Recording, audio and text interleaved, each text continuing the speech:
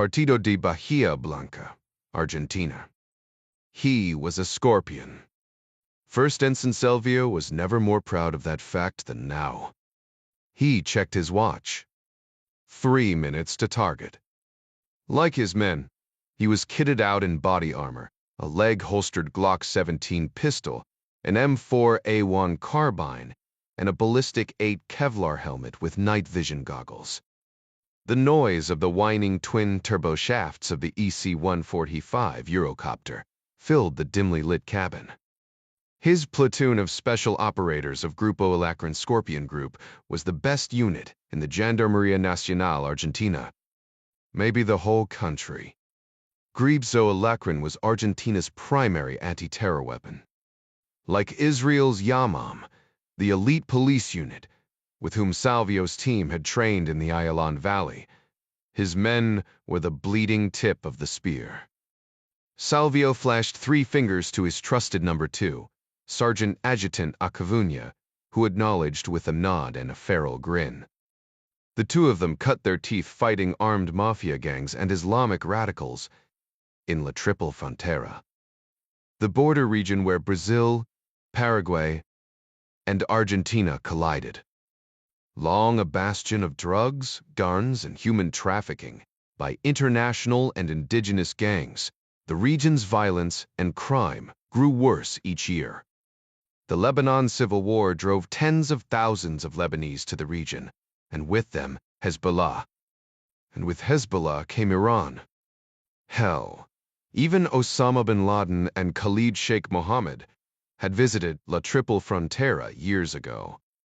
His government couldn't root them out, couldn't even stem the tide.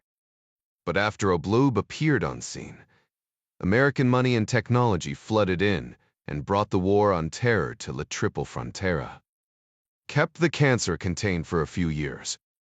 But then the Americans turned their attention elsewhere, and now Hezbollah was on the move again. Balls 2 have 2.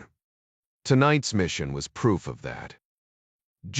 Noor Intelligence had spotted a Lebanese Hezbollah commander 2 days ago, and CIA confirmed. But the CIA confirmation yesterday of an actual Iranian Quds Force commander on the ground near the coastal city of Bahia Blanca put blood in their mouths. Against his government's protests, a gathering of Hasidic youth in Bahia Blanca was scheduled for next week. Hundreds of young Jewish people from all over the country would attend. A perfect target, and an Iranian Quds Force commander to lead the attack. Hezbollah had killed in his country before. More than 100 Jews in 2 separate bombing attacks in the 90s. And they'd promised to do it again. The 2 terrorists were holed up at a small abandoned horse ranch just 26 kilometers north of the city. Capture them alive was his only order, straight from the mouth of the Commandante Mayor.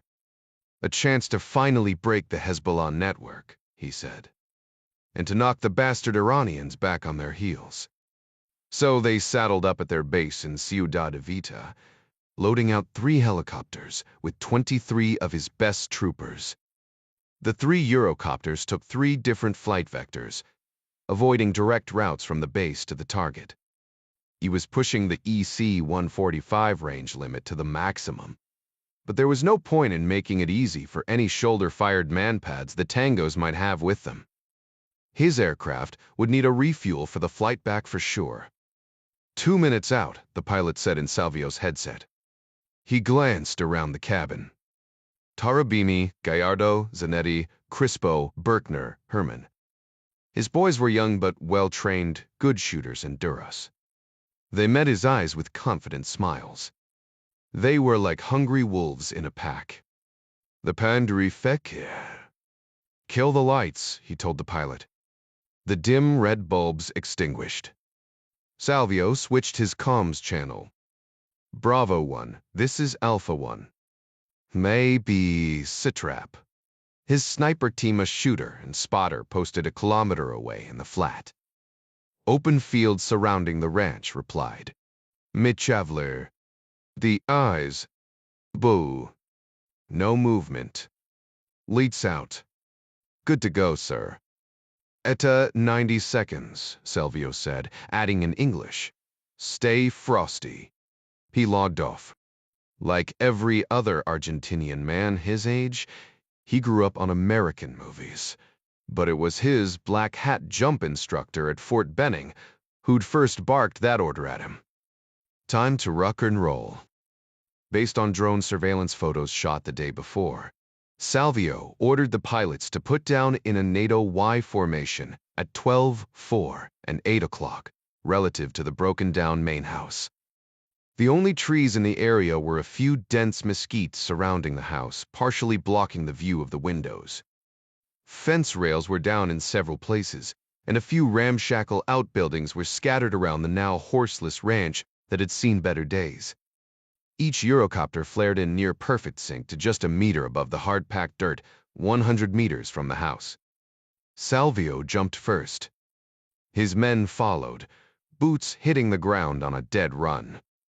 The choppers roared away and took up overwatch, circling high and wide as the Scorpion operators raced toward the main house. Beneath the moonless blue-black sky, the ancient farmhouse was a gray shadow. Salvio landed at the 4 o'clock. He whispered orders into his comms for the advance of the rest of his team, knowing full well his men could do it without him. "Bravo 1, we're on the ground," Salvio said. "Watch your fire." "We have your back, sir." The sniper team was positioned at 6 o'clock, the big Barrett M95 directly opposite the front door, ready to put a blur. Vorchi BMG slug through any cabron that stepped into its night vision glass. Salvio's squad advanced at a slow, crouching trot, as did the others. Out in the open on the flat, grassy plains, there was little chance of finding cover, so dropping in close was the only choice. He'd chosen the night, hoping the fighters inside didn't have night vision capabilities. The 24 troopers closed in rapidly from 3 directions. Weapons high, rounds chambered, safeties off.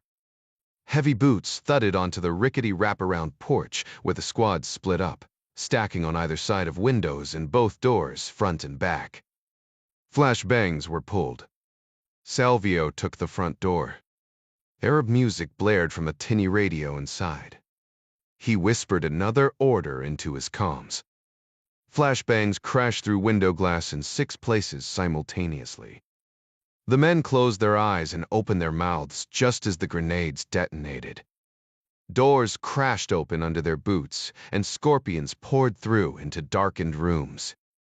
The tactical light on Salvio's Glock 17 illumined the living room, as did the swiftly panning lights on the carbines around him. "Clear." One of his sergentos shouted from the back of the house. Other shouts of "clear" soon followed.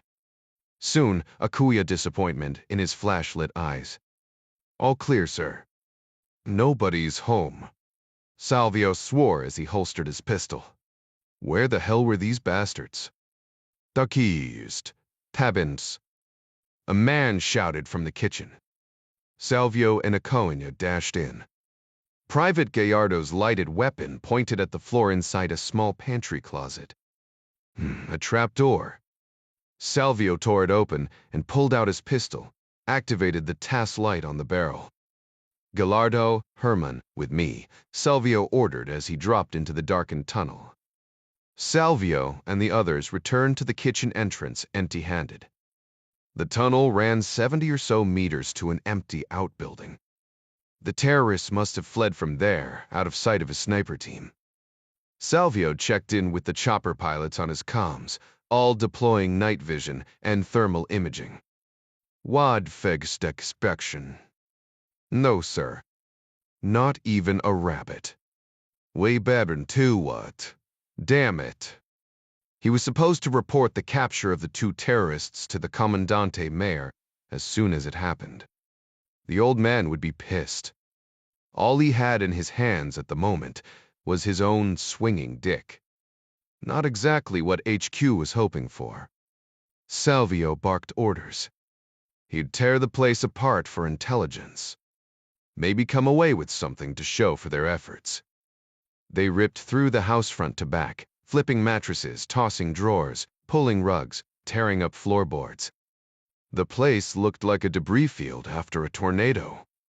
Somebody had been here, trash and butts on the floor, a filthy, unflushed toilet. But not one shred of intel to bring back for a trophy. While his men stood around gulping water from their hydration packs and scarfing down protein bars, Salvio called his pilots, ordering them to land for exfil. Might as well get back to barracks at Ciudad Evita and call it a night. 10 minutes later, his unit's 3 Eurocopters touched down, their turbines slowed. His men ducked low to avoid the carbon fiber rotors, raking the air just above their heads, and piled into the choppers. They made room for the sniper and his spotter, who'd had to hump in 6 clicks by foot the day before to avoid detection. The sniper grabbed a spot on the floor at Salvio's feet. At least the men were in good spirits, Salvio told himself. They laughed and joked among themselves as young men do for release after the adrenaline rush of a combat operation. Even one where no shots were fired. "Freddy, Ensign?" the pilot asked. "Let's get back to the barn," Salvio said, in English. Just like his instructor at Fort Benning used to say. "Repeat open eye." Salvio's son, a striker, was finally starting on his football team. With any luck, the refuel would go fast, and he'd make it home in time to catch his game. The turbines whined as the choppers lifted in unison, arcing into the warm, starlit sky, streaking for home in single file. A heartbeat later, alarm screamed. "Missile lock." Salvio grabbed a handhold as the helicopter plunged violently to escape, blowing auto chaff in a steep banking turn. Through the gunner's door, he saw a fiery streak slam into one of his choppers and erupt in a cloud of flaming metal. The last thing Salvio heard was the roar of the exploding heat charge that tore his aircraft apart, killing most, including him. The screaming survivors perished when the burning wreck slammed into the ground 500 meters below. In the space of 30 seconds, the entire Scorpion platoon ceased to exist. Proof of concept number 1. Nary Crisfield, Maryland. Jack pulled up to the curbless street in front of the modest 1-story white frame house and killed the engine. It brought back memories. He hadn't been here since his freshman year in college, when Corey's mom cooked the 2 Georgetown students a roast. "Stick to your ribs food, Jack. That's what you boys need if you're sailing today," she'd said. Taking the skiff Corey's dad built out onto Doherty Creek was one of Jack's favorite memories. Corey's working-class family was a lot like that little house. Solid, sturdy, dependable, and certainly nothing fancy. But Corey had been a good friend, and the memories Jack had from the summer road trip they took in their sophomore year, hiking 14ers in Colorado, still made him laugh. Jack approached the front door with trepidation. He hadn't seen Corey in years. Always meant to, but they both got busy. When his father died in his junior year, Corey gave up his dream of law school and dropped out of Georgetown to take over his father's hardware store and to care for his ailing mother. Jack made it out a few times that year, but Corey was too tied up with customers and inventory to really do anything but shoot the bull over coffee at the store. Jack's academic plate was also overflowing. No hard feelings. Just a fork in the road. They went their separate ways. Jack found his dream job with Henley Associates and the campus. Corey stocked lumber and bird food. Corey's mother died a few years back, but Jack missed that funeral. He didn't even know about it until a year after she was buried. He meant to call Corey and offer his condolences, but it just felt too damn awkward after so much time had passed. Yeah, awkward. "Some friend, asshole." Jack rang the doorbell. A moment later, a smartly dressed middle-aged nurse in blue scrubs opened the door. Jack noticed her lapel pins. Mary Frances was an RN and a nun. She smiled. "You must be Jack. Corey's expecting you." "Thank you, sister." Jack followed her through the neat and tidy home, the old wooden floors creaking under his 200-pound muscled frame. "How's he doing?" Jack whispered, as if in church. "As well as can be expected," she replied at full voice. "It won't be long now." He followed her down a narrow hallway. 4. A dozen family photos in cheap frames hung on the walls. One of them was a picture of Jack and Corey standing next to that skiff so many years ago. "Ouch." "This way," the nun said, pushing open a bedroom door. An invitation for him to enter alone. Jack halted for a second. He would have felt more comfortable charging blind into a Tora Bora cave with an empty pistol than dealing with what he imagined was waiting for him inside. "Jack, you came." Corey smiled broadly, sitting up in his adjustable bed. He held out his hand. Despite the pallid skin and skeletal frame, he exuded warmth and grace. Jack sighed with relief. He crossed the room and took Corey's soft hand. Jack was 6'1" and powerfully built. More so now than when they were in school together. But back then, Corey had been 6'4" and 220. A state champion lacrosse player. A real beast. Hard to believe the frail wraith in the adjustable bed had once carried a 17.5-pound Jack a mile and a half down a Colorado slope on his back after he twisted his ankle. Now Corey was half his former weight, if that, and could barely hold up his own arm. "Good to see you, Cor. Sorry for the long drive out. I know you're a busy guy." "Ouch." Again. Corey saw the flinch. "Sorry, I didn't mean it that way. I know working for a financial firm like Henley Associates must be an 80-hour-a-week job. Sometimes I bring a cot to the office. Better to sleep than commute." "Good for you." Corey lay back on his elevated bed, obviously fatigued by his efforts. Jack glanced around the room while Corey got comfortable, adjusting the IV needle taped to the back of his bruised and sallow hand. A large crucifix hung on the wall opposite the foot of his bed.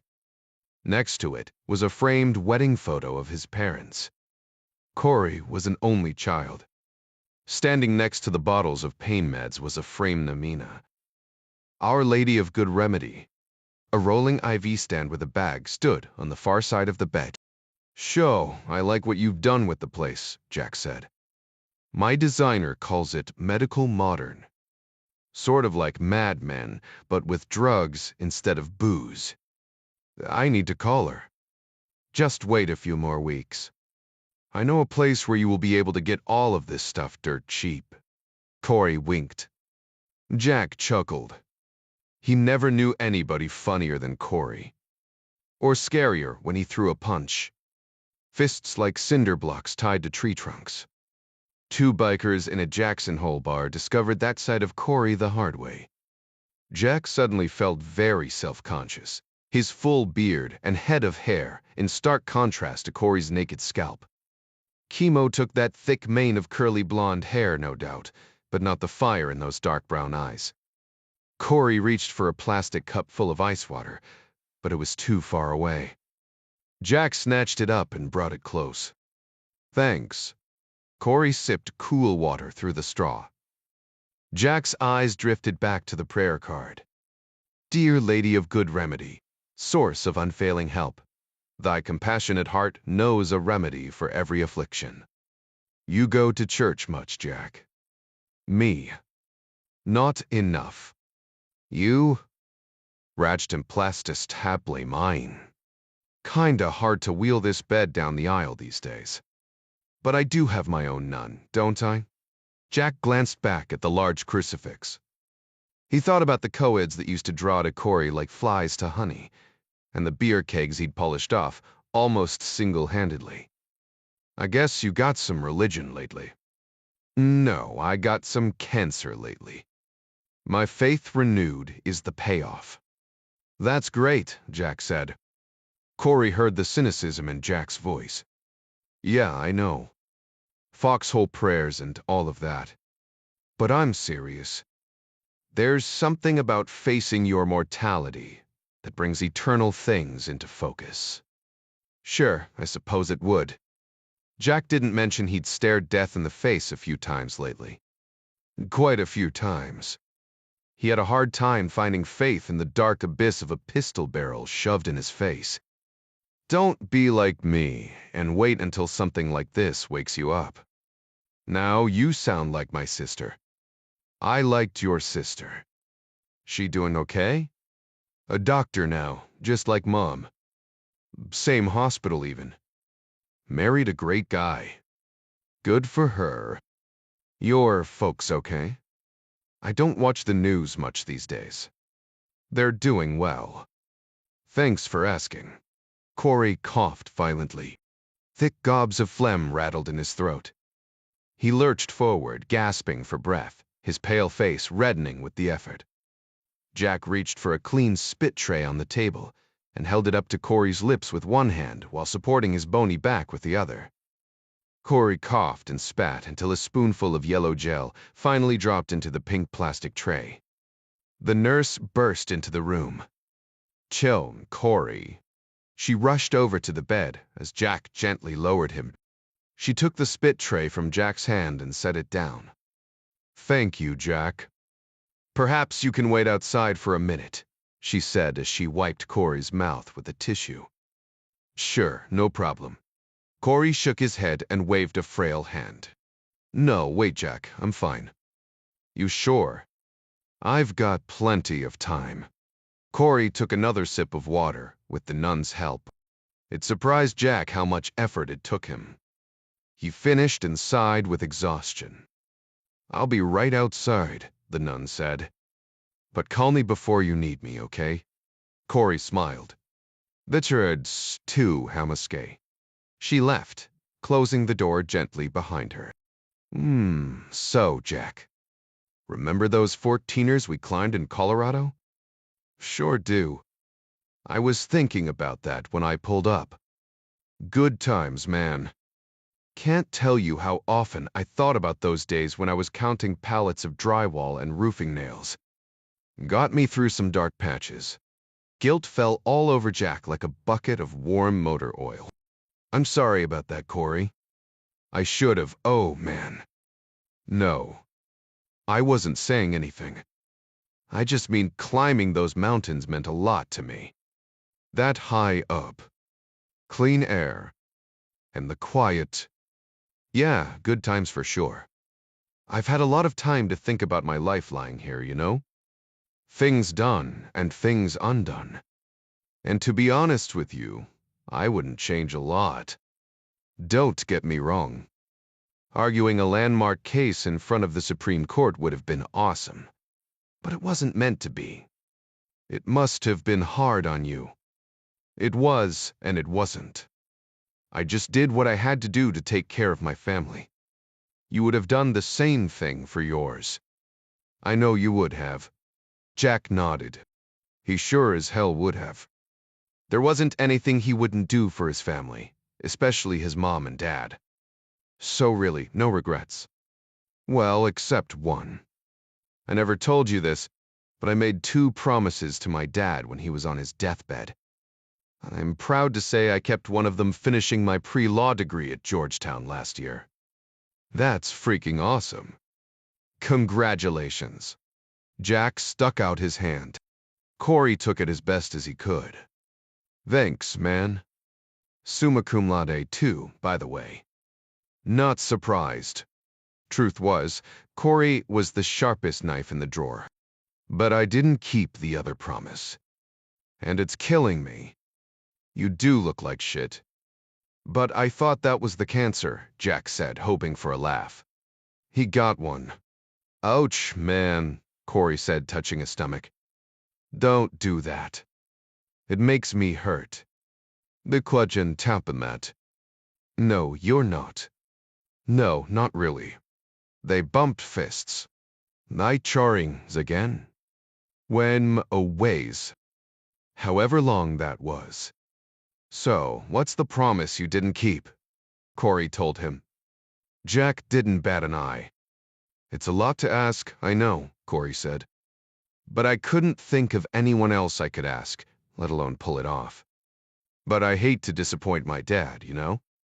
Yeah, I know. But I think he'd understand. He probably would. But this is about me. I want to keep my word. And you're my only shot.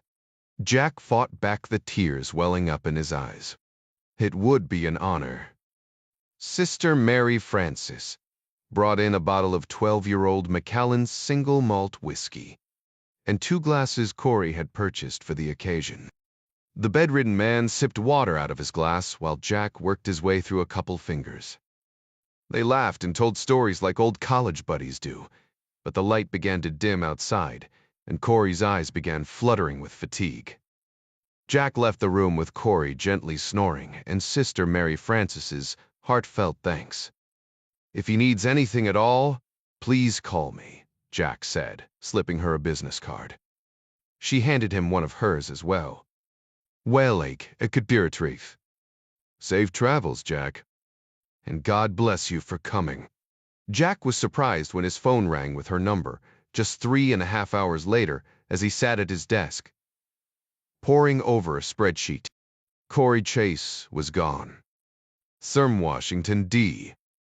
Russell Senate Office Building. Arnie Van Dam, President Ryan's chief of staff, sat in the office of Senator Deborah Dixon. There was something bigger than the massive hand-carved antique desk separating them at the moment. As the chair of the Senate Foreign Relations Committee and a former chair of the Senate Foreign Relations Subcommittee on Europe and Regional Security Cooperation, Dixon was one of the most powerful people in the Senate and arguably the most important foreign policy legislator. Treaties lived and died on her watch. Except this time, a bill didn't die. It was killed shot in the head and bled out by Dixon herself, a fellow Republican. It had been a straight party line vote except for Dixon, who crossed the aisle and voted with the Democrats. Arnie was furious. More important so was President Ryan, along with Secretary of State Scott Adler, Secretary of Defense Robert Burgess, and the Army Chief of Staff. President Ryan himself had spent months carefully planning and negotiating a bilateral treaty with Poland to build and maintain a permanent army base on Polish soil. That base would serve as a forward defense against encroaching Russian expansion in the region, in the face of a weakening Western European commitment to NATO's defense. As Chief of Staff, Arnie had the task of greasing the wheels on Capitol Hill for any piece of legislation, including the one Dixon murdered. The senator was an old friend and a reliable colleague.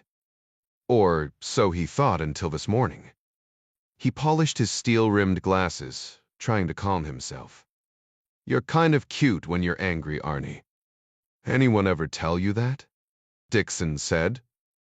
She was 56 trying to look 36 and nearly pulling it off. Pilates 5 times a week, Botox 3 times a year, a strict paleo diet, and the best hair colorist in the district went a long way, but good genetics didn't hurt. She was a striking woman, but it was her razor-sharp mind and not her head-turning figure that got her where she was today. Well, mostly. If you think I'm cute when I'm angry, then I must be damned beautiful right now, Deborah. A fucking Adonis. I thought we had a deal. Free's bald scalp pinked with anger. Well, you thought wrong. We had a lengthy discussion, and I considered your words carefully. The subcommittee examined the matter from all points, including expert testimony both for and against. You know, Arnie, I do have a job to do.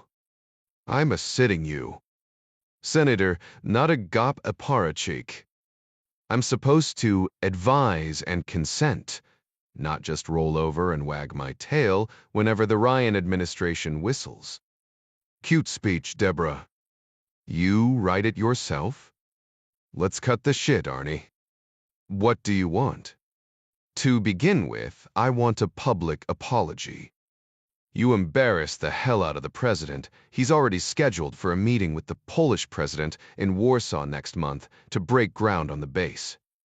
First of all, I'm not apologizing for living up to my sworn constitutional responsibilities.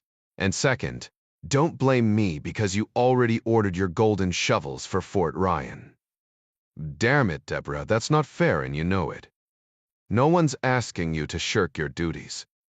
But if you had concerns, you should have brought them to us privately, and we could have worked something out.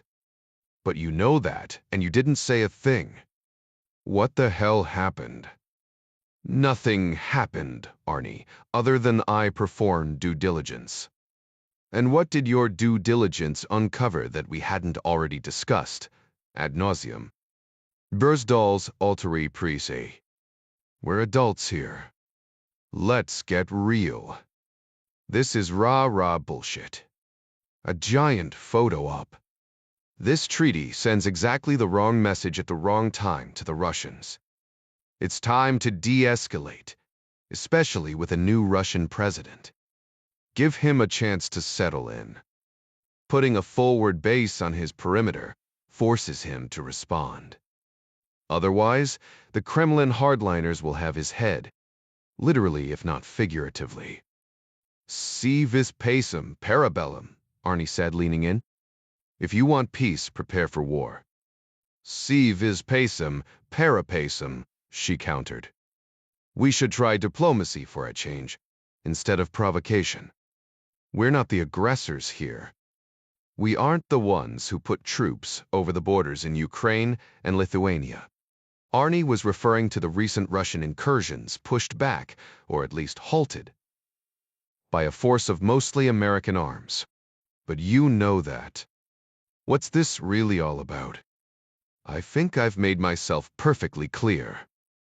This bilateral treaty, which is already pissing off our most important NATO allies, Germany and France, isn't going to do anything but provoke another war with the Russians.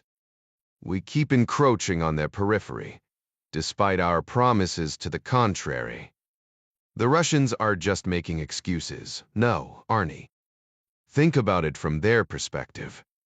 The Russians agreed to allow Germany to reunify, but only after a NATO promised not to expand eastward. What happened? Germany unified Russia's worst strategic fear, at least on the continent, and NATO expanded eastward anyway. That was before President Ryan's time.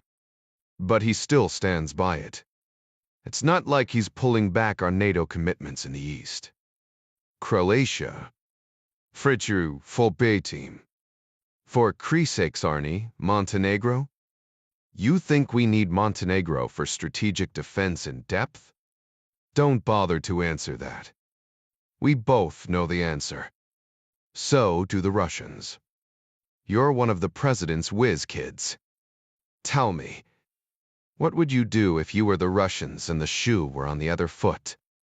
I sure as hell wouldn't be invading my neighbors. Really? If Cuba suddenly got nuclear weapons? Or the Russians staged bear bombers on bases in Canada? You'd advise the president to be patient, to not see any of that as a threat. But we're not the Russians. Russians. Dixon shook her head in a pitying gesture.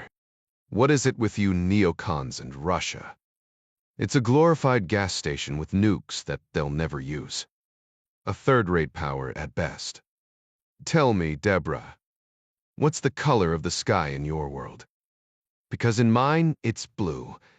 And in my world, the Russians are an aggressive and dangerous nuclear power that won't stop expanding unless someone stops them. The Germans sure as hell aren't going to do it. The Poles will, or at least help us stop them. Our current defense budget is 10 times larger than Russia's, and larger than the combined defense spending of the next 8 countries, including Russia and China. Hell, our defense budget is 3 times larger than the rest of NATO combined. You think one more American base in Poland will finally do the trick? Safthithamari sighed. We used to be on the same page. I don't quite get you. So tell me, straight up, what do you want? What do I want? Dixon stood. I'll tell you what I want. A bourbon and rocks. You want one too? She crossed over to her office minibar. Duh. As Dixon dropped ice in her glass, Arnie rubbed his head, thinking, "What's her game?" He scanned the walls absent-mindedly. He'd seen the photos before. Dixon with kings and presidents, popes and CEOs. In one, she knelt by the bedside of a double amputee at Walter Reed. In another, she sat in the cockpit of an F-35, and in a third, her eyes were glued to the periscope of a Los Angeles-class attack submarine. There were also photos of projects in Africa and around the world paid for by the Dixon Gage Charitable Trust. The wall of photos said it all. She was an effective legislator, a compassionate leader, a foreign policy expert, and, to judge from her tailored Fendi suit and Manolo Blahnik estipulas, a woman of expensive tastes married to big money. She was, in a word, ambitious. Dixon took her seat behind her desk and sipped her bourbon. Where were we? I need you to know that this will not stand. President Ryan is determined to get this treaty passed. He reached out to you before, and now you've bitten his hand. That's a stupid mistake, especially for someone who has her eyes on the prize. Dixon snorted. Bree 7 tetrapattered. I once caught a White House janitor sitting in the president's chair. Everybody in this town has their eyes on the prize. The question is, what would any of them do with it if they actually got a hold of it? Defend the nation from all enemies, foreign and domestic. Or so I hope. At least we agree on something. The devil is in the details. Look, Deborah, you want to run for president? Pritura Sidber. But you're better off with a Ryan endorsement than without one. Is that something you're guaranteeing today? Arnie shook his head. You know I can't do that. The president will endorse whom he thinks is the best man or woman for the job. Then the choice is clear, don't you think?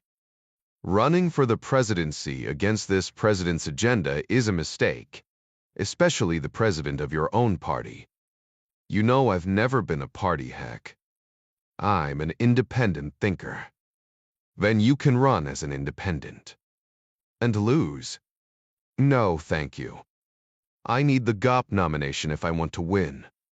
Then mind your manners, wait your turn, and get in line with the president's agenda. Dixon's face visibly reddened behind the bleached white smile. I'll take that under advisement. Good. And consider the consequences if you don't. Weit herb den Niftas. I've got another meeting, Senator. Thank you for your time. He turned on his heel and left, not waiting for her response. Dixon sat back in her chair, rolling the bourbon glass in her fingers, fuming. President Ryan was pissed off. She knew he would be. But that was part of the price she was willing to pay. Besides, she had no choice. On the Polish treaty, her instructions were made crystal clear. And she had no intentions of waiting her turn. She sipped her bourbon thoughtfully. The idea of Ryan coming after her sent shivers down her spine. But the alternative was far worse. Sir Tehran, Iran Ministry of Intelligence and Security, Stees satisfied. Dr. Mehdi Mohammadi, head of Vivek, Iran's intelligence ministry, had been staring at that single word query on the computer screen for more than a minute.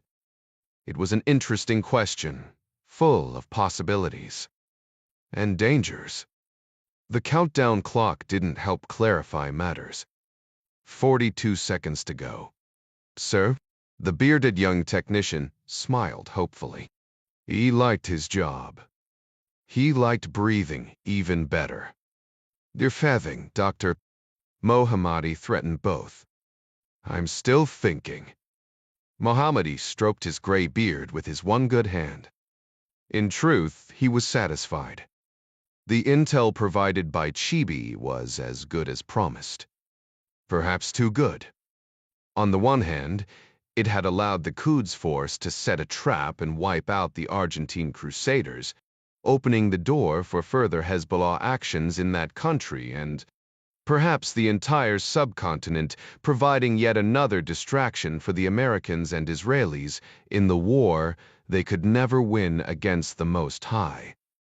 30 seconds, sir. Even with one blinded eye, I can still read a clock.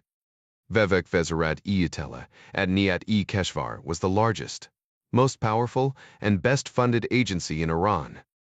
And Dr.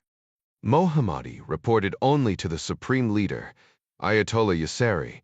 Even the assembly of experts had no say in his affairs. His agency was second only to Mossad in the region, and nearly equal to the other great power services. Intelligence was key to everything. His unknown soldiers of Imam Zaman carried out clandestine intelligence-gathering operations all over the globe. But never had they gathered this kind of intelligence. The kind of intelligence that would change everything. Intelligence of inestimable value. And how did Chibi come by it? A single, anonymous email his best technicians still couldn't trace the source with a simple offer. A free sample, it promised. Mohammadi's first thought was that it was a trap, some kind of elaborate ruse by the Americans or Israelis to expose Quds Force and Hezbollah operations in Latin America. But even the Americans wouldn't sacrifice more than 24 Argentine special operators for an act of deception. This all seemed too good to be true. But Allah was known to confound the minds of the infidels. And every intelligence professional knew that the greatest intelligence coups of the Cold War didn't come from traditional methods, but rather through persons choosing to walk in the door and deliver the goods of their own volition, motivated by their own sense of ideology, ego, or greed. Was this the case now? Or was this indeed an elaborate and bloody trap designed to finally destroy the revolution? And if so, by whom? The Persian Spring operation had been an utter fiasco. Thanks be to Allah that he had opposed it from the start, Mohammadi thought. But that fool Gorbani had won the argument. His death was Allah's judgment, surely, but the Russians were badly burned by the failed operation. Perhaps they were seeking some sort of revenge for Reza Kazem's failure. If Mohammadi passed on this opportunity, he risked losing the greatest sword Allah could ever have put in his hands to defeat his Crusader enemies. Perhaps Allah would not forgive him if he foolishly refused the generous offer. The Ayatollah surely would not forgive him if he refused it. Mohammadi cast his one eye, not blinded by the Shah's Savak torturers, at the technician seated next to him. Did the young man realize his life hung in the balance of the next few seconds? There was another possibility. Could this be the devil's sword, aimed at the heart of the Republic? A sword plucked out from the fires of hell by his own hand, because he had allowed himself to be deceived by the infidel on the other end of this computer connection? Risk versus reward. Isn't that how the Americans would view this? Dr. Mohammadi touched the knot of fused bone and melted flesh that used to be his left hand. Another gift of the CIA and Mossad-trained Savak scum that tried to strangle the revolution in its mother's womb. His hatred for the Americans and Jews knew no bounds. Allah had used his suffering to make him as hard as the stump at the end of his arm. His study of the holy texts taught him many things, but none so important as the truth that there are no cowards in paradise. Just 4 seconds left on the clock. Type, yes, quite satisfy, Mohammadi finally said. The tech sighed silently and typed quickly. They worked in English, the language chosen by Chibi. When he was still a young Islamic scholar, Mohammadi fled to Canada to escape the Shah's murderous reach. He became fluent in both French and English in his years there before Savak found him and brought him back to Tehran for extensive interrogation. Another proof of Allah's omniscient guidance in his life. Now ask how much. The tech typed again. A response appeared instantly. You know the terms. Name your price, Mohammadi replied. You know the terms. At least tell me whom I'm bidding against. Mohammadi feared that someone else would win the auction and wield this weapon against the Republic. But he also feared paying too much. Iran's economy was in shambles now. He would have to ask the Ayatollah for ungodly sums of money if he wanted to guarantee a win. But what if the other bidders were lesser agencies? You know the terms. Clearly, Chibi was being careful. Syntax, vocabulary, and logical arguments could give away his identity. Enemies of the revolution? Baz, you know the terms. Too, he did. Anonymity of the bidders had been guaranteed. But the other bidders must be the other major intelligence agencies locked in battle with the Americans. Who else would want what Chibi was selling? Yes or no? Yes. I will send a representative to London on the date specified. Thurkas Eilier Curry's instructions to follow. Chibi disappeared from the screen. Another digital djinn in the wilderness of the dark web. A quick, cold look from Mohammadi's blinded eye sent the tech scurrying out of the air-conditioned room. The intelligence chief sat alone in the underground bunker, surrounded by the hum of a dozen large screen monitors, rubbing his stump and thinking. Chibi was a genius. A single, silent bid in an anonymous auction would guarantee maximum profit. If Chibi offered the same quality free sample to the others as had been offered to him, they would all be champing at the bit and bidding high.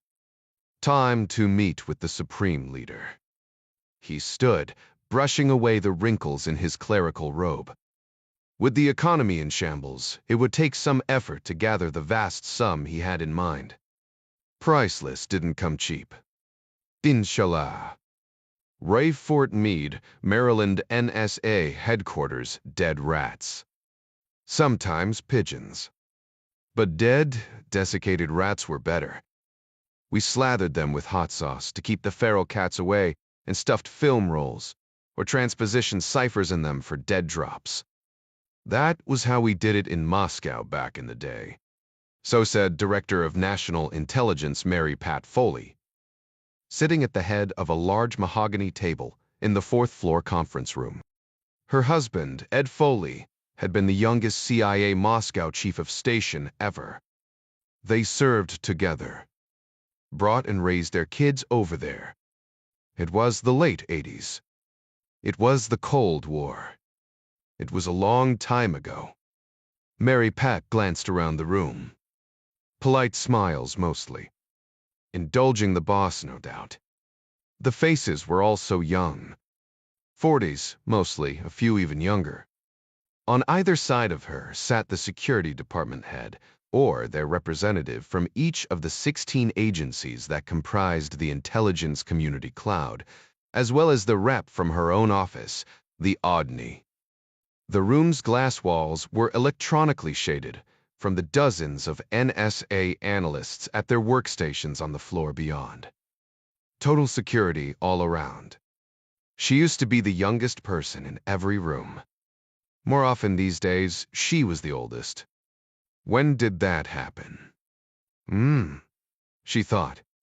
One fleeting day at a time.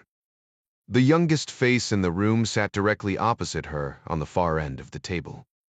Amanda Watson was also the most attractive.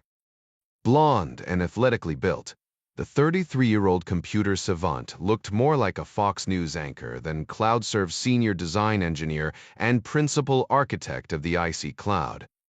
Watson was also in charge of IC Cloud security and personally ran the Red Team hacking group that routinely assaulted the IC Cloud, searching for any hardware or software weak spots to exploit. Who better to do this than the woman who had designed the world's first unhackable cloud network? Rats? Sounds kinda gross, Watson said, flashing a perfectly engineered smile. But I'm guessing it worked. Like a charm. Foley scanned the room again. She was trying to find a way to make her point. The average technical IQ around the table was several orders of magnitude beyond hers, especially Watson's. Who was she to challenge these brainiacs? The decision to put all IC intelligence onto a single cloud, really, just racks and racks of servers in a secured data storage facility, was made by people smarter than she was and who assured both her and President Ryan that this was the future of intelligence processing, sharing, and security. No more firewalls or turf wars that prevented one federal agency from knowing vital information that another agency had. No more missed opportunities. No more FUBARs. Everything the IC departments did, Alint, Humint, and Sigint, was uploaded to the cloud. Everyone had access. Everyone would be on the same page.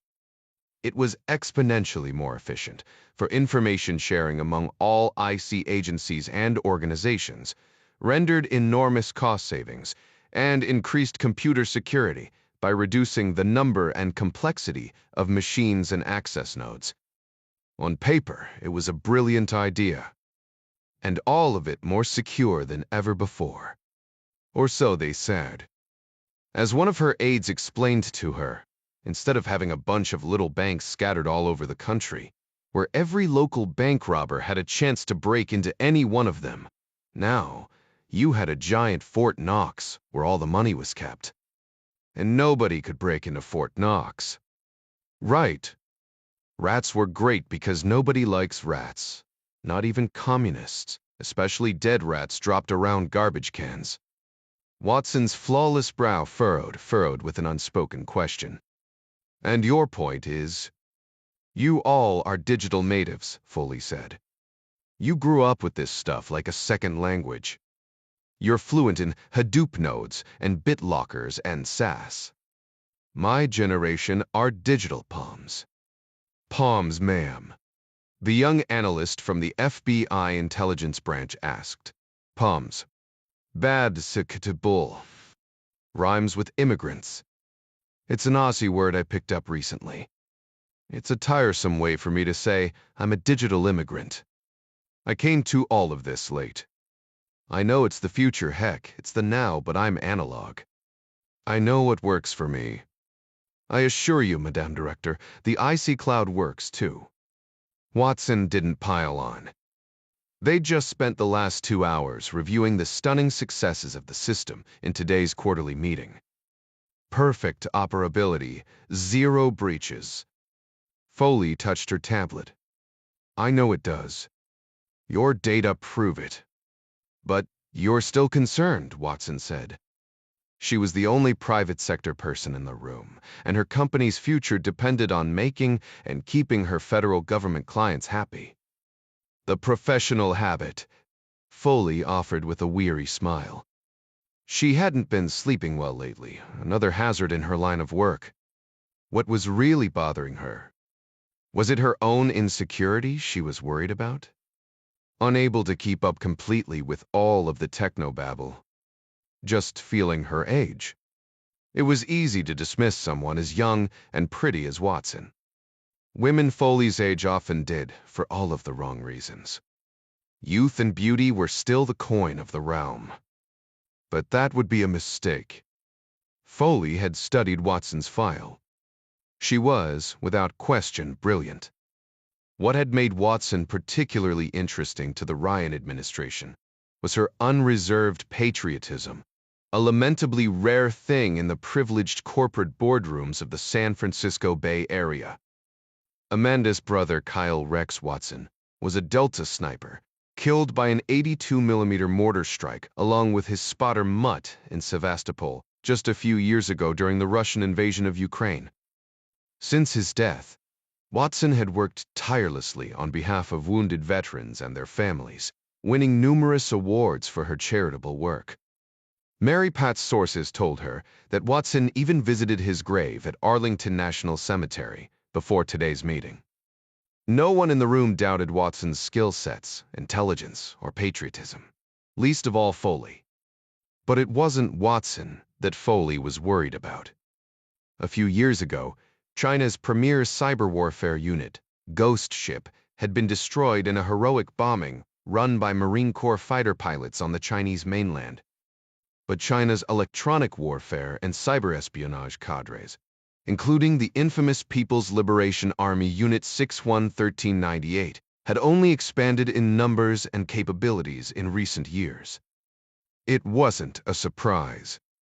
China produced more than 4 million STEM graduates every year on the mainland, and many thousands of STEM students in the United States were actually Chinese nationals, some of whom were guilty of spying on the corporations and research institutions that hired them.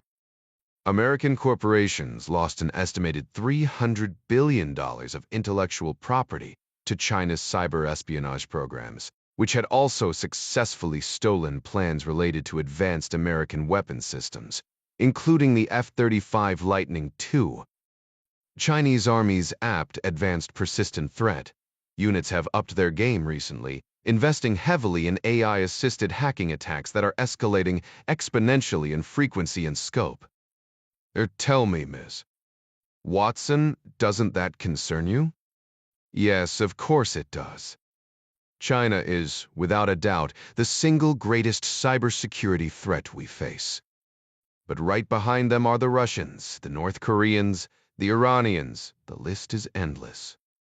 The IC Cloud's standardized, automated, and air-gapped cloud computing system has proven to be impervious to their attacks, as I know you're well aware, Madame Director. But here's what's keeping me up at night, Amanda, Foley began. The intelligence is stored and analyzed on the IC Cloud. But the IC is intimately connected to the Five Eyes program, the Club de Berne, and EU Intimus, among others. In short, the entire Western intelligence apparatus would be exposed if the IC Cloud was ever compromised. I can't shake the feeling that having put all of our eggs in this one basket has created an awfully tempting target. The math isn't on our side. The IC is currently defeating tens of millions of attacks every year, and I congratulate all of you around this table for that. But if just one of them succeeds, just one, we could suffer the most catastrophic intelligence failure in the history of the world. Watson nodded patiently. Forgive me, but I think the math actually is on our side.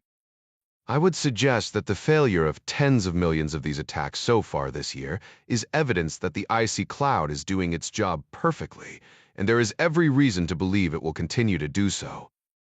Watson leaned back in her chair, tenting her fingers. Believe me, Madame Director, you're not the only one who wakes up with panic attacks in the middle of the night.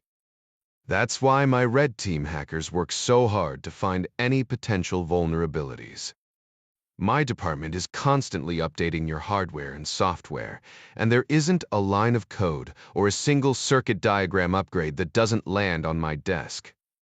I check and double-check everything after it's all been thoroughly tested by my team, the best in the world, I might add. To borrow a quote, you have nothing to fear but fear itself. You sound pretty confident. I can't guarantee the sun will rise tomorrow morning either, but I believe the IC Cloud is just as reliable. Watson leaned forward on the table. I love this country too much to put it at risk. If there is ever a whiff of a potential problem, you will be the first to know, Madame Director. You have my word on that. Watson smiled warmly. Until then, leave the worrying to me. Foley offered a tired nod. She came in wanting assurances. Watson gave her at least a few. I'll do my best. I suppose I have enough on my plate as it is. Foley addressed the room. Again, thank you all for your time and attention. She stood. Especially to you, Miss Yan E. Watson. And please give my regards to Elias. Meeting adjourned. As the others began filing out, Watson asked, a private word. If I may. Foley smiled. Of course. The room emptied. Amanda Watson approached Foley. Both remained standing after hours of sitting through the long session. Foley admired the younger woman. She'd studied her security audit files closely. Watson was recruited heavily by Silicon Valley firms out of grad school at UC Berkeley, where she earned her master's degree in computer engineering. graduating at the top of her class at the tender age of 18. The head of the NSA had personally flown out to the West Coast to invite her into the fold after Watson passed a secret FBI vetting with flying colors. But she turned him down cold for the far more lucrative offer made by Elias Dom, seduced by both the cash and the Playboy's well-known sexual charisma. The two lovers went on to build the world's largest and most trusted cloud computing company over the course of the next decade. A brilliant engineer in his own right, Dom was the headline-grabbing salesman and Watson the quiet technical genius, an updated version of Apple's Jobs-Wozniak dynamic. After Elias Dom had moved on to other romantic and business interests, particularly SpaceServe, his rocket subsidiary, Watson kept a steady hand on the tiller at CloudServe's engineering department. Watson wasn't on the CloudServe board, but she was number 4 in the company's organizational chart after Dom, the coup, and CFO, respectively. And she owned approximately $240 million worth of CloudServe stock. It was as much her company as his, at least in intellectual pedigree, though not in legal reality. How may I help you, Amanda? Just a quick word. Elias asked me to inquire about where we stood on the Jedi War cloud project. Watson was referring to the Joint Enterprise Defense Infrastructure Program the DoD was seeking to implement. The Jedi War Cloud would consolidate the DoD's 400 data centers to just one integrated cloud-based system with real-time monitoring of all activities. The biggest tech names, Google, Amazon, Microsoft, were also bidding for the contract, but CloudServe had the inside track thanks to its successful implementation of the IC cloud. Watson wasn't a saleswoman, but she knew that part of her job today was to wax the skis for CloudServe's Jedi bid. I'm sorry Elias couldn't be with us today, Foley said, hiding her annoyance. The federal government was CloudServe's biggest client, and they stood to gain even more business if the War Cloud project moved forward. I apologize, Madame Director. The next SpaceServe launch is less than 2 weeks away, and it has his full attention. Besides, she grinned, I'm a much better engineer than he is anyway. It made more sense for me to be at this meeting today. You and your team are doing a fantastic job, and I really do want you to know how much I appreciate all that you've accomplished despite the hand-wringing you witnessed today. The entire IC is to be commended. You have some really top-drawer people running the show. But I promise you, we won't relax. You're absolutely right to worry about the Chinese and the rest of the bad guys out there. They're relentless, but so are we. Please convey my best wishes to Elias. I hope the launch goes well. And what may I tell him regarding our War Cloud bid? Tell him that all bids have been submitted and are being reviewed, just as the law requires. Yes, of course. I'll do that. They shook hands. Have a safe trip home, Amanda. Foley resisted the temptation to play mother and advise her that a schoolgirl crush on the high school quarterback was no way to organize one's life. Lix Berlin, Germany. Dieter Hansemann exited the Blissestrasse U-Bahn station, the last train of the night. He jammed his hands into his coat pockets against the slight chill breeze and headed south until he reached the Mexican restaurant on the corner and turned left onto a street. The late-night auditing marathons over the last month had become a predictable thing and had taken their toll on the 35-year-old banker. But it was worth it. He was close to finally nailing down the project he'd been assigned. Very close. Mature elm trees lined both sides of the narrow street, spreading their branches high over the asphalt, bent over and nearly touching like the angel's wings on the Ark of the Covenant. A small fenced park stood on his side of the street, a pleasant place to jog when he actually had the time to do it. He looked forward to the day he'd be there again. He hoped before it began snowing in the next month or two. Passing by a park entrance gate, he heard a commotion. A woman's plaintive cry against a man's harsh, accented voice. Dieter stopped in his tracks and squinted through the gloom. The couple were little more than shadows in the distance, partially hidden from the street. The tall man raised an arm high before swinging it down with a curse in Arabic. Dieter hesitated. Nothing could put his work at risk. But honor won out in the space of a single breath, and the athletic German dashed toward the fighting couple. When he got close, he shouted, "Halt!" but kept at a dead run straight for the bigger man's broad torso. The woman, a redhead, cried out, "Hilf mir," just as the bearded Araber backhanded her across the jaw. She tumbled to the ground in a whimper as the man whipped around, facing Dieter down with a crooked smile and a sharp blade. The banker didn't slow. He juked left, then right, forcing the other man, an Egyptian, to shift his weight.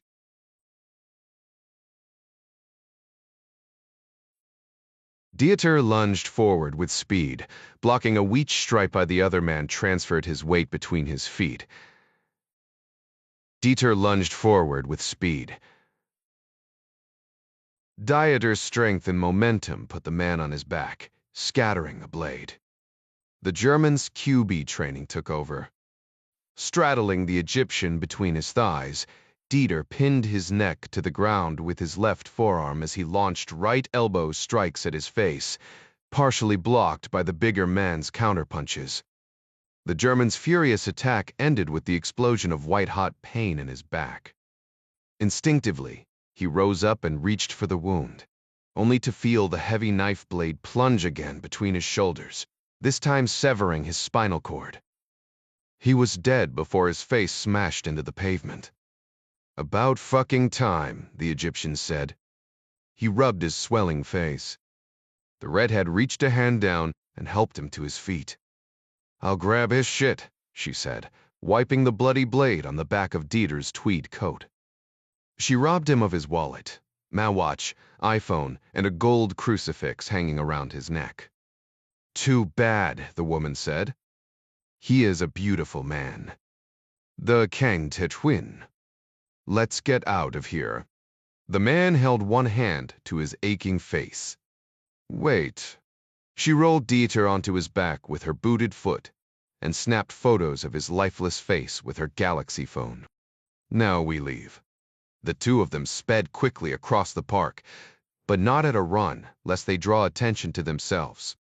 They climbed into a 2018 silver BMW 5 Series sedan and drove away, careful to obey the laws. The couple knew the Berlin policy would no doubt conclude that banker Dieter Hansemann had been killed during a robbery, far from any surveillance cameras and witnesses. When the police detectives learned he was actually a deep cover agent for the BK, or Bundeskriminalamt, the German version of the FBI, they would know he was murdered, but not the reason why. Dieter Hansemann's corpse was proof of concept number 2. From Washington, D. The Oval Office President Ryan sat in one of the new tufted leather chairs, his back to the resolute desk, his suit coat on the rack, tie loosened, and an iced coffee in hand. It had been a hell of a long day, and the news Arnie Van Dam was bringing was making it even longer. Secdef Burgess and Six-State Adler sat on opposite Chesterfield couches while Arnie took the other chair across from the president. The rich caramel leather didn't swallow them up like the old sofas had. The round silver carpet with the bold presidential seal lay between them. You can't blame her.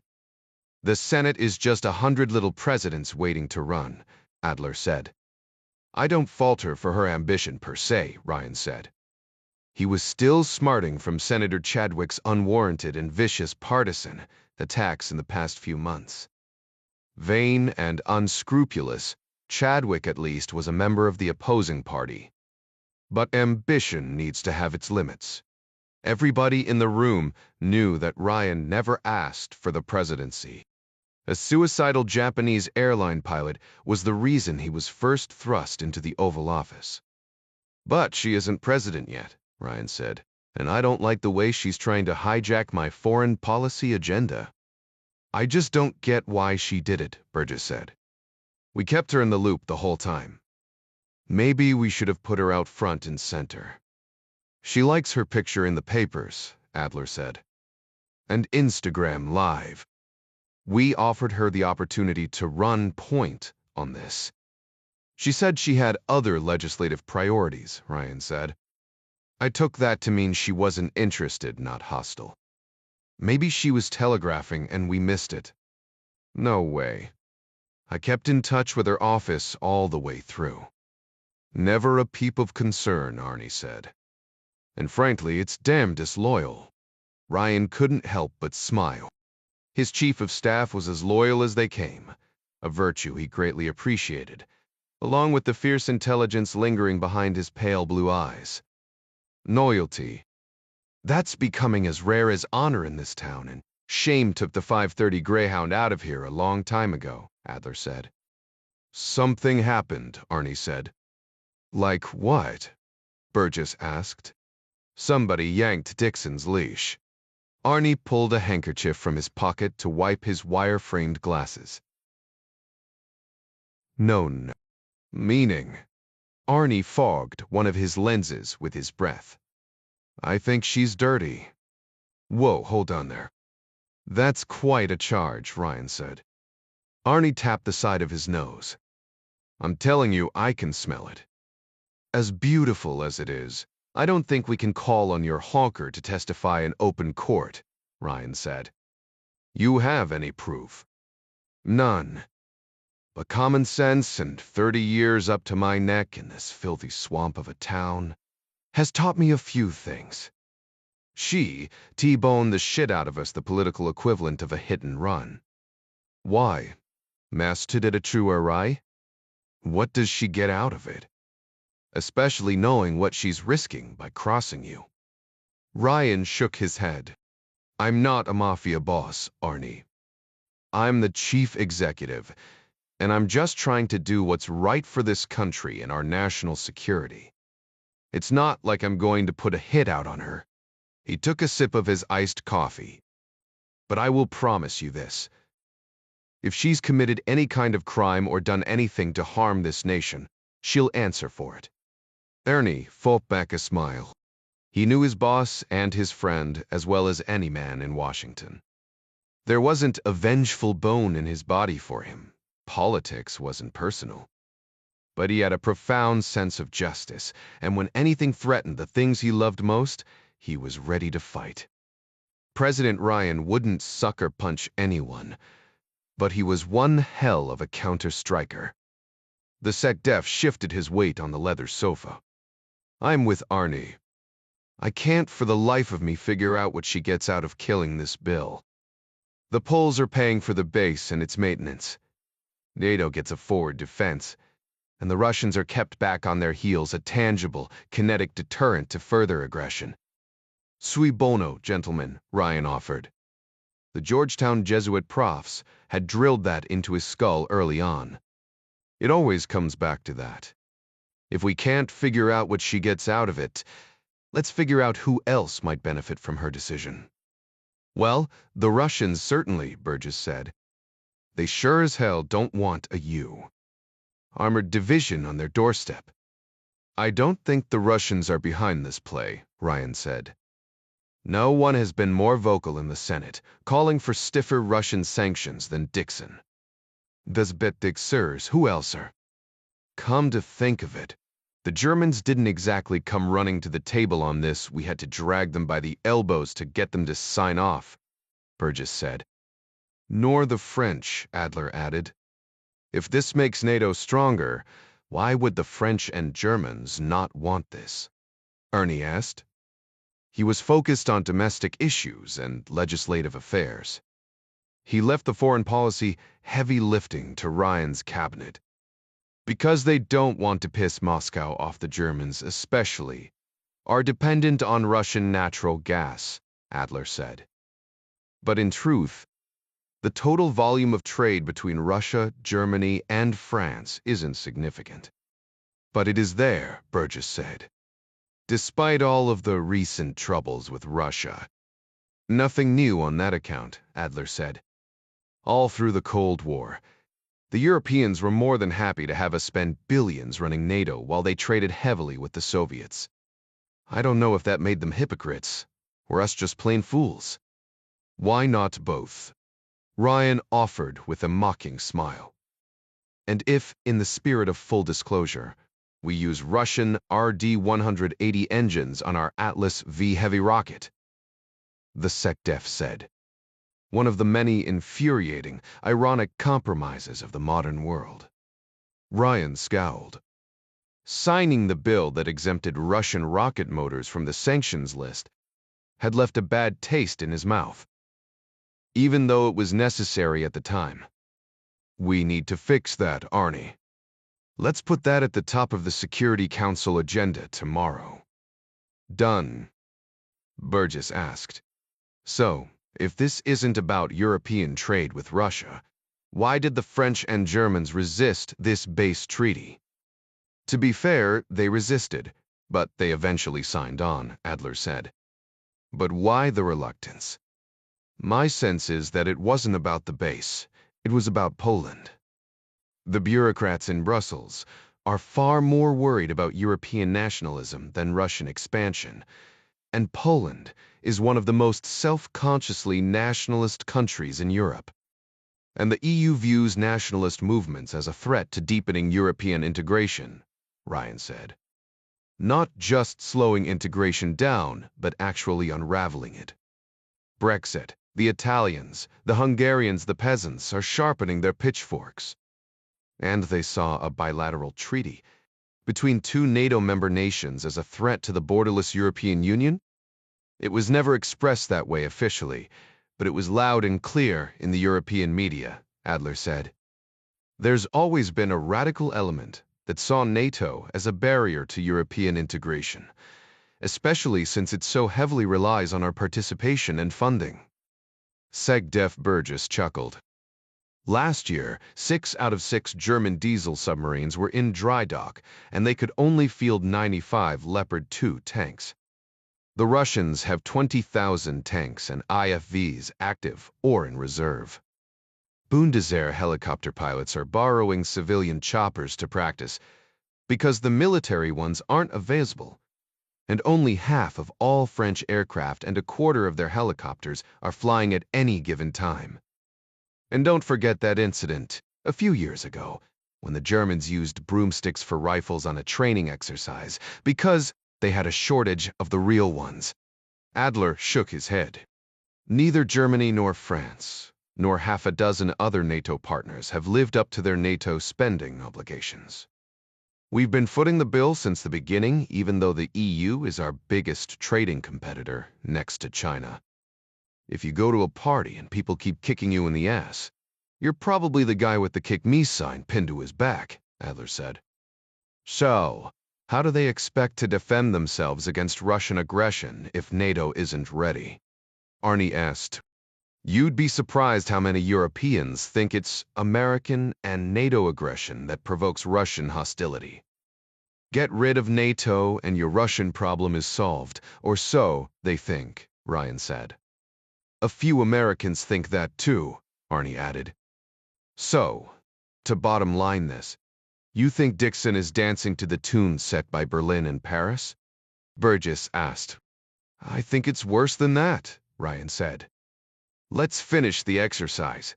Who else benefits from a canceled Polish army base? Maybe it's not about the Polish army base. Maybe it's really about us, Adler said. Ryan nodded. Always the college professor. Agreed. Go on. And the list of people who stand to benefit at our expense is a mile long. And who would you say would be at the top of that list besides the Russians? The Chinese, no question, Burgess said. Portschexert, Somastistöfaker. I'm sorry, Mr. President. I'm not following. How would China benefit from killing this deal? You want the short answer or the long one? Ryan grinned.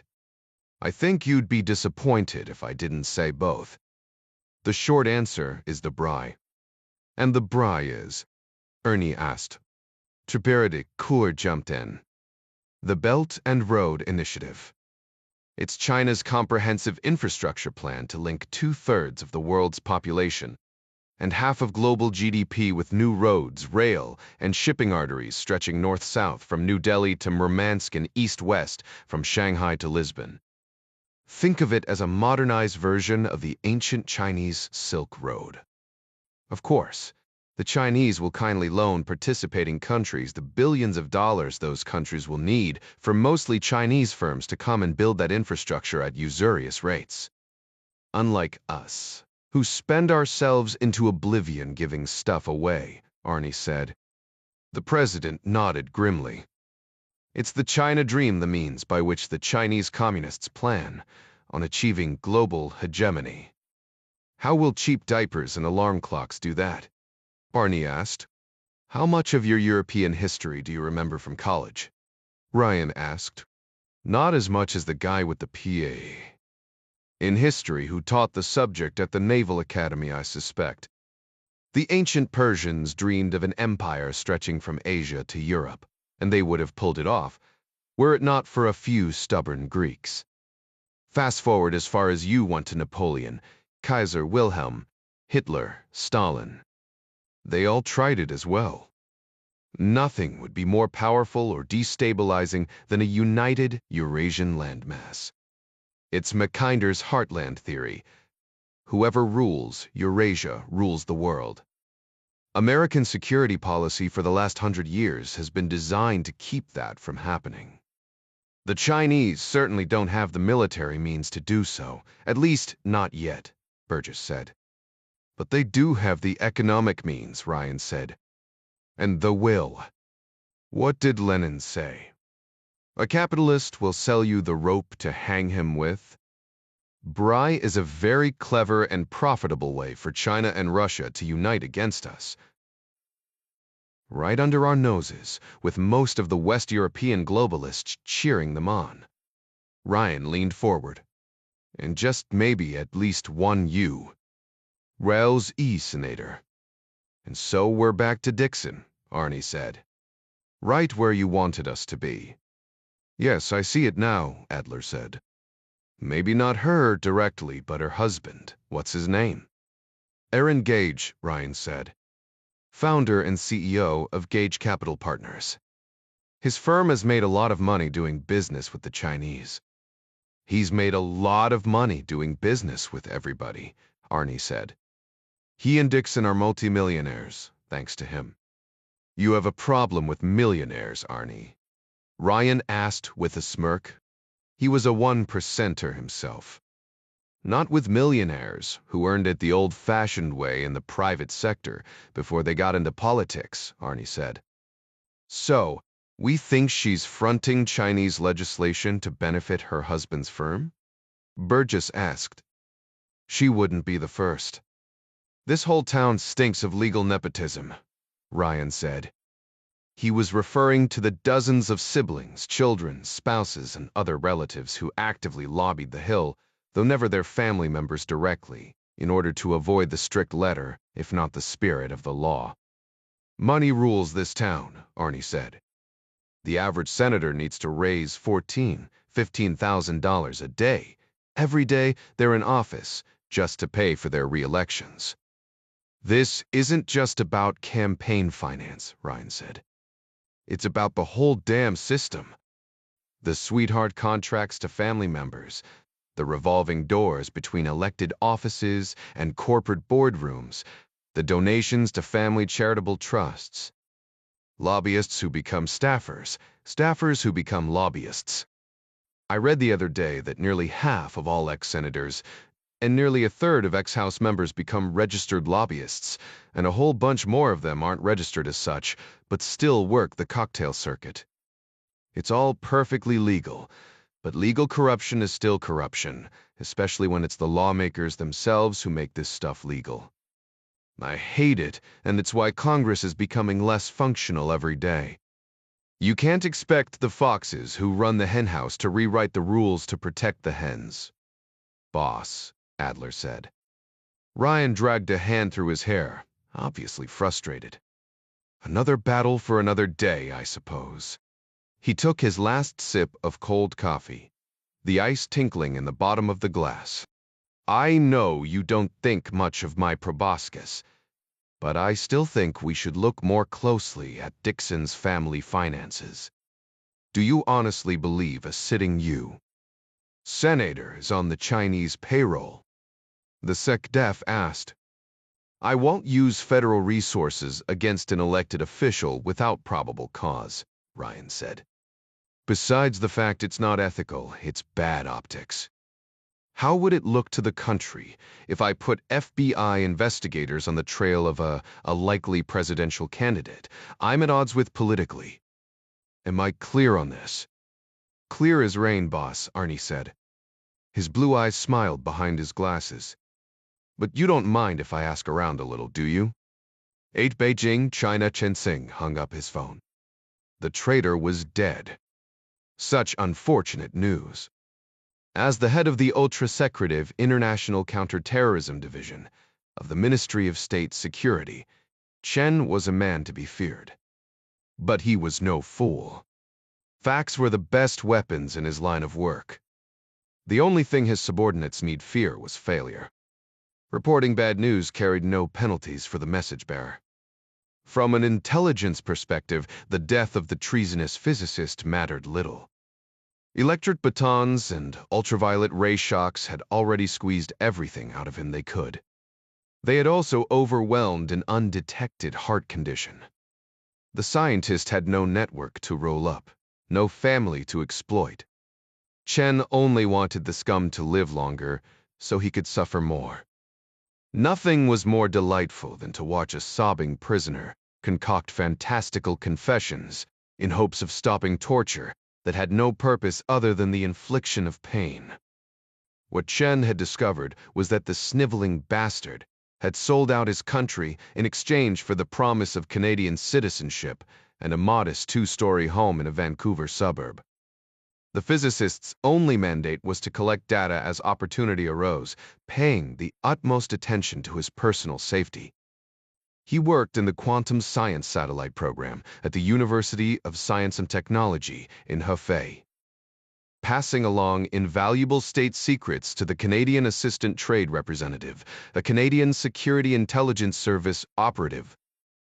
His Canadian handler made the mistake of agreeing to a CIA request for specific information regarding a recent test. To Chen's surprise, an unsolicited text from Chibi arrived on his encrypted phone, providing the CIA data request along with the physicist's name, address, and drop-off location and a proposition. It was exceedingly rare for a foreign asset to walk in the front door with actionable intelligence. On the other hand, some of the greatest intelligence coups in history happened precisely this way. John Walker, the Navy Chief Warrant Officer Sailor, Aldrich Ames, the CIA operative, Jonathan Pollard, a civilian Navy intelligence analyst, and FBI agent Robert Hansen all came to mind. Of course, Chibi didn't walk into his office literally. Rather, it was a brief digital introduction and actionable intelligence that proved highly valuable. But Chen found Chibi's proposition unpalatable. Under any other circumstance, Chen would have leaped at the opportunity to continue working with an intelligence goldmine like Chibi. But Chibi didn't want cash, at least, not immediately, or honorifics. Not even an exchange of intel. Chen detected no bitterness in this mysterious person, no ideological motivations for his actions. Ego? No question. Who would have the balls to reach out to the manuscripts and play such a dangerous game unless they had an inflated ego? Except, Chibi's ego wasn't inflated. He was as good as he thought he was. Chen's comrades in Bureau 7 were unable to identify or locate him through digital or other means, which suggested that Chibi had superb, if not insurmountable, OPSEC capabilities. Of course, this implied an equally capable offensive threat profile, his technical experts suggested. Prying into Chibi's whereabouts further could provoke a damaging counterattack, one that at the moment the manuscripts would be unable to defend against. But what to do? Accept Chibi's invitation to the auction or pass. Shen didn't believe in rogue intelligence operations. The resources required were too great for an independent organization, let alone an individual, no matter how gifted. Who would have reached out to him with such an unusual offer other than another intelligence service? He couldn't imagine it was a Canadian operation. They wouldn't allow themselves to sacrifice one of their own assets under any circumstances, let alone in a proof-of-concept demonstration. Not only would it violate their own sentimental notions of so-called individual rights, but it would also discredit them in the eyes of future potential assets. Trust was the most important currency in the spy business, especially in the field. The Americans and other Western powers were equally unlikely candidates for the same reason. The Russians, as good as they were, didn't have this capability. Of this he was certain. The same with the North Koreans, Iranians, and Indians. So, if not one of the competing intelligence services, then who? Chibi was a dangerous enigma and a loner. A single individual with the keys to the kingdom, as he'd put it in his proposition. And the name. Chibi. An obvious reference to the Battle of Chibi, aka Red Cliffs. A name as familiar to Chinese history students as Thermopylae or Agincourt was in the West. An 1800-year-old battle personifying Sun Tzu's principle that all warfare was based on deception. A war that saw the smaller power overthrow the greater power. Chibi was a touchstone for all Chinese strategic thinking, both military and economic. Did that mean Chibi was actually Chinese? Impossible. Or was it? Despite the obvious draw, the offer of total access to Western intelligence sources, Chen declined the offer to attend the London auction for one simple reason. He hated enigmas, especially ones that could get him killed.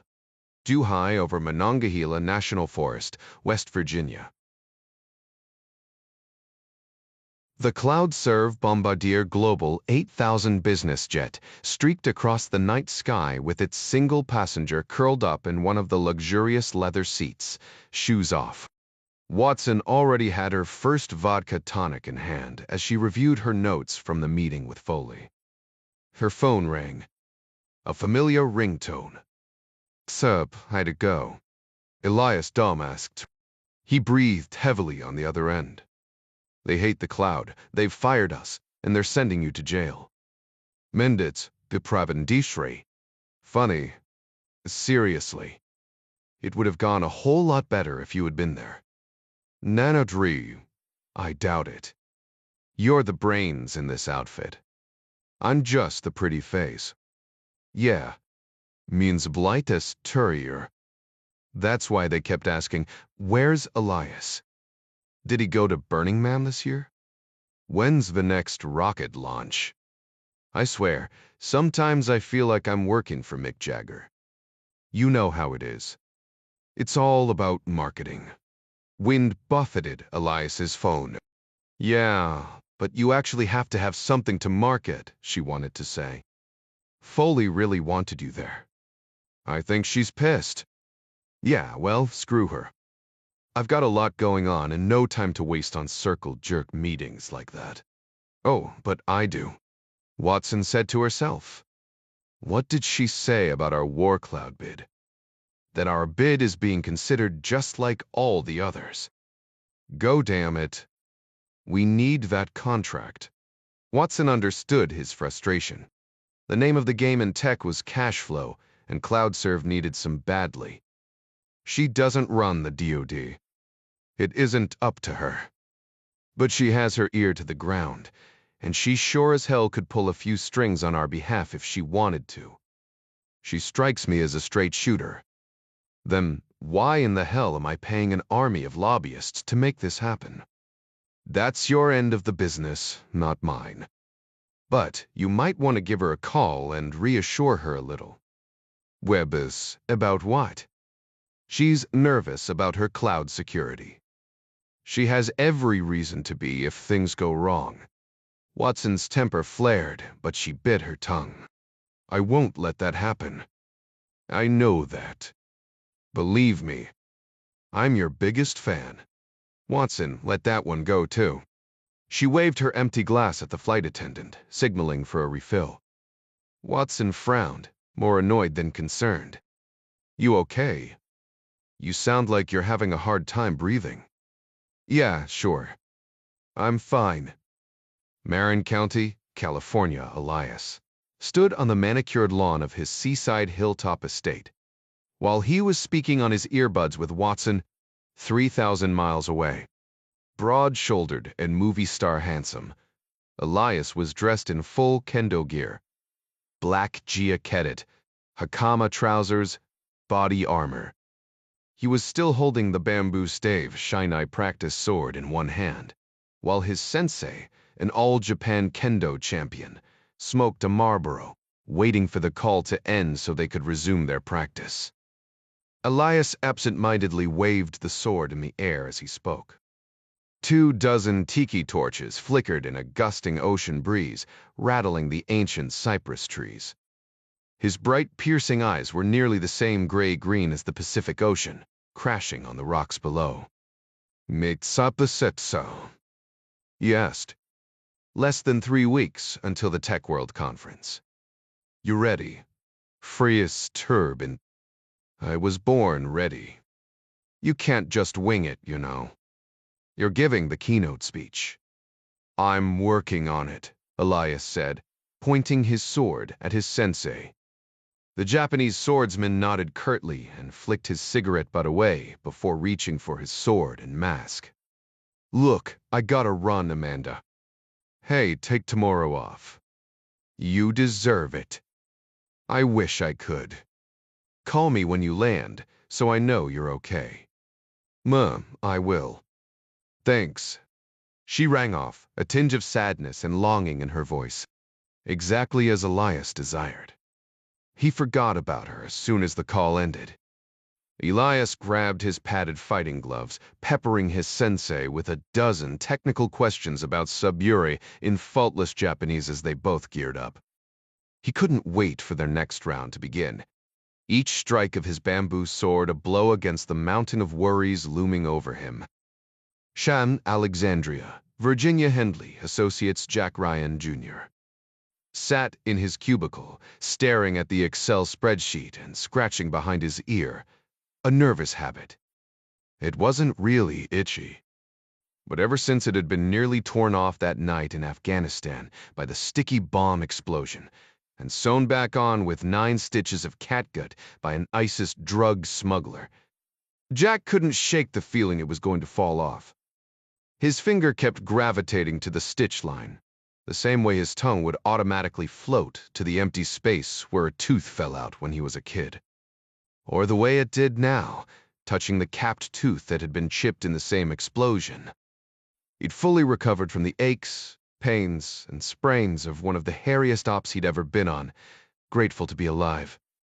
He was even more grateful that Isabel Kashani was in his life again. Sort of.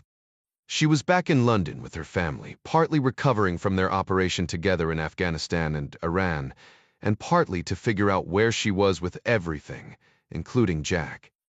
She had been working with the United Nations Office on Drug and Crime when he found her again in Afghanistan. But after everything that happened over there, she couldn't possibly return to either the land of her birth, Iran, or Afghanistan. I just need some time, Jack, she'd said. And in truth, so did Jack.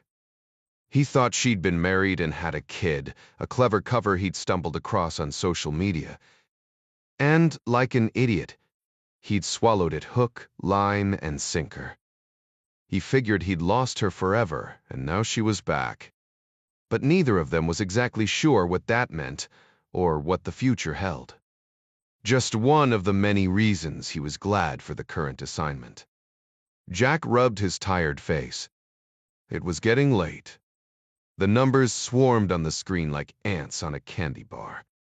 He'd been staring at the electronic spreadsheet for hours, trying to puzzle out this company's Rubik's Cube of international bank accounts, wire transfers, and conflicting calendar dates against the data presented in the 10K annual filing. Something just wasn't adding up. Jack was a financial analyst with the Whiteside Hendley Associates, but also a field operative with the Blackside campus.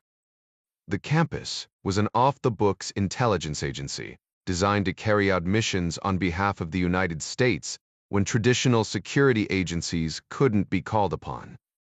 But when Jack was back home, he was still responsible for helping Hendley Associates accomplish its mission as one of the world's premier private equity management firms. After all, it was the money Hendley Associates earned that paid the bills for all campus operations. Jack had started out as a financial analyst, and he loved the work. Though, if he had to choose between the two jobs, he would prefer being an operator for the campus.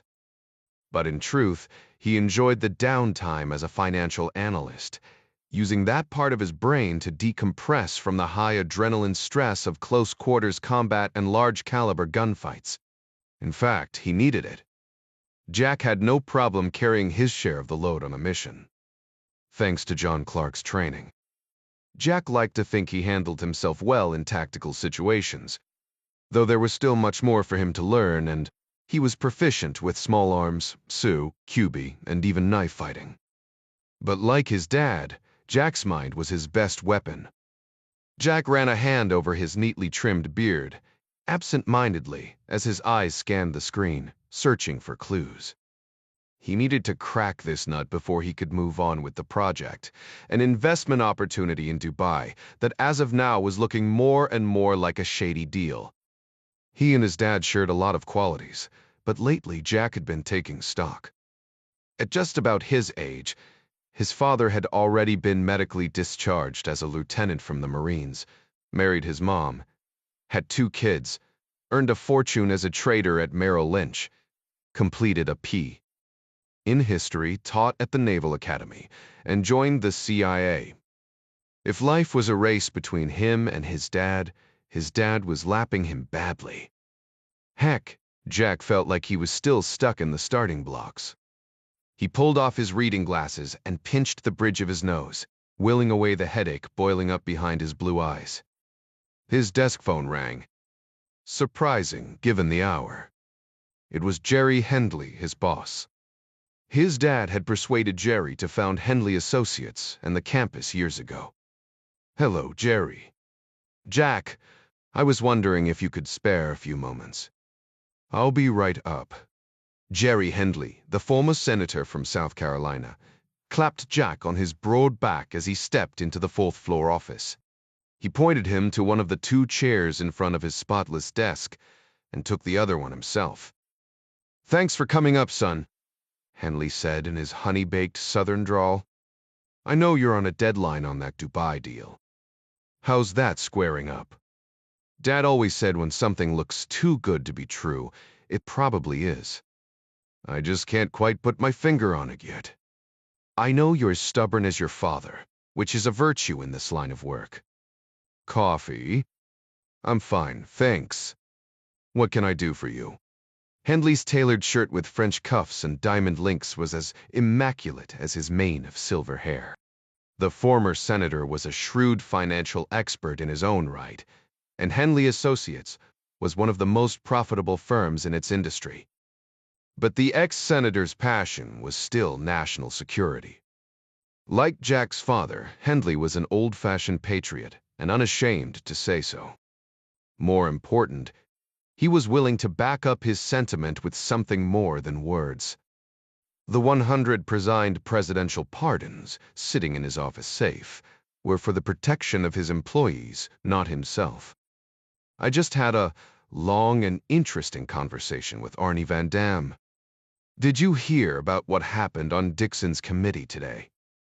No, sorry. I've been buried in reports. I won't bore you with the details, but the long and the short of it is our shared concern that Senator Dixon might be playing ball for the Red Chinese. Jack frowned. That's quite an accusation. More of a hunch, actually. Jack nodded. If his father had actual proof, the woman would already be in jail awaiting trial, senator or not. She's probably not the only one. There's a lot of Chinese money floating around these days, but few are as powerful as Senator Deborah Dixon. If it's true, it's a real problem. How do I fit in? I know your plate is full right now, and you've got a leave of absence coming up in a few days, but I'm asking you to put everything aside and take a look at Senator Dixon's financial situation. Jack shifted in his chair. Finishing the Dubai project was a high priority for him, but his leave of absence was essential. He'd made a promise to Corey, and he was determined to keep it. We have a deep bench of financial analysts who are every bit as good or better than I am. Can't one of them take this on? Hendley flashed a wide smile. Trefter stirred. His perfectly aligned teeth sparkled with porcelain veneers. The effect was a cross between a kindly grandfather and a great white shark. You have a unique skill set in this regard, my boy. You have a doggedness to you that can't be taught, and, more important, the political savvy to know when to tread lightly, if you catch my drift. In other words, snoop inside her sock drawers, but don't get caught doing it. Not even a whiff of suspicion. Especially after the Chadwick fiasco. We need to keep as low a profile as possible. Nobody in the Ryan family was particularly fond of Chadwick. Her irrationally unjustified personal animus toward the president had been expressed frequently in private and public venues until just recently. Her accusation that the president maintained a personal assassination squad was almost comically stupid and unbelievable to all but the most intractable Ryan haters. But it had struck perilously close to the truth. The campus was, indeed, a secret weapon available for rapid deployment by his father to defend the national interest when normal security resources couldn't be used. The campus was only as effective as it was unknown. They needed to keep it that way. Jack sighed, frustrated. Dear light. I wouldn't ask you if it wasn't of the utmost importance, or if there was someone else I could trust with the assignment. And you know your father. He won't countenance the thought of deploying the FBI against an elected official without probable cause. And it's up to me to find it. That about sums it up. It just comes at a really bad time. So do most things that matter. Jack nodded. Then I'd better get after it. Any ideas about where to start? Senator Dixon won't leave any low-hanging fruit, and sure as hell won't even come close to breaking any laws. If anything, I'd take a look at her husband, Aaron Gage. He's done a lot of business with the Chi Coms over the years, and he's tied in with the Belt and Road Initiative. Chinese trade pushed through global infrastructure projects, financed with Chinese money. Mex, exactly. The senator's husband owns a private equity firm that invests heavily in infrastructure. I'd say that would be a good place to start. Jack stood. I'll get right on it. Y11 Washington, D. The elegant two-story Tudor-style home stood on a hill in leafy Kalorama Heights, bordering the park below. The sturdy, hand-cut stone walls and antique wrought iron gate were more decorative than functional, but perfectly complemented the $5 million residence. Senator Dixon and her husband, Aaron Gage, relied instead upon the discreet services of a private contractor, employing former Spec Ops personnel for 24/7 security. After their Guatemalan housekeeper cleared away the plates from a late dinner of Chilean sea bass and mint pea puree, Dixon poured fingers of Scotch rocks for both of them in the privacy of her husband's library. But, long day. Dixon sighed as she fell back into the sofa. She plopped her bare feet on his legs and took a sip of her drink. Must have gotten a little longer after Van Damme showed up, Gage said, chuckling, rubbing her feet with his powerful hands. He was 16 years her senior, but the 72-year-old financial guru kept fit by submitting himself to a daily torture routine on his $15,000 Rome Total body workout machine. He kept one in each of their several homes around the country. They first met when she was a freshly minted Wharton member and the vice president of marketing in a small firm his company had just acquired. Still smarting from a nasty divorce, Gage wasn't looking for a new relationship at the time, but Dixon was single, attractive, and whip-smart, and the chemistry between them was obvious from the start. They found they enjoyed each other as much in the boardroom as the bedroom, and from day one had formed an incredibly strong partnership that proved mutually beneficial. "You were smart not to get into politics," Dixon said over the top of her glass. "Everything is politics," Gage said, driving his thumbs into her arches. "Especially finance. I just get paid better. Anything you want to talk about?" He reached for his glass. Arnie was pissed, really fired up. Which means Ryan is fired up, and that scares the hell out of me. Once it's her, wits to crand. Wait, do not? Davon they da scared. Mes since since I decided I wanted to be the next POTUS. Ryan is a lame duck, and he has his share of enemies. We've talked about this. But Ryan isn't distracted by retirement plans. He's laser-focused on his job, and I don't want to be his next target. Why would you be? You've dotted your I's and crossed your T's. A dozen lawyers from the best firms here and overseas have signed off on everything. We're watertight and ironclad. Let Ryan rage against the night. What the fuck do we care? Dixon took another sip. It's not me I'm worried about. The silence hung in the air like a fog. Gage darkened. An old wound. I wouldn't worry about Christopher. I didn't say anything about him. You didn't have to. Gage gulped the rest of his scotch. After his divorce from his alcoholic ex-wife, Gage retained custody of his only son. Dixon understood that marrying Gage was a package deal, but being a stepmom taxed her nominal maternal instinct. The chore eased considerably after Christopher Gage was carted off to boarding school. Despite his high IQ and athletic promise, the young man had a penchant for bad decisions and worse friends, both of which got him expelled from several elite prep schools.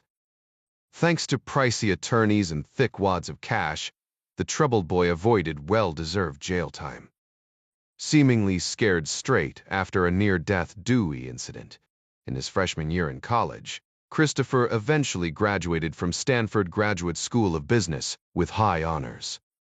Within a decade, he had joined his father's firm, Gage Capital Partners, and become the CEO of its public infrastructure and transportation subsidiary, Gage Group International. Currently, Christopher was operating in Poland with his own venture, Baltic General Services. But Dixon remained suspicious. The boy, a 38-year-old man, she had to remind herself, had too many close calls and she had a long memory. But her husband, Aaron, had a short fuse. He was not a man to be crossed, not even by her. Dixon pulled her feet off her husband's lap, stood up, grabbed his glass, and headed for the bar. How's Poland shaping up? Christopher is doing a good job. Still scouting things out, making connections. Dixon poured another drink for them both. He's a smart boy. I don't doubt he'll make you proud. She crossed back to the couch and handed him his glass. I just wish he'd settle down and get married. I'd like a grandson to play ball with while I still have my marbles. Maybe he'll find one of those beautiful, long-legged Polish girls. I'm sure he's looking as hard as he can. Gage chuckled, taking another sip. Like father, like son. I'm just asking him to be careful over there. I'm sure you understand my position. She smiled. Odd position. Gage took another sip. He knows the lines he can't cross. Dixon remained standing over him. Even when the lines keep moving? She said over her glass. So long as we're the ones moving the lines, it shouldn't be a problem. Does he understand what's at stake? He's my son, isn't he? Thank God for that. Dixon smiled. Thanks for letting me vent. It's been a long day. She finished her drink. Trust me, Gage said, finishing his scotch. We're Chabalepoli, Sam. He stood, yawning. I'm off to bed. You? I have some committee work to read, but I'll be up soon. Gage leaned over and kissed his wife on the cheek. Good night. He headed for the stairs leading toward their bedroom, making a mental note to call his son first thing in the morning, before it was too late. Sheev, San Francisco, California. The carmine red Porsche 911 Targa 4S slid into its designated $500 a month parking space in the basement of the glass and steel building near the Embarcadero. Lawrence Fung, a lean, handsome 30-year-old, dashed from his vehicle to the elevator, clutching his laptop case. He stabbed the up button furiously, willing the doors to open. He checked the time on the oversized tag, Hire watch strapped to his narrow wrist. Shit. The doors finally opened, and the fast elevator whisked him to his expansive Bayview condo on the 13th floor. Fung punched the keypad on his keyless door, but the lock beeped. He cursed his clumsiness and punched the code again. The door clicked open, and he pushed his way through, kicking off his calf leather loafers and dropping the Porsche key fob into a sterling silver bowl on the hand-carved entryway desk, along with his polycarbonate slim wallet. Fung sped barefoot across the bamboo floor toward the kitchen, conscious of the precious few minutes remaining. He was starving, but there wasn't time to make anything, not even a cup of tea. He yanked open the Viking refrigerator and pulled out a bottled organic protein shake, cracked it open, and guzzled it before heading for his bedroom. He fell down into his chair just as his timer beeped and powered up his desktop, ignoring the stunning view of the Bay Bridge lit in the low fog on the dark water below. He opened up Skype, scrolled down to his contacts list, and selected the video button. His face popped up in a small window on the screen. Not liking what he saw, he brushed his hair with his fingers and wiped his lips to make himself more presentable as the international phone line chirped and buzzed. An image popped up. "Sweetheart," Fung said. "It's wonderful to see you." A brooding, handsome face loomed on the wide monitor. Torre was mixed Korean, Haitian, and Irish. He broke into modeling on his exotic looks years ago as a teenager, but a vicious drug habit ruined his career. He was now in recovery, his ambitions turned elsewhere, convinced that modeling was a one-way ticket back into addiction hell. "Hello, Larry. How are you? You look exhausted." Fung hid his frustration with the failing VoIP tech. Torre's lips weren't cinched with his voice, like a bad kung fu movie, and his voice crackled and reverberated on the speakers. "Bad connection. Miss you." Torre's brooding face softened. "Miss you too." Fung's heart leaped in his chest. The face in the monitor was beyond handsome, beautiful, really. He'd forgotten how much he missed Torre. Sunlight dappled the palm trees and the open sliding glass door behind his lover as the crashing ocean waves washed through the scratchy speakers. "Thailand looks gorgeous." Torre sighed. "Yes, I suppose it does." "That terrible, eh?" Fung chuckled, trying to lighten the mood. "We was by its tour." "Same. Busy, crowded, cold. More shit and needles on the streets than ever." Fung quickly added, "Can't wait to come visit you." "Yeah, that would be great." Torre shifted in his chair, adjusting his sheer linen robe. Clearly it wasn't. "Something wrong?" "Some friends are leaving for a week's vacation to Tokyo tomorrow." Fung frowned with concern. "They be back before you know it." "No, Zuriwoi. I know. It just gets so boring around here sometimes." I hate to miss out on the fun. It can't be that expensive to go. I've already spent this month's allowance. Oh wow. But no worries. I know how it is. You've already done so much. That's putting it mildly, Feng thought. The cost of Torre's gender transition kept escalating. The hormone therapy was expensive, and the anticipated surgery even more so. Thailand performed more gender reassignment surgeries than any other country in the world, followed by, of all places, Iran, which viewed homosexuality as a Quranic evil. But rather than punish gay people, the revolution gave them the opportunity to change genders rather than suffer prison sentences. Given the choice between Thailand and Iran, Torre chose the Southeast Asian paradise. Both countries were cheaper alternatives to anything offered in the United States, where medical procedures alone added up to 6 figures. Unfortunately, Feng wasn't saving any money, because the lifestyle Torre insisted on maintaining in Thailand was more expensive than the medical bills themselves. You still have the credit card, right? Just use that. Are you sure? Absolutely. What's the point of denying yourself a little fun? I hated to ask, but thank you. You're just the best. Tori smiled shyly. It was quite charming. The hormone therapy was really taking effect now. He was completely androgynous at this point. Feng could only imagine the beautiful butterfly that would emerge from that delicious caramel cocoon over the next several months. With the ice between them finally thawed, Feng hoped the conversation might turn more interesting, even if only virtually. Feng's heart raced with anticipation. But before he could open his mouth, an encrypted text notice slid onto his monitor. Now what? Hey, babe, Feng said, staring at his phone screen. I gotta run. Mintichol bullards. Maybe we can talk again tomorrow. I'll call you from Tokyo, but Feng had already hung up and was pulling up the text. Did see why not? Shibi asked in the dialogue box. Feng's cursor flashed on his screen. What could he say? The truth, he supposed. Let's read. Basic, it's of what? I know I'm being watched. Twentway. So's she watches everybody. You know what I mean. She's been acting very suspicious. Double-checking my logs. One Seperkefanterines. I would never want you to do anything that puts you at unnecessary risk. Feng sighed, relieved.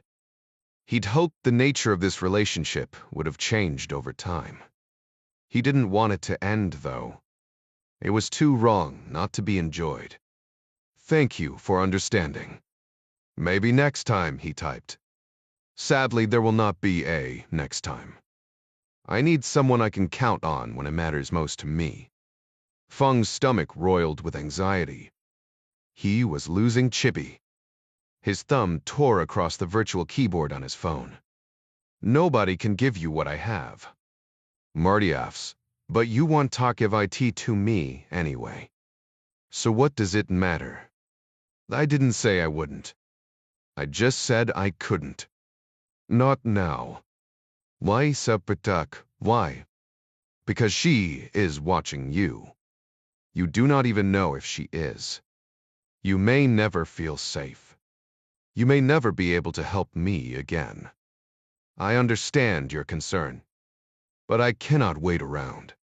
Please don't play games with me. I hate that shit. Sobsakaye, not playing games with you. Me and your friend. But I have obligations to meet. If you do not want to help me, that is fine. We can still be friends. But you do not want me to get in trouble, do you?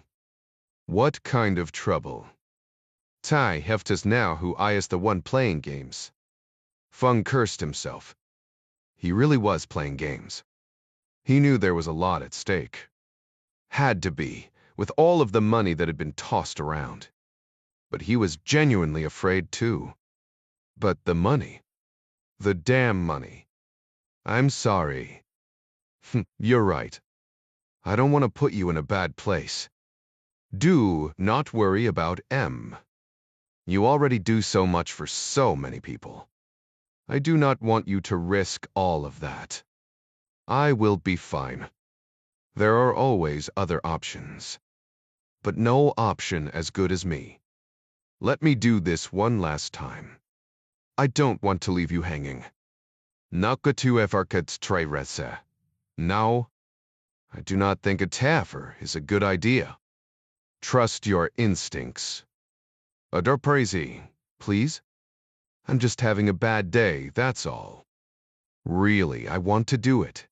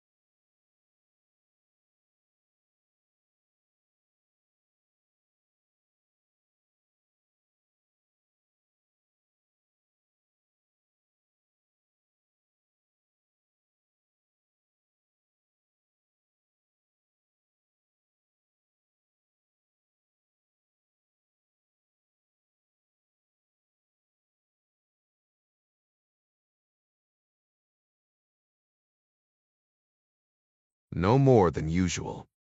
Skirshamight believe you. How about this? I can pay an extra 25K for this job. Would that help alleviate the risk? To Zitora Fries. Perun couldn't believe it. I wouldn't say no. That's very generous of you. Serp, but only if you are sure. Do not let the money persuade you. Mubebler. I'm sure it won't be a problem. Sivan, Thayan, Vayek, thank you. You are literally saving my life. Glad to do it. Give me the details. Chabi sent Feng the particulars. Very doable, Feng decided. But precautions were in order. He was being watched. He could feel it. But he needed the money, and he needed this. Something secret, something important. The big fuck you to everyone around him. To everyone who doubted him. And he'd do anything to keep it. Feng licked his lips. 25,000 extra would come in handy. He had a head for numbers, sure, but not money, or, at least, spending it. He was out of control, and he knew it. The more he made, the more he spent. All the bills got paid, but only at the last minute. Chibi knew this. It was why he had reached out to Feng. Feng was frightened at first. To have been watched, studied, probed. Kind of embarrassing, actually. He was a cybersecurity expert, a professional hacker. And he'd been hacked. That was a neat trick. Feng had been certain his personal financial information was secure, at least on his end. But Chibi must have hacked the losers at his bank and mortgage company, and who knows who else. His first instinct was to shut everything down. Go dark. Contact his boss, tell her what happened, humiliating as that would be. Or maybe even call his friend at the FBI's cyber division. Another humiliation for sure, but maybe he would know a way to get out from under this asshole without losing his job. Either of those would have been the smart play. But something clicked inside him. Chibi could have robbed him blind or blackmailed him into service. But he did neither. He just wanted to talk. And they did. After the initial shock and embarrassment, Feng warmed to the idea of being known by this mysterious stranger. A stranger with a serious skill set. A master hacker who had reached out to him for help. No threats. Just cash. And the thrill. Thrilling, because Chibi was most likely a Chinese agent. possibly even with Unit 61398. Had to be. Those guys were the best. Feng was born in Alameda, California, an anchor baby by design. His mother had flown over from Guangzhou when she was 7 months pregnant. She took up residence with 4 other pregnant Chinese nationals at an illegal maternity hotel. In a suburban residence owned by a Chinese expat maternity nurse, charging exorbitant fees to her desperate countrymen, and not reporting that income to federal authorities. The 14th Amendment to the American Constitution, not anticipating global jet travel, apparently determined that anyone physically born in the United States was automatically an American citizen, and tens of thousands of Chinese mothers had taken advantage of this quirky law over the last 20 years, including Feng's, who lied about her pregnancy status and the duration of her visit. Both lies rendered her entry status illegal. 2 months after he was born, she returned to the mainland. Within 2 years, she and her husband were allowed to immigrate to the United States, with visas in hand, owing in part to Lawrence Feng's illegally contrived citizenship and sponsored by distant family members already living in California. The Fengs did well for themselves in their new country, at least initially. His mother was a civil engineer and his father an economist, and within a decade they had managed to climb the first few rungs of the American dream ladder. Lawrence was raised in a Mandarin-speaking home, and he quickly picked up Cantonese from his expat Hong Kong friends. His parents' social circles were limited to other Bay Area Chinese families, of which there were many. His parents taught him all of the myths and stories they had grown up on, including the ones that portrayed the Chinese Communist Party heroically, the vanguard of the revolution against Western imperialism. His mother and father didn't leave the red mainland for ideological reasons, but green ones, dollar bills to be exact. Outwardly and legally, Lawrence Feng was as American as apple pie, secretly listening to Alanis Morissette, Jay-Z, and Limp Bizkit and smoking dope along with the rest of his non-Asian skater friends after school. But inwardly, he was Chinese to the core, part of the great Han diaspora. Every year it became more and more obvious to him that the 21st century belonged to China, and, no doubt, the centuries after that. In his heart, he'd always hoped his motherland would reach out to him. When Lawrence turned 16, he told his ultra-traditionalist parents he was gay. They disowned him.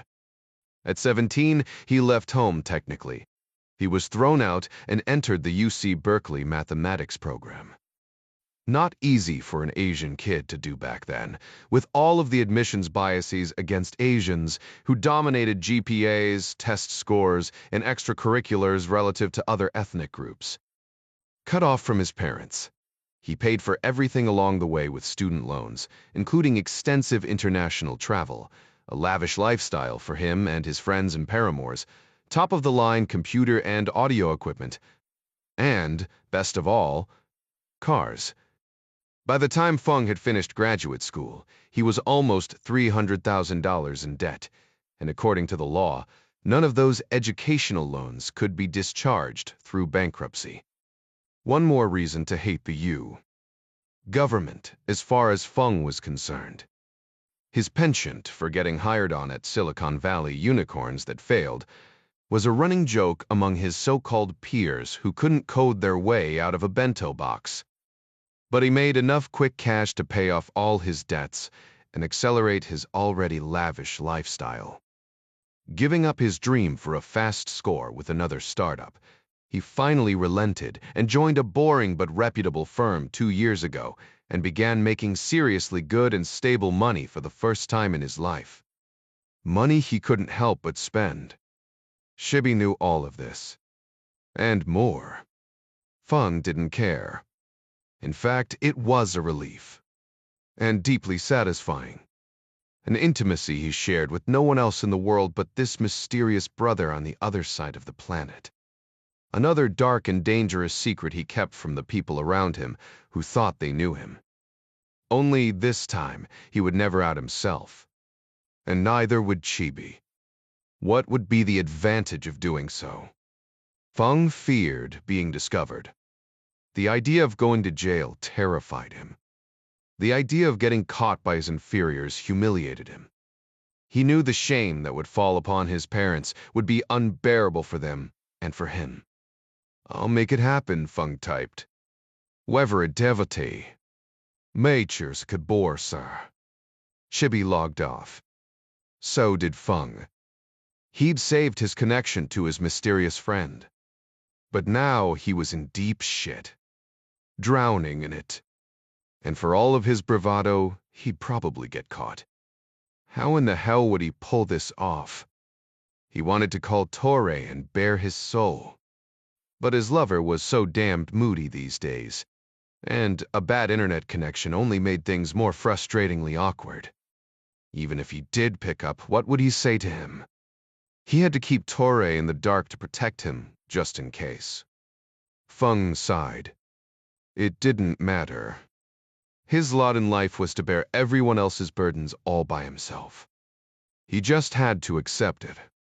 Fung stood and shuffled toward his shower. The thought of pleasuring himself beneath the steaming twin rainheads crossed his mind. But he was too damned tired. Instead, he poured himself a glass of Beringer Private Reserve Cabernet Sauvignon and popped a couple Ambien before falling into bed, exhausted and depressed. Yours 14, Washington, D. After Senator Dixon had left for her office the next morning, Aaron Gage entered his library, closing the door behind him. The housekeeper wouldn't arrive for another hour, and he had the place to himself. Plenty of time before his driver would take him to his private jet for a flight to corporate headquarters. 5 years ago, Gage Capital Partners had relocated to Dallas. He didn't particularly care for the city, its weather, or its inhabitants, but it was a great place to do business. Texas had extremely low corporate franchise taxes and 0 personal income taxes, and that counted for a great deal in Gage's book. Taxes were for little people, and the morons too stupid to know how to avoid them. These days, he seldom traveled to the firm's 22nd-story downtown office, because the day-to-day operations were handled by a cadre of vice presidents and the people under them. GCP employed a small army of talented quant heads, contract lawyers, and technical analysts recruited from all of the best grad schools.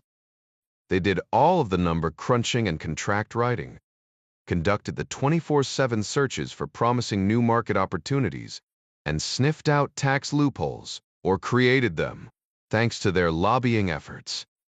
In his youth, Gage had excelled at most of those activities, but now he was bored by them. He made his first $10 million pitching his investing services to big family trusts, pension funds, and high-net-worth individuals. But he soon figured out that the real money lay elsewhere. Real being loosely defined. He negotiated big contract purchases of muni bonds, commodities futures, and stock options, ferreting out the last quarter point of interest rate return, fee reduction or tax deduction he could find.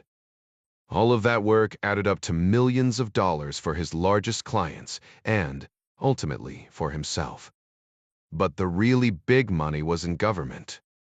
Socialism was dead, but so was capitalism. Western liberal governments borrowed trillions of dollars of fake money ones and zeros created out of thin air in computers, run by central banks to buy votes rather than balance budgets, enslaving future generations with debt they could never repay. Gage concluded it was better to do business with the people who created money than with the peasants who merely scrapped over bits of it. Central banks and governments weren't the only wealth creators. Trillions of dollars were siphoned away from public and private coffers by criminal syndicates, and many billions more made in illicit trade. Aaron Gage wanted as much of that free and dirty cash as he could lay his hands on. Millionaires were a dime a dozen these days. He wanted billions. Gage Capital Partners played a key role in his plan. It continued to provide the legitimate cover of conventional business. It was also the platform that allowed Gage to do the really important work of cultivating strategic relationships with business and political elites around the world. These relationships allowed his business to grow in power and influence, which led, ultimately, to ever-increasing wealth, which in turn was its own source of power and influence. It was the greatest game of all, and his wife had proven to be an important cog in his machine. She knew her part and played it well, even if she didn't fully grasp the scope of his vision. Christopher, however, did see the big picture. Gage reminded himself as he stepped into a large walk-in closet, modified to protect against electronic eavesdropping. The boy had made some serious missteps in his youth, to be sure, but Gage knew it was far easier to put a saddle on a stallion than it was to turn a mule into a racehorse. Christopher was headstrong, but smart, damn smart. And when Gage finally broke through his son's hormonally challenged adolescent fog, the tumblers all fell into place behind the dark, impenetrable eyes. His wife was right to be worried. Even when he finally came around, Christopher always played right up to the edge. Gage's phone finally engaged Christopher's encrypted cell, to judge from the long, tonal pulse common to European phones. "Hello, father. Can you speak privately?" "Thus, White, yes. I'm at home. You know that vacation we had coming up? The one you've been planning lately?" "Yes, of course." "Well, I need you to postpone it." "Why?" "It's a bad time. Your mother, the senator, isn't my mother. Your stepmother is preoccupied at the moment. She's always preoccupied. She's a senator. She's particularly preoccupied at the moment. The vacation won't work right now. I thought she didn't want to go on vacation with us. She doesn't. But that means it's not a good time for me, either." Christopher was silent on his end for a moment, processing. Aaron added, "We can do it later. Just not now. But you don't understand my situation. I've already purchased the tickets. The reservations are set. And there aren't any refunds. That can't be helped. The people I've made arrangements with will be extremely disappointed. I guess you're not hearing me. Cancel the damn vacation. Today. Les Capaces." "Yeah, sure. Understood. Good. We'll talk again soon. Stay safe. You too." Gage ended the call. He smiled. A fucking stallion. He just needed to keep the reins tight. San Francisco. California Fung stood at his workstation in his private glass-walled fourth-floor office, a perk of the job and a nod to his exalted status in the organization. His oversized monitor faced away from the door. The rest of the team had gone to lunch at a new Asian fusion pho joint a few blocks away. Fung passed, citing work deadlines and a weak stomach, both of which were true. More than 300 emails sat unopened in his inbox, and his irritable bowel syndrome was boiling his guts. Why in the hell did he agree to do this? An extra $25,000 wouldn't mean jack shit if he was rotting away in a federal supermax somewhere. His eyes scanned the open work floor again. Most of the desks were empty. The programmers that remained were midwits scrambling to finish a project for a northeastern grocery chain. Losers. Fung's fingers hovered over the keys to his computer. A few keystrokes, and he could once again invisibly slip into the National Reconnaissance Office desktop that linked to a CIA comm satellite. Fung was able to mirror one particular NORA machine without the operator knowing it or alerting the security algorithms monitoring workstation activity. It was a clandestine version of Apple tech support screen sharing with a customer and manipulating the computer during a service call. In fact, any action Fung took was automatically hidden from the NORA station logs as well, so that any digital footprints he theoretically might have left were never recorded. But even knowing he couldn't be caught, and with 6 figures riding on the transaction, Feng still hesitated. His boss wasn't stupid. She was a worthy opponent. What if she'd uploaded some new security package overnight and he was walking into a trap? Bippy pursing, Hilary. I thought you'd be at lunch. Feng nearly jumped out of his skin.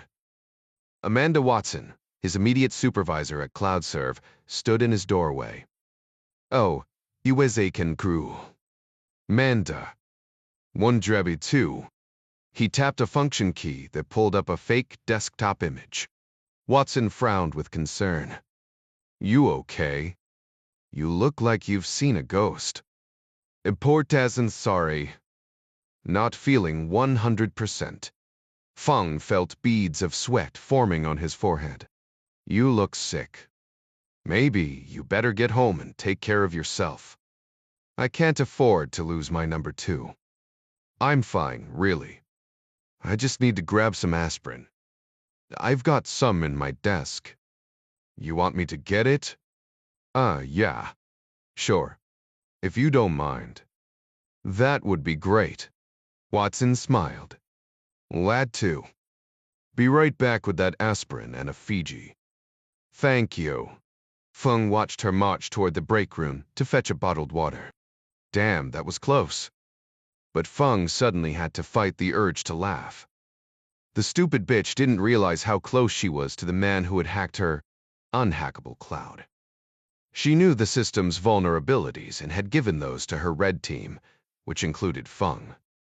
She had suggested multiple lines of attack and the strategies to exploit them over the last year. What she didn't realize was that Feng had managed to find the single crack in the system and to break through it just over a month ago. The resulting dopamine rush was pure ecstasy. He had beaten the system, which meant he had beaten her. His first urge that day was to rush into her office and rub her face in it and show her who really was the smartest person in the building. But he didn't. Why tell her? It was his perfect, delicious secret. Gloating over her would have given him temporary satisfaction. But hiding the golden key from her and everyone else, that was more than satisfying. It made him feel absolutely dominant. And when Chibi came calling again and again, asking if he could find something for him, for big bucks, and never getting caught. Better than sex. But Watson had been acting suspiciously lately. Hovering over him, always seeming to keep her eyes glued to him. Did she know? No, it wasn't possible. He'd already be in jail. But did she suspect something? Maybe. Feng checked the original Seth Thomas mid-century sunburst clock on his wall. Time was running out. His assignment was time-specific. But he also knew that Watson would be leaving for the gym shortly.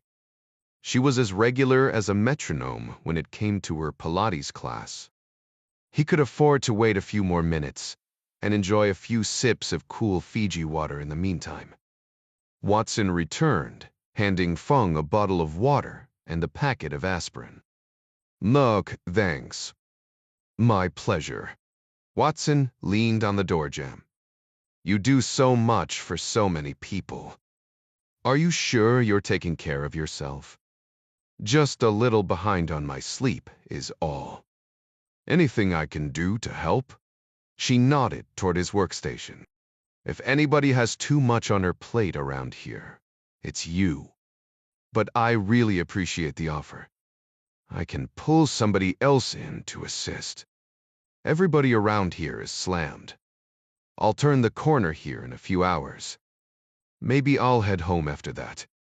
Watson shrugged. Well, don't hesitate to ask. We're all on the same team, aren't we? Absolutely. Watson's watch alarmed. Time for Pilates. Have a great workout. Mei Feng winked. You know where to find me. Watson winked back and sped away toward her desk to grab her car keys. When the elevator doors finally shut, Feng was already back on his screen. Time to get to work. 16 GDA BUSK, Poland, they were princelings. Christopher Gage, the stepson of one of the most powerful women in the world, Senator Deborah Dixon, and Hu Peng, the son of a high-party official and a director of China's largest state-owned bank. The two men, both in their late 30s, shared many of the qualities common to princelings everywhere, not the least of which was the compulsion to prove themselves worthy of inheriting their respective kingdoms. Gage's father had proven easy to please, particularly after Christopher's graduation from the Gage alma mater, but nearly impossible to satisfy. Hu Peng was in no better a position, and arguably a worse one. It was Peng who insisted they meet inside the angular composite steel walls of the European Solidarity Center near the port, and leave their phones in their offices on the 10th floor of the City Handlowy building in Gdynia, some 20 kilometers away. Gage was wary of all electronic communications, but took precautions. Peng, however, was paranoid about it, especially when discussing matters that might displease his superiors, or, worse, reach his father's ears. It was also Peng who taught Gage the useful but awkward practice of surveillance detection routes, and using his peripheral vision to check for tails in the reflections of door mirrors and office windows. They stood in front of the hanging display of 2 large plywood sheets, listing the 21 demands of striking Polish workers against the communist government in 1980, the Polish equivalent of the American Declaration of Independence and Bill of Rights combined. These demands, and the workers' refusal to back down from them, led to the formation of the Independent Solidarity Labor Union and marked the beginning of the end of communism, first in Poland and, soon after, in all of Europe, including the Soviet Union. Both Gage and Peng wore English-language headsets, but with the volume turned off. They stayed close to a group of bored but chattering middle school kids for audio cover. "I'm sorry," Gage said in English. "It can't be helped." "The wheels are already in motion," I explained that to him.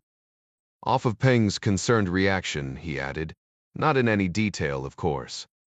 Peng's eyes constantly scanned the room. It wasn't hard to pick out any Chinese who might be trailing them in a place like Poland. He knew each of the Chinese consular officials in Zegzai on site, including the manuscript officers stationed there, but none were present here today. His superiors would never use Chinese operatives in a Caucasian nation for undercover work to spy on him. "Did you explain to him the consequences we'll face if we stop this?" "Not in so many words." "Then perhaps you should," Peng said, drifting behind the jabbering students and toward the next exhibit. His English accent betrayed the fact that he'd learned the language from Oxford-educated tutors in China, and reflected the 2 years he spent drinking in pubs and sleeping with English girls while earning his master's at the London School of Economics. There must be alternative routes. We're not talking about changing a bus schedule. Well, it's a no-go. The Kur held it off. Because your father told you to. Or your mother. The Chamantu, stepmother. And don't blame her. It's Ryan that's yanking her chain. Then let her worry about him. You have bigger worries at the moment. So do I. You don't know my father. Peng darkened. You don't know mine. They moved toward a corner, away from the group. The room was still filled with their incessant noise. Peng lowered his voice. You are 5,000 miles away from the two of them. They don't have a knife to their throats like we do. Besides, there's no way this shipment will be a problem. Everything is arranged, everything is accounted for. We just need to be patient for a few days more. Nobody will know a thing. Now it was Gage's eyes that scanned the room, half expecting his father to march into the gallery. In truth, his father didn't fully understand what was going on or what was at stake, including his life. But the payoff would be huge, and a chance to step out of his father's long shadow. Maybe even to earn his respect. Failure was not an option. A careful planner, Christopher had other safeguards in place, the biggest one being his dearly beloved stepmother, whether she liked it or not. Only she didn't know it. One koyjuk, fine, dachimoit. But so help me God, this better not blow up in our faces. Mowa my kudit. You and I are the only people in Poland who know about this. Grow a pair and relax. Ping smiled. Let's get out of here. Gershevri ace, I framide. De hell with food. I need a drink. There's a new place not far from here, and the Ukrainian girls there are super hot. The princelings stripped the audio guides off their heads and sped for the exit. A Steven 7 to you. Virginia Jack's brain was busted. After 10 uninterrupted hours poring over an extensive LexisNexis search, including records of incorporation, liens, business licenses, and even boat and aircraft registrations, Jack was both bleary-eyed and frustrated. Aaron Gage's record was squeaky clean. He suspected as much going in, but he had to do his due diligence. Besides the fact that Aaron Gage was both smart and cautious, Jack also knew that most of Gage's business dealings were conducted within the framework of his private equity firm, Gage Capital Partners. The details of those transactions were not required to be disclosed under the rules governing private equity firms, either here or abroad. Private equity firms like GCP were the perfect place for shady dealers to hide in plain sight, if they so desired. Jack's only recourse was to turn to OSINT open source intelligence, otherwise known as the Internet. Also, a mind-numbing exercise as it turned out. Aaron Gage and Kleep had been in the news for decades, the beneficiaries of a carefully orchestrated PR campaign dating back as far as the Reagan administration. In the last 10 years, PR turned to the socially conscious efforts of the Dixon Gage Charitable Trust, featuring frequent donations to women's shelters, symphony orchestras, inner-city schools, breast and ovarian cancer research initiatives, and a host of other programs supporting Senator Dixon's political platform. The trust had also served to bolster the image of GICFA as a socially conscious civic entity. In the last 5 years, the Dixon Gage charity expanded to Africa, building schools, digging wells, and microbanking. But Jerry had pointed Jack toward the China connection, and that was where he focused his latest efforts. He started by refreshing his memory of China trade relations for context, especially after 2001, when China was admitted to the World Trade Organization, owing, in part, to then Congresswoman Dixon's strong advocacy for it and her promise that capitalism would democratize China. Just the opposite occurred. Red capitalism actually strengthened the power of the Chinese Communist Party at home and abroad. It leveraged membership to acquire extensive foreign investment and technology, to launch the greatest manufacturing and export boom in the history of the world, at the cost of more than 3 million American manufacturing jobs. China also used its enormous trade surpluses, with the United States currently in excess of $300 billion per year, to fund a massive military buildup. In less than a decade, China had become number 2 in the world, both economically and militarily. The Chinese communists clearly used trade policies, such as membership, and the BRI as tools to further their national interests, and many of China's largest global corporations were so-as state-owned enterprises under the control of the party. American corporations, on the other hand, appeared to influence EU foreign policy mainly as a means to enrich themselves. But all of that was above Jack's pay grade. Right now, he had smaller fish to fry.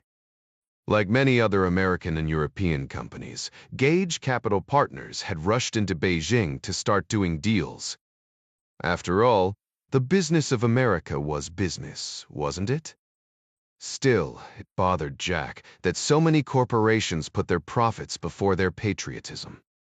Offshoring manufacturing, importing subsidized commodities, utilizing corporate inversions moving overseas, to avoid paying American taxes and demanding cheap labor on American soil, all added to the corporate bottom line. All perfectly legal, because senators like Dixon wrote the laws that made them legal. What angered Jack was the hypocrisy. Those same corporations that dodged American taxes legally and offshored American jobs legally would appeal to the aid of the government paid for by federal taxes on American workers for protection against hostile governments and terrorist groups. Didn't that require some measure of loyalty to the American worker? To American jobs? The American taxpayer? Apparently not. Jack rubbed his tired face. He knew his brain began wandering down these long, speculative corridors when he got tired. He needed to stay focused. One particular item in his OSINT research grabbed his attention. The Stanford Graduate School of Business alumni newsletter announced Christopher's promotion to CEO of Gage Group International, a transportation and infrastructure company. Interesting. Following that announcement, Jack discovered that in the last 3 years, it was exclusively Christopher Gage who traveled to Beijing.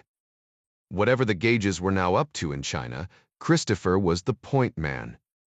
Jerry steered Jack in the direction of China's Belt and Road Initiative. But he had also mentioned that Senator Dixon killed the Poland deal, and that was the whole reason for Jack's investigation. Was there a connection between Bry and Poland? Jack kept digging. He discovered that the Bry was firmly establishing itself in Dexe, Poland, one of the most significant ports on the Baltic Sea. Obly Tusting. Millions of dollars of Chinese loans were being arranged for upgrades to port, rail, and road facilities in the ancient seaport. For centuries, the city formerly known as Danzig, especially when under German occupation, was one of the largest and wealthiest trade centers in all of Europe. For many centuries, it was long coveted by major powers in the area, including the Teutonic Knights, who captured it in 1308. Now the Chinese had their eye on the Baltic jewel. Perhaps it was destined for greatness again. And then Jack found it. An announcement that Christopher Gage's new company, Baltic General Services, was searching for property in Zages. But did it mean anything? Or just a coincidence? Jack put it on a sticky note and posted it on his monitor, one of several staring him in the face now. He hoped one of them would pay off soon. Use Pate he and Washington D. We Seffinges. Some P-80 rounds right between the man's eyes. God, I love this laser, Dixon said. The paper target hung limply in the air some 30 feet away on the indoor range. The beam from the red targeting laser attached beneath the short barrel of her SIG Sauer P238 pistol still danced on the silhouetted head. Good shooting, Senator. Well, you trained me, didn't you? Dixon smiled. Dixon and Sandra Kyle were the only two shooters in the subterranean range at the moment. Dixon preferred both highly personalized and private instruction from Kyle, who was happy to oblige. Kyle was a former undercover officer in the Capitol Police who had been detailed to Dixon's office when she was in town. Now retired, the attractive African-American woman had purchased the gun range and specialized in self-defense and concealed carry courses for women. She also ran a private detective agency. Dixon dumped her empty mag and double-racked the slide to ensure the weapon was completely empty. Before setting it down on the shooting table, barrel pointed downrange. She pulled off her headphones. Kyle removed her ear protection as well. The empty, soundproofed room was the perfect place to hold a private conversation. I have a little problem I need you to look into, Dixon began. She rather liked the smell of burnt gunpowder hanging in the air. Happy to oblige. You haven't asked me what the problem is yet. Kyle shrugged. I owe you whatever it is. Dixon shook her head. You don't owe me a thing. If anyone's in debt, it's me to you for all the years you've kept me safe. Dixon had received numerous death threats while in office. most of them nothing but noise. But on the few occasions when the threat profile escalated, Kyle was always there, rain or shine, no matter the time of day or night. But that was Kyle's job, her sworn duty as a Capitol Police Officer. In truth, she never had to face actual combat on Dixon's behalf or anyone else's, not even as an active duty air police officer on her single tour in Kabul. But she was well trained and very loyal, eager to carry out the side jobs Dixon occasionally assigned to her, mostly involving gathering embarrassing intelligence data on political opponents as the need arose. More to the point, when Kyle was arrested on a dewey in Virginia, it was Dixon who intervened, saving both her career and her generous public pension. Aaron had also provided the interest-free capital Kyle had needed to purchase the Alexandria gun range. So, in fact, Kyle did owe Dixon in perpetuity, and both women knew it. Dixon hit the retrieval switch. The punctured paper target fluttered as it sped toward the shooting bay on a whirring steel cable. It snapped to a stop just inches away from her. Aggressive shooting, Senator. I assume this has something to do with POTUS. Indirectly, yes. Kyle nodded at the shredded target. Nothing quite so dramatic as that, I hope. Dixon laughed. Just venting some frustrations. So long as I don't have to break into the Oval, I'm okay with whatever you have in mind. So, what is it? Dixon pinched the spring-loaded clips that held the target in place. You know Ryan's a Boy Scout. He has very specific ideas about his own versions of right and wrong. Swear, I've seen him in action. Well, I have it on good authority he's terribly interested in me at the moment. He sees me as a political threat, and I know he's looking to find dirt on me, any way he can. Dixon laid the target on the gun table while she spoke. Is there any dirt for him to find? No, of course not. But he will look, and as you know, anything he finds, even if it's clean, can be turned to mud if put in the proper hands in the media. So how can I help? Put on his shoes for a minute and answer me this. If you were Ryan and your high-minded morals wouldn't let you use federal resources like the AS or the FBI to dig for dirt on your political opponent, how else would you do it? He's a pretty damn good analyst all on his own, as I recall, Kyle said. I doubt he has the time. Kyle tapped her chin with a red lacquered nail, thinking. There's an outfit that Gary Hendley runs, Hendley Associates. Have you heard of it? Yes. It's a top-drawer financial firm. Hendley was a legend on the Hill, still is, really. The senator and I conferred on a few bills together when I was still in the House before he. Well, you know. Kyle nodded. She was an officer on patrol duty when she first heard the news that Jerry Hendley's wife and 3 children had been killed in a horrible collision with a tractor-trailer on I-85. Torn up by the tragedy, Hendley effectively threw away his Senate career in a half-hearted re-election bid he lost badly. After he recovered his bearings, he eventually founded Hendley Associates. Despite being a lifelong Democrat, Hendley worked hard on behalf of the Ryan administration while he was in the Senate, willingly crossing the aisle on matters of national security, putting petty partisanship aside for the common good. I'm glad he landed on his feet, Dixon said. And she meant it. She had admired Hendley back in the day, and though he was no longer in office, he was still a force on the Hill. It's a first-rate firm, according to my husband. But how does that answer my question? Hendley employs a guy by the name of John Clark. Do you know anything about him? Dixon shook her head. Be a big, I. He's a former Navy SEAL, ex-CIA. He's getting a little long in the tooth, but he's a guy you definitely don't want to fuck with. Pardon my French, and he's a friend of Ryan's.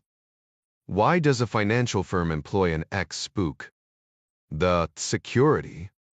That would be my guess. Probably for Hendley. or someone else employed there? Are you thinking about someone in particular? Jack Ryan, Jr. is a financial analyst there. Dixon felt a tingle on the back of her neck. That would be another direct link to President Ryan. And a retired operator like Clark had other implications. She frowned. Maybe Senator Chadwick really had been onto something. Kyle nodded. I'll get right on it. Dixon folded up the decimated target and pocketed it. If Hendley Associates is after me, I want to know about it. But be discreet. I don't want Jerry to know you're sniffing around. There would be hell to pay if he found out. Understood, ma'am. 19 Alexandria. Virginia Jack carefully placed his folded clothes into the carry-on backpack. The weather in the southern hemisphere was turning warmer, and he didn't want to check any bags, especially on a commercial flight with multiple transfers. His phone rang in the other room. He checked his watch. It was Gary. Jack popped in his AirPods as he tapped his phone. Breer verkrefter the Pakeskri. What's up? Just rereading the report you sent over last night. Had a few questions.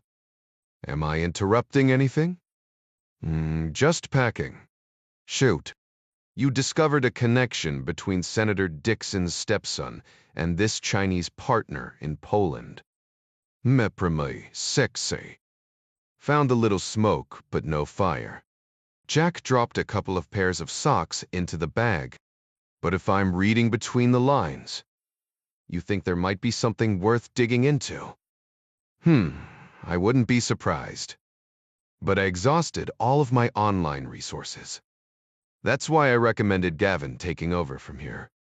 If anyone can find something, it's him. Jack ran the zipper, shutting the bag. Unfortunately, Gavin and his team are tasked to something else at the moment. That's why I'd like you to catch a flight over there and see what you can find on the ground. Me. Bon Betrayal. I've never been to Poland. I don't have any contacts there, and I sure don't speak the language. Why not send Midas? He's fluent in Polish. Midas is out of country right now. And before you ask, Dom and Adara are at Coronado, training in hand-to-hand fighting with some ex-SEAL instructors there. Ding and Clark are also indisposed at the moment. Which leaves just me. Not to worry. I've already arranged an excellent contact for you. An agent with the Aburl Poland's version of the FBI. Well, to be honest, you already approved my 10 days of R&R. In fact, I'm heading out tomorrow. Jack didn't want to mention that his trip was all about the promise he made to Corey. Can't you postpone it a few days? Jack hemmed and hawed. He didn't like putting Jerry off. But keeping Corey's promise was important. Damned important. A man keeps his word. I mean, I've already purchased the tickets. I'll pay the difference if they charge you for changing the dates. That's generous of you, but, well, it's important. Is your personal vacation time more important than the national interest? Not if you put it that way. No, of course not. But snooping around for dirt on Dixon reads more like a Raymond Chandler novel than a national security matter. That's your dad's call, not ours. Ouch. I guess I can put off my trip for a few more days. It's not exactly time-sensitive. Good, good. I've already contacted Lisanne to make the arrangements. You'll be leaving tomorrow. She'll be in touch. You know this is a long shot, right? I read as much in your report. But right now it's the only one we have. Any ideas you can throw my way? I don't have to tell you that D is a political town. I need you to tread lightly over there. Don't make any waves. Don't cast any aspersions.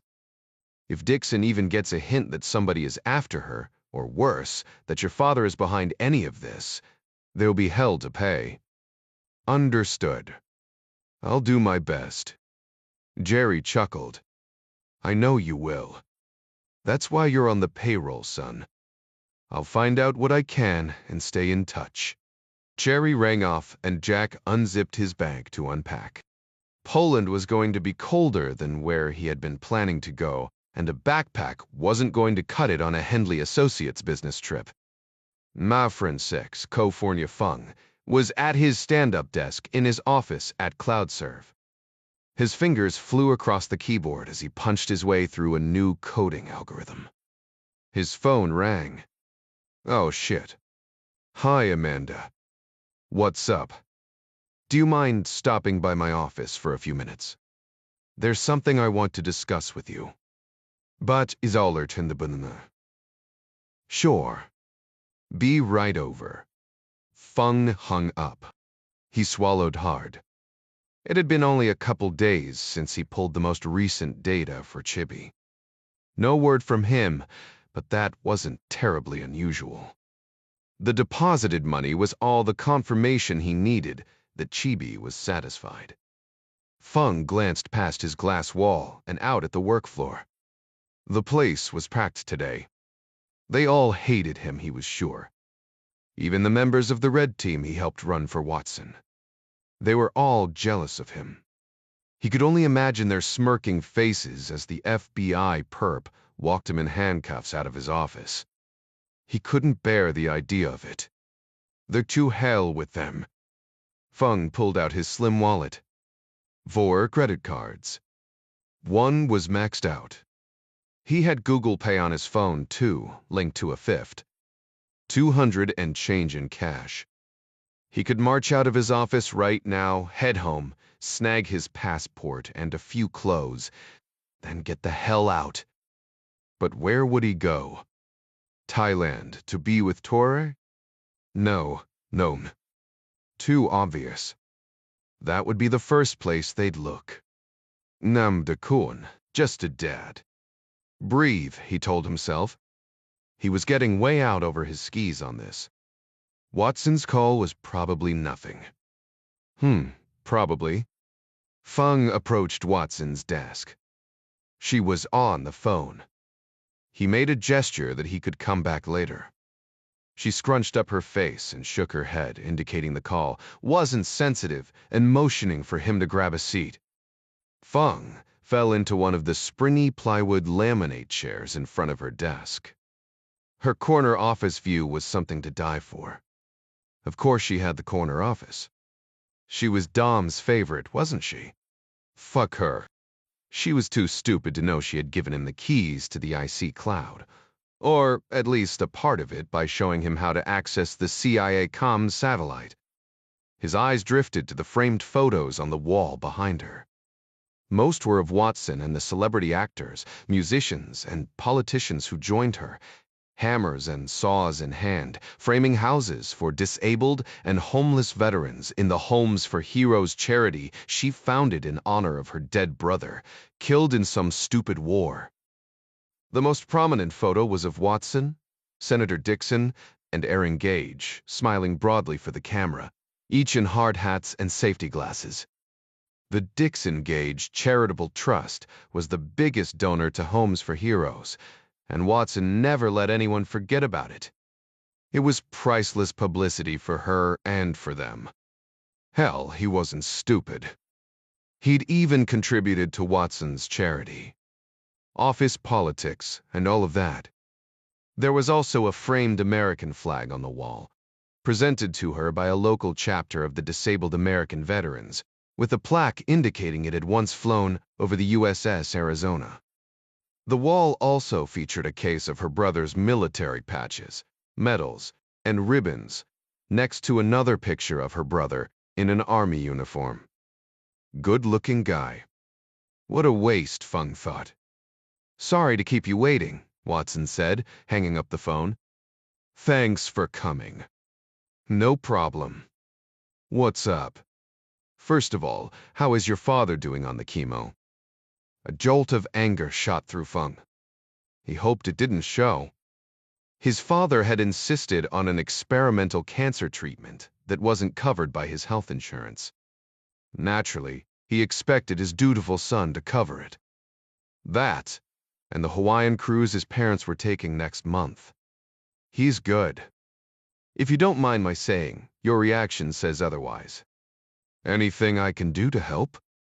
Only if you can convince my father to quit smoking. He keeps bribing his home health aides to sneak in packs of Newports.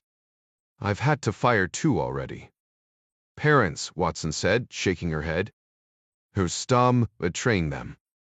Even harder to pick them. Sorry about that. She took a sip of herbal tea from a Homes for Heroes branded cup she kept on her desk. Calms with the territory. And how's Torre?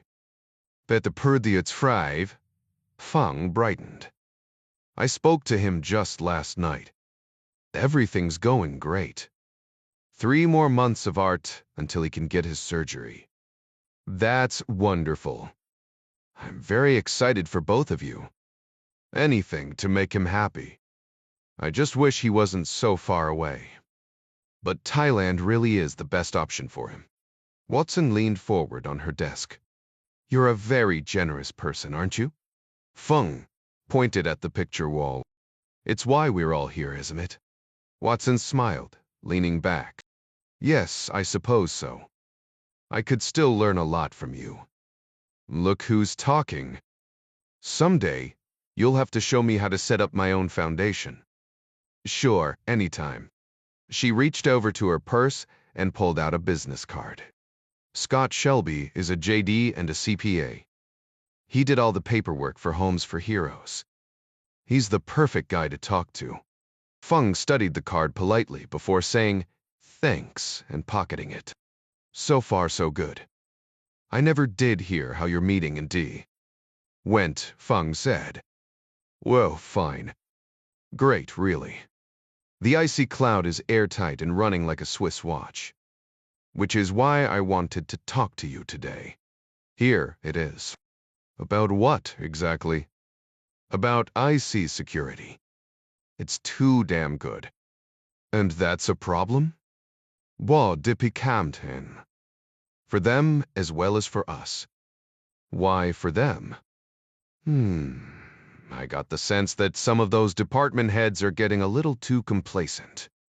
They need to remember, they're as responsible as we are for their own security. Makes sense. But how does that affect us?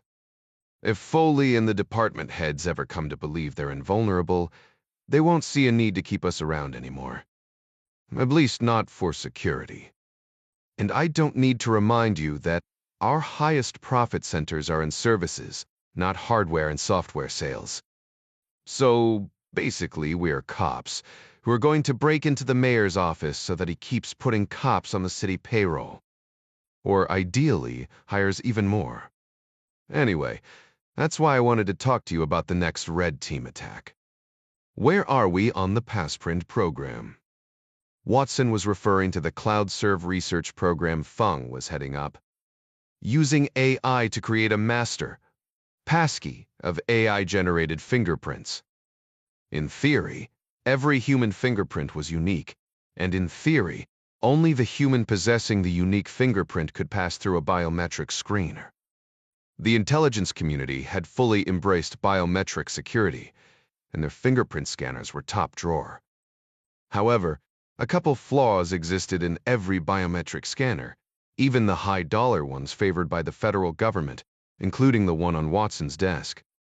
Just like computer virus scanners, fingerprint scanners worked by comparing data inputs a finger placed on a screen, now compared against a known database of fingerprints.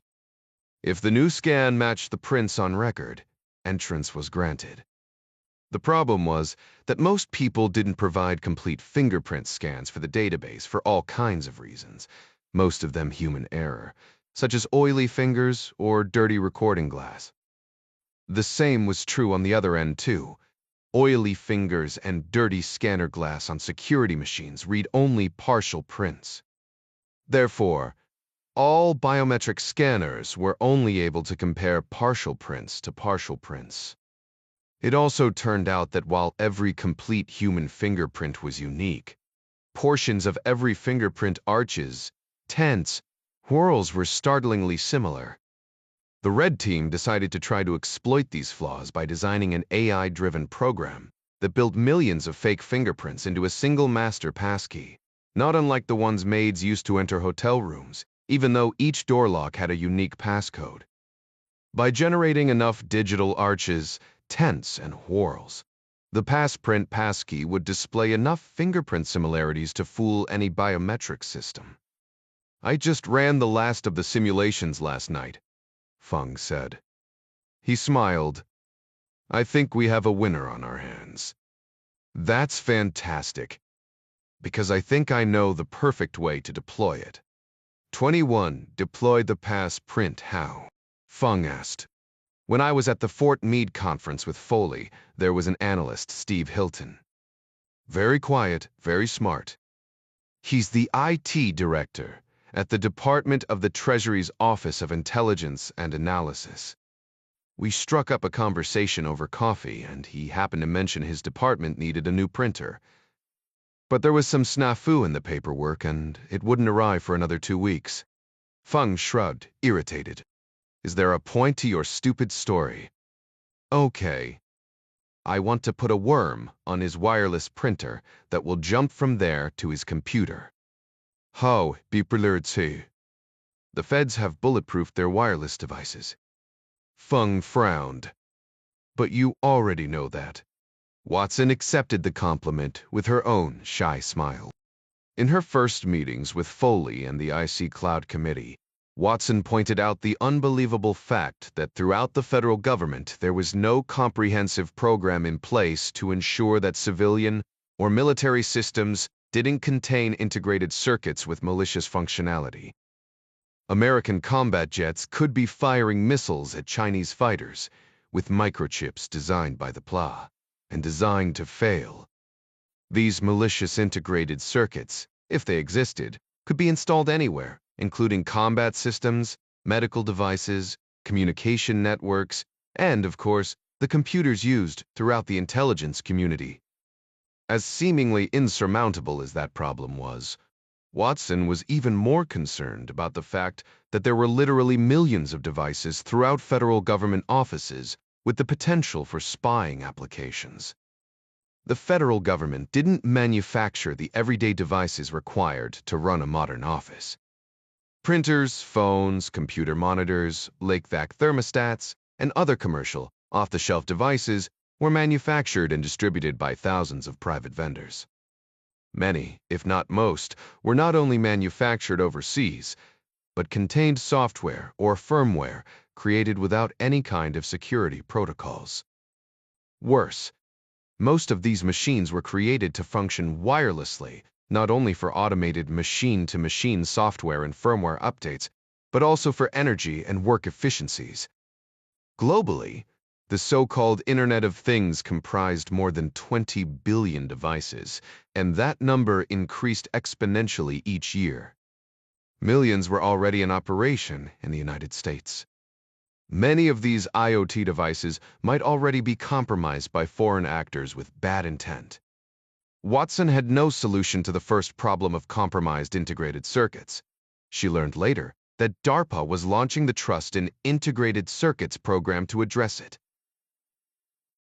But Watson did have a very practical solution for the IC regarding the problem of a compromised IoT.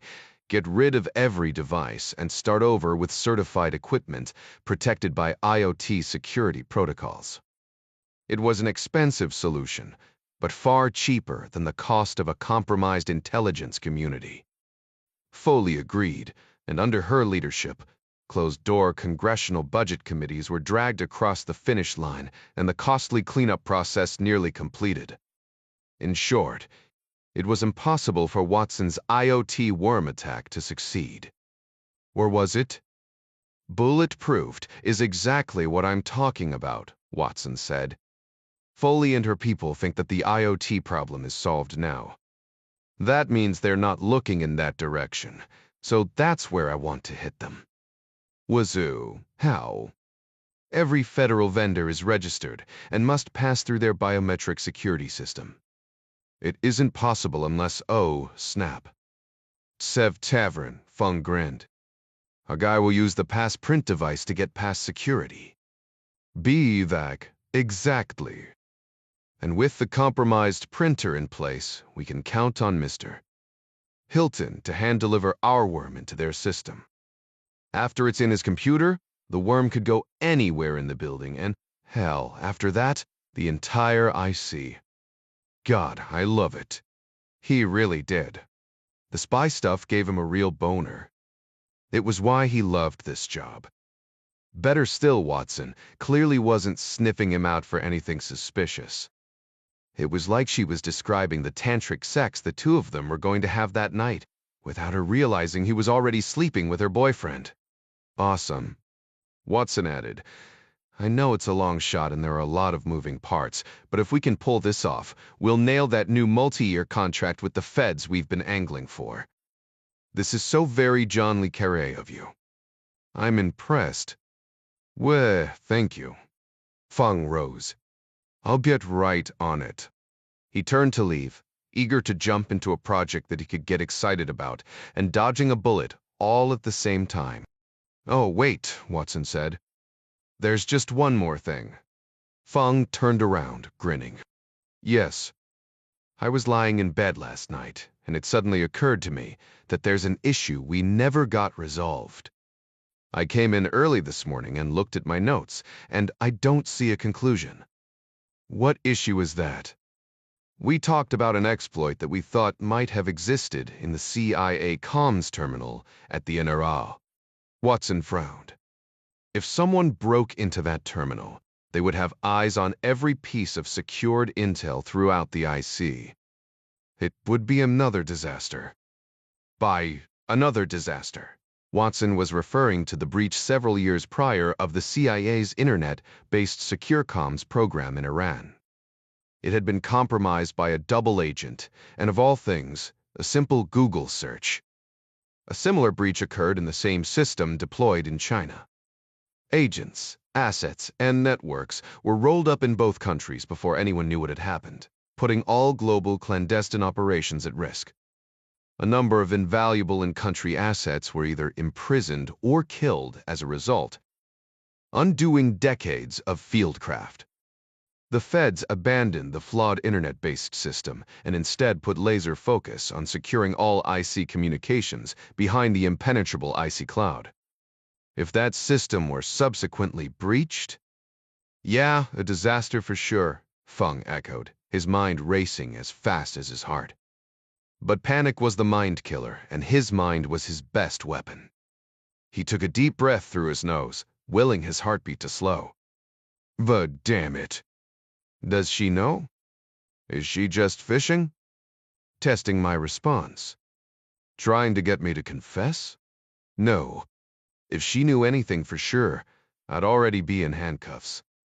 Hanlon's razor applies here are Occam's. After all, she was the one who pointed out the flaw to me. It's how I found it in the first place and exploited it. She raised it before, and now she wants to close the books on it. That's all. Oh, that's right.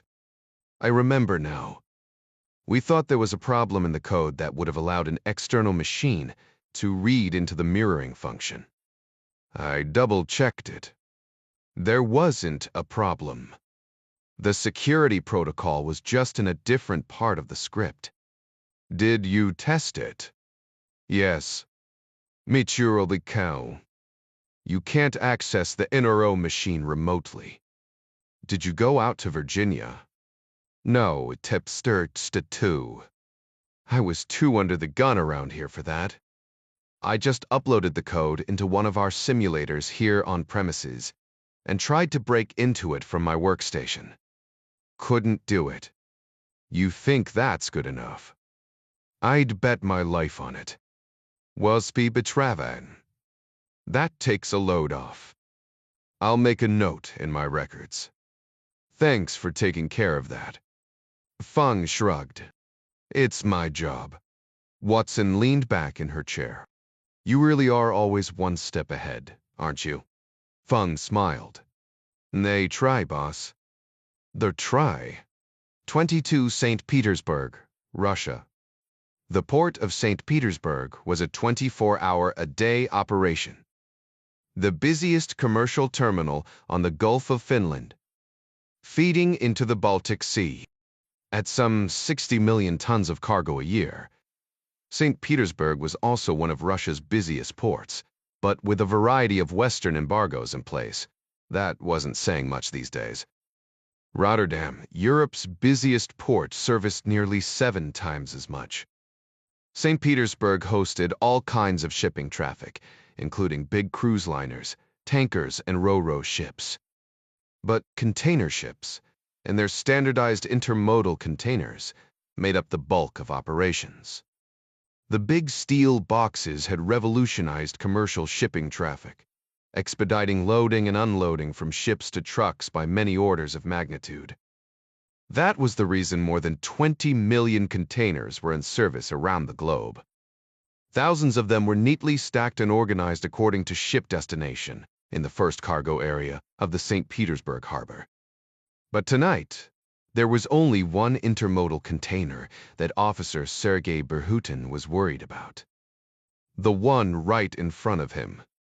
Berutin was perched on top of a rolling ladder.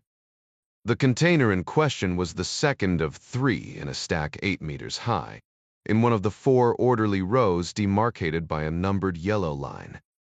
The thousands of multicolored stacks of steel containers, all across the first cargo area, were similarly organized and all precisely arranged, like a giant English garden maze. Each intermodal container bore an ISO code, the International Standardized Letter and Numbering System identifying country of origin, container type, owner-officer, serial number, and check digit. The still night air was chill and damp.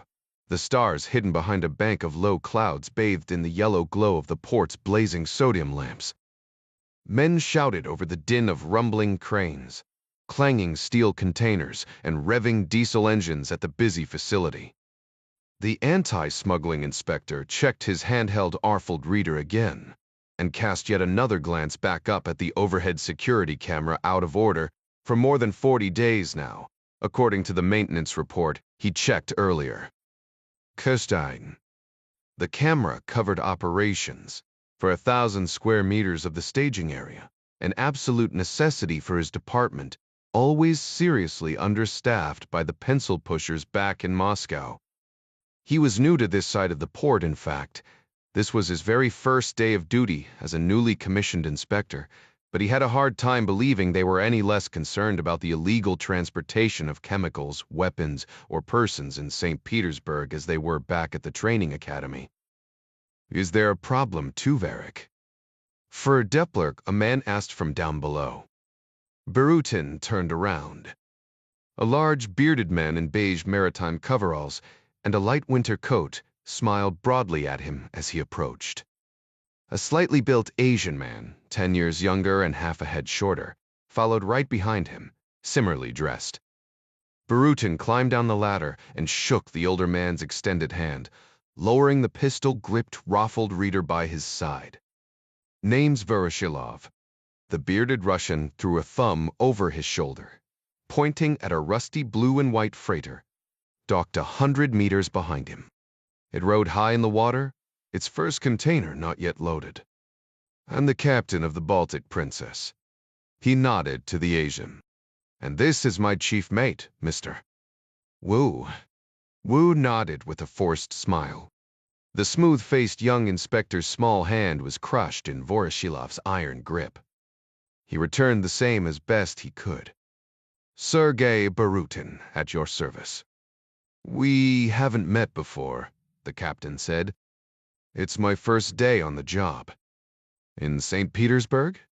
Berutin squared his shoulders, trying to hide his insecurity. Waiter Twitanol. Might it's as congratulations. It's an important job. Thank you. Where is Oleg? He's supposed to be on duty tonight. Officer Konev called in sick earlier.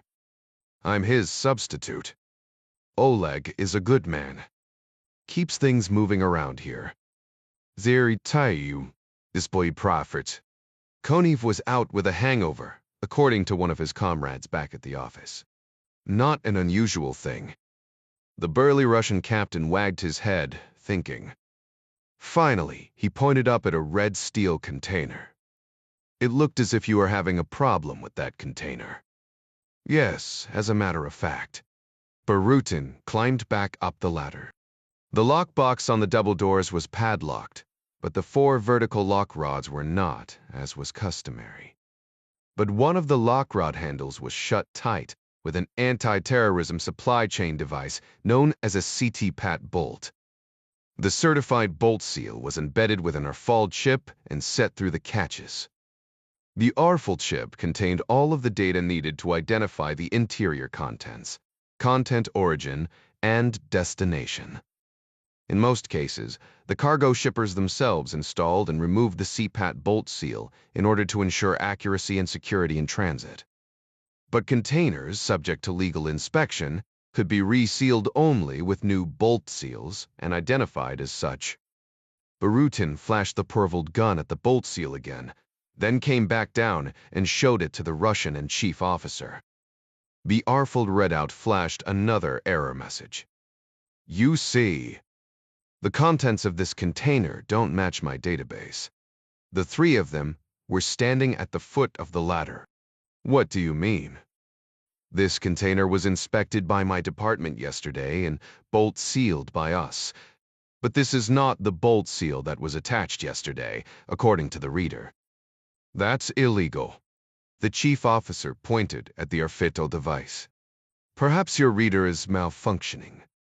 The error message indicates a problem, not that the reader is malfunctioning. I'm sure there's an explanation. But I assure you, the contents are legally registered, and the container was inspected by Officer Konev and myself just yesterday. I'm sure you did. But that doesn't alter the fact that the bolt seal has been changed. It couldn't have been changed. I'm in charge of all cargo operations. I would know about it. The inspector smiled thinly. It was just possible this was a test. He had heard of such things at the academy. Yes, you would know about it, wouldn't you? Still, I must insist we open the container and reinspect. There is no time for that. We'd have to wait for a forklift if we can even find one. They're all busy right now. Take the stack apart and pull out crates of machine parts that would each have to be inspected. It would take hours, and we're due to begin loading in 30 minutes. I'm sorry, but the law is quite clear. That, or you leave the container behind. That wouldn't be possible, either. Voroshilov chuckled. I see you have been well trained. And I respect that. I'm a licensed professional myself, and I take my cargo security seriously. Here, let me show you my credentials.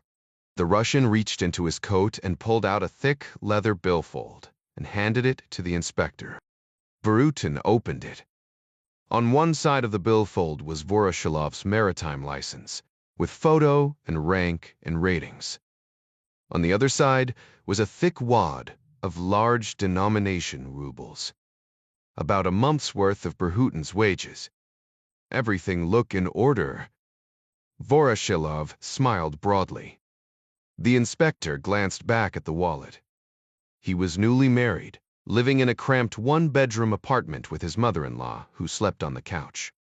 The cash was very tempting, and no doubt more would follow if he cooperated on this occasion. Konev must have worked a sweetheart deal with this man a long time ago. Mafia, maybe. It didn't matter. It's not the way his father had raised him.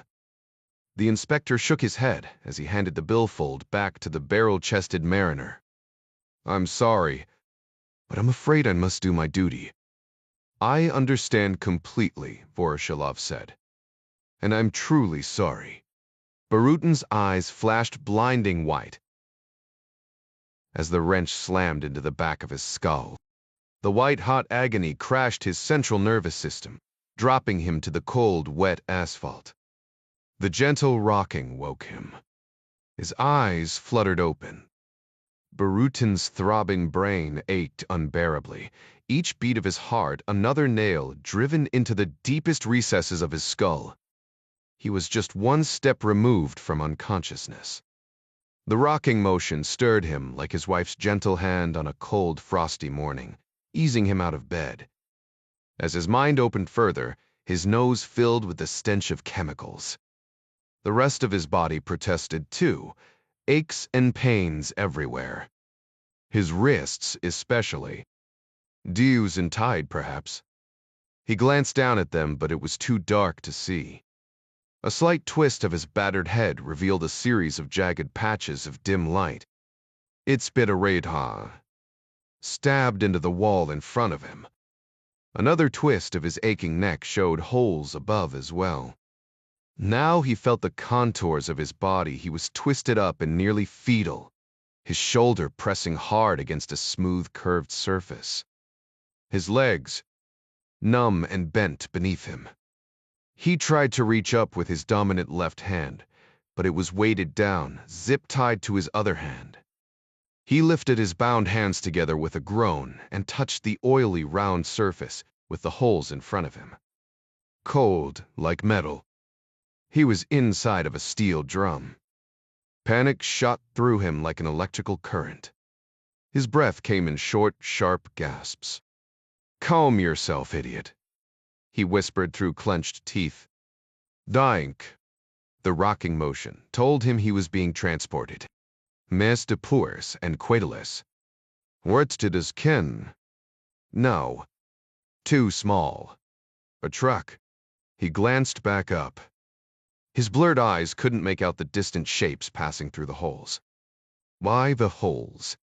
You shot fix comb. Good, he told himself. They didn't want him to suffocate. That was something. But where were they taking him? You kill him. No, they would have already done that. Good, he told himself again. But he couldn't just lie there, cramped and broken in the dark. What should he do? He reached up toward the holes above him with his bound hands. Perhaps he could push the lid off? He pressed as hard as he could, shooting pain throughout his torso. Nothing. His numbed legs and back robbed him of any leverage. He raised his hands again toward the holes. Damn it! The jagged steel sliced through the tips of his fingers. His hands jerked back, the sudden movement shooting even more pain through his cramped and injured body. Dat winin. Hey. Hey. Can anybody hear me? The steel barrel suddenly tipped forward as it clanged to a stop, his head smashing perilously close to the jagged air holes in front of him. Barutin pulled his face away from the steel wall. He suddenly realized the barrel had been tipped at an angle before, and now it was vertical. And still, what did that mean? The sound of scraping metal screeched beneath him as the barrel jolted forward a few inches, then came to rest again. Hey.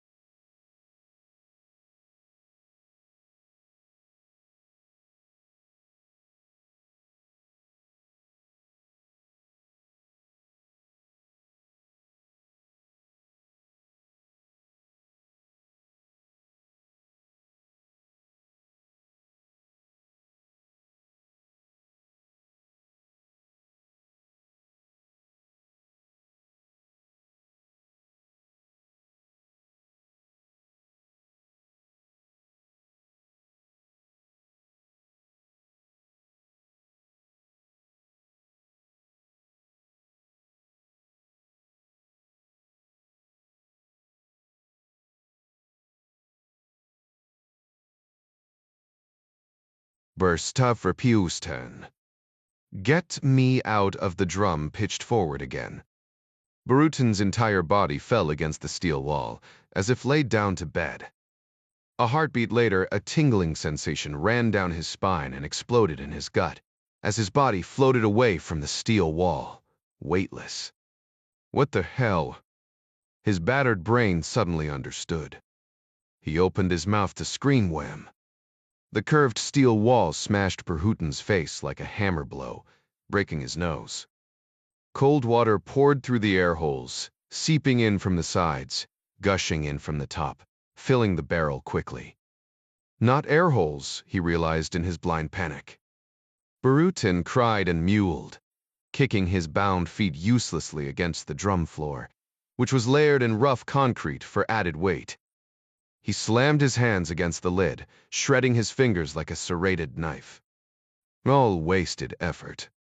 Nothing budged. Water poured in faster. What shadowy light remained melted away. The drum righted as the ice-cold sea flooded in, leaving an air pocket at the top. Just enough for Berhuten to scream his last in the dark before the barrel finally slipped beneath the waves. Berhuten's death was slow. His last cries were baffled by the frozen seawater sucking into his lungs, burning his sinuses. Trapped in the blinding dark, mindless terror crushed his chest as his spasming throat locked up, pushing iron-blue salt water deep into his belly. His eardrums burst as the barrel plunged deeper into the watery abyss. The drum finally settled in the rocky slime, some 900 feet below the surface of the merciless sea. His lifeless mouth opened in a perpetual silent scream. 93 San Francisco, California Fung was at his standing desk coding. Or should have been. He was exhausted, mostly from worry. The conversation he'd had with Watson 2 days before still haunted him. When he'd left her office to chase down the IoT printer project, he was certain he'd satisfied her curiosity about the Amuro workstation. But as the days passed, he began to question his assumption. Maybe the enormous relief of just not being arrested on the spot had clouded his judgment. At the time, he thought he might have been suffering a panic attack. But her query was easily dismissed, and he thought no more about it until he woke up in a cold sweat that night. Thou a coincidence. The fact that the very workstation he was stealing information from was the one Watson had a question about. Sure, she had put him on to the task to fix it in the first place, and it was reasonable for her to follow up with him on it.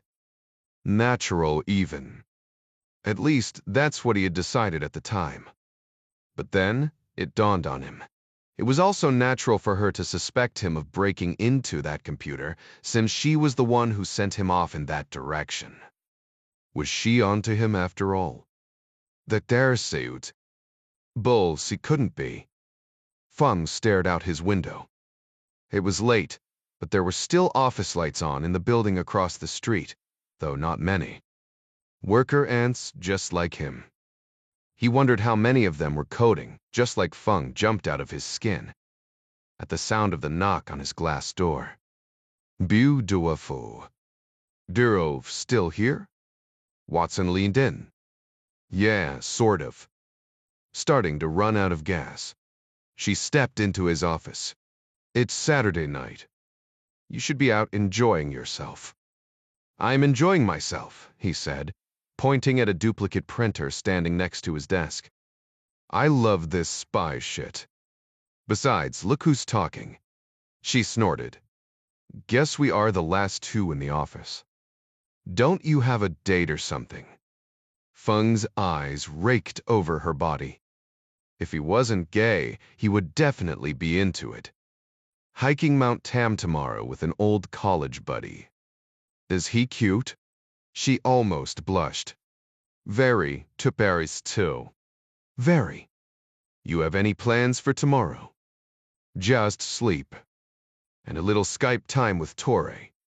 That's good to hear. Tell him I said hello. Mrs. It died will. Don't stay too late. The bad guys gotta get their sleep too. Well bunt. Good night. Good night. Watson turned and left the office, heading for the elevators. Fung watched her enter and turn around. She shot him one last furtive glance, but he caught it. She threw an awkward wave and forced a smile. Fung smiled back as the doors slid shut. Bitch. Thought you would never leave. Time to buy some insurance. He bailed out of his programming software and pulled up the building's security cameras. There weren't any located on his floor, where most of CloudServe's security clearance work took place. CloudServe was as paranoid about camera hacking as anyone on the planet. But the cameras the building's security deployed in the lobby showed that the 2 security guards on duty were both seated at the lobby desk, so no chance of them wandering in unexpectedly. Feng dashed over to Watson's office, careful to leave the lights off. He powered up her machine and pulled out the passprint device. It recognized her fingerprint, or at least interpreted one of the tens of thousands of fake ones scrolling through the device as one of her prints. Once inside her computer, he accessed the mirroring program on the NRO computer. But unlike his own setup, there was no automatic log erasure, so his time spent there right now would be recorded as her time spent there. He glanced around the darkened office and the well-lit floor outside. No signs of life. Good. He turned his attention back to the screen. Maybe there was something that Chibi could use. But the only thing on the NRO screen at the moment was a conversation about an airdrop of Romanian A-47s to a Tuareg militia unit by the Italian Air Force that was to take place tomorrow. Interesting, Feng thought. But since he wasn't getting paid for it, he decided against recording it with the HD digital video camera hidden inside his big analog tag, Whore Watch. Even in broad daylight, it was the most natural gesture in the world for him to put his elbows on the desk and clasp his hands together as if in thought, studying a computer screen, in a simple matter of sliding a finger over and tapping the crown to begin recording, storing the files on a miniature 1 terabyte drive embedded behind the face. If anyone were watching him, they would never suspect what he was up to. Not that anyone ever did. The Immaculate Watch was an awesome device sent to him by Chibi, his Chinese hacker friend. Feng agreed with the enclosed instructions that the video watch was a far safer approach to data transfer than downloading files onto a suspicious thumb drive, wireless or otherwise. Besides, the fewer actions taken on a computer, the better. The NRO might have been installing their own security systems without him knowing about it. Feng did, however, spend the next few minutes rooting around recent communiques between the CIA and other agencies, including assets in the field. He wasn't looking for anything in particular. He just wanted to leave as many incriminating footprints as possible. If the whistle were ever blown, Watson would be the one with mud on her shoes, not him. 10 minutes later, he shut everything down, careful to wipe his own fingerprints off of anything he might have touched. With the floor still clear, he headed back to his desktop and pulled up the building's security logs.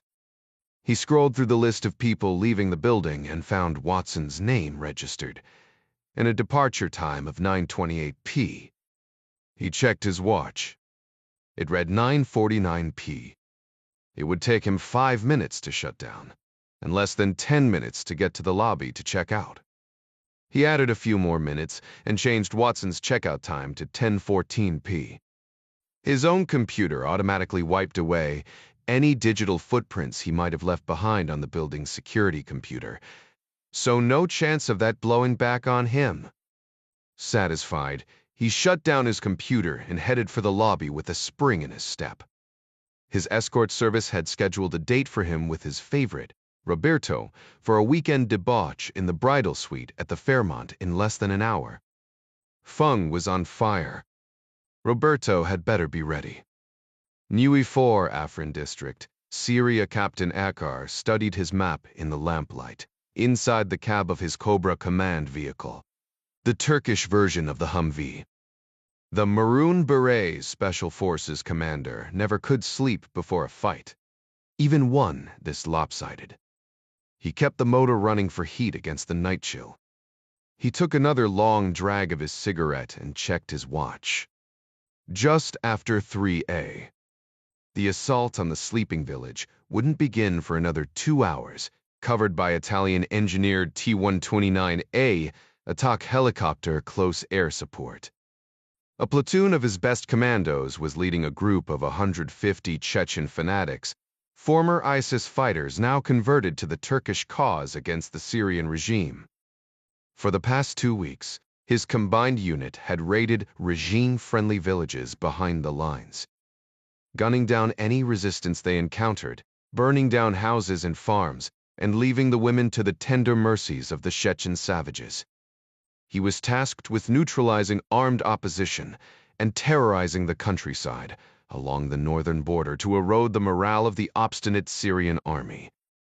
With any luck, this part of the border would be absorbed by his own country within the next few months. His battle-weary troops were still bedded down in the barn and outbuildings around the small vacated farm they would burn down later in the day. Better to let them sleep for a few more minutes, he decided. Their bellies were full after yesterday's airdrop by a Lockheed C-130 Hercules cargo plane based at Incirlik.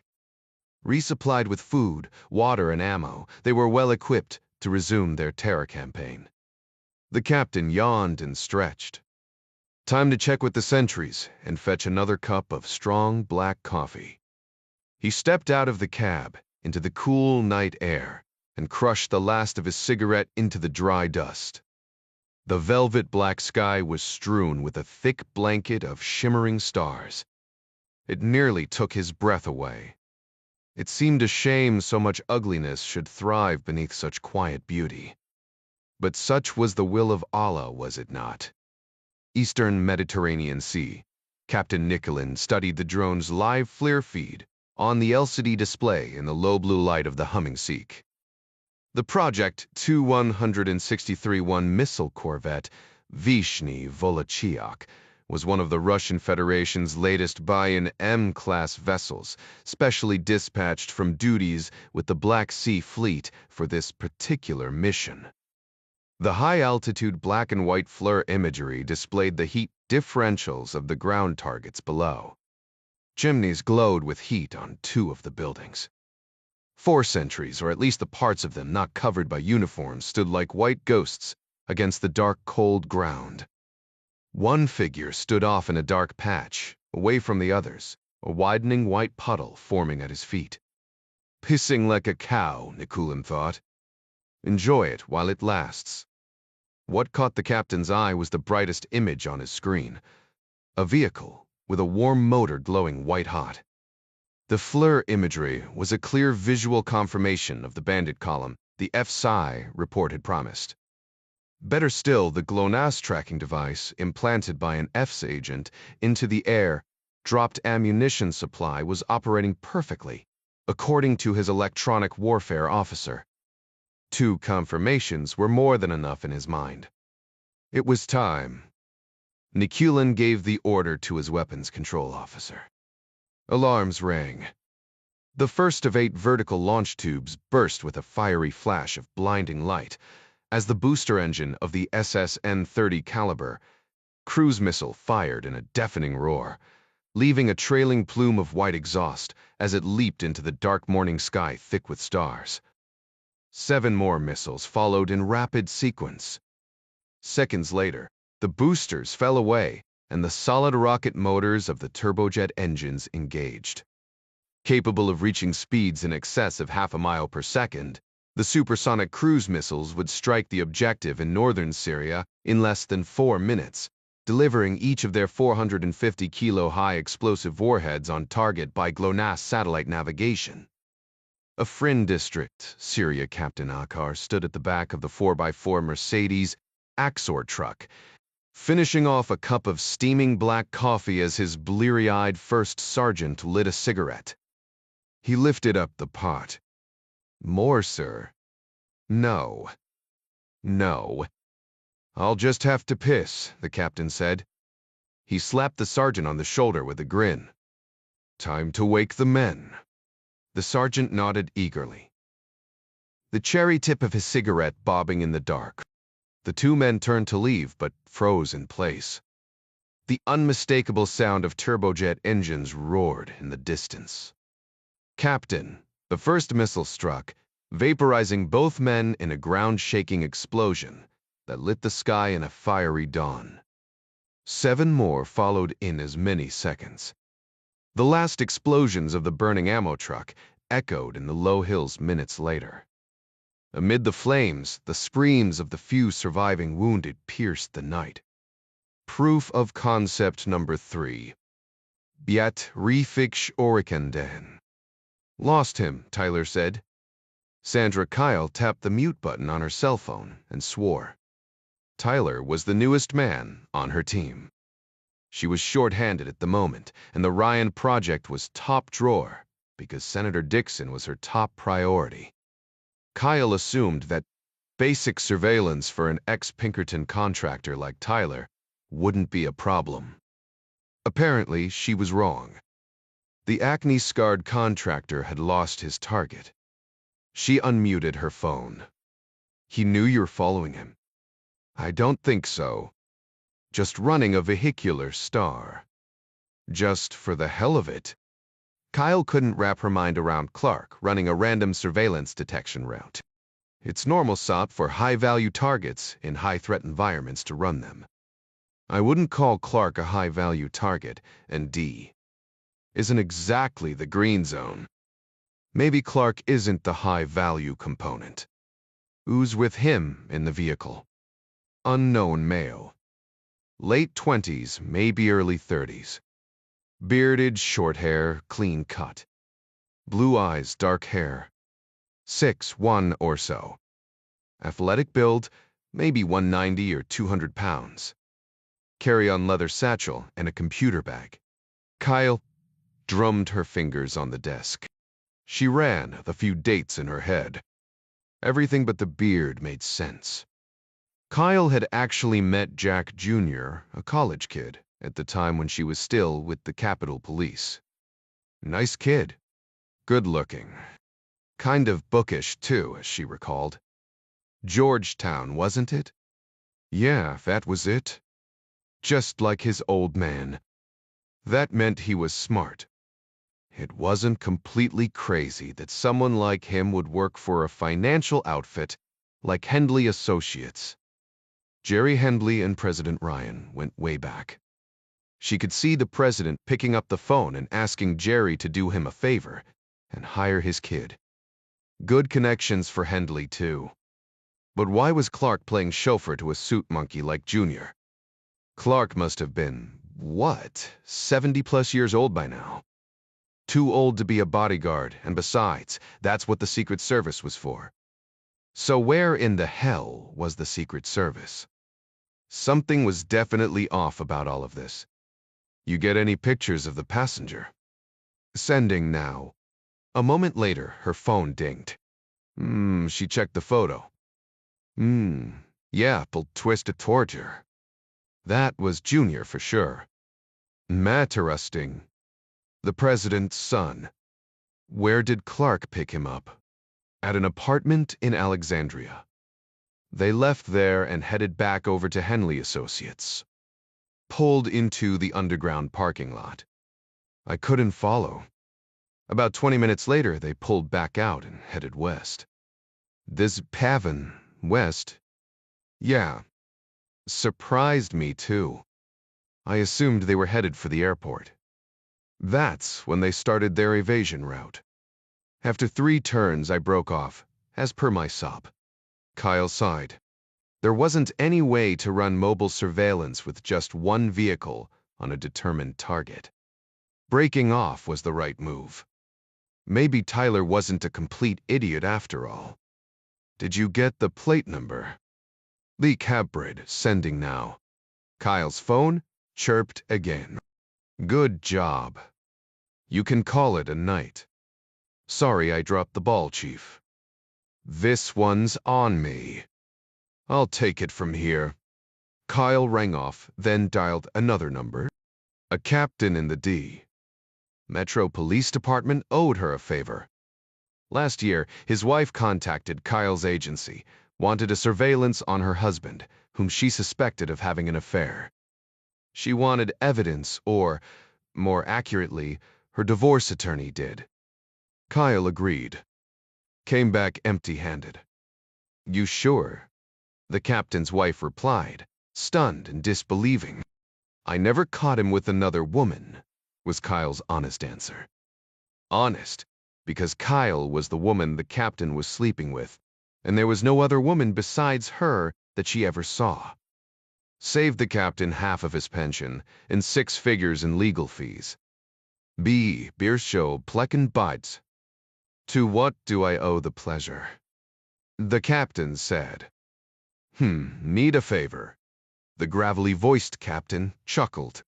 The long favor or the short one? I thought you and your wife were back together. We are. But you know how it is. Well, the favor I'm asking for is vertical, not horizontal. I need you to track a vehicle for me on the dais and on the down low. I'm just about to leave my shift. It's important. Give me the details. Kyle gave the captain the plate number, along with the make, model, and color of the vehicle.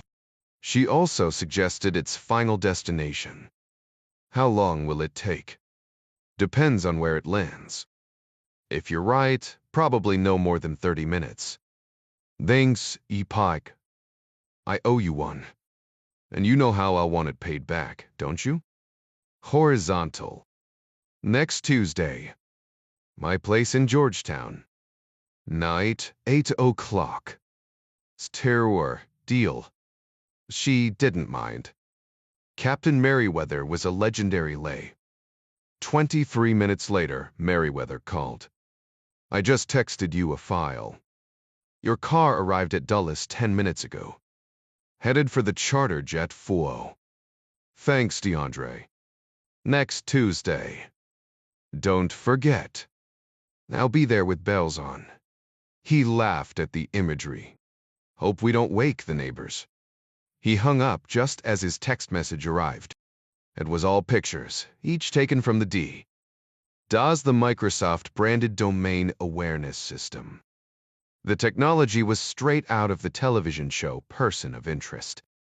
The DAS was a surveillance software package that linked thousands of metro area cameras, allowing law enforcement to track the movement of people and vehicles in real time.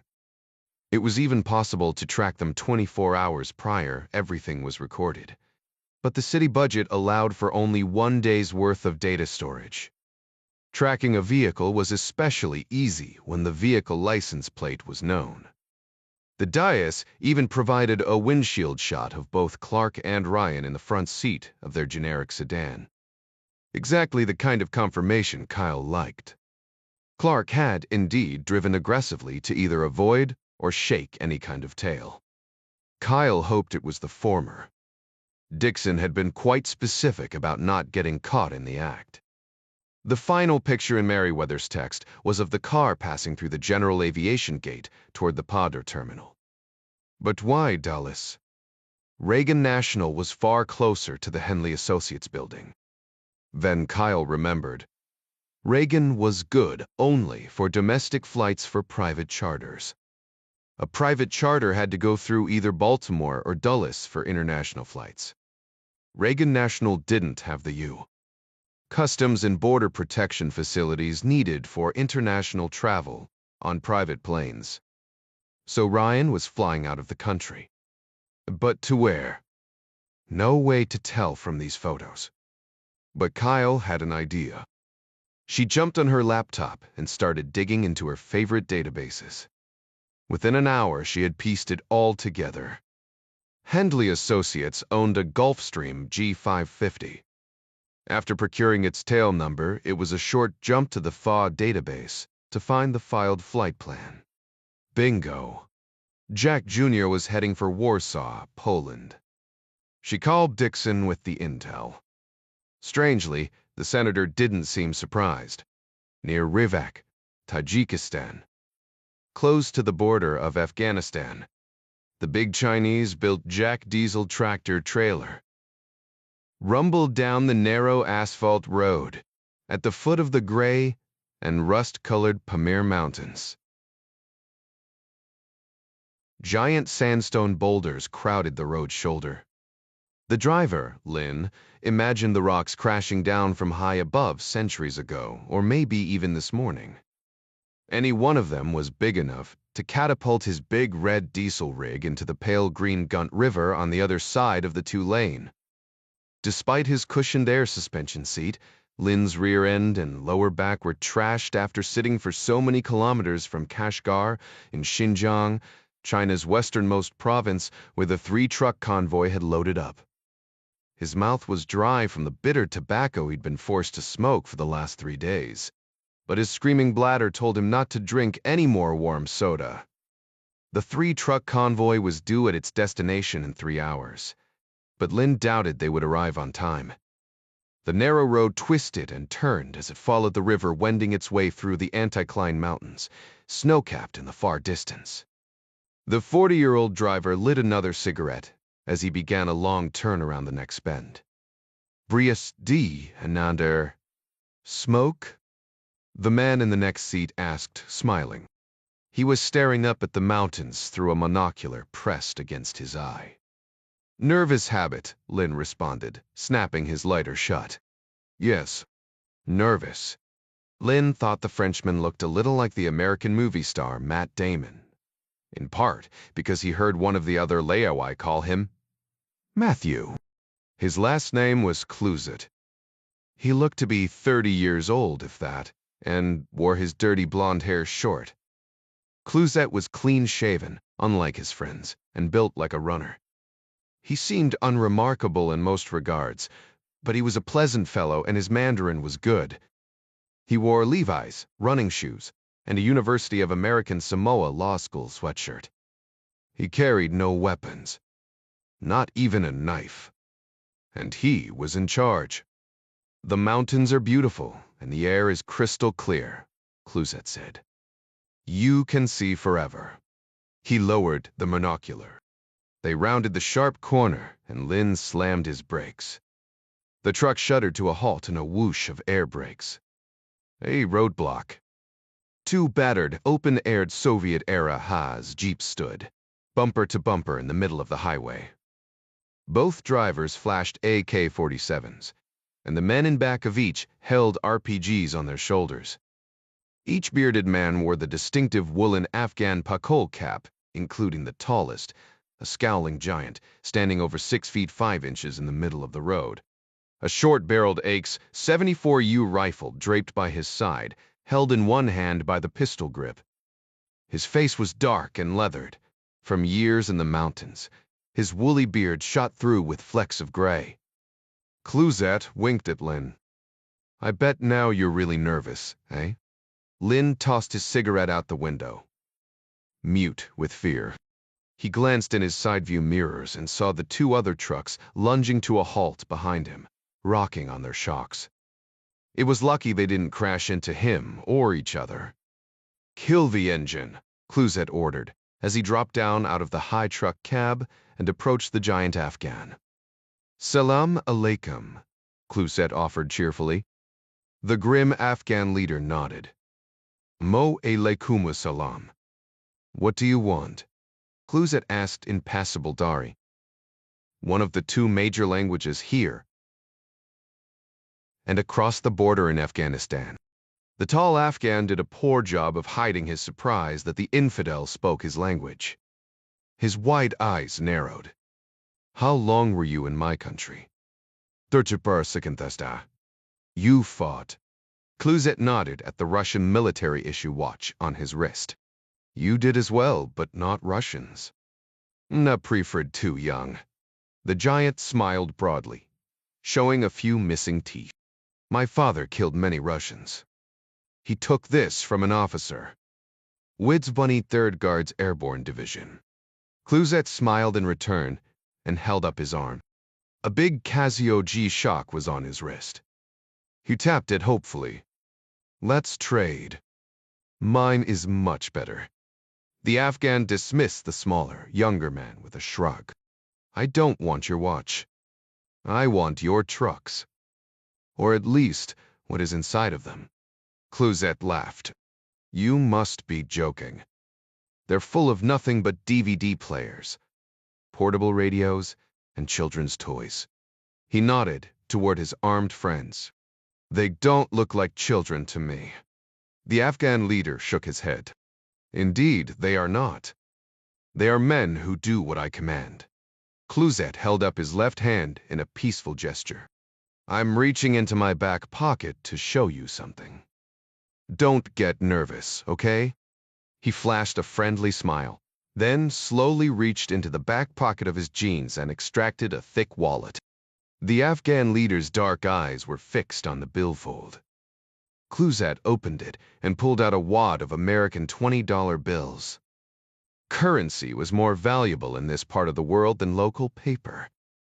Clouzet held the cash out and the Afghan slung his weapon. Clouzet handed the stack of bills over as he scanned the rocks above.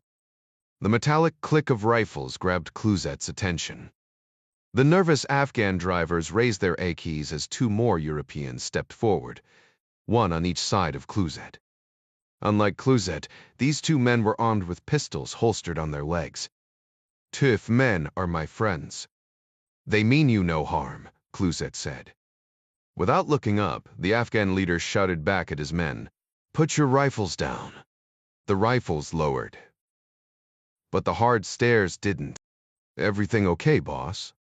The man on Clouzet's left, a German, asked in English. "Cane problem," Clouzet said. "We're just about done here." The other man, a short, barrel-chested Spaniard, smiled broadly, speaking in a near whisper through clenched teeth, like a ventriloquist. "Their guys speak English." Not a word. The Spaniard raised his voice, but kept staring at the armed fighters in the jeeps. "I counted 10 men up top."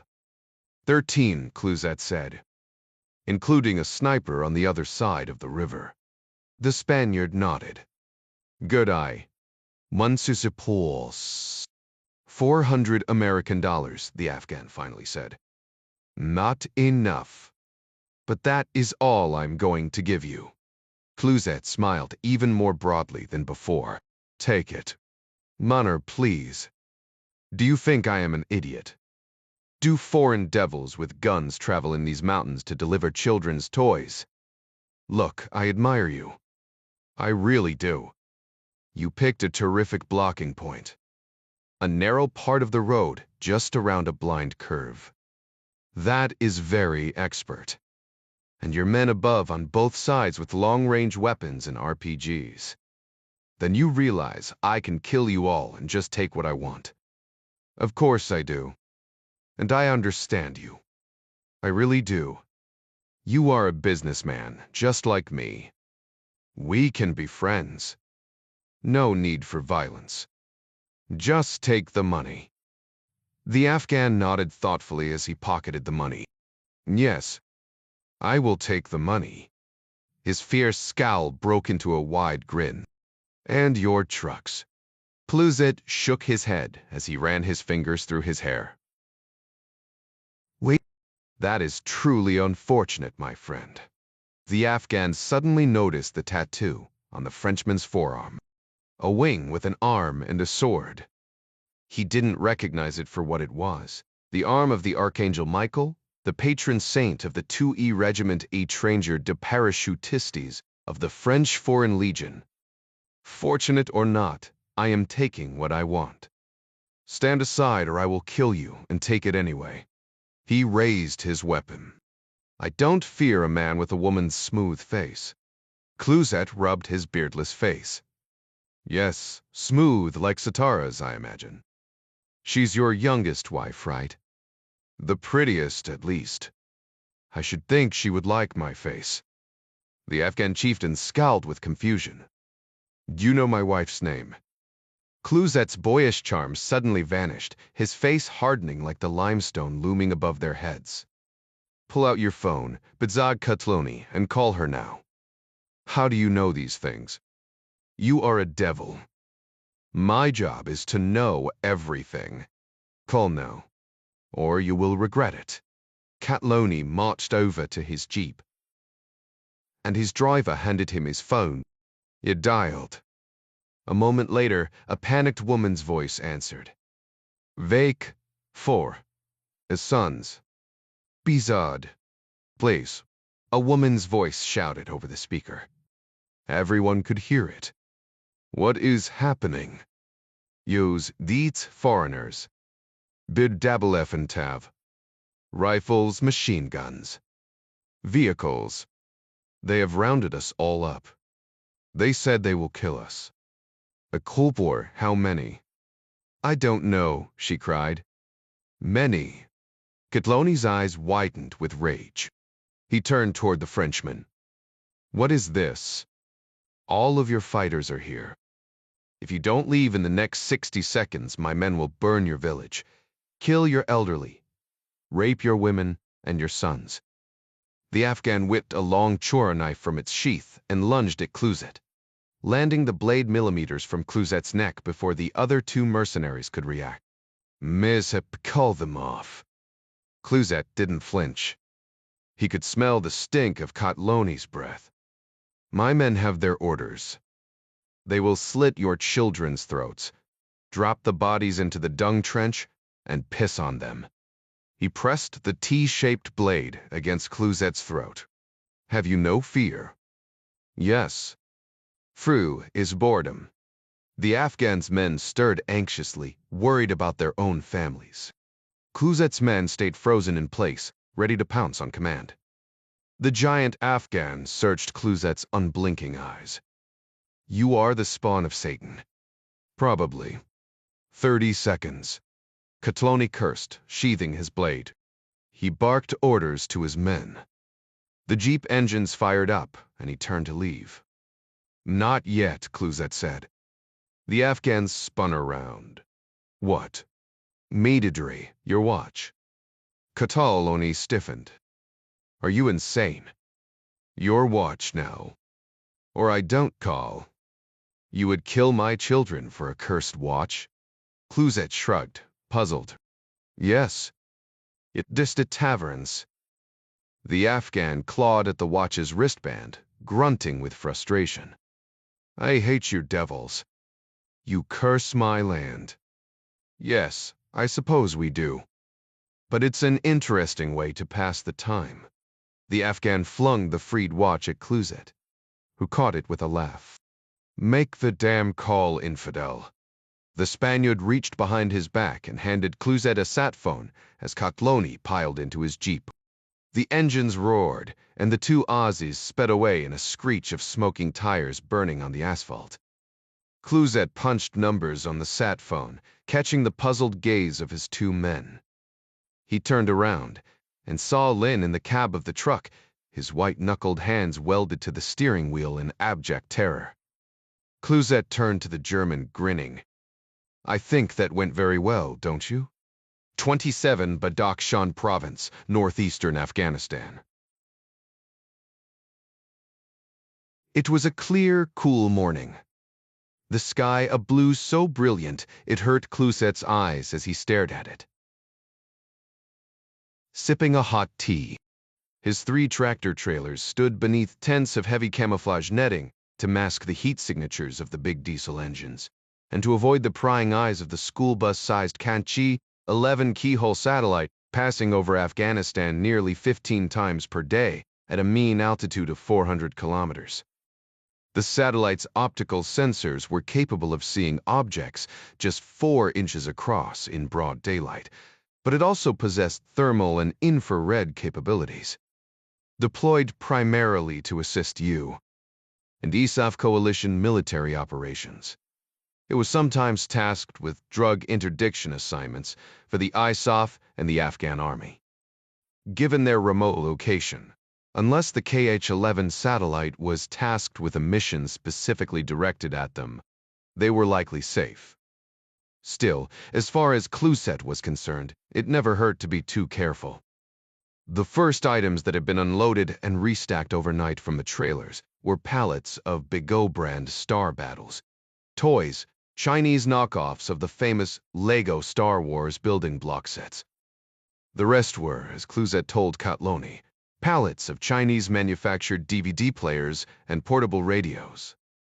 Once the cheap Chinese goods were unloaded, it was possible to remove the dozens of 200-liter plastic drums of chemical precursors for the manufacture of heroin. Despite decades of American and European interdiction efforts, Afghan heroin production was at an all-time high at nearly 500,000 acres of poppies, the equivalent of 500,000 American football fields, not including end zones producing an estimated 9,000 metric tons of refined product, the vast majority of global heroin sourcing. While there was no shortage of poppies to produce the raw opium latex typically harvested by Afghan children, the largely agrarian and dysfunctional Afghan economy was incapable of producing the hydrochloric acid, acetic anhydride, and other chemical precursors required in the otherwise simple heroin manufacturing process. European governments had successfully monitored legal shipments of these important chemicals used in many industrial and pharmaceutical applications, and had even managed to clamp down on the illegal distribution of them. Chinese government officials who were secretly part of the global criminal enterprise known as the Iron Syndicate were more than happy to fill in the gap. The Iron Syndicate rerouted the heroin precursor chemicals into Afghanistan under official cover with all necessary documentation out of Kashgar, an ancient city along the original Silk Road of Marco Polo fame in China's far western Xinjiang province. The city had enjoyed a great deal of German foreign investment of late, including with development of the largest and most sophisticated chemical plants in Central Asia, with managers on the Iron Syndicate payroll. Clouzet and his team were hired to provide security for the illicit chemical shipment needed in the process to transform raw opium into a morphine base, then into brown tar heroin, and finally, grade 4 pure white heroin. Delivering the 4 tons of precursors was only half of Clouzet's dangerous assignment. The second half was even more treacherous, delivering 1 metric ton of processed heroin to the shipyards in Zhengzhou. The distribution and sale of the final heroin product would generate just over $200 million of profit for his employer and their Afghan producers. The Afghans unloaded the pallets of radio cases with the aid of a rusted 1964 Massey Ferguson forklift tractor conversion and stacked them inside a cinderblock storage shed, where young village women began their work. They first opened the cases of radios, then pulled out individual units, carefully opened the boxes, and removed the specially designed digital radios, mindful not to damage the packaging or lose the instructions. Individual radios were pried open, and a package of heroin was placed inside a storage compartment. Once a radio was loaded with heroin, it was placed back in its packaging box, and the box was resealed. Then the box was marked with a small brown sticker, round and innocuous. The heroin radio was then put back in the case of clean radios, and the process repeated. Only 1 in 4 of the radios carried the illicit drug. Once finished with the pallets of radios, the women moved on to the DVD players and finally, the children's toys. While the women continued stashing heroin packets, men unloaded the heavy barrels of dangerous chemical precursors and transported them gingerly to the heroin processing lab with the help of the wheezing tractor. The Afghan in charge of the mobile heroin processing station, Akhtar Hayat, was a 24-year-old gray-eyed Pashtun with a chemistry degree from a university in Peshawar, Pakistan. He and Clouzet had worked together before. Clouzet's team was spread out around the camp, cleaning weapons, eating food, or catching up on sleep, including the English mercs he'd hired for the job, murderous Caucasian cousins of the Chechens. 2 of his men he kept on sentry duty. His walkie-talkie crackled with chatter in Pashtun. One of Hayat's sentries called in over the radio, "A devil's chariot." 10 kilometers out. A devil's chariot, the Afghan term for the hated Me. 35 Hind helicopters flown by the Afghan Air Force was bad news for Hayat. Clouzet knew. His wasn't a Taliban combat unit per se. Hayat's job was to cook heroin, bag it, and ship it on. His small band had only AKs and RPG-7s for defense against bandits or rival gangs. The 40mm rocket-propelled grenades were powerful enough to blast away a rotor assembly, even on the heavily armored Russian helicopter, but the RPG-7 had an effective range of only 200 meters.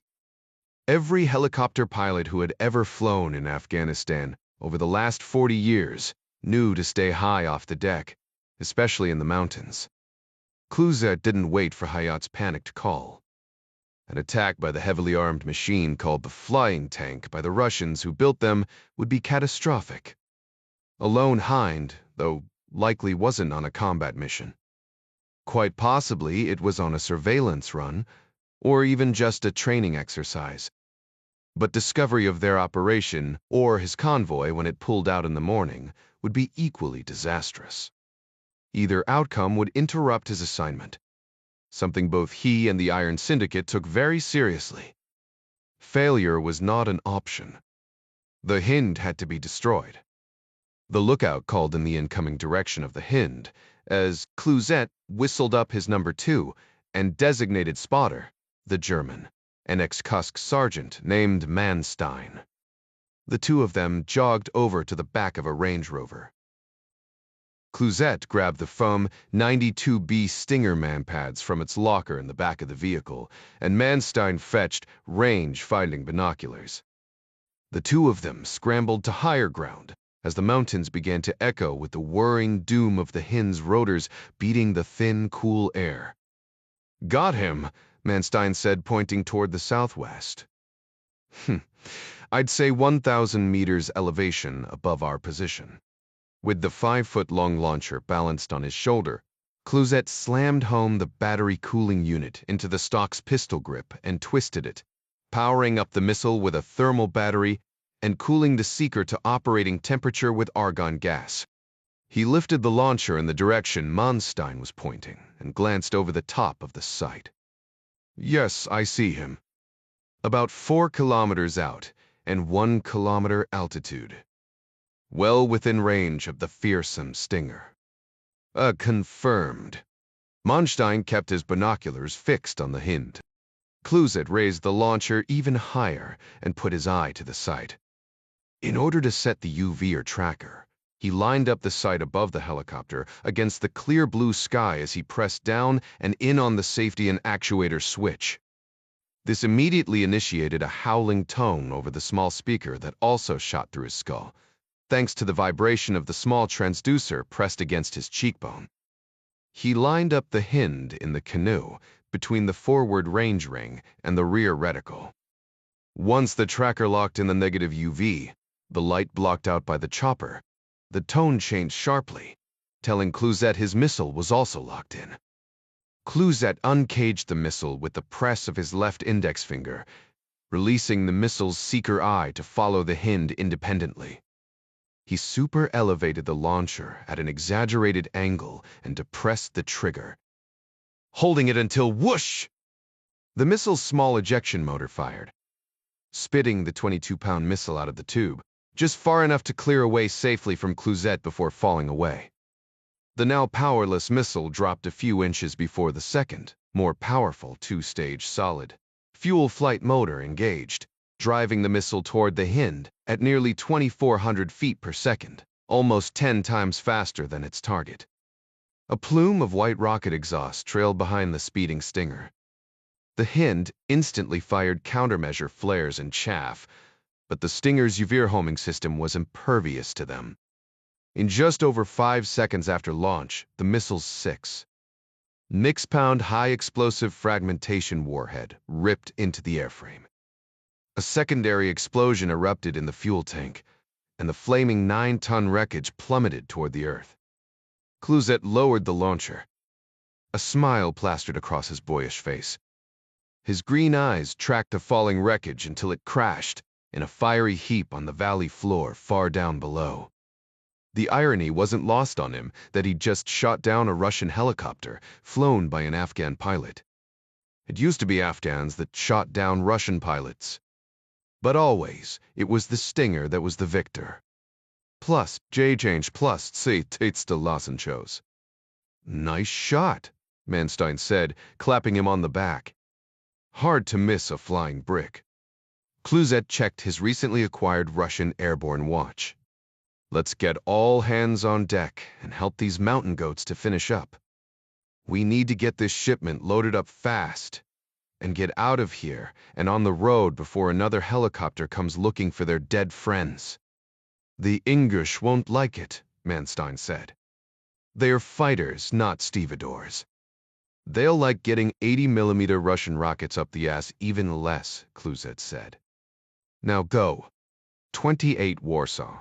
Poland Jack wasn't embarrassed to admit that flying in the Hendley Associates Gulfstream G550 was better than first-class commercial any day. No Tusa lines at the terminal, no waiting to board, no coughing kids throwing snot and bacteria into the air, and no snoring seatmates, well, unless Ding Chavez was sacked out somewhere in the cabin. It was expensive for Jerry to fly him over in an empty plane, but it was his call to make, and Jack was grateful. It was a great time saver on an assignment he really hadn't wanted to take. He had an obligation to fulfill on the other side of the planet, and it bothered him like hell to put it off a single day longer than necessary. The G550 executive jet kissed the tarmac under the steady hand of Captain Helen Reed and her first officer co-pilot, Chester Country Hicks, at Warsaw Chopin, the capital city's principal airport and the largest one in Poland. Captain Reed taxied to a small private terminal of a local fixed-based operator, that Lisanne Robertson, the director of transportation for Hendley Associates and the campus, had contracted with for refueling and scheduled maintenance services in addition to landing rights. Jack yawned as he pulled on his sport coat. The overnight flight had taken just over 10 hours, nonstop, well within the range of the Gulfstream's twin Rolls-Royce engines. He originally planned to sleep on the way over, but decided instead to dig a little deeper into the few files he had on Gage Capital Partners and the 24 shell companies he'd found connected with Aaron and his son, Christopher. He finally managed to squeeze in a power nap an hour before they landed, and Lisanne had whipped up a couple of cups of strong black coffee and a spicy turkey sausage and egg breakfast sandwich for him to wolf down before landing. It was too bad Midas Bartosz Jankowski was stuck in the Philippines on a campus assignment. He'd never heard the former ranger talk about his parents' native homeland, nor did he ever mention spending time in Poland. But Midas spoke the language fluently, as well as Russian. The former Delta rest was damned handy to have in a gunfight, too, though the only wounds Jack anticipated receiving on this trip were paper cuts from an accounts receivable ledger, if he could ever lay his hands on one. We're wheels up in 8 hours. Any chance you'll be done by then? Happy to give you a lift back if you don't mind an overnight in London. Jack tried to hide his disappointment. Isabel was still in London, staying with her parents. It would be a convenient excuse to visit her without actually being invited and try to figure out what was going on between the two of them. If anything, Jack thought, he was beginning to wonder if her radio silence was more than just rest and recuperation. Their time together in Afghanistan proved they both still cared for each other. On the other hand, it also proved they still had unresolved issues. Right now, he wasn't sure which side would win out in the end. Sadly, no. Could be 8 hours or 8 months before I get to the bottom of this thing. What can I do to help? Jack smiled. Lisanne knew how to handle weapons, how to clear a room, and how to kick ass, generally besides being fluent in Arabic. However, as far as he knew, she had no forensic accounting skills, so there wasn't much she could do to help, and even if she could, she hadn't been read into his assignment. But it was her nature to be helpful, no matter the circumstances. It was just one of the many reasons she'd been the perfect person to replace Adara Sherman as the director of transportation. Maybe a short prayer for patience. I'll be pushing on a string, uphill, in the dark, until I can figure this thing out. Beats shoveling shit in Louisiana, to borrow a phrase. Sherpa Coden say. I've never been to Louisiana. Jack poked his head in the cockpit to shake hands with Reed and Hicks, and thank them for the great flying before Lissa handed him his leather satchel and laptop case. Safe travels, she said. You, too. Jack descended the cabin stairs to the tarmac. The darkening sky threatened rain, and a slight breeze tousled his dark hair. The gloomy weather didn't particularly bother him, but neither did it help his mood. He proceeded into the private hangar and offices of the four, where he passed through customs quickly and without incident, another check mark in the private charter column. With his 2 bags and a freshly stamped passport, he headed out the front door of the mini-terminal in search of his Polish contact, Jerzy Krychowiak. The 57-year-old AB agent Gary had arranged for him to meet. Jack approached the curb, scanned the street. Where the hell was he? Jack Ryan. A woman's voice. Jack turned around. He was greeted by the confident but exhausted gaze of a striking blonde, blue-eyed woman about his age. She stood in front of a silver Audi A5 coupe, parked at the curb behind her. A shoulder holster printed beneath her loose-fitting blue blazer. Not what he was expecting, but better than a kick in the head. Yeah, that's me. She thrust out her hand. Hello, mister. Seftu Furoin. My name is Liliana Pilecki. I'm with the Ablu. Jack hesitated. This was highly unusual. Where is Mr. The Prychowiak? I'm sorry, he can't be here. He was struck by a car in a hit-and-run last night. He was put into a medically induced coma just an hour ago. I'm really sorry to hear that. My grandfather was a cop. Is he going to pull through? Jerzy is a strong man. I pray he will survive this. No wonder she looks exhausted, Jack thought. You look like you've been through the ringer. He must be your partner. I sat with his wife during surgery. It was a long night. Was it an accident or intentional? We're still investigating. The car was found 3 kilometers away from the crime scene, burned to the ground. How did you identify the car? We tracked it through CTV traffic cameras. The car was stolen. We couldn't identify the driver. I hate to ask, but how about you show me your credentials? Yes, of course. She reached into her coat pocket and pulled out a small leather billfold and handed it to Jack. It was all in Polish, naturally. He had a little Russian under his belt, but it didn't help. Thanks. He handed it back to her. Look, you've got a lot going on. I can catch an Uber to my hotel, and don't be ridiculous. My supervisor briefed me on the assignment and forwarded me Jerry Henley's email request. I'm just driving you around and translating when necessary. It's not a problem for me. Honestly. She frowned. Didn't you get Mr. Maria's text? Crap. Jack hadn't checked his phone since landing.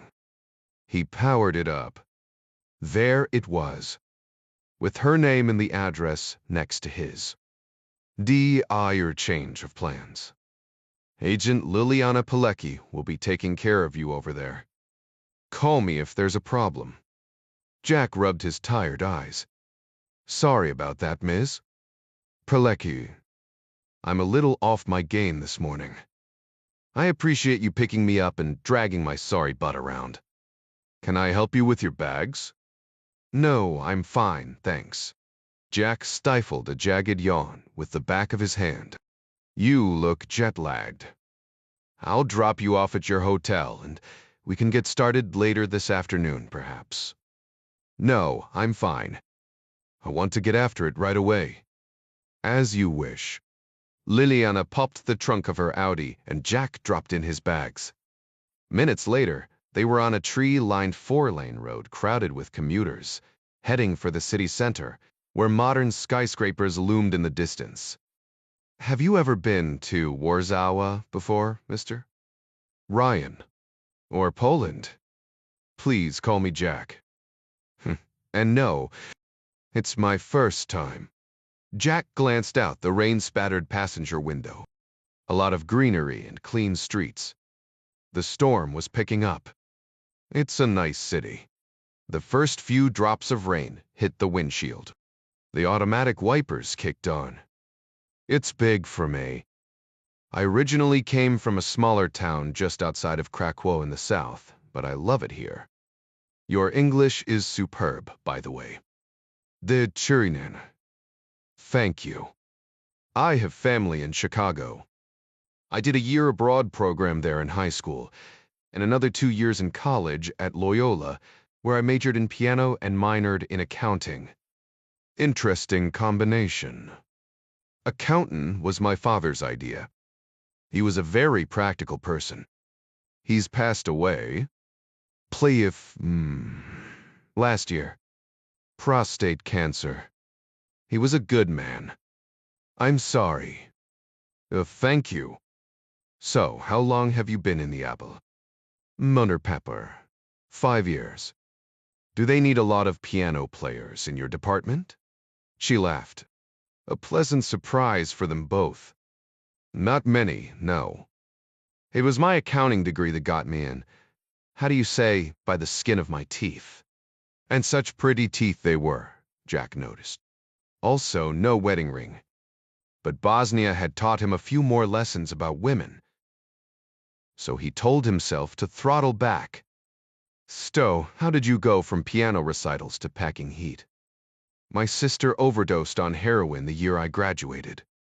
That's terrible. I'm so sorry. Death is not such a stranger in Poland. But thank you. After she died, I felt so helpless, so angry. The Abbey was a place where I thought I might be able to do some good. Perhaps save someone else's sister. It was the least I could do. Drugs are a poison killing the entire West, Jack said. Over 70,000 Americans died from drug overdoses last year. More Americans than died in the Vietnam War. It's a big problem all over Europe too, and getting worse here every day. My casework is focused on organized crime, so drugs and drug money play a big part in my investigations. And then you got stuck with me. I would hardly say stuck. I'm happy to assist you in any way that I can. I appreciate it. But how can you help me? Jack wondered. I can't exactly tell you I'm hunting for dirt on an American senator. Besides the fact that he was under strict orders from Jerry to keep it quiet, Jack didn't much like the idea of showing America's dirty underwear to an agent of a foreign security service, even an allied one. If you don't mind my saying, I am a big fan of your president, Liliana said. He had the guts to stand up to the Russians when most NATO leaders didn't want to. I'm a big fan too. And no, I don't mind you saying it. You are a financial analyst with Henley Associates, correct? Yes. Interesting that your boss, Mr. Henley, is close friends with the head of the Abbey. Jerry was formerly a senator. He knows a lot of people everywhere. I understand he is a close personal friend with President Ryan. Yes, he is. So, tell me, Jack, where do you want to start? I'm not entirely sure. Perhaps if you can tell me what you're looking for. I'm investigating the business relationships of a corporation registered in Poland as Baltic General Services IL. It's wholly owned by 2 parties, one of which is an American named Christopher Gage. Have you heard of him? I'm afraid not. And why are you investigating him? Jack hated to lie, but she wasn't read into any of this. Poor choice of words. It's not really an investigation. My firm is working on behalf of a client that wants to do business with Gage, but they want more details about his financial affairs before they proceed further in the relationship. Does that make sense? For now, yes. And what is this Baltic General Services Company doing in Poland? That's partly what I'm trying to figure out. They seem to be partnering with other companies in Poland. What kind of companies? Dittertrab. They are privately held, just like Baltic General Services and, for that matter, Gage's parent company, Gage Group International. That's one of the reasons why I came. I can't exactly figure out what those companies are doing. My resources for Polish companies back home are limited. Besides the fact Gage's company has invested in them, the only common denominator between them is that Gage has done so through a German regional bank, which seems like an odd thing to do. What is the name of the bank? Ostbank. Liliana frowned. Forsted distis at Welpide. Oh, yes. Why? I'm not at liberty to be specific, but I can say that my office is familiar with Ostbank. 5. Dirty. Liliana drummed her fingers on the steering wheel, weighing a decision. Finally, a German Becca agent, a sister agency to mine, was killed last week in Berlin. And he was working the Ostbank angle. Exactly so. Then that's the place to start. What time do the banks open here? Not for another hour. Then maybe I will let you run me by my hotel for a quick shower and shave before we head out. Very well. I'll wait in the lobby. 29. Jack's hotel was in the city's center, convenient to everywhere by foot, which most of Warsaw seemed to be. The hotel lobby was bright and modern, in muted grays and blues with white leather couches and Danish-style furniture. The young desk clerk, a cheerful Ukrainian woman, spoke fluent English.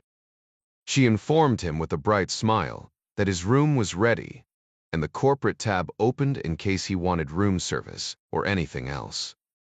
The bank opens in a few minutes, Liliana said. Would you like me to call and make an appointment for you? For us, I think. And what do you want me to say the appointment is for? Tell him, I'm with Hendley Associates. We're a large American financial firm, and we want to do business in Poland. He was quick to add, all of which is technically true. If there are any business opportunities here, Jerry will want to know about it. Liliana smiled. You have a hard time lying, don't you? It wasn't exactly encouraged at home. You'd make a terrible spy. I can't cook either. And how should I introduce myself? Are you okay saying that you're my personal assistant, locally based? Makes perfect sense. I'll call him while you take care of business. Back in 30. Liliana took a seat on one of the white couches and pulled out her phone. Jack took the stairs with his 2 bags to boost his energy. What he really craved was another cup of coffee. Actually, a whole pot. 25 minutes later, he was back in the lobby, showered and shaved and in clean clothes, with a leather folio in hand and his laptop bag slung over one shoulder. He found Liliana on the same leather sofa, texting. Ready? Yes. Liliana stood, pocketing her phone. The bank manager's name is Stanislaus Sefspik, and he's expecting us. Great. Lead the way. A constant stream of city trams and cars shuttled passengers everywhere. But the sidewalks were also crowded. Even in the rain. Liliana skillfully navigated the crowded 6-lane boulevard, keeping pace with the bright yellow electric tram rolling down the middle 7th lane. Warsaw was a modern, bustling European city. Office buildings crowded the main thoroughfares, along with high-rise apartments and gleaming skyscrapers. Almost there, Liliana said. The buildings in Warsaw seem brand new, or at least most of them do. The Audi stopped at a red light. Jack pointed at a tall building across the street. I don't know what that thing is. Looks like a wedding cake from hell. That's the Palace of Science and Culture. It was built by Soviet communists in the 50s. For decades, it was the second tallest building in all of Europe. I can't quite make it out. It sort of looks like the Empire State Building, but then it has those weird other features. It's damn tall for sure. We locals call it Stalin's penis. Jack laughed. He wasn't expecting that one. Mais Panda, Weisker. It does seem rather imposing. The Russians were definitely sending a message. We were, after all, a Soviet colony at the time. It really stands out from the rest of the architecture. Most of what you see is relatively new. What you need to understand is that Warsaw was almost completely destroyed, flattened, just like those pictures you've seen of Hiroshima and Nagasaki after the bombing. The Nazis. Yes, and the Russians who allowed it to happen. Have you heard of the Warsaw Uprising? Yes, but only in passing. We didn't study it in detail. It is one of our most heroic moments. Thousands of Poles rose up against the Nazi occupiers in 1944, using handmade or stolen Nazi weapons and guns supplied by the Brits from the air. The Soviets were on the other side of the Vistula, urging us to rise up. But our forces were slaughtered, the very best of the Polish underground, because the Russians refused to intervene.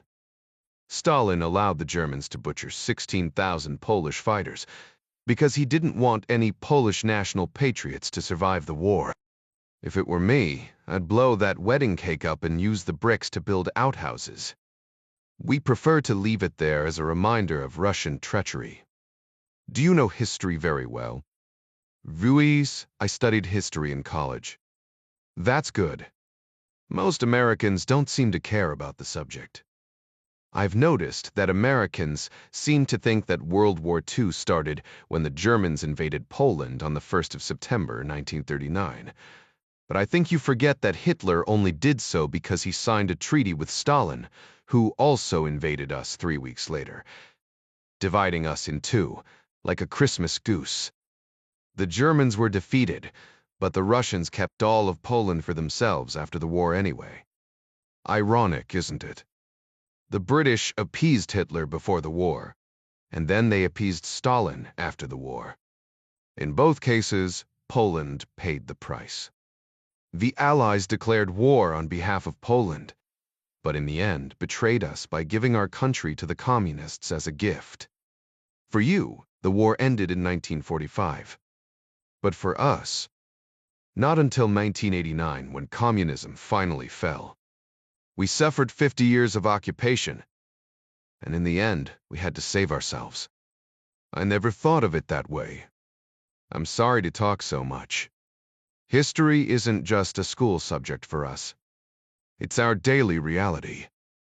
The red light turned green and Liliana hit the gas. By the way, the reason why so many buildings are new is because almost 90% of the original ones were destroyed by the Germans throughout the war. When the uprising ended, they razed what was left of the city to the ground in their retreat and slaughtered 200,000 civilians in mass executions. Jack hardly knew what to say.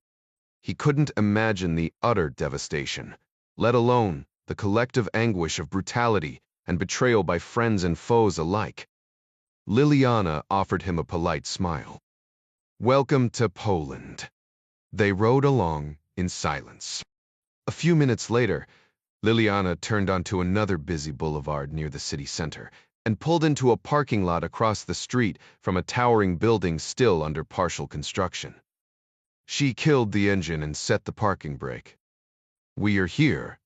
Jack stuffed his laptop underneath his seat. Let's go. 30 Liliana and Jack rode the swift elevator up to the 7th floor in silence. Standing opposite 3 well-dressed Chinese businessmen, smiling and quiet. The elevator doors opened, and Jack and Liliana exited directly into the receptionist's lobby. The Ostbank corporate offices occupied the entire 7th floor of the 22-story building. The 3 Chinese businessmen continued to a higher floor.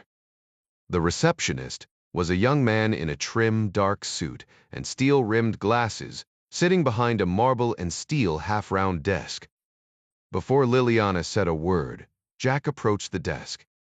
Dizidmin Dobry, good morning, Jack said, hoping his terrible accent wouldn't cause an international incident. Mes Demon Dobry. How may I help you? We have an appointment with Mr. Zabishko. The name's Ryan. He's expecting us. I'll call him. Please have a seat. Jack stepped away from the desk. Liliana cocked an eyebrow. I thought you didn't speak Polish. I don't, but my Uncle Google taught me a few words on the flight over. I can ask where the bathroom is and apologize profusely for being an American idiot. But that's about it. Bepered, Mr. Zadishko will be right out, the receptionist said. Thank you. Would you like a coffee? Shakinsef at 2. We're fine, thanks. A moment later, a trim, middle-aged man came through the glass door. Tailored suit, French cuffs with gold links, and a matching tie pin. Very old school, Jack noted, compared to his own sport coat and slacks. He thrust out a firm but manicured hand. Jack shook it. Pizipian Dobry, Mr. Aksevler. Ryan. So nice to meet you.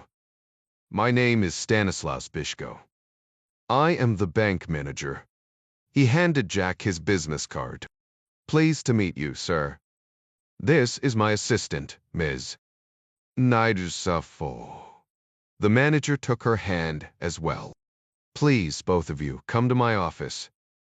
Did my receptionist offer you something to drink? Yes, thank you. We're fine. Good, then please, come with me.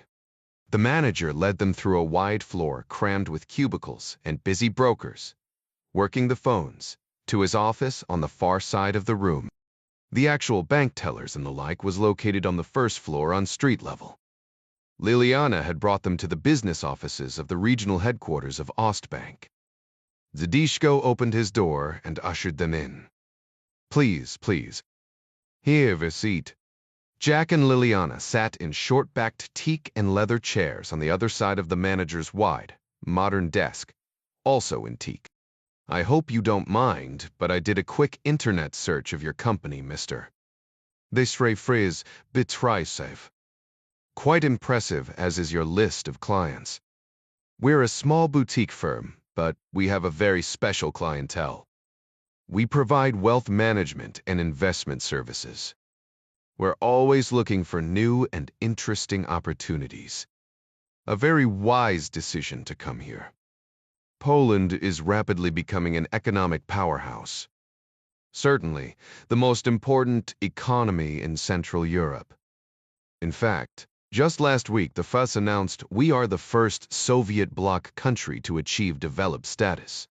Jack nodded. Believe me, our firm is very impressed with your country's commitment to free market reforms.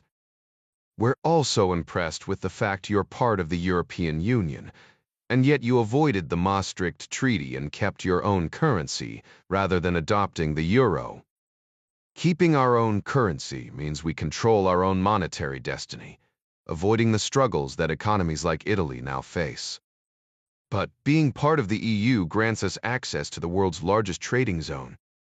Poland is the place to be, and Warsaw is the heart of Poland. So, how can Ostbank be of service to you? We certainly need local expertise and guidance, and your bank's reputation is stellar. You have the kinds of relationships we seek, and we're hoping you can help make introductions for us. Thank you for the kind words. Banking is all about relationships. I hope that ours will be long and profitable. So, what is it I can do for you today? Jack opened his folio and removed a notarized letter with Hendley Associates. Letterhead authorizing Jack Ryan Jr. to wire transfer $10 million into any bank account of his choosing. He set it on Zabiko's desk. He then pulled out a black ballpoint pen from his pocket, clicked it, and prepared to take notes on the pad inside his folio. If you'll notice, that $10 million is the first of 3 tranches I'm authorized to invest over the next 12 months. The manager read the letter casually, registering no response. The best damn poker face Jack had ever seen. If I were to deposit a $10 million check in your bank today, Mr. Zabishko, how would you recommend I invest it? Zabishko set the letter down on his immaculately clean desk. I can think of several opportunities, Mr. Ryan. Of course, that all depends upon your appetite for risk, as well as for reward. No risk, no reward, right? Jack smiled. However, we take the safety of our clients' money very seriously. The least amount of risk possible with a reasonable rate of return is our standard. Quite admirable. We are similarly conservative in our approach to our clients' assets. At the moment, real estate is an excellent investment opportunity here in Warsaw. Office rents per square meter have increased 6% year over year, and residential rates approximately 9%. As I'm sure you've seen, construction is booming here in the capital. Besides the favorable foreign investment climate, we have over 1 million Ukrainian refugees in Poland, most of them in and around Warsaw. The housing shortage is a problem and a great opportunity. Interesting. I was led to understand that Poland was hostile to immigrants. Propaganda. In Poland, we believe that a man should not eat if he does not work. Far too many so-called refugees showed up in Poland, only to find our welfare payments were too small. Most of them picked up and moved on to Germany, where the benefits are more generous and the work requirements quite relaxed, if non-existent. Besides the fact that Ukrainians are fellow Slavs, and our languages are similar, they have proven themselves to be eager workers, better workers than many Poles, as it turns out. So you see, Poland welcomes anybody who wants to integrate into our society, speak our language, and work instead of collecting government benefits. Must have touched a sore spot, Jack thought. Changing the subject, he said, real estate is a definite possibility, jotting the note down. We also like construction. There are many construction possibilities in residential and commercial real estate, but also in manufacturing and both public and private infrastructure. Take your pick. And then there's the risk. Not much risk in this booming economy. Zabishko smiled. Still, there's always some risk. And we have found that one way to mitigate risk is to partner with other companies. We find that investing, like banking, is all about long-term relationships. Zabishko stole another glance at the letter on his desk. The American dollar was extraordinarily strong against the Polish zloty these days. A legal team can help you with partnership contracts, and we have a department that specializes in mergers and acquisitions. Perfect. There is, in fact, one relationship we want to explore. There is a company by the name of Baltic General Services. Are you familiar with it? I'm not certain. Christopher Gage is one of the owners and the CEO. The manager's eyes narrowed. Christopher Gage is the CEO of Gage Group International, and he's a senior vice president of Gage Capital Partners, a $27 billion equity firm. Oh, yes. I do recall now. Baltic General Services is a fine, reputable company. I believe they arranged for a sizable loan from your bank to purchase at least one other business here in Warsaw. Which one? I'm not sure. That's why I'm here. I'd like to know before I make any offers to partner with them. I'm not interested in their financials or any other privileged information. I'm only interested in the companies they've purchased or partnered with and what financial condition those firms are in. I'm sorry, but I don't believe that will be possible. We take a great deal of pride in protecting our customers' privacy. You must have done due diligence before you agreed to loan Baltic General Services the money to make their purchases. what kind of company it is, where they do business, are they profitable, and so forth. Just generalities. That's the only information I'm asking for. Why don't you contact Baltic General Services directly? Nas. I would prefer that they not know we're making inquiries. If they know my firm is interested in a partnership, they might decide to raise the cost of doing business with them. If I know their financial condition before I make an offer, I'm in a better negotiating position. I'm sure you understand. I'm sorry, it just isn't possible. Can you at least provide me with the name of the company that Bees just acquired here in Warsaw? Zashko leaned back in his chair, tapping the tips of his fingers together, thinking. Finally, let me speak with the regional vice president. Would you excuse me for just a moment? We'll be in the lobby. Jack left his folio and pen on the chair, then stood with Liliana and left the office as Deshko reached for his phone. Jack and Liliana sat on one of the two lobby couches, out of earshot of the receptionist. Jack was working on his phone. Without looking up, he asked Liliana, "How do you think it went?" Putting that $10 million letter of intent on his desk was like setting a hook in a fish's mouth. She stifled a laugh. It hardly seemed fair. Jack tucked his phone into his coat pocket. Let's hope it's set deep enough that he can't swim away. Liliana's phone buzzed in her purse. Excuse me, Jack. I need to check my messages. Zunbeckler, sure. Go for it. Jack decided to do the same, but nothing new pulled up. He saw the receptionist answer the phone. A moment later, he called them over. Excuse me, Mr. Approprious picture. Mr. Tev Alpamistar. Zedbishko would like to see you now. The manager came out from behind his desk. Before the two of them could sit down. I'm sorry, Mr. Ryan, but I spoke with my vice president, and I'm afraid we won't be able to help you with your query regarding Baltic General Services financial statements.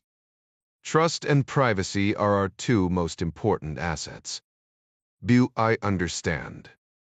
However, I have been authorized to give you the name of the companies that Baltic General Services has invested in through our bank branches. Companies. More than one? Yes. One here in Warsaw, one in Krakow, and one in Zaksay. I will email their particulars to you within the hour. That is very kind of you. Not at all. It's the sort of thing we do for our friends. Jack picked the folio up off the chair, along with his pen. He left the letter on Zisko's desk as a reminder and handed him his own business card. I'm looking forward to working together in the very near future. Word. As am I. Zbishko beamed. They shook hands vigorously. The card I gave you earlier has my direct office line and also my personal cell phone. Please don't hesitate to call me if I can be of service. Thank you. I certainly will. Mia's won this grave. Peleki, Zisko said, shaking her hand. A pleasure. Then you. Jack and Liliana headed for the elevator under Zedtivesko's watchful eye. Tevia the owned acres of the Yolzeb region, Czechia. The hunting lodge stood on the banks of the lake on a few hundred privately owned acres of the Jomava, called the Bomewald by those living just over the border in Germany, and known by most other foreigners as the Bohemian Forest. The fall air was already chill, but the leaves had yet to turn their full, brilliant colors. Still a good day for a stroll, eh, Rexy? The old man said, patting his favorite hunting dog on the head, a bearded, wire-haired Bohemian pointer. The old man was tall and gaunt, his skin yellowed like parchment from decades of smoking dark, unfiltered Turkish tobaccos. Despite his age and near cadaverous appearance, his strong back remained ramrod straight, and his grip like a blacksmith's vice. He stood in the dark wooden hallway in a pair of well-worn leather hiking boots, oiled and soft, pulling on a heavy woolen hunting coat, and felted Tyrolean hat. His real name, Petra Hasek, was lost to history when he burned his own secret files as the last head of the Assassination Bureau of the KGB State Security of Communist Czechoslovakia. His mother was a Sudeten German, killed in the ethnic cleansing following the war, a fact hidden from the world by his Slavic father, an ardent communist functionary, to protect his son. Hasek was now known simply as the Czech, the head of the world's most dangerous and influential criminal organization, the Iron Syndicate.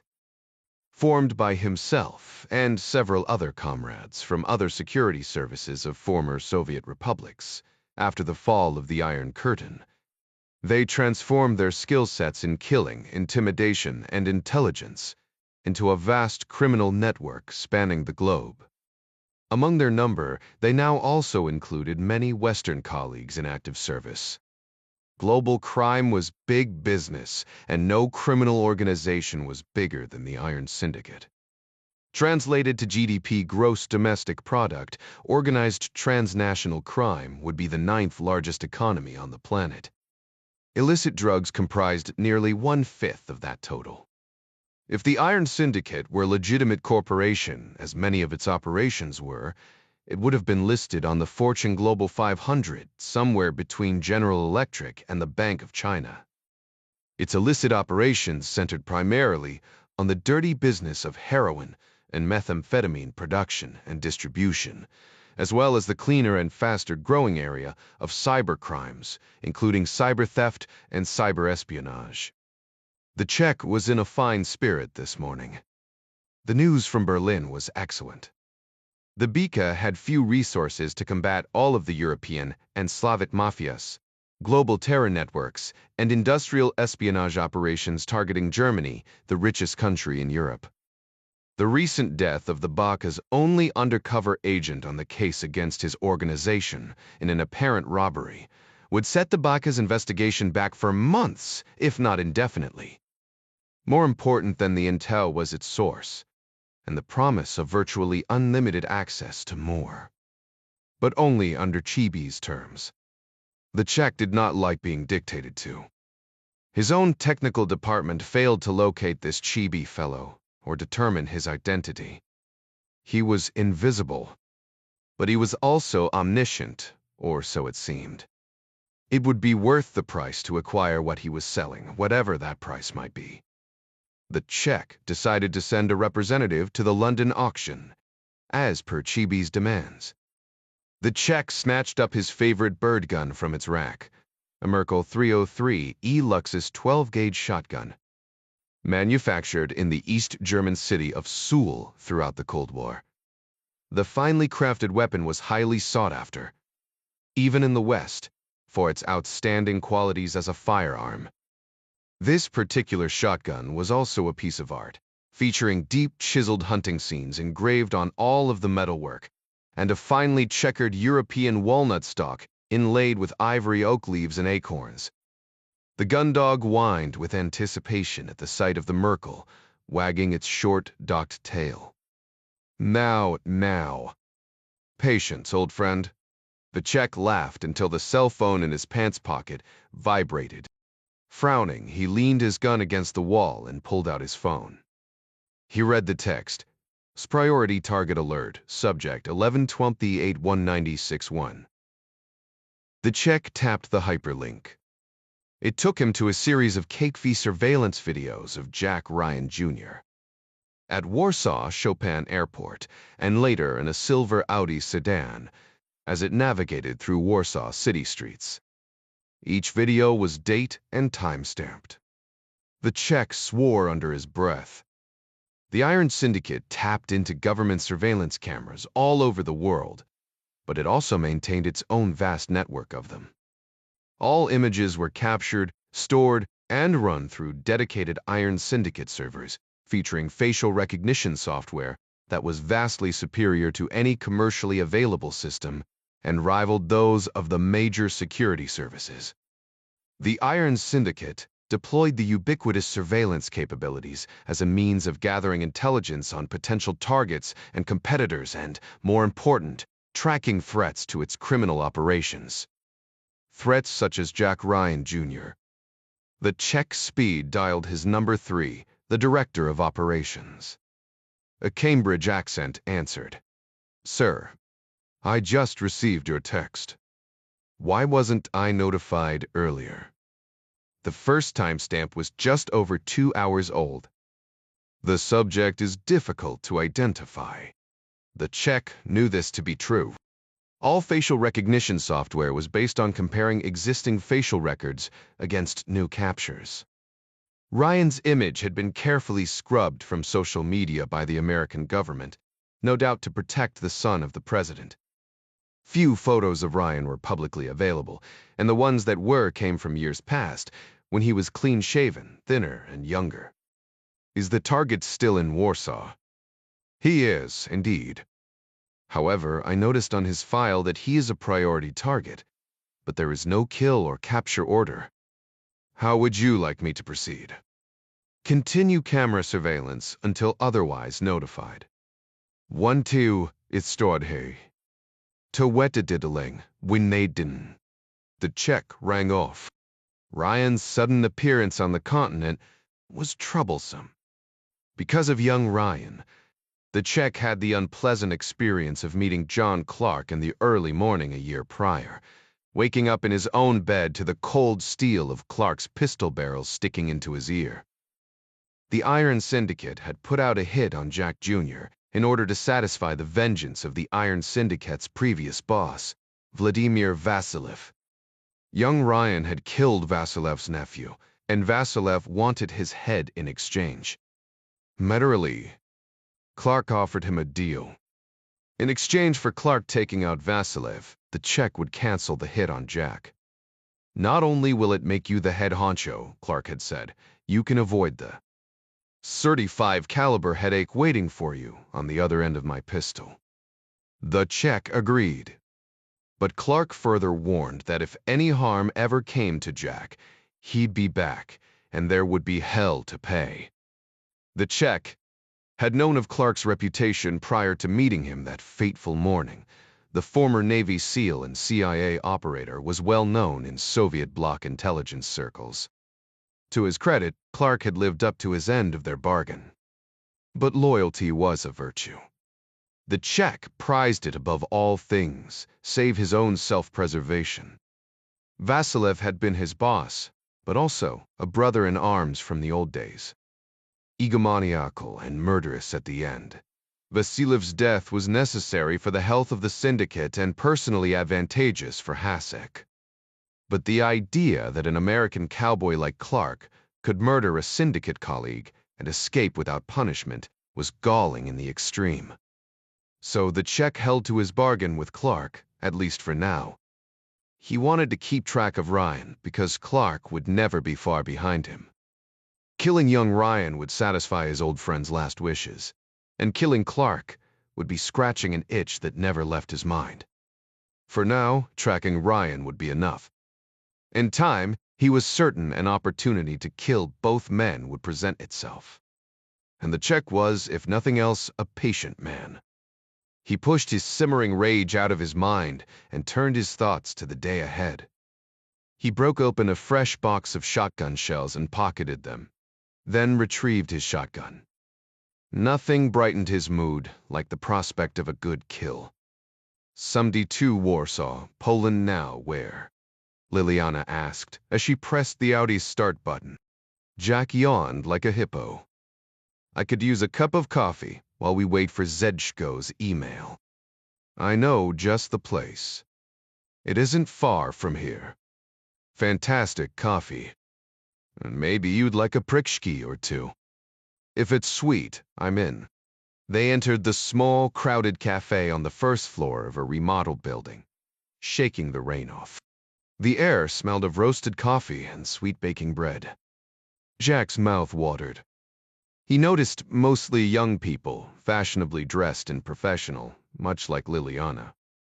Bright laughter and animated Polish voices bounced off the tiled floors. A very social scene. The rain spattered the big picture window as new patrons came in behind them, shaking out their raincoats and umbrellas as they entered the tiny foyer.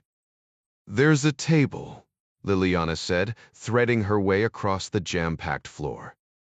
Jack pointed at a door near the front counter. I gotta make a pit stop. He pulled a credit card out of his wallet. Go ahead and order for us. Liliana waved off the card with a friendly grimace. It's on me. You're my guest. The next one's mine, or else. Or else what? A crisis in Polish-American relations, Jack said with a wink. Liliana set her things down at the table, then headed for the counter, while Jack hit the door with a circle and a triangle. Inside the unisex bathroom was a single toilet, brand new, along with the sink, tiles, and everything else. Very clean and tidy. But Jack wasn't here for a remodeling tour. He reached into his pocket and pulled out a short cable with a lightning connector on one end and a 3.12mm audio jack on the other. He fetched out his smartphone and his ballpoint pen and connected them via the cable, then tapped on the audio software app on his phone. Written by Gavin Bury, Hendley Associates ET director and the campus's electronics hacker wizard, the audio program instantly detected the files stored on the digital recorder pen he'd used in Zebiesko's office and began downloading it. The progress bar reported 5 minutes remaining. After the audio file downloaded, the program would automatically run through a voice-to-text program, and then, if a language other than English was detected, the document would be automatically translated. The whole setup was Gavin's idea, and he told Jack in the office just before he left for the airport. Sometimes old school is best. But the tech guru smiled, handing him some other equipment. On the other hand, the new stuff is pretty cool too. A sharp knock on the door told him his alone time was up. Jack pocketed everything and let Gavin's magic do its stuff automatically. He flushed the toilet and washed his hands with the minty soap just to keep the ruse up. Preceptorism, sorry Jack offered over the rushing sink water, hoping that Google hadn't let him down. He added, 1 second. A moment later, he unlocked the door and pulled it open. A short young woman with bright maroon hair and John Lennon glasses stood at the door. Her frown bled into a wry smile at the sight of the handsome young American. Dizibdi and Stabri, Jack said as he slipped past her. Dabamutsutuwane. Jack saw a small plate standing on the counter right next to the bathroom door, littered with 1 and 2 zloty coins. He suddenly remembered it was common throughout Europe to pay for bathroom services, usually collected by the attendant, who kept the facilities sparkling clean. He flashed a memory of an elderly lady with an apron and broom, wandering past him, doing his business in a line of occupied public urinals at the Berlin Zoo train station years ago. He tipped her pretty well, as he recalled. The bathroom door locked behind him as Jack reached into his pocket, but he didn't have any Polish coins. He chastised himself for not exchanging money while they were at the bank earlier. 2 zlotys, about 50 cents, was a good bathroom tip, from what he'd read earlier. Unfortunately, all he had was an American dollar in his wallet, so he dropped that onto the plate. He probably looked like an idiot doing it, but not tipping was even worse. Jack searched the boisterous room for Liliana. He spotted her in the far corner. She saw him and waved him over with a smile. How did you like your pitchki? Liliana said, taking a sip of hot tea. Jack swallowed the last bite and washed it down with strong black coffee. Best jelly donut I ever had. Especially the jelly. It's not too sweet and a little tangy. In English, it's called rose hip. It's the most traditional flavor, but you can get pitchki stuffed with just about anything. I couldn't believe all of the stuff I saw at the counter. Polish pastries are the best in the world, as good as anything you'd ever find in a French patisserie. Boo, we're still hungry. Jack's sweet tooth was screaming, and a sugar rush wouldn't hurt his jet lag. But he knew how many miles per pikitchki he'd have to run to work them back off. I'm fine, thanks. You come here a lot. Yes, but there's no shortage of great places to eat in Warsaw. Trust me, we Poles know how to eat. Our cuisine is a unique blend of Austrian, German, Russian, and even Turkish traditions, but all with a unique Polski twist. I can't wait to try it. His phone vibrated in his pocket. He pulled it out. The translated text stood on the screen. Gavin Beery, you magnificent bastard, Jack thought as he glanced at the document. The program was smart enough to differentiate between the manager and the vice president, designated A and B respectively by the pauses between each speech. The good news was that the manager had inquired about Baltic General Services, after all. The bad news was that even though the high-gain microphone was able to pick up pieces of the vice president's conversation, he was practically shouting on the other end. The translation had suffered as a result. Jack frowned as he read. The sentences weren't making a ton of sense, but at least the program was able to pick out the most important reference. Christopher Gage. Is that Zed Pisco's email? Jack kept reading. The Kukulitatamzul. No. It's a message from work. May I ask you a question? One Toby, one isn't Gepragen. Say, it seems to me there is more to your investigation than you are telling me. Jack glanced up at her. Bright woman, Jack thought.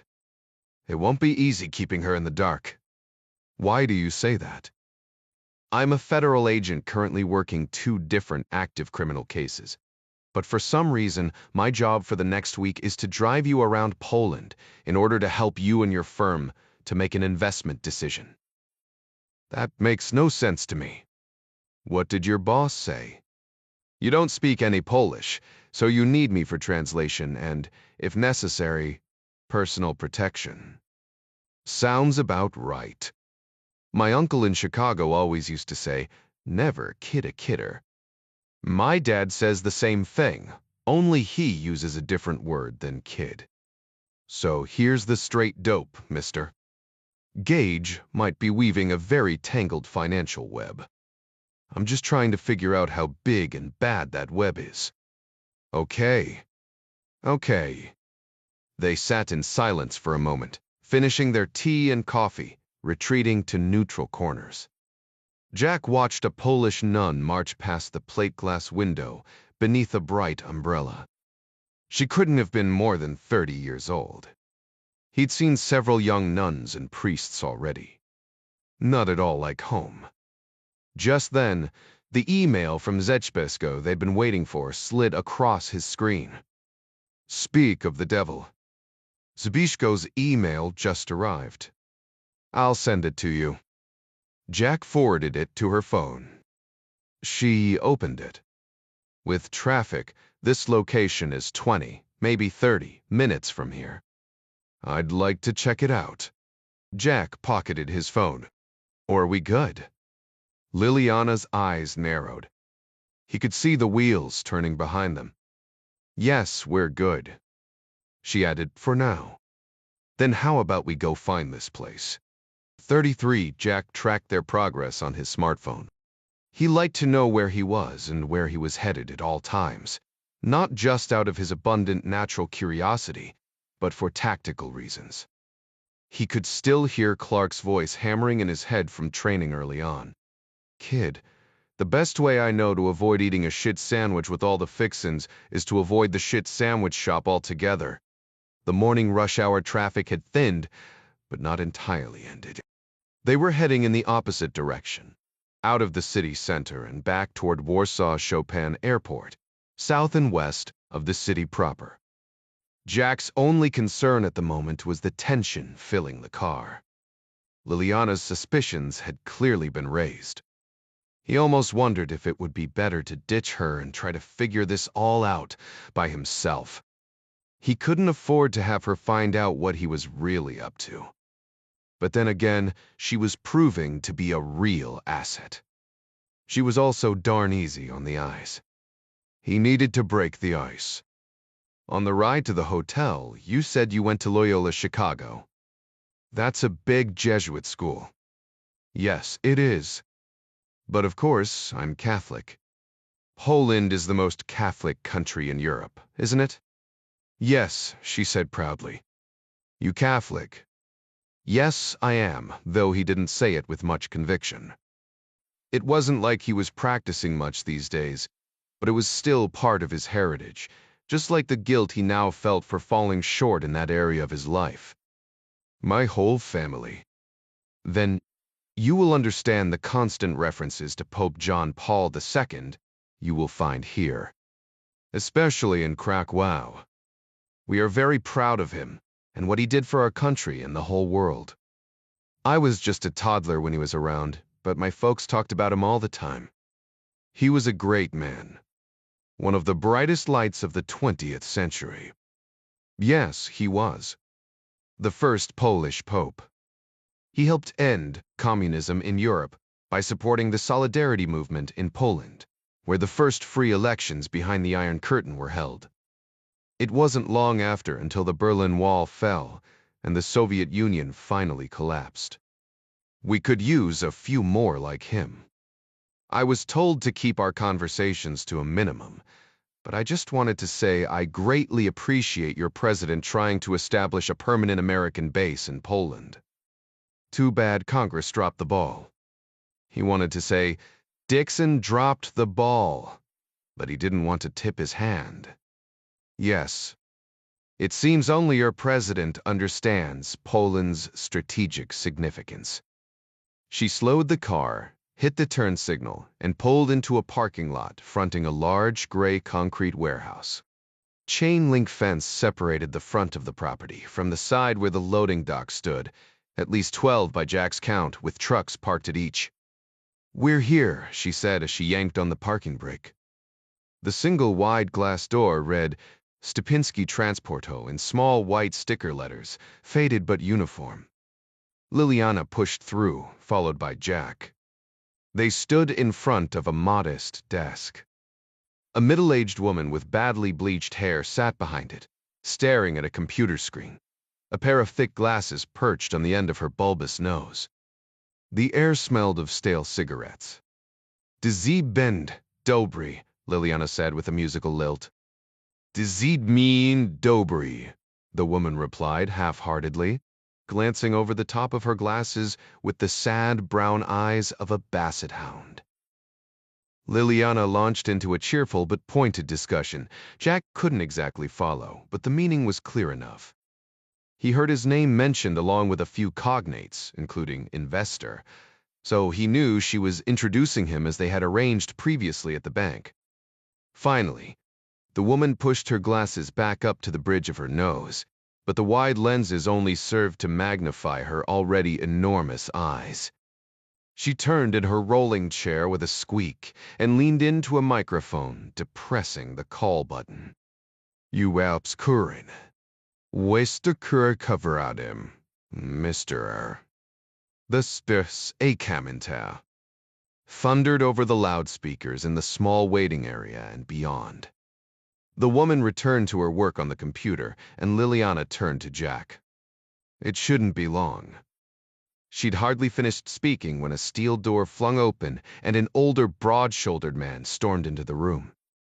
His neck was too thick for the cheap, wide necktie and polyester shirt he wore, and his gut looked as hard as a beer barrel. Jack could tell by the way he moved that the man knew how to handle himself in a fight, which explained the large, veiny nose, clearly broken at least once before. He even stood like a boxer, leaning slightly forward, legs bent, ready to take a swing at whatever life might throw at him. The man barked at the woman behind the desk, who only pointed a nicotine-stained finger in Liliana's direction and muttered something without looking up. The man turned his steely blue eyes toward Liliana and barked another question. She didn't flinch, but in the same smiling, soft-spoken way, largely repeated what she had already explained to the woman behind the desk. The manager turned toward Jack. His thickly accented voice sounded like he gargled with vinegar and steel wool. We don't need no investors, so thank you and goodbye. Jack stepped toward the older, heavier man and extended his hand to shake. The manager stiffened at Jack's first step. his eyes narrowing as he sized up the big American. "My name is Jack Ryan.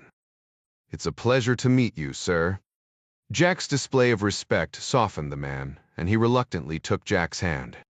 Poles were, if nothing else, ferociously polite and respectful of others, especially those they considered to be of a higher social status, which Jack clearly was, being both an obviously rich investor and an American.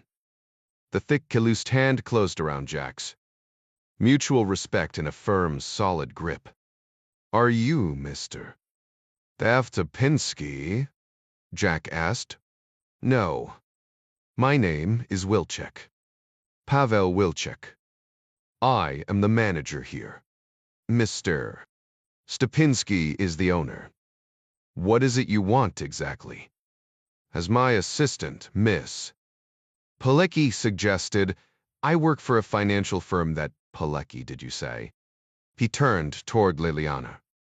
"Any relation to my great-uncle?" The man's broad shoulders slumped as if in surrender. Jack swore he saw the hint of a smile creep across the leathery face. He raised a thick arm and pointed a catcher's mitt-sized hand toward the steel door. "Please, won't you both step into my office?"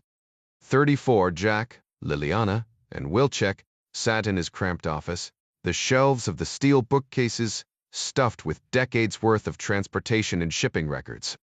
His desk was littered with stacks of stained manila folders, shipping reports, and a hubcap-turned ashtray overstuffed with butts. Wilczek clasped his thick hands across his wide, stiff belly as he leaned back in his chair behind the battered steel desk. "I have no idea, Mr. Naval Tudyk. Happily mine. I never heard of this Christopher Gage person. Perhaps the owner, but not me. Can you at least tell me what the relationship is with Baltic General Services? What do you do for them?" The big man shrugged. "What do we do for them? Nothing that I know of. But they have done a lot for us. A small pay raise for my employees, a new computer system that Mrs. Lewandowska is still trying to learn, a new soda machine in the break room." "And how is business?" Jack asked. "I noticed trucks in all the docking bays when we pulled up. Business is good. Very good. But I don't keep the financial records. That is information that only Mr. Stopinski has. Is he available to speak with?" "The Stadapoloskend. Stopinski lives in Krakow. His family is from that area. He owns businesses down there and property. Regarding business here, are there more trucks coming in?" "More shipments?" Wilczek scratched the top of his head, thinking. "Yes. More trucks, more shipments. But different than before." "Different how?"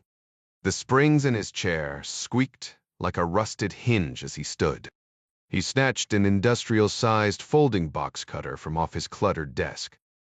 Jack imagined Wilczek lunging at him with that blade, a great slashing arc with his gorilla-length arm aimed right at his throat.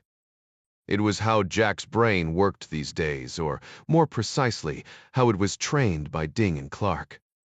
Always anticipate. Wilczek wouldn't be an easy man to take down in any case, but with a blade he knew how to use, it would be hard to do without getting hurt. Or more likely killed. "Follow me, Mr. Ryan." The warehouse floor was stacked with pallets, neat and orderly, aligned with the loading bays. Forklifts ran in and out of the long trailers, carefully stacking the pallets. Other dock workers rolled hand trucks filled with unpalletized boxes. The air stank of natural gas from the forklift engines and burnt hard rubber from their tires.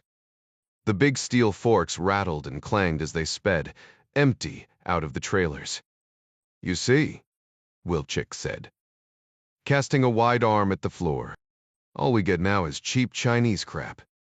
It is all part of this new Silk Road business they keep talking about."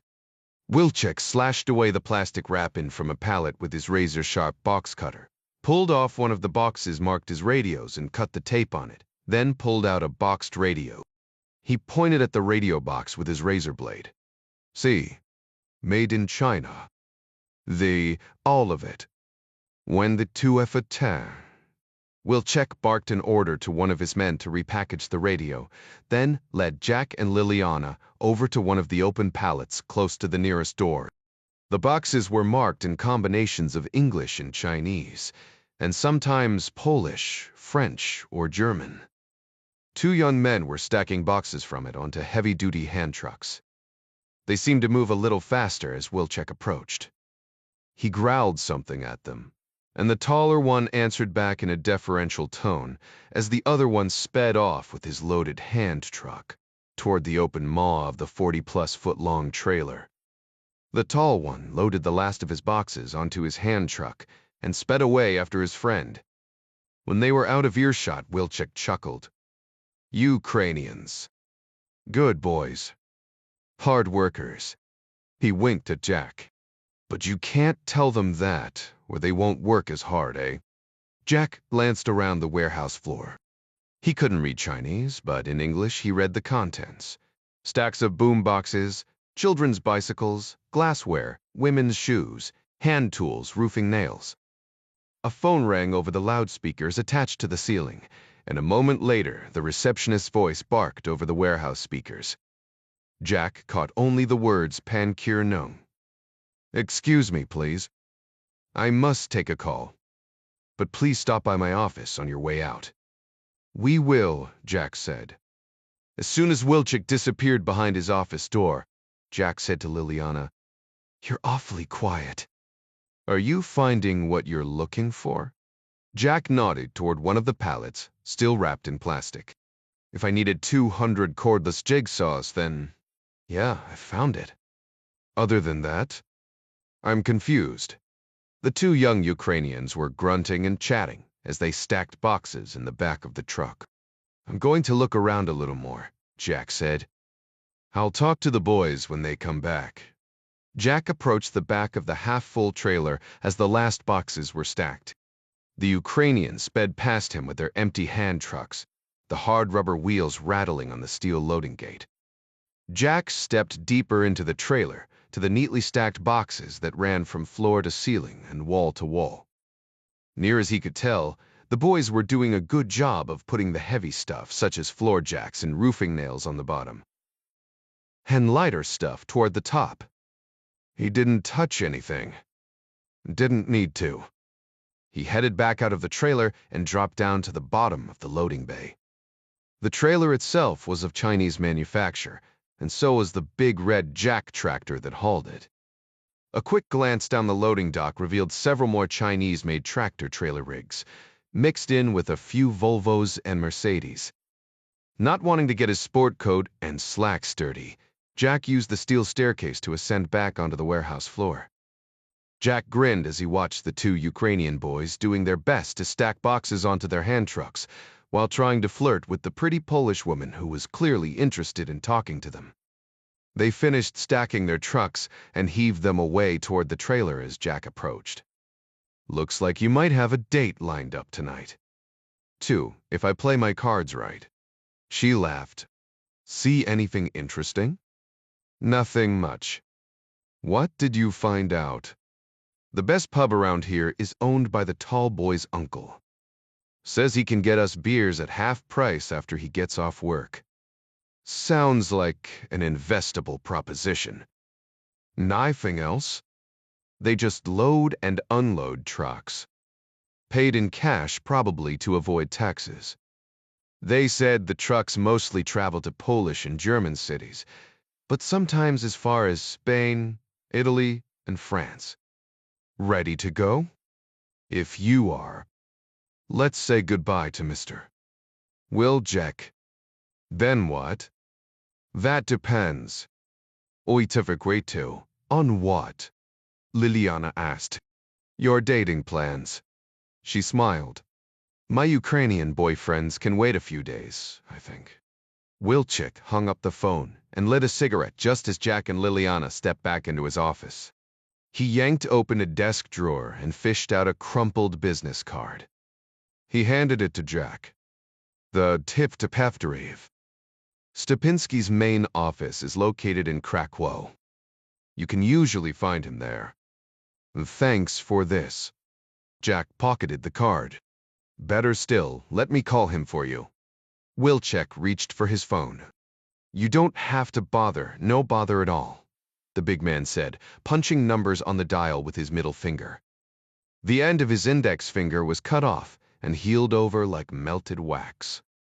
The phone rang twice before a female voice answered in Polish on the other end. Wilczek growled a few questions, then took a long drag as he waited impatiently for the woman's voice to come back on the line. Wilczek frowned, thanked her, or so Jack assumed, and hung up the phone. I'm sorry to inform you that Mr. Stepinski is out of town and not interested in any investment opportunities you might have. He stabbed the butt out in the hubcap. That's too bad, Jack said. Thank you for trying, Liliana added.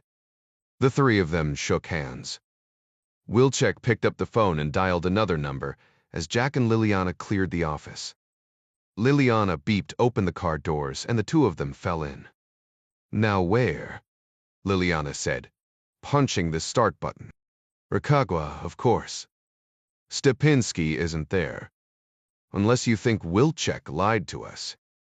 Not Wilczek.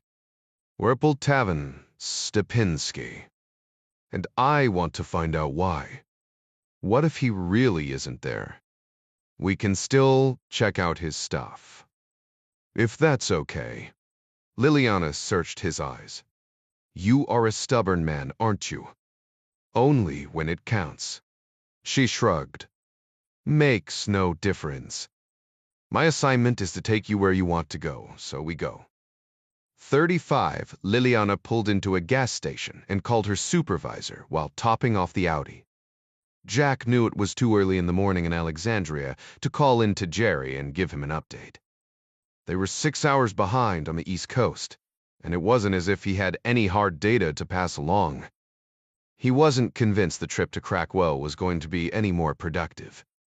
It was a thin lead, but it was all he had. Liliana returned the nozzle to the gas pump, slapped the gas door shut, and slipped into her seat. What tadrize? I love me a road trip. Me, too. And I think you'll love Krakow. She fired up the car and stomped the gas, burning rubber and turning a few heads. Jack and Liliana rode along in silence. Liliana felt she might have crossed a line with her impassioned history lessons, and Jack was still fighting jet lag. His eyelids felt like lead weights. She focused on the road while he buried his nose in his smartphone, researching about Stepinski and his business. Other than a few advertisements for firms that he thought Stepinski might have owned, or at least someone named Stepinski did own, he didn't come across much. He couldn't even make a connection between Baltic General Services and Stepinski Transporto, let alone with Stepinski and Christopher Gage, or, for that matter, Senator Dixon, the true target of his investigation. He wished Gavin was available for a search. He could ferret out anything if it had a digital footprint. But Jerry said Gavin was off limits for this assignment, so no point walking down that road. It was starting to feel like a wild goose chase, and he had better things to do than waste time chasing his tail. He had an obligation to Corey to fulfill. The sooner the better. Hitting yet another dead end, Jack yawned and set his phone between his legs. His eyes wandered to the scenery sliding past his window. The roadside businesses, strip malls, warehouses, and billboards, some of them in Chinese, diminished the farther they got from Warsaw, giving way to tractor dealerships, greenhouses, and nurseries. Liliana pointed at the radio. Music. Bulbrstikovater. Sure. She punched the Bluetooth button on her audio console. Piano music poured through the Bang & Olufsen sound system. Tupen? Jack asked. Liliana smiled, delighted. You know him. Not well enough. I know he's Poland's most famous composer. I hope you don't mind. This piece is Piano Concerto Number 1 in E minor. That's Martha Argerich on the piano. Just brilliant. The music was a perfect accompaniment to the pastoral landscape emerging outside his window. The gray clouds were shot through with blue sky and sunlight that illuminated the variegated greens all around them. "What are you thinking about?" "Chand," she asked. Jack sat up straighter. Slumping in the plush leather seat wasn't helping him to stay awake. "What else can you tell me about Ostbank?" "What I am allowed to tell you is that Ostbank is a German financial institution headquartered in Berlin, with branches in the Federal Republic, Italy, Spain, and Poland. And off the record. There is no such thing as off the record. But I suppose you can read a newspaper? Especially the financial section? Not without moving my lips. Did you ever read about the Russian laundromat? From a few years ago? Refresh my memory. Because of the Russian invasion of Ukraine, your government and mine and several other Western countries levied harsh economic sanctions, not only on the country, but on the individual oligarchs that empowered President Yermolov. But the last thing a Russian wants to do, if he wants to remain rich, is keep his money in Russia. He needs to get his rubles converted into dollars and out of the country before the currency collapses entirely.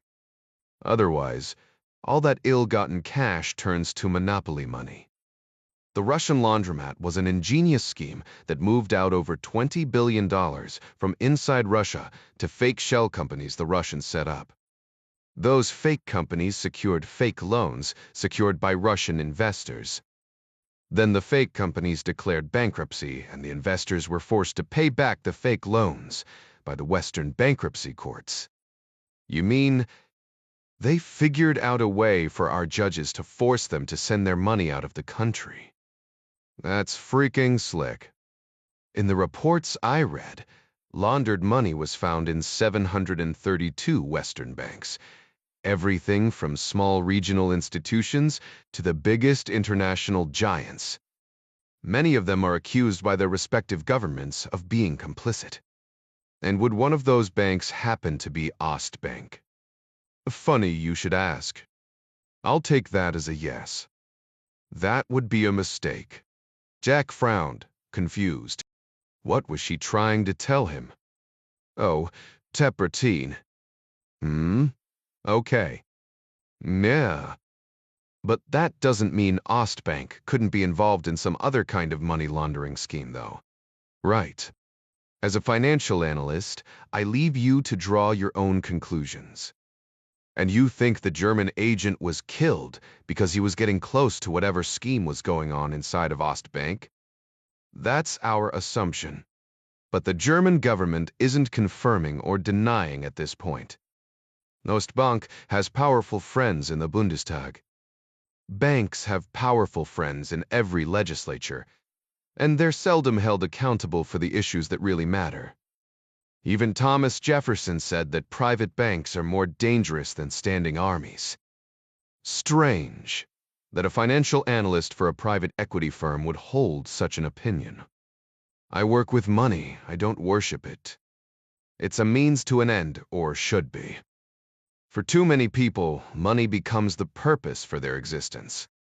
You sound like a communist. I sound like my old parish priest. It's in the Bible, I think. The love of money being the root of all evil, or something like that. It sounds like you missed your calling.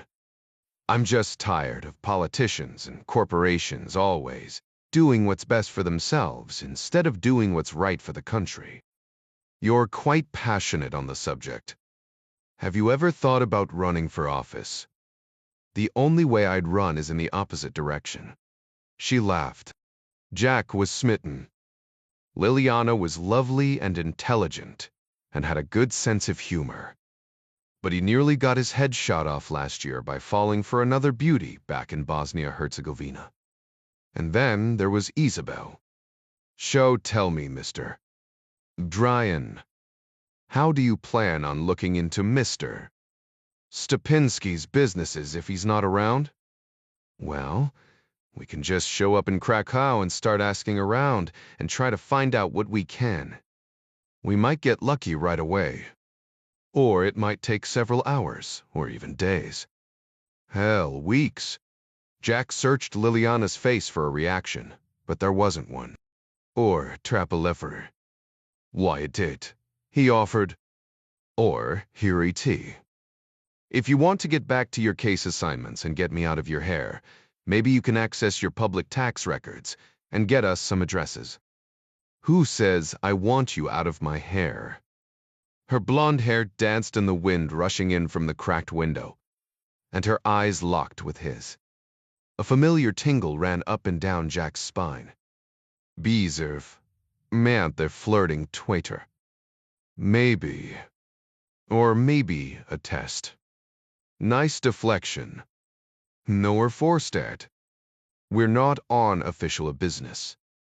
You don't know that. We already have a tie into Ostbank, which is operating on Polish soil, and is already suspected of something that might have gotten a German BICA agent killed. I'm not asking for anything that isn't publicly available or that requires a warrant. I just don't have access to Polish tax records, and my Polish is about as good as my Martian. That cracked another smile. Okay. I'll call my boss and get approval. Might go faster if you didn't. She glanced over at him. Never kid a kidder, mister. Ryan. He flashed a boyish smile.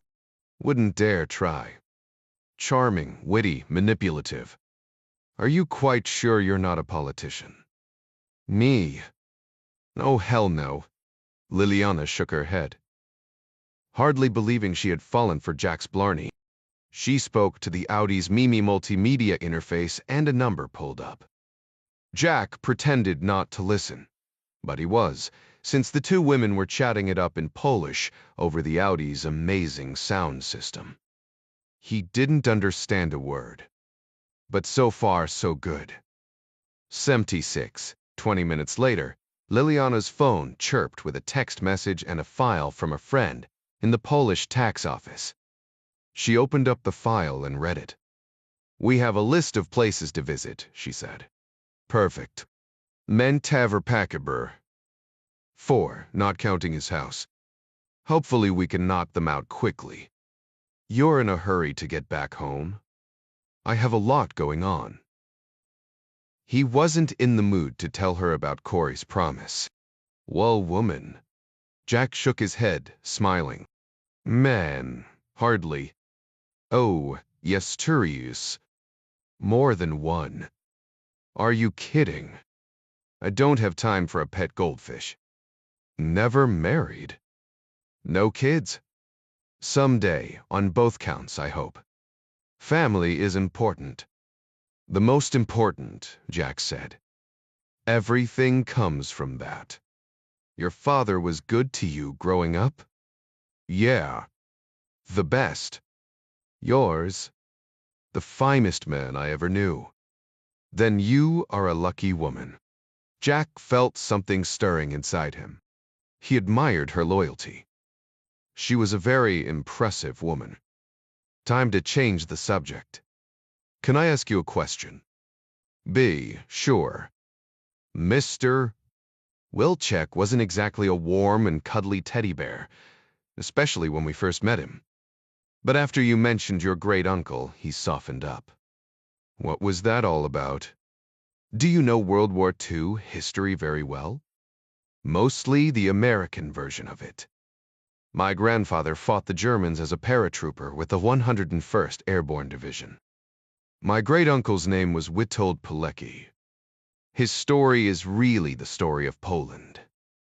If you understand him, and what kind of a man he was, then you understand the heart of the Polish people.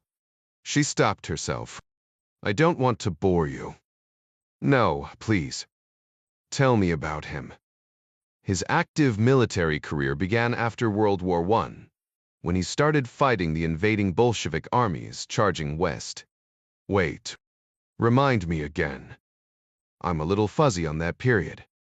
After the Bolsheviks defeated the counter-revolutionary White armies in the Russian Civil War, Lenin and the other Bolsheviks saw their opportunity to invade Europe. The Allied armies were exhausted, and the Axis armies defeated. Lenin ordered Trotsky and Stalin to conquer the West with a Red Army of 800,000 men and 30,000 horses. They could have swept away every Western government and created a red communist empire from the Pacific to the Atlantic. Except for one problem. An army of barefoot Poles under Marshal Pilsudski stopped them at the gates of Warsaw in 1920. We call it the Miracle on the Vistula. It is the greatest battle of the 20th century that no one outside of Poland has ever heard of. Jack didn't remember reading about any of that in his history courses. And that wasn't the first time Poland saved Western civilization, either, Liliana said. Enlighten me. In 1683, the Ottoman Empire was marching across Europe undefeated and driving toward Vienna, which they surrounded and besieged with 200,000 troops. But the Polish King Sobieski amassed a relief force, and though greatly outnumbered, he led the winged hussars in a charge that smashed the Turks and saved Vienna. Wait. I remember now. The winged hussars were badasses. Heavy armor polished bright. 19-foot-long lances and poles strapped on their backs, with eagle feathers that whistled like stukas when they rode into battle. Were it not for King Sobieski and the Polish hussars, all of Europe might well have fallen to the Muslim invasion. The Ottoman Empire was never a threat to the Christian West again. I suppose, as a Westerner and a Christian, I should thank you. Bury it twice, or perhaps 3 times. Mas forts the town. Polish mathematicians broke the German Enigma code just before World War II and passed it along to the British with instructions to Turing on how to build the electromechanical components of his code-breaking machine. I had no idea. So finish the story about your great-uncle. He fought very bravely both at the front and also behind enemy lines during the Polish-Soviet War and was twice awarded the Cross of Valor. He sounds like a stud. He was only just getting started. Between the 2 world wars, he established a cavalry training school and later commanded a cavalry squadron. He fought the Germans when they invaded on the 1st of September, 1939, and then turned around and fought the Soviets, who invaded on the 17th of September. His unit was defeated by the Communists, so he fled to Warsaw and co-founded the secret Polish army under German occupation. Did he survive the war? While still one of the commanders of the Polish underground, he heard rumors there was something horrible taking place in a camp called Auschwitz, near Krakow. You know it, of course. Horrific. Inhuman. At the time, most people thought it was just another POW camp. My uncle knew the only way to find out the truth was to get himself arrested and imprisoned there. Wait, are you saying he intentionally broke into a Nazi concentration camp?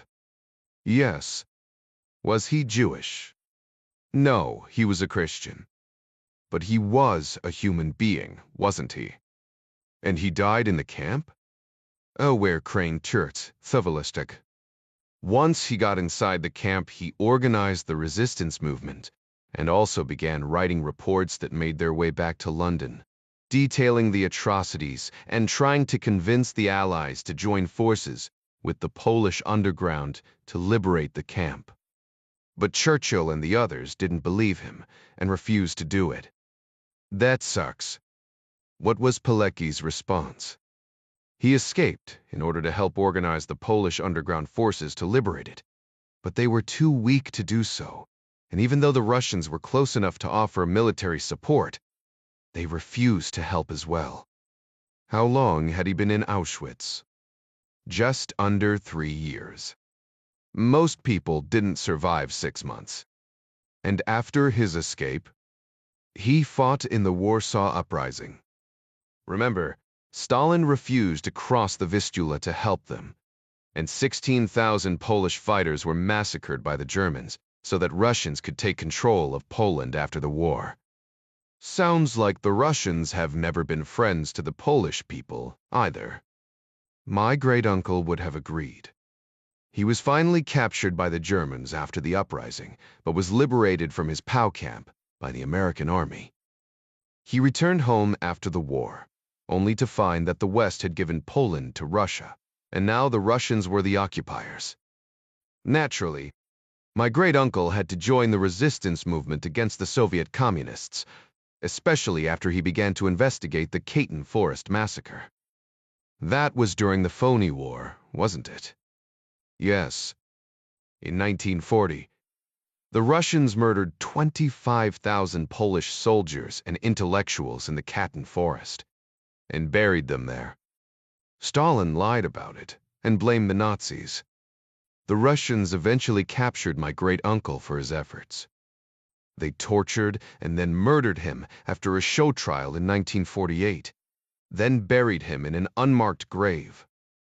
It wasn't until the fall of communism in Poland that Witold Pilecki's story was finally told to the whole world, though people who knew him personally knew it well.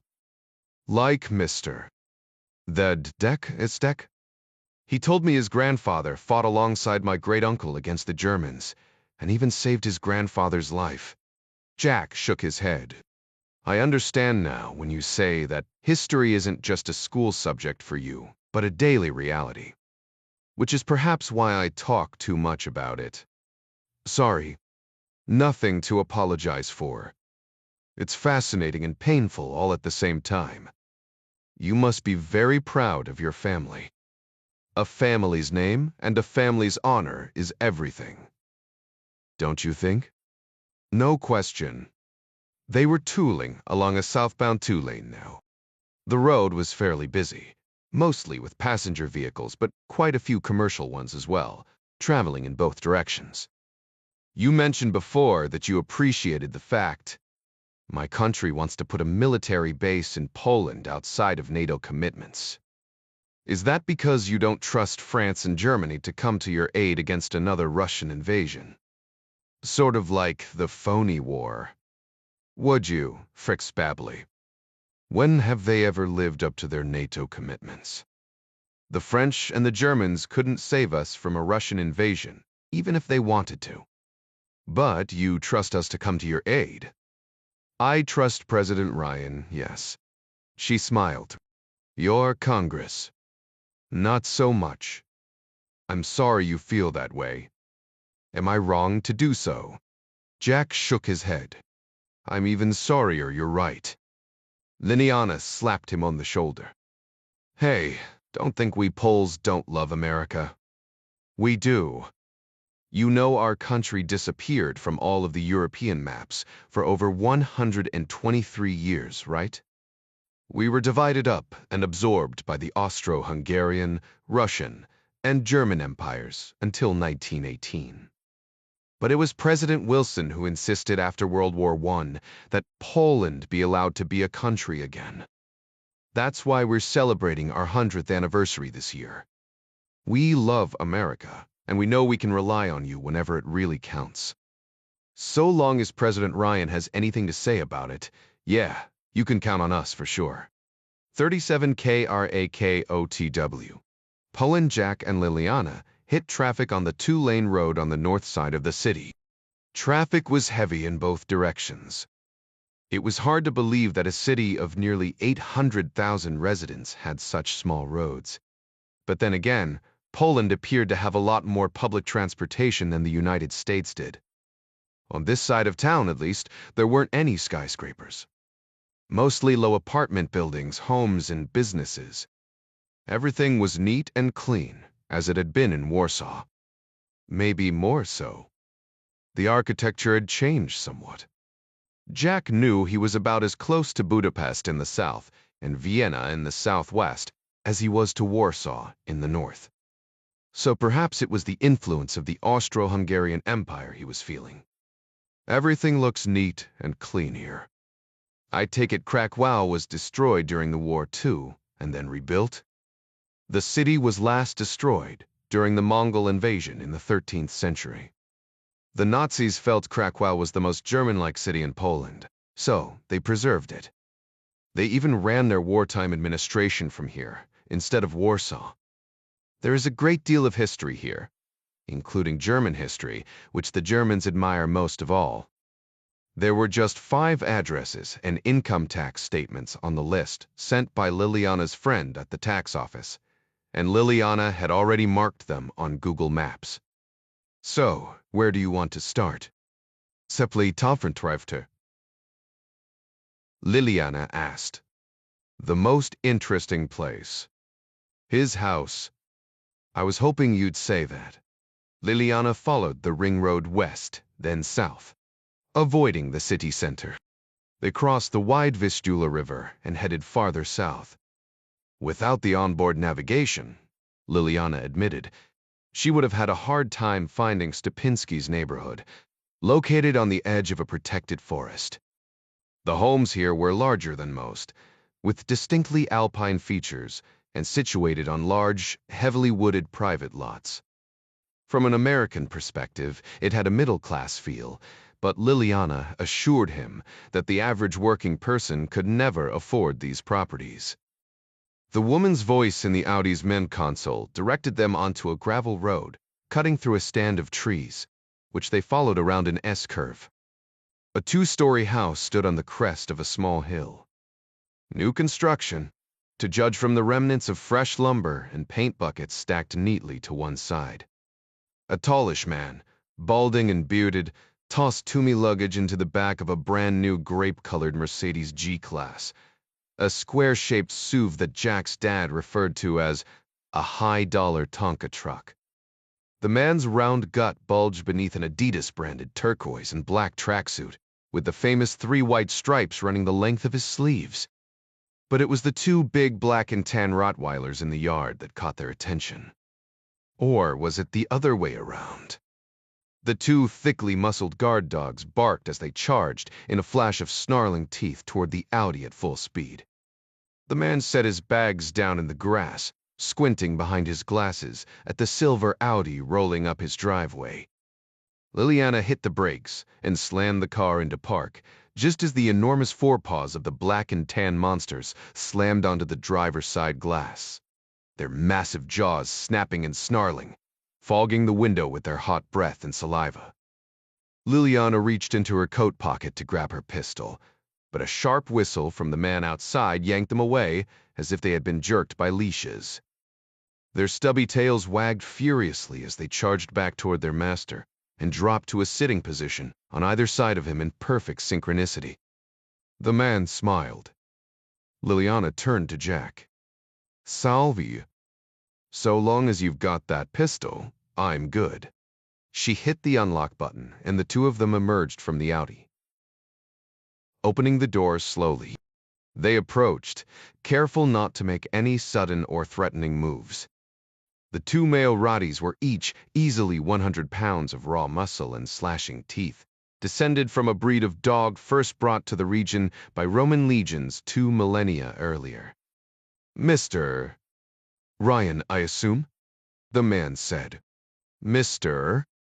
Stepinski, Jack said. The man didn't offer a hand. Neither did Jack. Stepinski turned to Liliana. And you must be, miss. Thus so pinaficti. Led trius estita tabernin.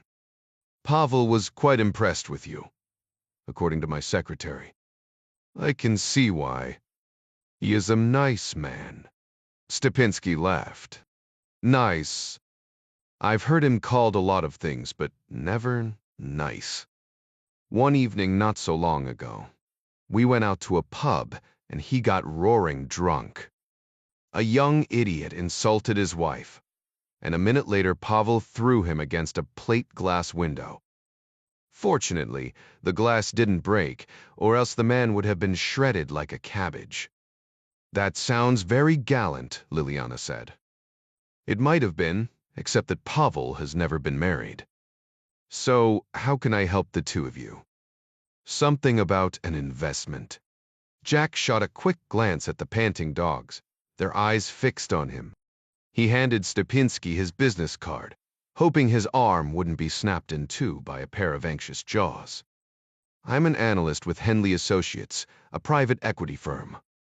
We're looking for investment opportunities in Poland and, more importantly, partnerships with well-managed local businesses.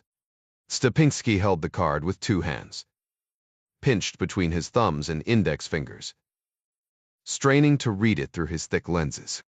I've not heard of your firm, I'm sorry. He handed the card back to Jack. Keep it, please. Stepinski shoved the card into his pocket as if it were a dirty Kleenex. 1L. Jack continued. We're one of the most successful private equity and investment firms in the United States. We're looking to expand overseas. You were wise to pick Poland. Our economy is booming, and we are in the heart of Europe. But I'd like to know, of all of the thousands of companies in Poland, how did you happen to pick mine as a target of opportunity? Research, Mr. Stepinski. That's what I do. As a skilled researcher, you must have discovered that I have no need of any investors. You mean any new investors, don't you? To whom are you referring? I believe Baltic General Services has recently partnered with you, providing cash and other services to bolster your enterprise. What of it? Did they buy you out? 50-50 ownership. I'm not inclined to discuss my arrangements. But tell me, what is it about my company that interests you so? That's what we'd like to talk to you about, if you have a few minutes. As you can see, I'm packing to leave for a long vacation. Somewhere fun, I hope. It's really none of your business, is it? Stepinski lifted another bag into the trunk. It will only take a few minutes of your time, and I think you'll be glad you did. You assume a lot. I assume $10 million is worth your time. Stepinski's eyes widened at the number. And that's how much I have to invest. Today, if possible. I suppose I can spare a few minutes. Please, won't you come inside? Gotcha. They sat on a green leather couch in Stepinski's library, its newly built shelves bulging with books, mostly paperbacks. The covers were pristine, as if the books were unread. The English language titles were business texts and literary classics. The same with the Russian. The Polish book titles he couldn't read, but he assumed they were the same. May I? Jack asked, pointing at one of the shelves near his desk. If you must, Stepinski said, annoyed, as he tamped sweet-smelling tobacco into the bowl of his Italian briarwood pipe. Jack lifted a copy of Hemingway's For Whom the Bell Tolls off the shelf. Great book. Love the movie. Have you seen it? Many times. Bergman is a dream, Stepinski said, lighting his pipe. But the actress who played Pilar stole the show. What was her name? I haven't the slightest. Stepinski's attention turned to his young live-in maid as she entered the room with a tray. The Ukrainian girl brought in cups of instant coffee and Biscoff cookies, still in their plastic wrappers. Jack returned the book to its shelf as Stepinski dismissed the girl with a flick of his hand. I love these cookies, Liliana said. They usually serve these on airplanes. Stepinski released a cloud of blue smoke, then offered an oily smile. We are the exclusive Biscoff distributors in Poland. Impressive. Jack took a seat next to Liliana. Stepinski pointed at the coffee and cookies. Please help yourselves. 2 all keftertree 2. Jack took a sip of the weak coffee. Stepinski folded his long fingers together and leaned forward on his desk, his pipe clenched firmly between his yellowed teeth. So, Mr. Ryan, what is it exactly you were proposing? 38. Did that go as you expected? Liliana asked, as she pulled out of Stepinski's curving driveway. Here's second, Jack said, putting AirPods in his ears. I need to check something. He punched a speed dial number, careful to hide the screen from Liliana's peripheral vision. A ring later. The call connected to the listening device Jack had planted on Stakinski's bookshelf. He'd likely never find it, because Jack placed it behind a book the man had clearly never read. In fact, most of the books on his shelf looked unread. They were probably all for show to impress any visitors. Jack listened for a moment, smiled. That didn't take long, he told himself. Stepinski was already on the phone with someone, and speaking in English, so no translation was needed. The call was being recorded on his phone in case he wanted to listen to it again later. Something funny? Liliana asked as she turned onto the narrow asphalt road heading back toward Krakow. Jack hit the pause button. Just a voicemail from work. I'll be with you in a second. He hit play and listened to the rest of the message. He wanted to know if I was seeking an investment partner. Of course, I told him I wasn't, but he insisted on making his case. Miller, of course. Of course not.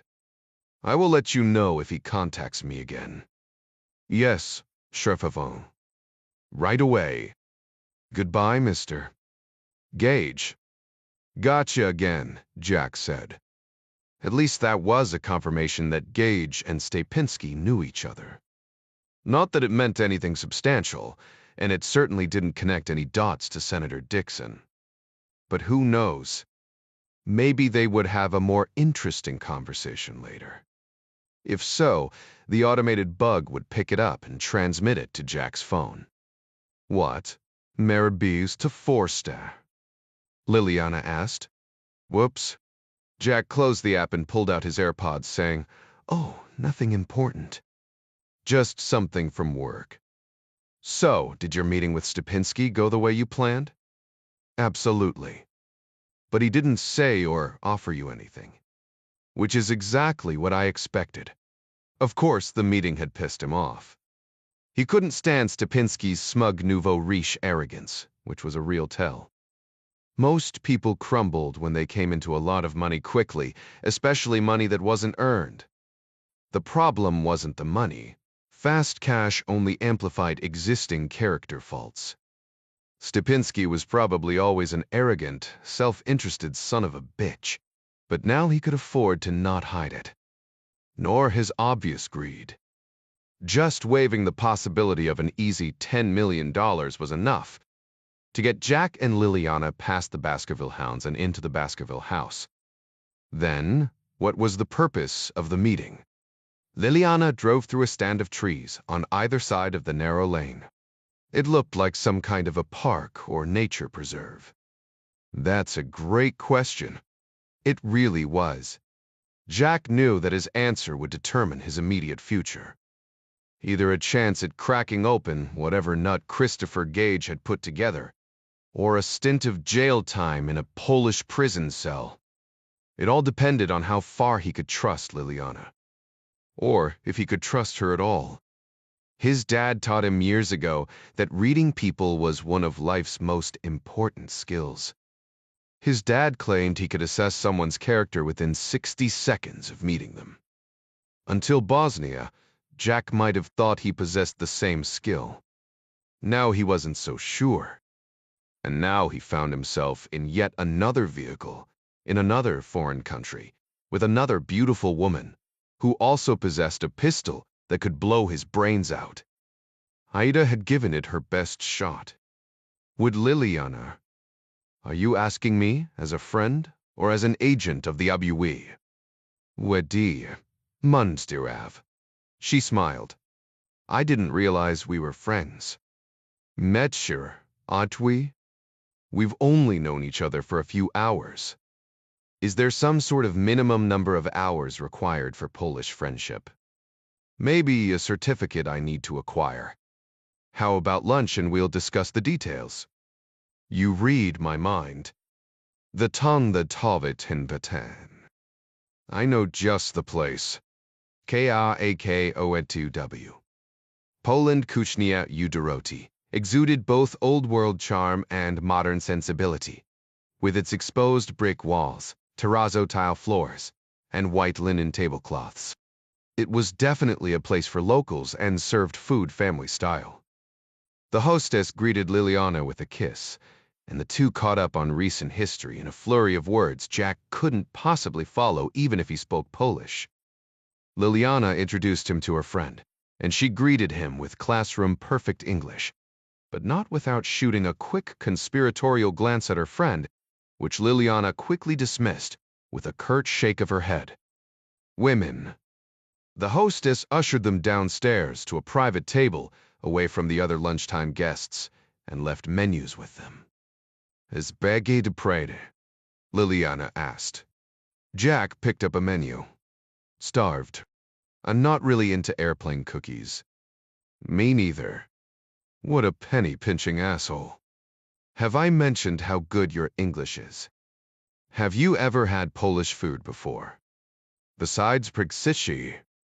"No, Siftenserste Kabeler." "Then you're in for a real treat.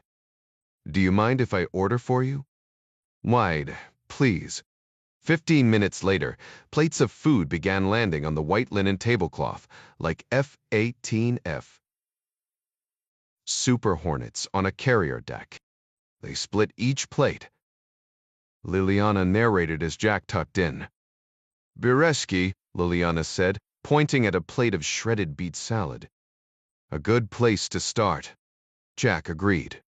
The salad was cold and refreshing, and not sweetly pickled after the American fashion. "Next, golapi." Liliana smiled as Jack dove into the cabbage rolls rectangles. Really, the leaves as thin and translucent as parchment paper, stuffed with minced chicken, pork, and rice, and topped with a tomato gravy. Unbelievable. Jack took another sip of a strong local porter, smooth and potent, at 9% alcohol content. Małatewli sersztu, Bing. The next plate arrived. Bigos. Very traditional. She explained it was a stew made with sauerkraut, not bitter, like the German kind, and meat. Sausage, pork, and bacon, all sautéed together with onions, garlic, paprika, and other spices. She was right. The flavor of the sauerkraut was more tangy than sour, and paired perfectly with the protein. His only concern was that he was already starting to fill up. Now, for my favorite here. Plaki zimnujans gulazem. Easy for you to say, Jack said, enjoying his porter. It was so good he seriously considered ordering a second one, but knew, if he did, that Liliana would have to fireman carry him up the stairs and pour him into the back seat of her Audi. Liliana pushed the plate toward him. Potato pancakes and goulash, though not goulash the way the Hungarians do it. The fried potato pancakes were large and thick, and smothered in chunks of buttery soft pork bathed in yet another rich tomato sauce, and topped with a dollop of fresh sour cream. His stomach told him he was topping off, but his taste buds begged him to keep shoveling until the plate was clean. His taste buds won the argument. Another wash of dark porter almost emptied the glass and took up the last remaining centimeters of available space in his gullet. There was no more room at the inn. Until the dessert arrived. Rakuchi, Liliana said. The bull pancakes. Thick and hearty and dusted with powdered sugar. Jack dipped each savory bite into a ramekin spilling over with raspberry and cream sauce. Jack forked the last bite into his mouth and lifted his white napkin in surrender. He did a quick calculation. He would need to do approximately 30,000 crunches to match the caloric content of this meal. And it would be worth it. Third check, please. For you, Sos, how do you do it? Jack asked, standing on the sidewalk of the narrow, tree-lined street outside the restaurant. What's ism tref to crade? Eat what you eat and look like you do. I'll take that as a compliment. Jack felt the heat rush to his face. I mean, You must have one heck of a metabolism. The trick is to not eat like that every meal, like most Americans do. And exercise, of course. I could use a gym right about now. How about a walk instead? 2 of Stepinski's properties are within 20 minutes of here. Let's do it. Good, night you. It will be a chance to show you some of the Old Town. Liliana led them north, toward the center of Old Town. The air was damp and cool but pleasant. Jack was grateful to stretch his legs. He'd spent the better part of the last 16 hours on his rear end. The part of the city you're in now is called Casimir's. It's the old Jewish quarter. King Casimir the Great reigned in the 14th century, during another time in Europe when Jews were being persecuted. He offered them sanctuary in Poland, where they prospered for centuries until the Second World War. Sadly, there are few Jews here now. In recent years, Kazimierz has revitalized. There are many art galleries, restaurants, craft beer brewers, and hipsters. It's my favorite part of the city. The streets became more crowded with pedestrians, and especially tourists. The closer they got to Old City Center, when they finally reached the main square, one of the largest medieval squares in Europe. The place was packed with milling tourists admiring the soaring steeple of St. Bay. Mary's Basilica dominating the center, and across from it, the Cloth Hall, a hub of international trade since the time of the Renaissance, Liliana informed him. Promise me you'll hire a local guide next time you're here. Jack Wawel Castle is a short distance away, but it is the heart of Poland, our Westminster Cathedral, where our great kings and queens are buried. Colorful horse-drawn carriages stood in line, waiting for passengers near the cathedral, and the cafes and coffee houses surrounding the square were packed with gawking tourists. Many of them Chinese, judging by the conversations Jack heard walking past them. 10 minutes later, they stood on a narrow side street north of the main square, facing a small, 2-story building. The first floor was gray and was occupied by a grocery store. The second floor was beige. Stepinski owns the entire building, according to the property tax records. He collects rent from 2 residential units on the second level, and from the grocery on the first, according to his income tax statements. He doesn't own the grocery. No. Is the rent money substantial? Decent. Enough to buy a brand new 6-figure Mercedes. That G-Class still had paper plates on the bumper. Perhaps he is frugal in other areas of his life. Like coffee and dessert. Liliana snorted. You are too funny. Jack stepped inside the modest grocery. Its plain white tile floors, bare fluorescent bulbs, and 2 cash registers didn't impress. It was minuscule by American standards. A few aisles, a half-dozen patrons. The 2 long walls were well stocked with a wide variety of local and imported beers and wine, as well as vodkas and whiskeys. Anything else you need to see, Jack? No. Let's check out the next place. 39. From the grocery store, Jack and Liliana headed east on foot, crossing through a narrow band of urban park and walkways that circled most of the Old Town. They headed south down a busy 4-lane street, Westerplatte, passing, among other things, a Dominican convent.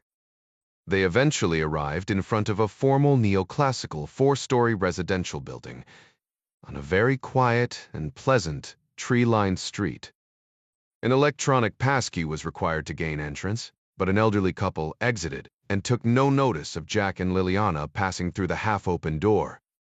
The building was quiet, save for the sound of an energetic but well-played violin on one of the top floors, and the happy laughter of small children behind the nearest of 2 doors on the first floor. The names on the mailboxes were all Polish. The ancient marble floors were clean, the dark wood doors and fixtures polished, and the air tobacco-free. 4 floors, 2 apartments each. Stepinski owns the entire building, Liliana offered in a soft voice. Doesn't look like a drug den or a terrorist training camp, does it? Is that what you're looking for? Not exactly. Liliana frowned. Are you sure you're a financial analyst? I wouldn't want my investors to get caught up in anything illegal. So of course not. Anything else to see here? No. A 15-minute walk led back to Liliana's Audi. She drove them to the last 2 stops. The first was a cubbyhole of a liquor store, alcohol. The sign read not much bigger than a phone booth, attached to a chain grocery store 10 minutes from the apartment building. There was barely room for Jack to poke his head in and look around, trying to avoid the hard stare of the disheveled man behind the tiny glass counter. Every nook and cranny was crammed with hard liquors and spirits, especially flavored vodkas, and Irish and American whiskeys, and most of those in bottles small enough to fit in a pocket or purse. The last stop was equally unremarkable. Krakow Candy, a small shop offering a wide variety of boxed and packaged candies, imported and domestic. Stupinski owns the shop. My guess is that he would make more money renting the place out, judging by the net income he declared, Liliana said. Now what? Liliana said as she unlocked the car. Back to Warsaw. Any place in particular? Drop me off at my hotel if you don't mind. I'll try and pull something together tonight, and we'll hit it again tomorrow. As you wish. They headed back north toward Warsaw on the S7, the way they had arrived. The sky darkened about the time they left the city limits, and 20 minutes later rain spattered the windshield.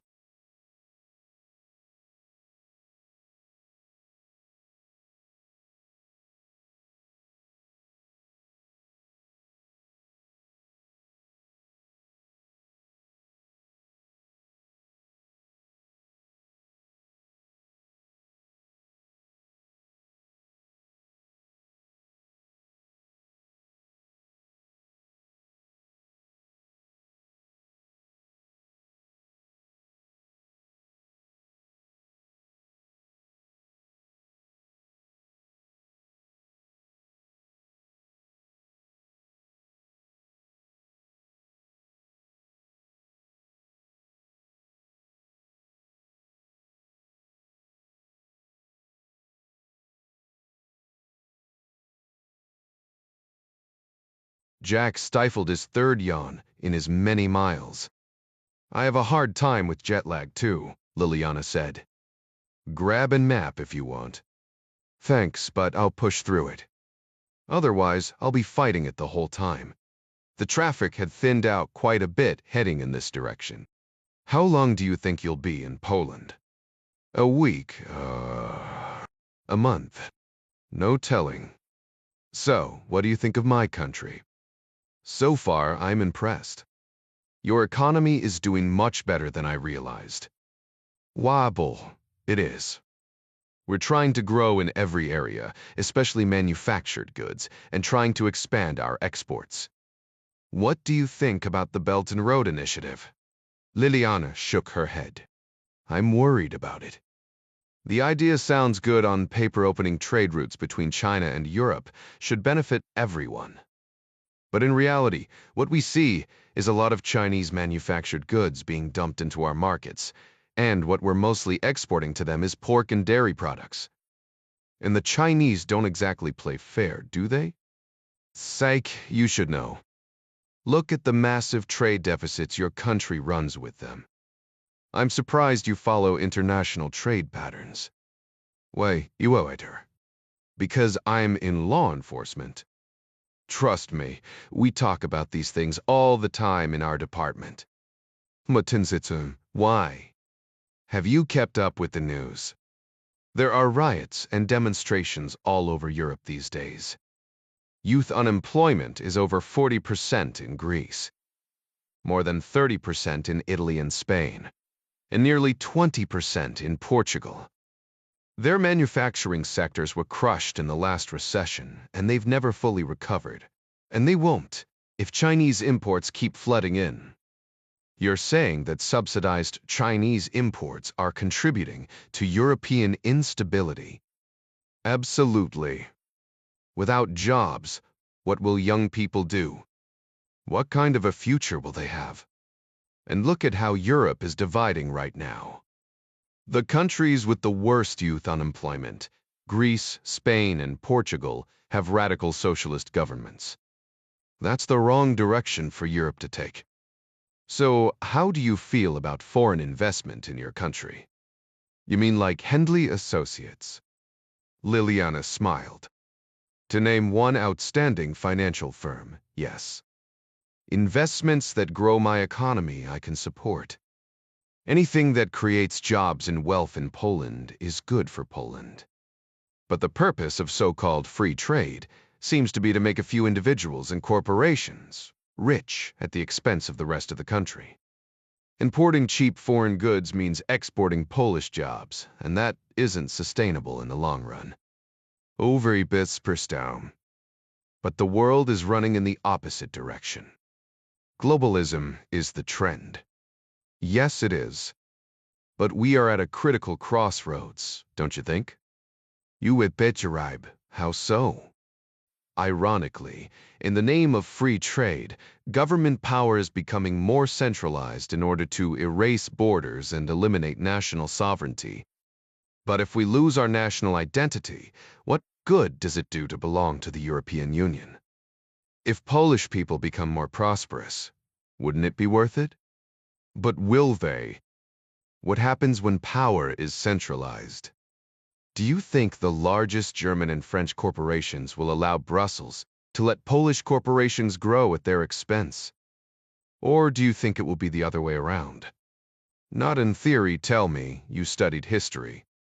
What happens when big corporations partner with big government? The rich get richer, and the politicians get more power. Fascism and socialism are the same things. Liliana cursed herself under her breath. I'm sorry to keep talking this way. It's not polite. I don't mind, really. It's fascinating. You must remember, my country disappeared from the map for 123 years. Occupiers wouldn't allow Polish to be taught in our schools, or for our children to learn their own history. What the cup seems.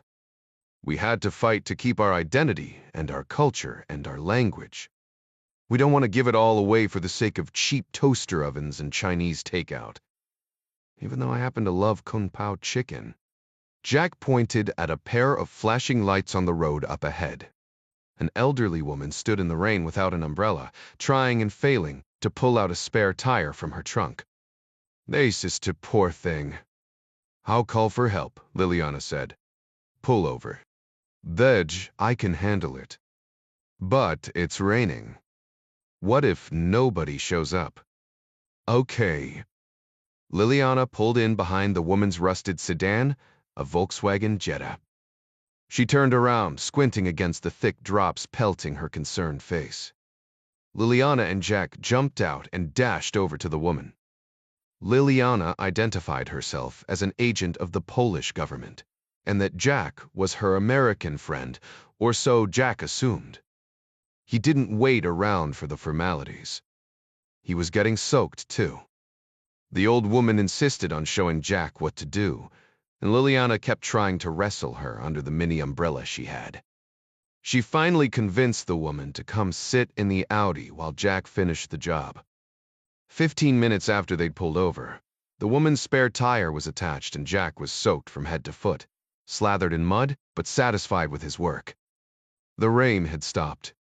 The old woman thanked Jack profusely in a spate of Polish that Liliana hastily translated, then climbed back into her car. She stomped the gas and sped away, throwing a rooster tail of mud that splattered all over the two of them. All they could do was laugh. Liliana opened the trunk of the Audi and fished out an emergency blanket. The two of them tooled off as best they could, climbed back into the Audi, and headed for Warsaw. Liliana cranked up the heat. 20 minutes later, Jack was sound asleep, snoring his head off. Such as San Francisco, California. Watson put her desk phone on speaker as it rang. 4 rings in, Elias Dom finally picked up. Hello, Amanda. To what do I owe the pleasure? I was checking my calendar, and I saw that I hadn't received the text for your speech yet, so I can review it. The sound of gusting wind battered the phone speaker. My speech? The Tech World Conference, remember? It's 2 weeks away. Oh, yes. Sure. Need belangrijk to Katornte. My mind is somewhere else. By the sound of it, so is your body. Where are you? I'm standing in front of the Wickenburg Chamber of Commerce building. It's quite charming. The whole town is charming. Straight out of an episode of Lassie. Do you know what I'm looking at?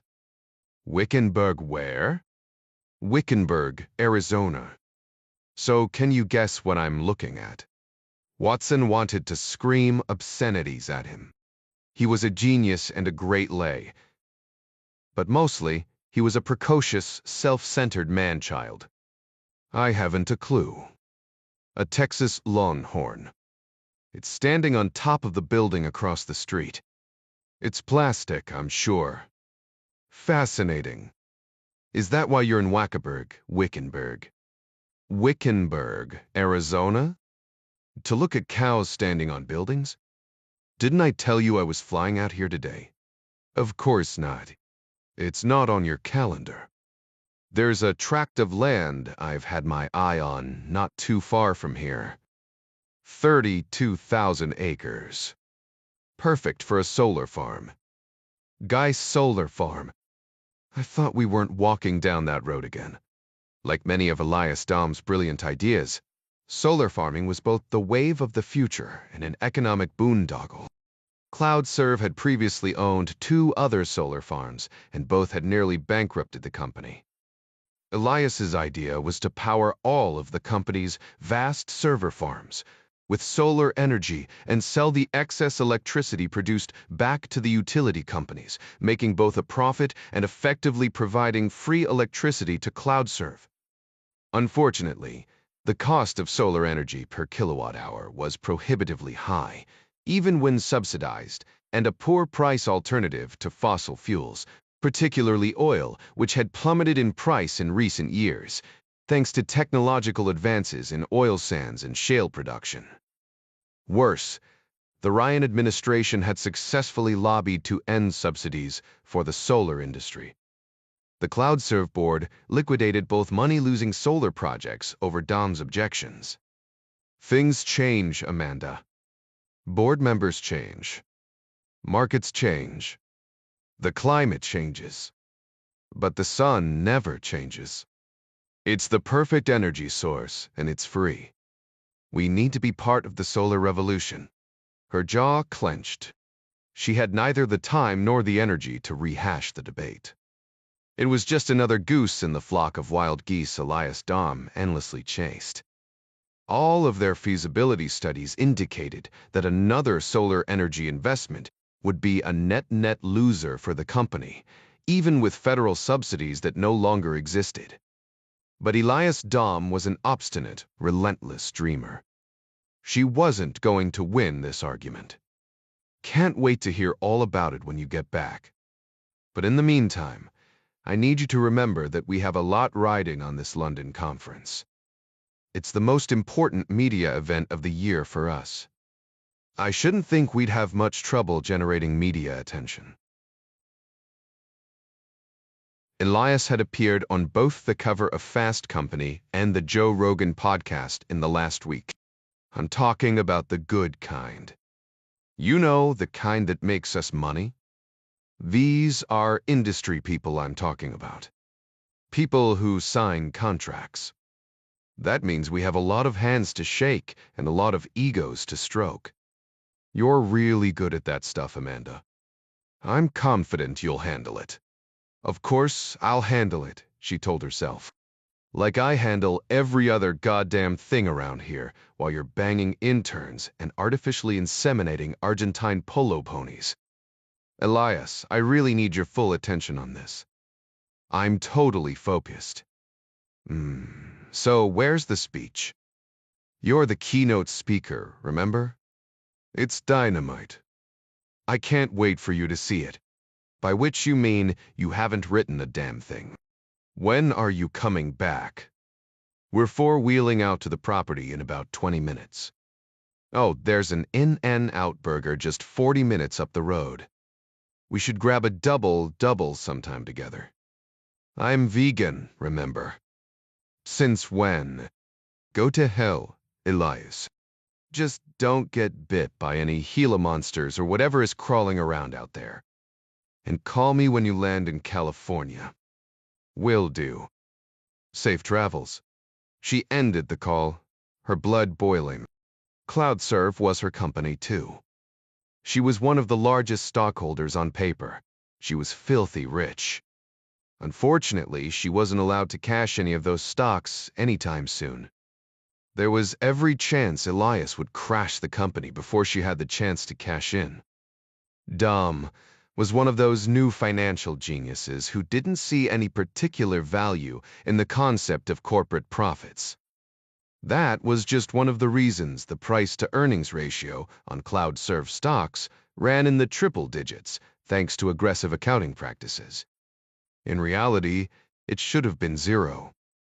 Rather than profits and earnings, Dom measured success by cash flow. CloudSurf Computing Services was a high-margin business with heavy capital expenditures, but as a separate division, it still ran at a profit. It was all of the other adventures Dom dreamed up, including his passion project, his space company, SpaceServe, that were draining the coffers. Dom simply didn't understand the word no, and his hand-picked board of directors didn't want to buy him a dictionary. They were having too much fun going along for the wild ride. Watson yanked open a desk drawer and snatched up a small bottle of essential oil. She put a couple drops on her palms, rubbed them together, and cupped her hands over her mouth and nose. She closed her eyes and took several slow, deep, lavender-infused breaths, imagining herself standing all alone on a sugary white sand beach beneath an achingly blue sky. Her breath slowed. So did her pulse. Her conscious mind collapsed to the singular point of her breathing. But from a skirt. Out. De savio tête, entria. Out. Slowly, imperceptibly, the rage ebbed away. A soft knock on her door jamb snapped her out of her trance. She opened her eyes. It was her new assistant.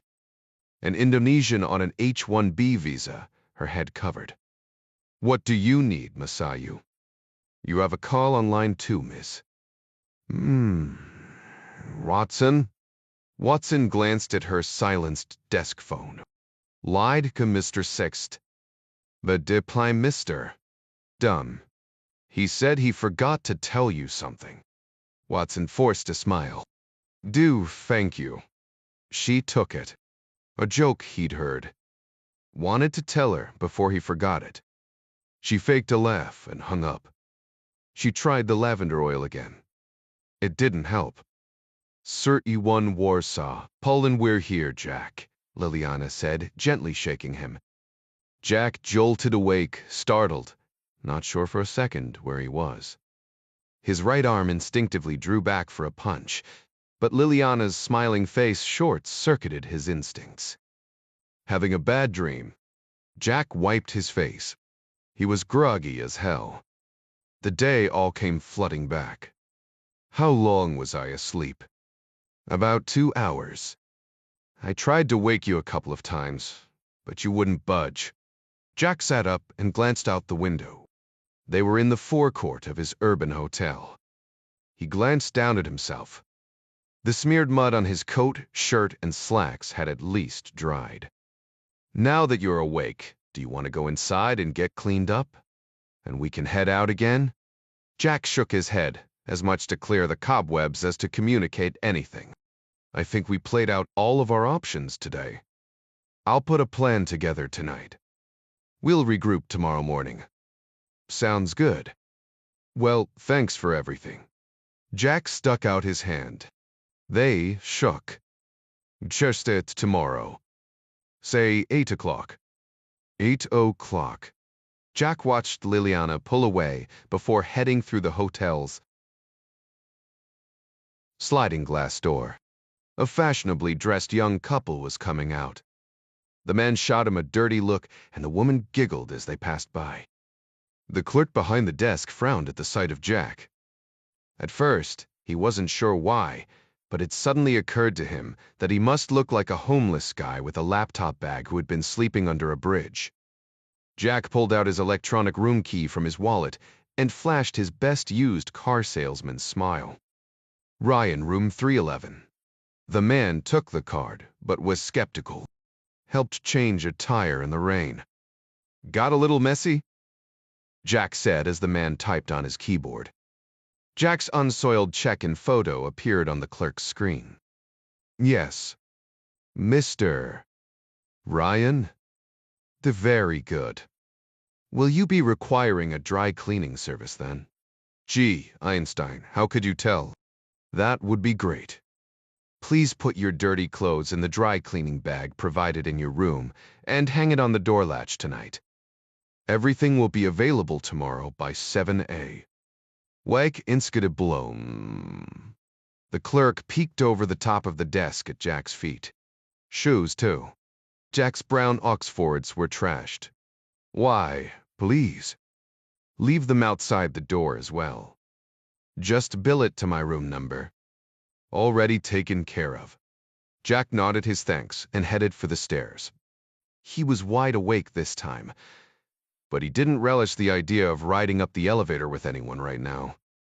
Before he did anything else, Jack locked the hotel room door and crossed over to the far wall fronting the entire space.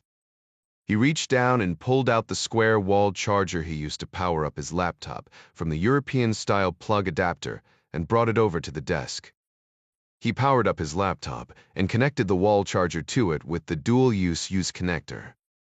He opened a program that accessed the motion-activated digital camera embedded in the wall charger unit that doubled as his computer's power source. The camera's tiny fish-eye lens had a 180-degree angle, wide enough to capture any movement in the room's single living sleeping area. If anyone had entered, the camera would have captured it. The unit could even detect if it had been tampered with. Jack deployed a similar power camera unit for an electric razor in the bathroom. But no point in pulling that one up if this one didn't capture somebody breaking into his room in the first place. The program indicated that nothing recorded except Jack leaving earlier that morning and returning just now, the final image showing his lens, distorted hand enveloping the unit as he unplugged it. Good old Gav, Jack whispered to himself, grateful for the bag full of electronic tricks Beverly had given him to deploy on this trip. None of them had actually paid off yet, but it was nice to have something to do besides ask questions that nobody intended to answer honestly. Next, Jack treated himself to a hot, steaming shower.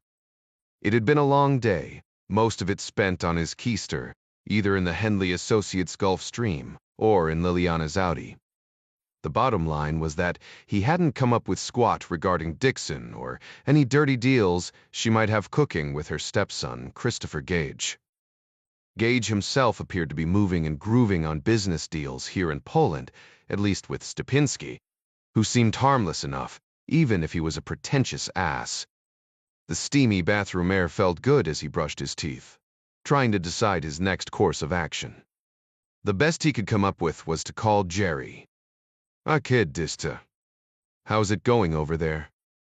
Jack gave a brief overview of the day's events, concluding with, "And nothing to show for it. Look, I didn't send you over there to prove anything. I sent you over there to see if there was anything to find. If there's nothing, then there's nothing. And after all, it's still only your first day. Give yourself a little credit. I still have a few long shots to run down. I'll check back with you tomorrow with what I have or don't have. If nothing else, I'll have a list of leads to chase on the computer when I get back. What's your gut telling you? You know, everybody dances on the margins these days. Companies allocate big budgets to their accounting departments to push the absolute limits of legality to avoid paying taxes, which is smart, I suppose.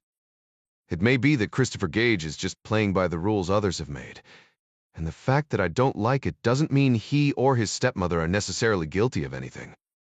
That's a fair assessment, but keep digging anyway. Will do.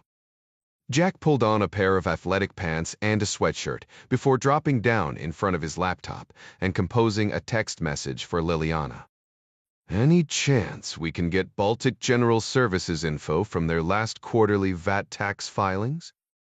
I'm thinking other businesses they might have purchased or partnered with.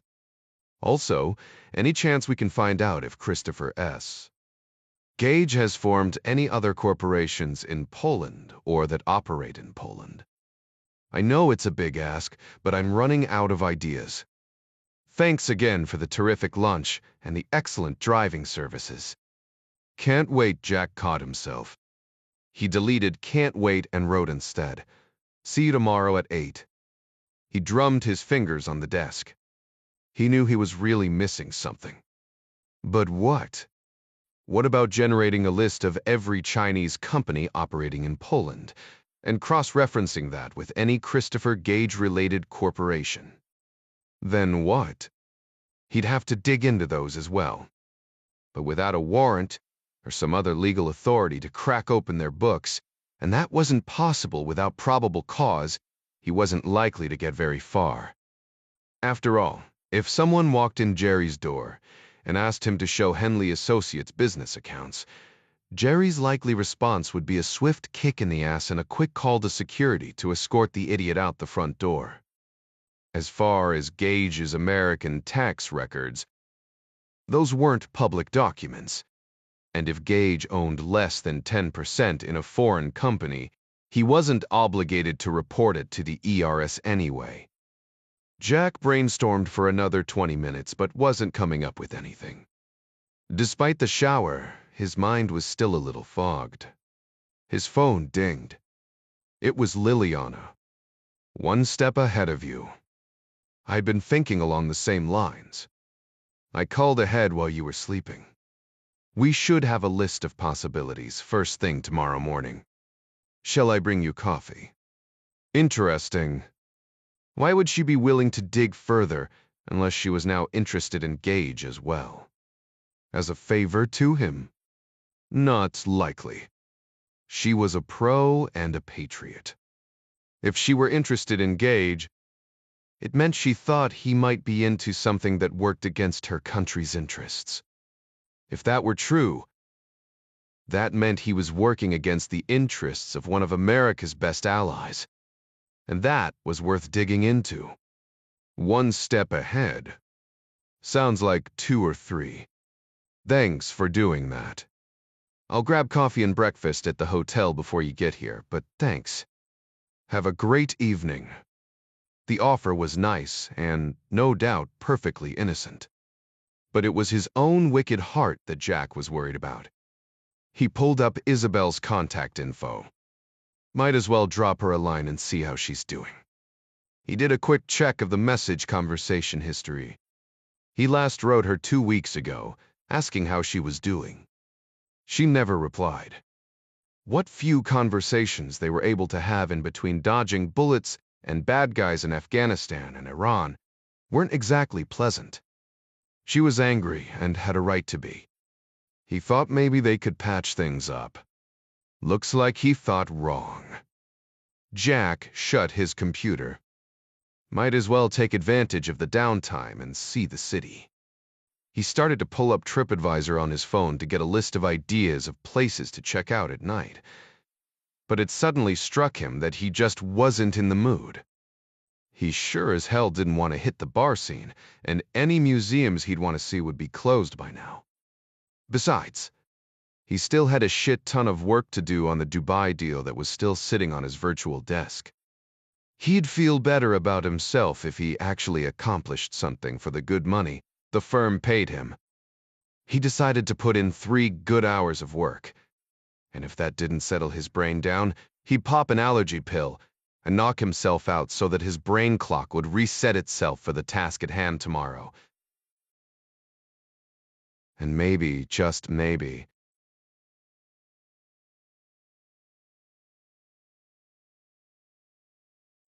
expat Europeans and Americans loved it, though there were fewer of them these days, thanks to the regime change. Mostly, it was Chinese executives.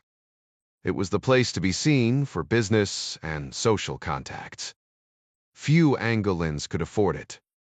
The young mixed-race Angolan woman turned nearly every head as she crossed the expansive lobby. Green eyes, caramel skin, thick blonde curls, and a hard, curvaceous body flowed with effortless grace toward the private express elevator, serving the penthouse floors.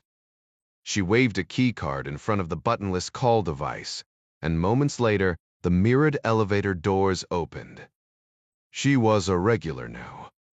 The hard, familiar face of the rock-jawed Chinese security officer greeted her with a curt nod as she stepped inside.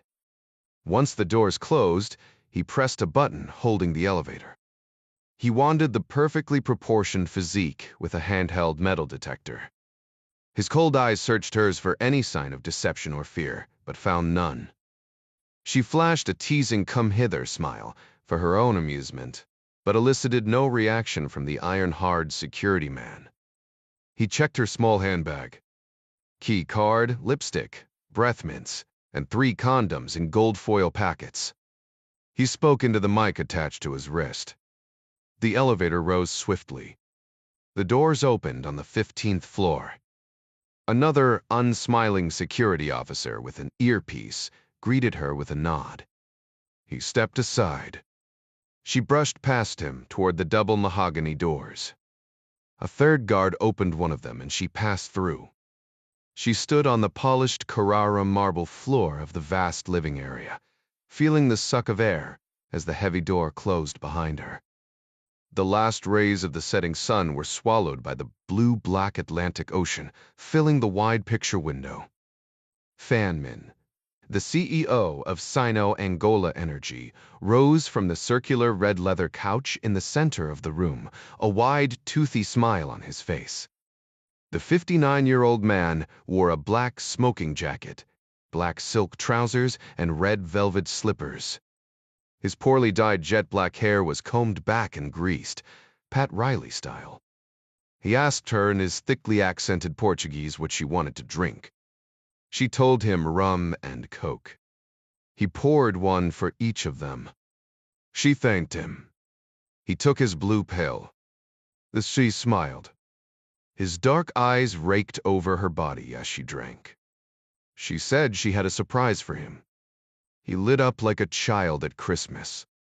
She showed him the new condoms she brought him. 3 of them wrapped in gold foil. So taken foreign. He smiled, eyes crinkling at the corners. Extra pleasure, she promised. Like she was supposed to say. Lindo maravilhoso, he said, pouring her another drink. They sat on the red leather couch together. Ship's lights like stars floated in the black Atlantic beyond. She finished her second rum and coke while he stroked her smooth skin with his long, delicate fingers whispering Bellagina over and over like an incantation. She smiled at him between sips of her third drink. When his eager face finally darkened, she excused herself to use the restroom. He retreated to the bedroom, his manhood tenting his silken trousers. He played Celine Dion, turned the volume up. She heard it through the bathroom wall. She flushed the toilet, crossed herself before opening the door. She tried to put the image of her young husband out of her mind. He wouldn't understand. He was just a boy. It was good money. Lobito, Angola. The port city 500 kilometers north of Luanda was asleep at this late hour. Save for the 3 Chinese guards civilian-clad black soldiers patrolling the perimeter of the construction site against thieves. The Lobito 1 refinery was scheduled to come online within 7 months. It would be only the second refinery in sub-Saharan Africa's second largest oil-producing country, which, ironically, imported 80% of its refined petroleum needs. The Libido 1 project would go a long way to correct that imbalance while lining the pockets of Angola's corrupt political class. Funded by exports of Angolan crude oil and diamonds, Chinese engineering and construction firms were in charge of the entire project. Despite the crushing unemployment and bitter poverty of a country where nearly 40% of the population survived on less than $1, NIST 5 a day, Angolan politicians in the capital were eager to allow China to import its own labor force for the Libido 1 refinery project, adding 300 more construction workers to the 30,000 Chinese already employed in the country and nearly 1 million across the African continent. China was Angola's #1 foreign investment and export partner in Africa, thanks to the seemingly bottomless seas of crude oil on and offshore the former Portuguese colony. Angolan oil reserves were so valued that even the Cold War took a back seat. During the vicious 27-year Angolan Civil War, American oil companies pumping socialist Angola crude were protected by communist Cuban forces from attacks by anti-socialist rebels backed by the American government. Money was its own loyalty. The Libido 1 project was a significant step forward for both Chinese strategic planners and the Angolan kleptocracy in Luanda. Besides the generous development funds that mostly found their way into the regime's hand-tailored pockets, the new Angolan president preferred Chinese investments because of China's non-interference policy toward local governments.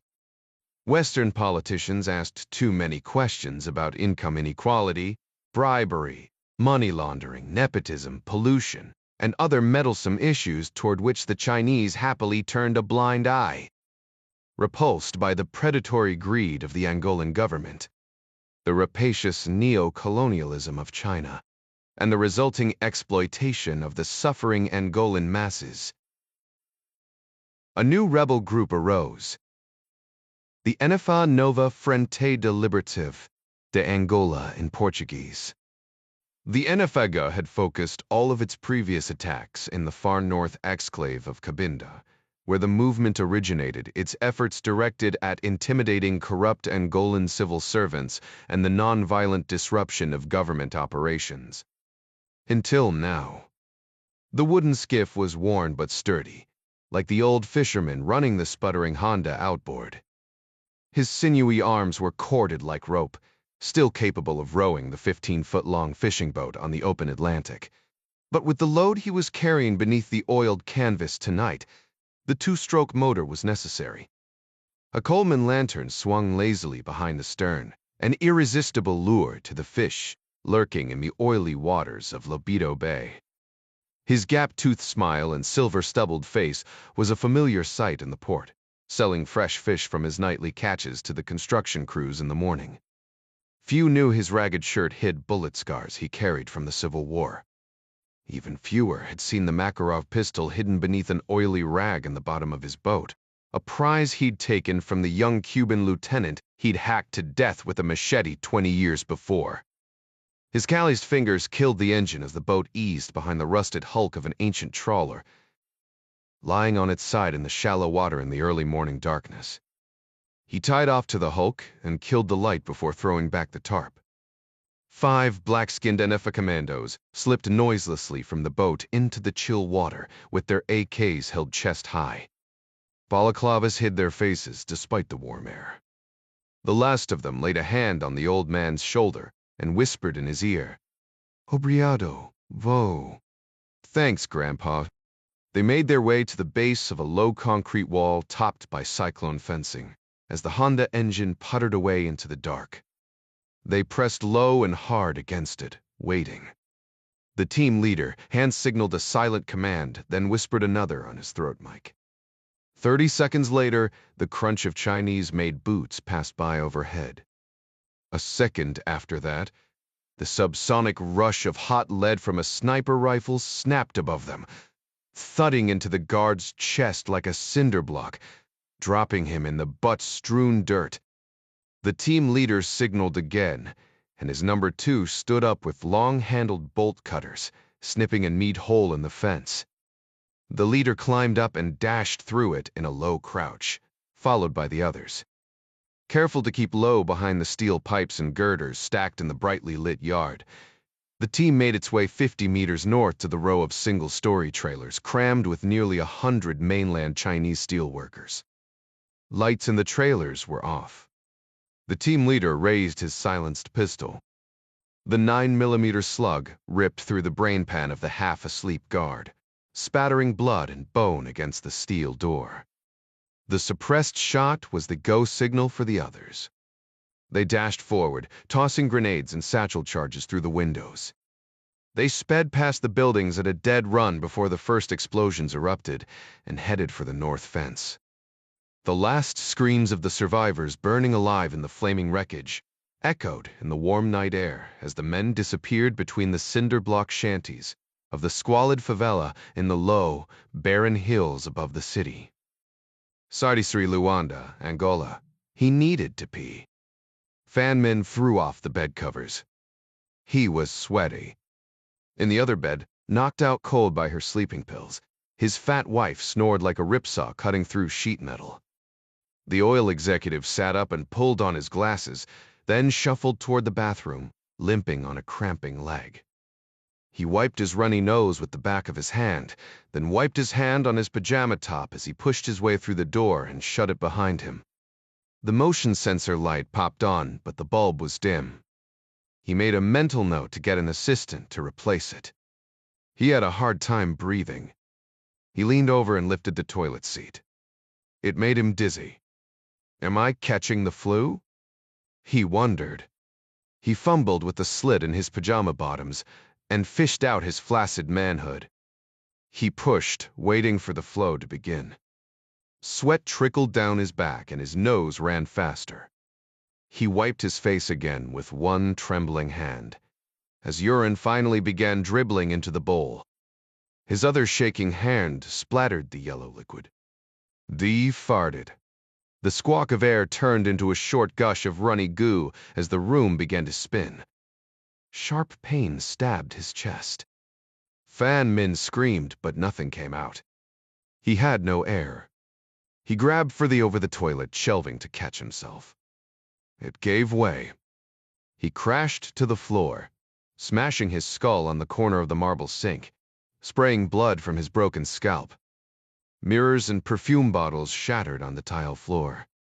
Clutching his dying heart, he thrashed in agony in the widening puddle of urine and blood. His narrowing pupils dimmed the light as his foaming mouth sucked for a last, gasping breath that never came. Crashing glass and metal woke Fan Min's wife from her pill-induced sleep. She rolled out of bed, cursing her idiot husband as she hobbled to the bathroom on arthritic knees. She called his name through the door. No answer. She turned the knob. It was unlocked. She pushed on it. It wouldn't budge. She panicked, calling out his name as she shoved feebly against the door. It nudged open. She saw Fan Min lying on the floor, his back to her. Adrenaline fueled her flabby arms. The door pushed open further. She squeezed her round belly against the crack and wedged a thick leg through the opening. Her bare foot slapped onto the tile floor, splashing urine and blood. But it was the shards of broken glass stabbing her tender soul that made her scream. Sortie for Warsaw, Poland Liliana arrived at the forecourt exactly at 8 a. As promised, and didn't bring Jack coffee as he requested. Jack was disappointed to discover that the hotel restaurant served only dinner, but TripAdvisor found him a great little place nearby with a walk-up window where locals queued for hubcap-sized fixeki and steaming hot illy coffee in sturdy paper cups. The allergy pill had knocked him out, which was good, but he woke up in a chemical fog that took 2 cups of the caffeinated brew to clear away. Jack yanked open the Audi's passenger door and fell in. Teresa D. Dobry. Liliana smiled. DZG Dobry. Did you sleep well? Like a rock. Then we'll get started. Great. Where to first? My office. 25 minutes later.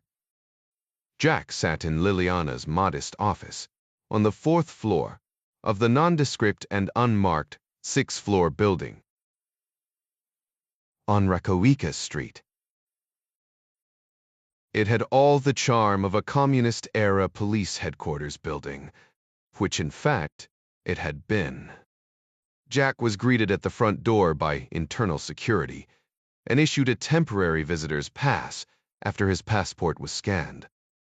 They spent the next 4 hours poring over computerized tax records, business licenses and applications, corporate filings, and even bankruptcies. Jack's Polish was nil, but the search function on Liliana's computer was fluent enough to search for word combinations and variants of Christopher Gage, Baltic General Services, Gage Group International, and even Gage Capital Partners. Jack wanted to add Dixon to the search, but didn't dare drag the senator's name into this certainly not at Polishable headquarters, and besides, if she were up to something illegal, she'd hardly put her name on it. Property tax records showed the location of Abijah's holding in Daxi. Looks like this building is down by the port. Jack pointed it out on the computer screen. Most likely a warehouse of some kind. Could be a repair or maintenance facility as well. Or some combination of the three. Well, that was something, at least. Liliana checked her watch. How about some lunch?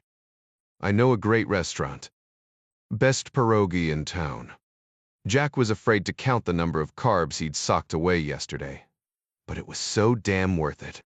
What's another 5,000 calories at this point? Mallard sounds great. You've had them before? Wunzertinsetapline, Teverins. But I saw the way your eyes lit up when you said pierogi, so I know it's going to be good. Liliana pulled her shoulder holster off the coat rack and slipped it back on. Jack looked away as the strap cinched around her shoulders, emphasizing the curves of her upper torso. 9 mil? Jack asked as she holstered her weapon. You know guns? A little. Are you any good? Haven't shot myself in the foot yet. So, not bad, I guess. Perhaps I can get permission to take you down to the shooting range later. Would you like that? Yes, I would, actually. And to answer your question, yes, it's a 9mm Whist 94, a Polish-designed and manufactured pistol. She unholstered the weapon, dropped the mag, and racked the slide to clear the chamber, launching a bullet that Jack snatched in midair. Nice catch. Here. She handed him the gun butt first. He felt the weight in his hand. Polymer and steel, like the Glock 19, which he personally favored. This one was bigger, like a Glock 17. And like the Glock, the safety was in the trigger. John Clark still preferred an all-steel Colt. Secret for T, 1911. Old school, Clark said. It's how I survived long enough to get old. Jack wanted to sight the pistol, maybe even break it down. But he had a cover to maintain, so he played it cool. How many rounds? 16 in the mag, 1 in the chamber well, 1 in the hand, eh? She held out her open palm. Oh, yeah. Jack dropped the brass into her hand. They locked eyes. Jack felt a tingling in the back of his neck. Somewhere else, too. Was she checking him out? Or just testing him. He smiled and handed her the gun back, butt first. She slammed the mag home and racked the slide, putting one in the chamber, then dropped the mag and loaded the last bullet into it, then reloaded the mag and holstered her weapon. Jack knew she'd keep count of the number of shots fired in a gun battle. 17 was her number, and she wasn't going to screw that up. Ready, Second Blares. Lead the way, officer. The Warsaw air was cool but delightful. And the sky clear. A perfect day to walk anywhere, but especially to lunch. I can't thank you enough for all of the help you've given me today, Jack said. You are welcome. It's a nice change of pace from what I normally do. That's right, I forgot. You're an undercover piano player for the Polish security services. What's your latest case? Let me guess. The Austrian mafia is smuggling unlicensed harpsichords into the country. She laughed. Ja, getend. Save. I'm working on a very nasty drug case at the moment, and with a vile human trafficking ring. Young Eastern European girls who were promised the moon, only to be dumped into Dante's Inferno. Jack wanted to commiserate with her. The child trafficking case in Texas that the campus had worked on a couple years ago had shocked him to his core. But Liliana had no idea he was working for the campus, or even that it existed. He needed to guard his words carefully.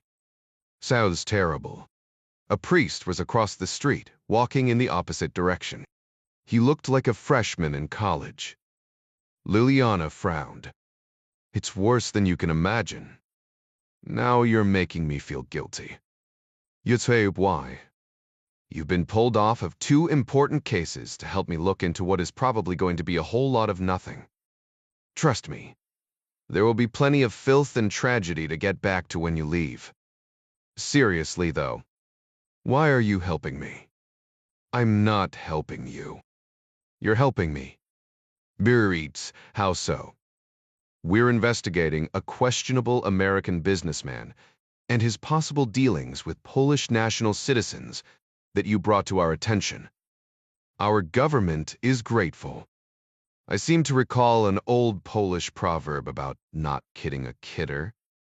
Except we use a different word than kid, Liliana fired back.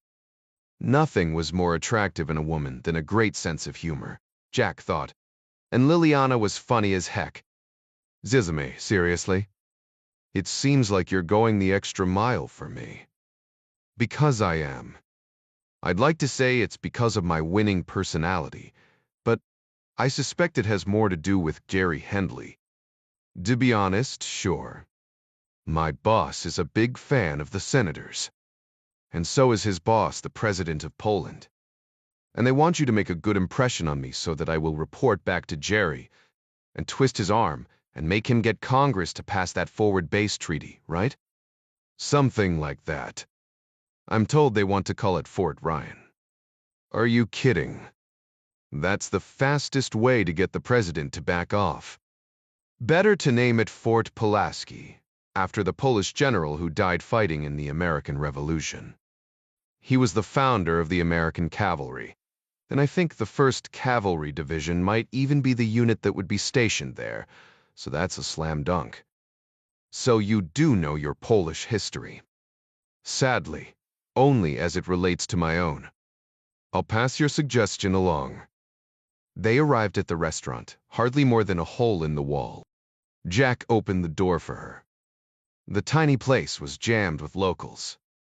The place buzzed with lunchtime conversation and the tink of silverware and ceramic plates. A young waitress lit up when she saw Liliana. Her eyes drifted to Jack for a second, then a smile flashed across her round, Slavic face. She shouted something and motioned for them to come to the back of the small dining area. She's making a place for us, Liliana said as the 2 of them wedged between crowded tables.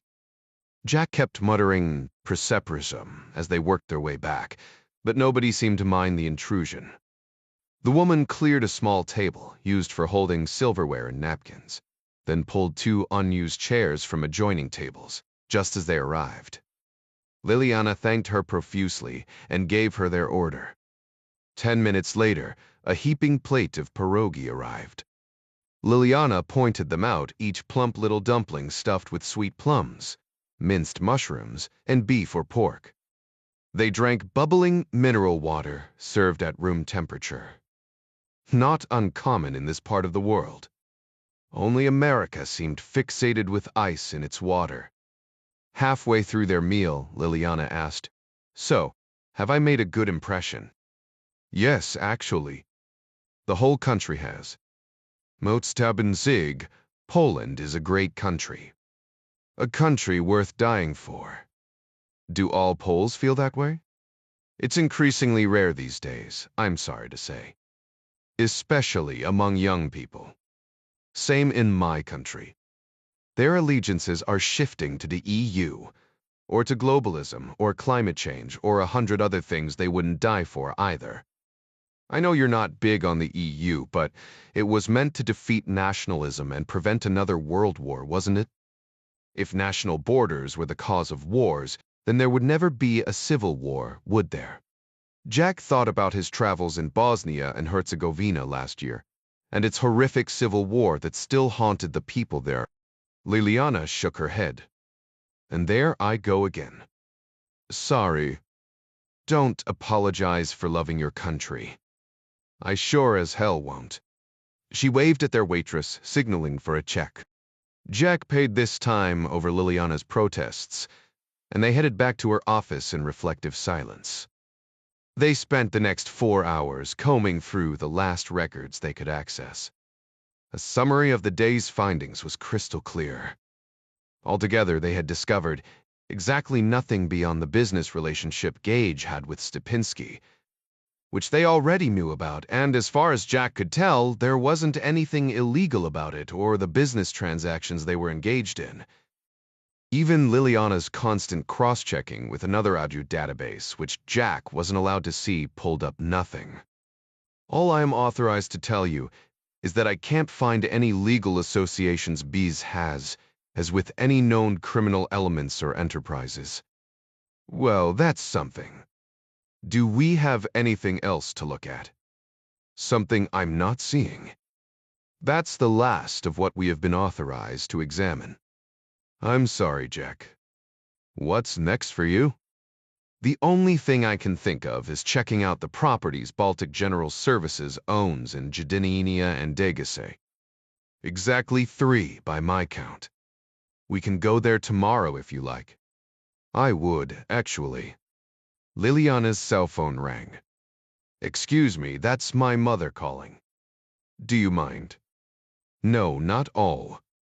Moms always come first. He glanced at his watch.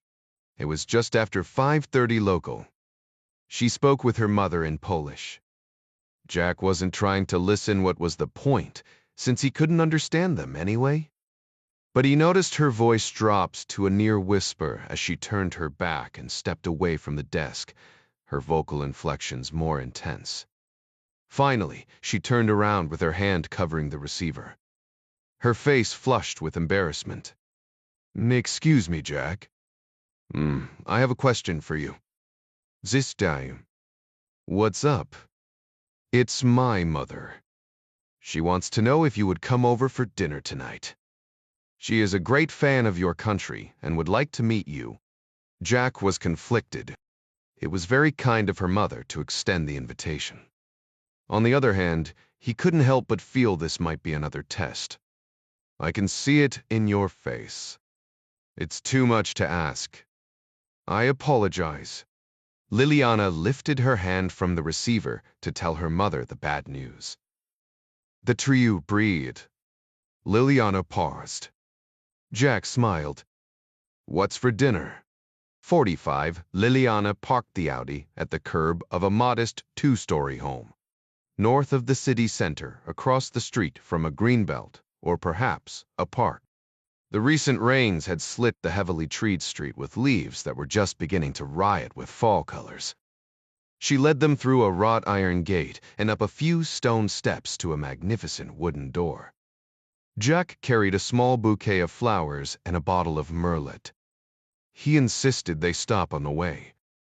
His mother taught him long ago the power of flowers. Liliana opened the door, and the sweet, peppery aroma of grilled steak came wafting out. Jack's mouth began to water. While they were still standing in the foyer, a handsome, middle-aged woman came out of the kitchen, a flowery apron wrapped around her well-kept figure. Jack saw instantly where Liliana got her good looks. Apart from a few strands of gray in her light brown hair and laugh lines around her eyes, the two women almost looked like sisters. He remembered a line his mother told him years ago. If you want to see your wife in the future, meet her mother. It wasn't always true, but this looked like a sure bet. Jack held out the bouquet of flowers. Liliana's mother lit up like a candle. Oh, you shouldn't have. Oh, but I'm so glad I did. Thanks, Mom. The woman extended her hand. Sir, Mr. Ryan, it is such a pleasure to meet you. Jack shook hers. A warm, firm grip, wet from washing dishes. It's very nice to meet you, Mrs. Pilecki. And please call me Jack. And I'm Maria. Like Madame Curie. Very good. Yes, like me, born in Poland. But I never left except to go to school at Oxford. Yikes. To a brainiac. Please, make yourself comfortable. I hope you came hungry. Jack sniffed the air. I am now. Mother is the best cook in Warsaw. Can I get you something to drink? Be siftablin. Beer. The Betrayal Tifla. I'm fine right now, but thanks. He handed her the wine. Almost forgot. For you as well. You shouldn't have. I told him not to, Mother. But he's persistent. A door slammed toward the back of the house. Stockinged feet thundered down the hallway. Liliana knelt down just as a greased ball of blonde lightning crashed into her, wrapping his little arms around her neck. Tomas. She kissed him as she stood.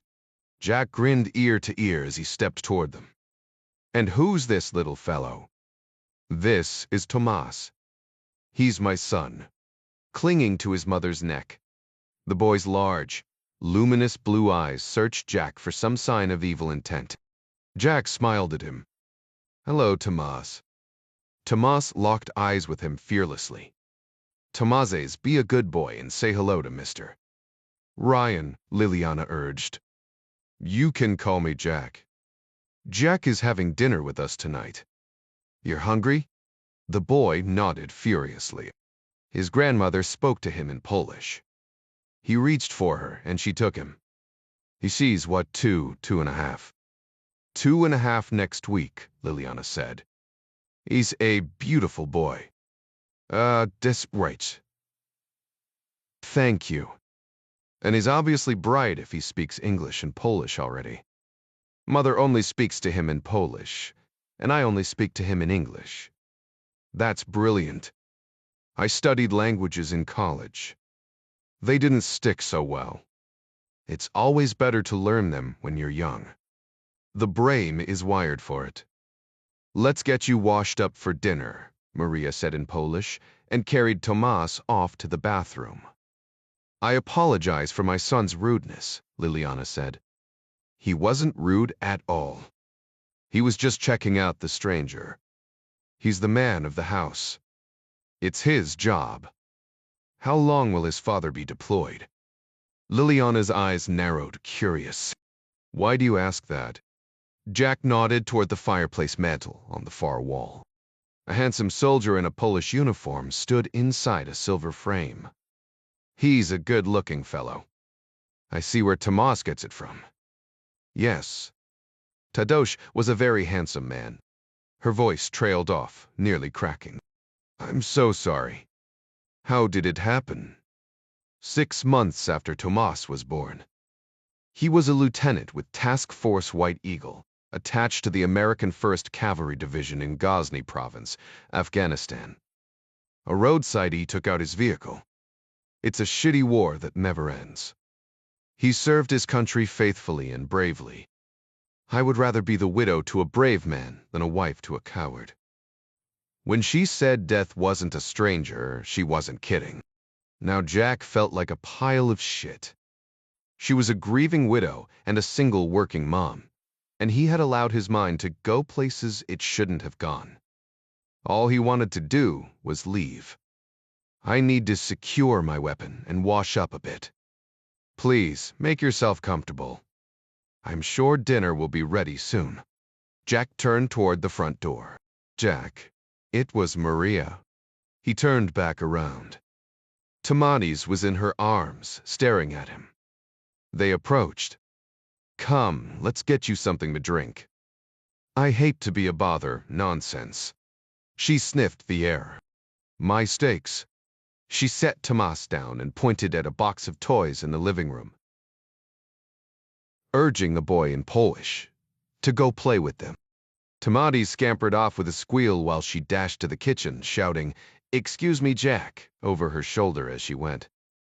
Jack watched Tomas attack the toy box, yanking out each piece one at a time, obviously searching for something.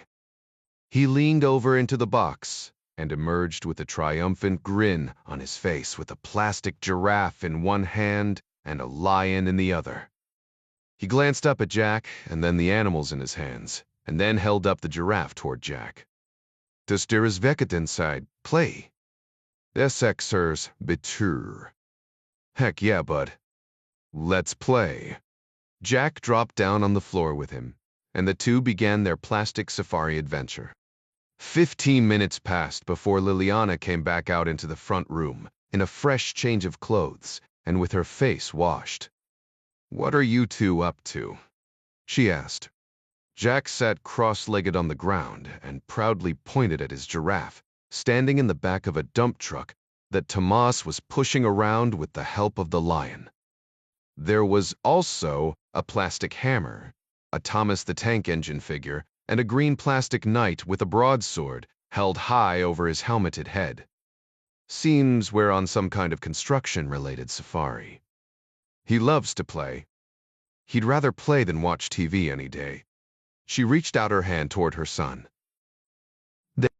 "Come, it's time for dinner." "Me," Tomas said, half pouting. "Put your toys away right now, son. You can play later, after Mr. Ryan leaves." "Me. Can we play some more after dinner?" Jack pleaded with Liliana, like a trial attorney on behalf of his young client. Liliana shrugged. "Only if Tomas eats all of his dinner." Jack turned to Tomas. He nodded. "Hey, bud. That sounds like a pretty good deal." "Okay." Tomas grinned and bobbled his head exactly like Jack, nod for nod. "Great." Jack stood up. Tomas reached up to Jack. Jack picked him up. "What? Here we go." Jack tossed him up in the air a little. The toddler giggled. "The seis, im what tat." Jack tossed him one more time. "Vergond." "After dinner, okay?" "Mend okay. If you two are done fooling around, dinner is served." 46 Jack and Liliana feasted, raving about Maria's steaks and the side dishes as they ate, especially the sour rye soup with sausage and bacon. Tamades sat next to Jack, who cut up his steak into little boy-sized bites. Maria instructed Alexa to play Spanish guitar instrumental music during dinner. The conversation flowed from favorite music to movies, then to history, and finally politics, which Jack quickly deflected, feigning ignorance and disdain for the subject to avoid conjuring up any possible connections with his famous father, to whom he still bore a strong resemblance despite the beard. When the subject finally turned to economics, Maria's professional expertise, Liliana threw her hands up. "Oh, 'tis misery, know it. When we start talking about inverted yield curves and Smoot Hawley, I know it's my turn to wash the dishes." Liliana stood and gathered plates. Jack stood as well. "Here, let me help you." "Nonsense." "You're our guest," Maria said, laying a hand on his arm. "As soon as she clears the table, we'll have dessert." She turned to Tomas and told him the name of the dessert in Polish. The boy laughed and repeated it. "Jeden sarlotka." Maria quizzed Jack about the American stock market. He was a financial analyst, after all, and what direction he thought the market would take after the recent announcement by the Fed to hike interest rates a half point. He gave his opinion and fired back at her about the European Central Bank and its latest round of quantitative easing. And so it went for the next 20 minutes. Somewhere in that conversation, Tomas had managed to slip out of his chair and into Jack's lap, his bright eyes flitting back and forth between Jack and Maria as if he were following the conversation, word for word. Liliana fell into her chair. "Okay, Mother. Where's that geopolitical you promised?" Jack sniffed the air. "Oh, I'd say it's right around the corner." A timer went off a second later. "Coming right up." Maria stood. "Monster 7 taf, coffee." "When, please." He said this as Tomas was rubbing Jack's beard with his stubby little fingers, slick with steak grease. "Tomasi, what are you doing?" Liliana pointed at her son. "Do you want me to take him?" "Nah. Frable, testa keldorsning. I used to hold my younger brother and sister like this 1,000,000 years ago. I kinda miss it."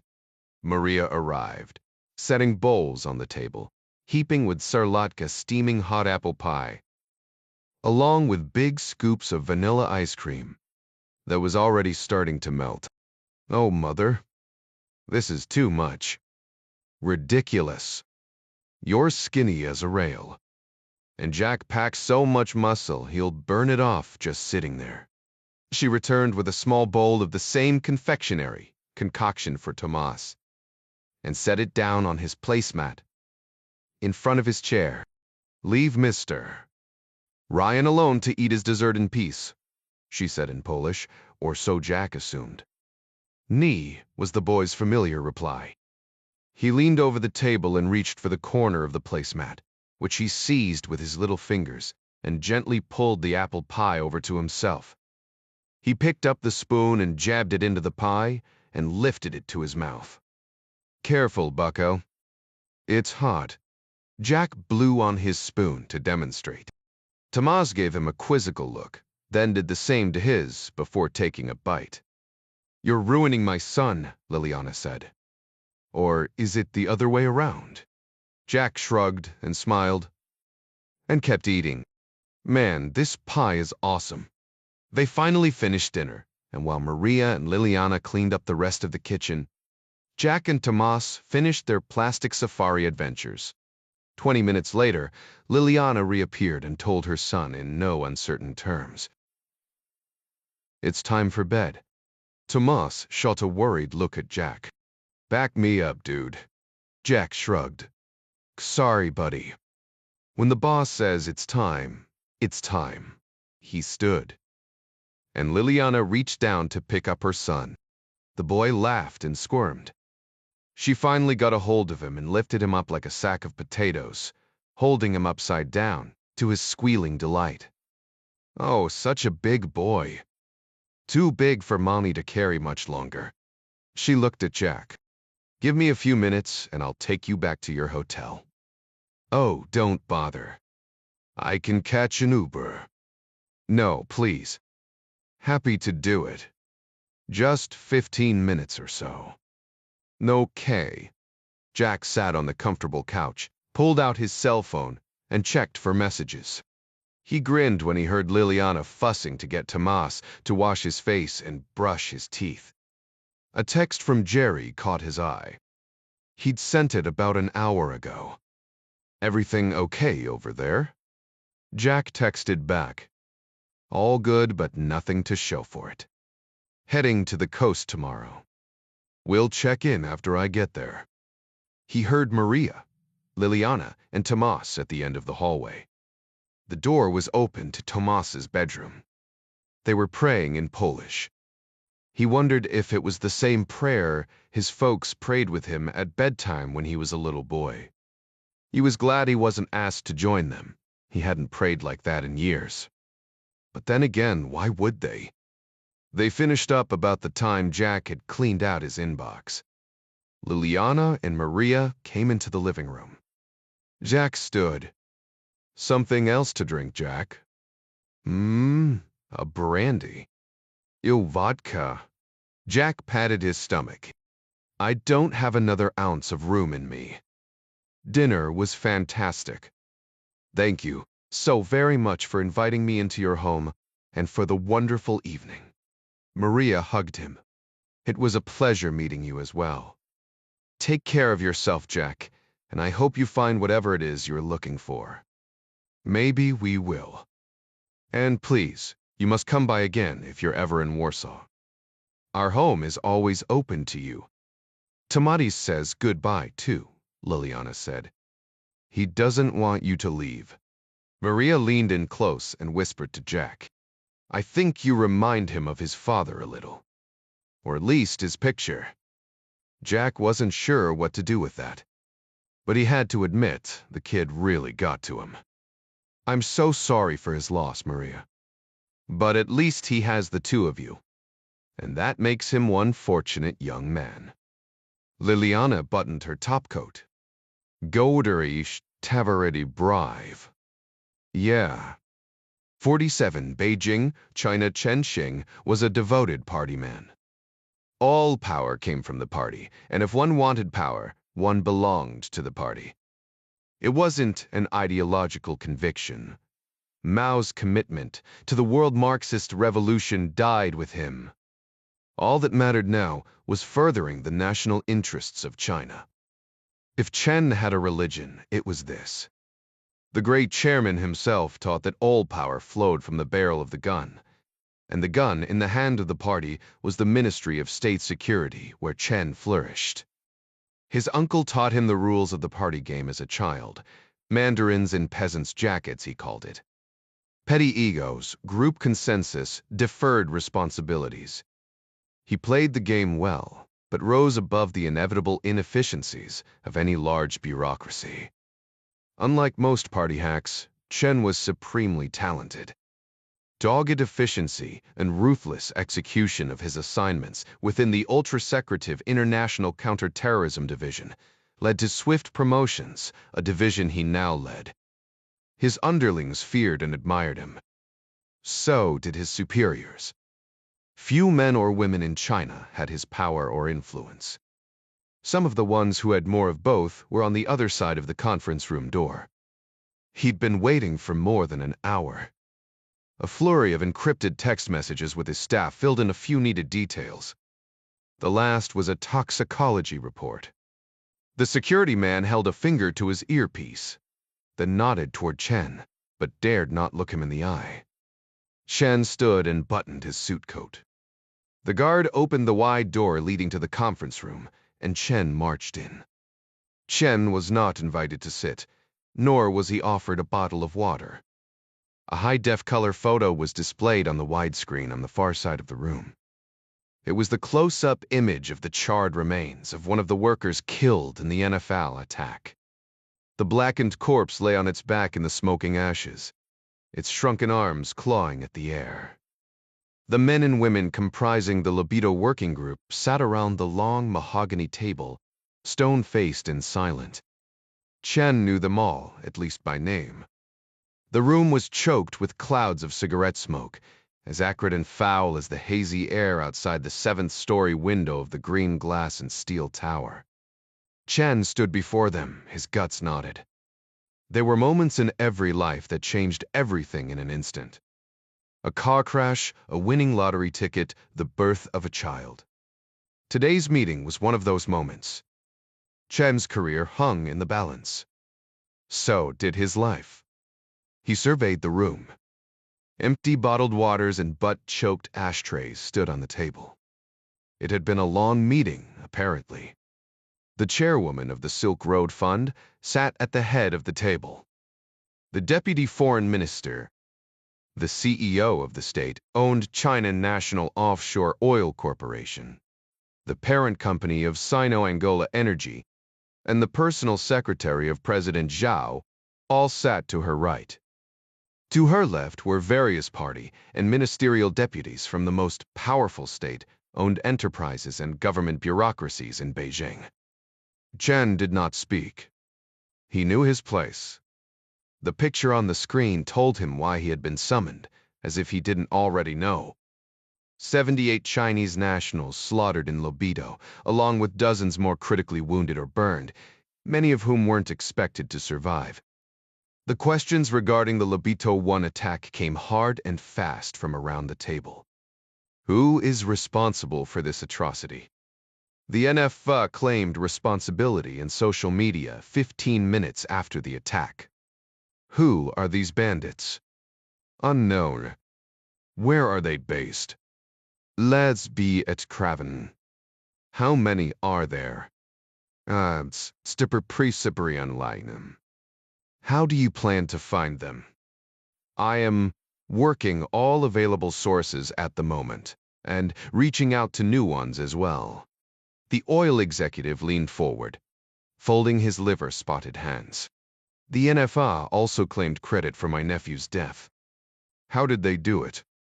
One of the Novichok newcomer nerve agents the Russians developed. Nerve agent? Like the American VX? Yes, but 5 to 10 times more powerful. Completely disrupts the connection between the brain and muscle tissues, causing, among other symptoms, cardiac arrhythmia and respiratory paralysis. Likely one of the A, B, or C variants. The D is a powder, and no powder was found. How was it administered? Specially treated condoms. Doe? Condoms? Nonsense. His wife was infertile. He had been with a woman earlier. A woman? This tried for a Mukachevingen. The CEO of CO have turned beet red. Family honor was at stake. She was a regular visitor. Quite extraordinary, I'm told. And expensive. Fan Min's personal security team had checked her out. She carried no weapons that evening. There was no reason to suspect her. Obviously there was, the chairwoman said. Shin dared not shoulder that responsibility. Even a hint of guilt would chum these shark-infested waters. He needed to proceed with extreme caution. That is a matter for Fan Min's security team to evaluate, Madame Chairwoman. We are happy to assist in that evaluation. Chen didn't need to mention that Fan Min's security team was employed by Sino-Angola Energy, not the Ministry of State Security. How do you know it was a poisoned condom? We found an unused one in her purse. Unfortunately, the technician that opened it is now in a coma. You have the whore in custody? We have her corpse at the morgue. You killed her? That was stupid, the oilman said. She was struck and killed in a hit-and-run by a cement truck 13 minutes after she left Fan Min's hotel, according to traffic camera footage we secured. An accident. Highly unlikely. The deputy foreign minister interrupted. If you have traffic camera footage, you surely have found the truck. The truck was reported stolen 18 hours earlier. It was found 3 kilometers north of the city, abandoned and torched. We assume the charred corpse inside is, or was, the driver. The oil executive continued. Why would this whore want to kill my nephew? I doubt that she did. Why do you say that? Too dangerous. Had she not been killed by the truck, she would have died from the toxin that must have secreted through the condoms, according to her toxicology report. You believe she used them without the knowledge they were poisonous? Correct. How would she acquire such murderous devices? We believe someone she trusted or feared gave them to her. Logically, that would be her pimp. But determine, who is he? An Australian national. Nothing in our databases indicates he is with any kind of foreign service. He must have a criminal record. Not according to local police records. He paid well for police protection, we surmise. Where is he now? Wetu unknown. Best guess, a shallow grave. But we are checking our sources in Australia. He turned to the Plat General on his right. We are formally requesting assistance from Unit 6-1398 in order to access airline, train, and other foreign travel databases. The general smiled broadly and addressed the room. "The army stands ready to help your ministry clean up this mess." Chen stiffened. "Two at peace in the Feinzer. We regret the death of the 3 place soldiers killed before the refinery assault, where no security cameras were deployed. In spite of this, we believe our meager efforts will result in the swift capture of their murderers with your generous assistance." The general's eyes narrowed with Chen's deftly struck insult. The Plague Guards were in fact derelict in their duties. Why would an Australian pimp want to murder a Chinese oilman? He was likely a cutout for the person or persons who wanted Fan Min dead. He was probably paid a great deal of money to pass the poisoned condoms along, no questions asked. The president's secretary added, "And now the cutout has been cut out." "Exactly my thoughts, sir." The questions stopped. So far so good, Chen thought. His team in Luanda had done spectacular work in such a short period of time. He hoped it would be enough. The most important heads in the room conferred in sharp whispers. Chen was known for his brutal honesty, another rare trait for a man in his position. That honesty was a temporary shield at best. The chairwoman of the Silk Road Fund spoke next. "I'm not sure you fully appreciate the significance of this attack." "I'm sure I do not, Madam Chairwoman." "Please enlighten me." What else could he say? The chairwoman launched into a long lecture regarding the nature and scope of the Belt and Road Initiative and its vital significance for China's future economic and military development. Then came a brief review of Angola's strategic role in the bribe from the deputy foreign minister. The CEO of NOC detailed at length the repercussions of the resulting workers' strike in Lobito and the catastrophic effect of halted construction for the refinery and potentially every other Angolan project. A warning of President Zhao's personal interest in this heinous attack was given by his secretary, along with the urgent need to punish the perpetrators of the national humiliation that reflected poorly on the president and, ultimately, the party. And finally, the nature of Chen's penalty for failing to resolve the issue was made crystal clear. "Thank you," was all he said. It was all he could say. The chairwoman delivered his single instruction: pull every string, turn over every rock, tear apart every nest. Do whatever you must do to find the criminal bandits who murdered our people and wipe them off the face of the earth immediately. He bowed slightly in the old manner. "It shall be done." 48. What did these bastards expect? Shen fumed silently as he turned on his heel and headed for the conference room door. The refinery attack had happened less than 4 hours earlier. There wasn't a security service on the planet that could have provided the answers his team did in that period of time. Fortunately, the manuscripts had human and technical assets on the ground all over Africa. Chen began running his extensive list of Angola assets through his mind as he crossed the threshold. By the time he stepped into the elevator, he had already exhausted it. There was no question in his mind that Fan Min's death and the refinery attack were connected. After all, it was Fan Min's company that was building the refinery. More important, the two events combined sent a very powerful political message. To be certain, however, he had tasked his best operator to explore Fan Min's private life to determine if the assassination was the result of a personal vendetta, which Chen deemed highly unlikely. The chief problem Chen faced was that the NFA was a new group, and until yesterday had committed no acts of lethal violence. There had been neither time nor opportunity to infiltrate the organization, let alone identify members, funding sources, and weapons suppliers. The more immediate difficulty preventing him from identifying the killers was that all of his potential leads, the prostitute, the pimp, the truck driver, and of course Fan Min and the place security guards were all dead. Whoever staged the attack on the refinery and the assassination of Fan Min had been exceedingly thorough in their planning and execution. Every possible lead had been cut down or burned away. The NFA must be very well organized and disciplined. Bullshit, he said as the elevator doors slid open. It wasn't possible. Most indigenous revolutionary movements were hardly more than criminal gangs, coalesced around a political or religious ideology. First attempts at kinetic assaults by such groups were always problematic and faltering, at best.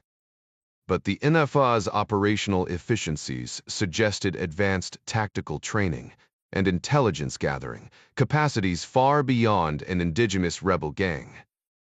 Chen's bodyguard driver opened the rear door to the black Hongqi H7 government limousine parked in the basement lot opposite the VIP elevator.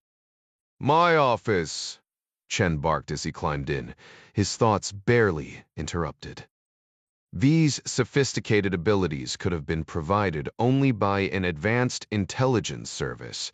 The Americans, the French, the British, the Israelis, the Russians, the usual suspects with the usual motives. Nasbit the Kraven. Perhaps the South Africans. They had invaded Angola during the Civil War to protect their interests there. Highly unlikely, though. After the radical regime change in Johannesburg, their intelligence capacities had degraded enormously, especially of late. The North Koreans.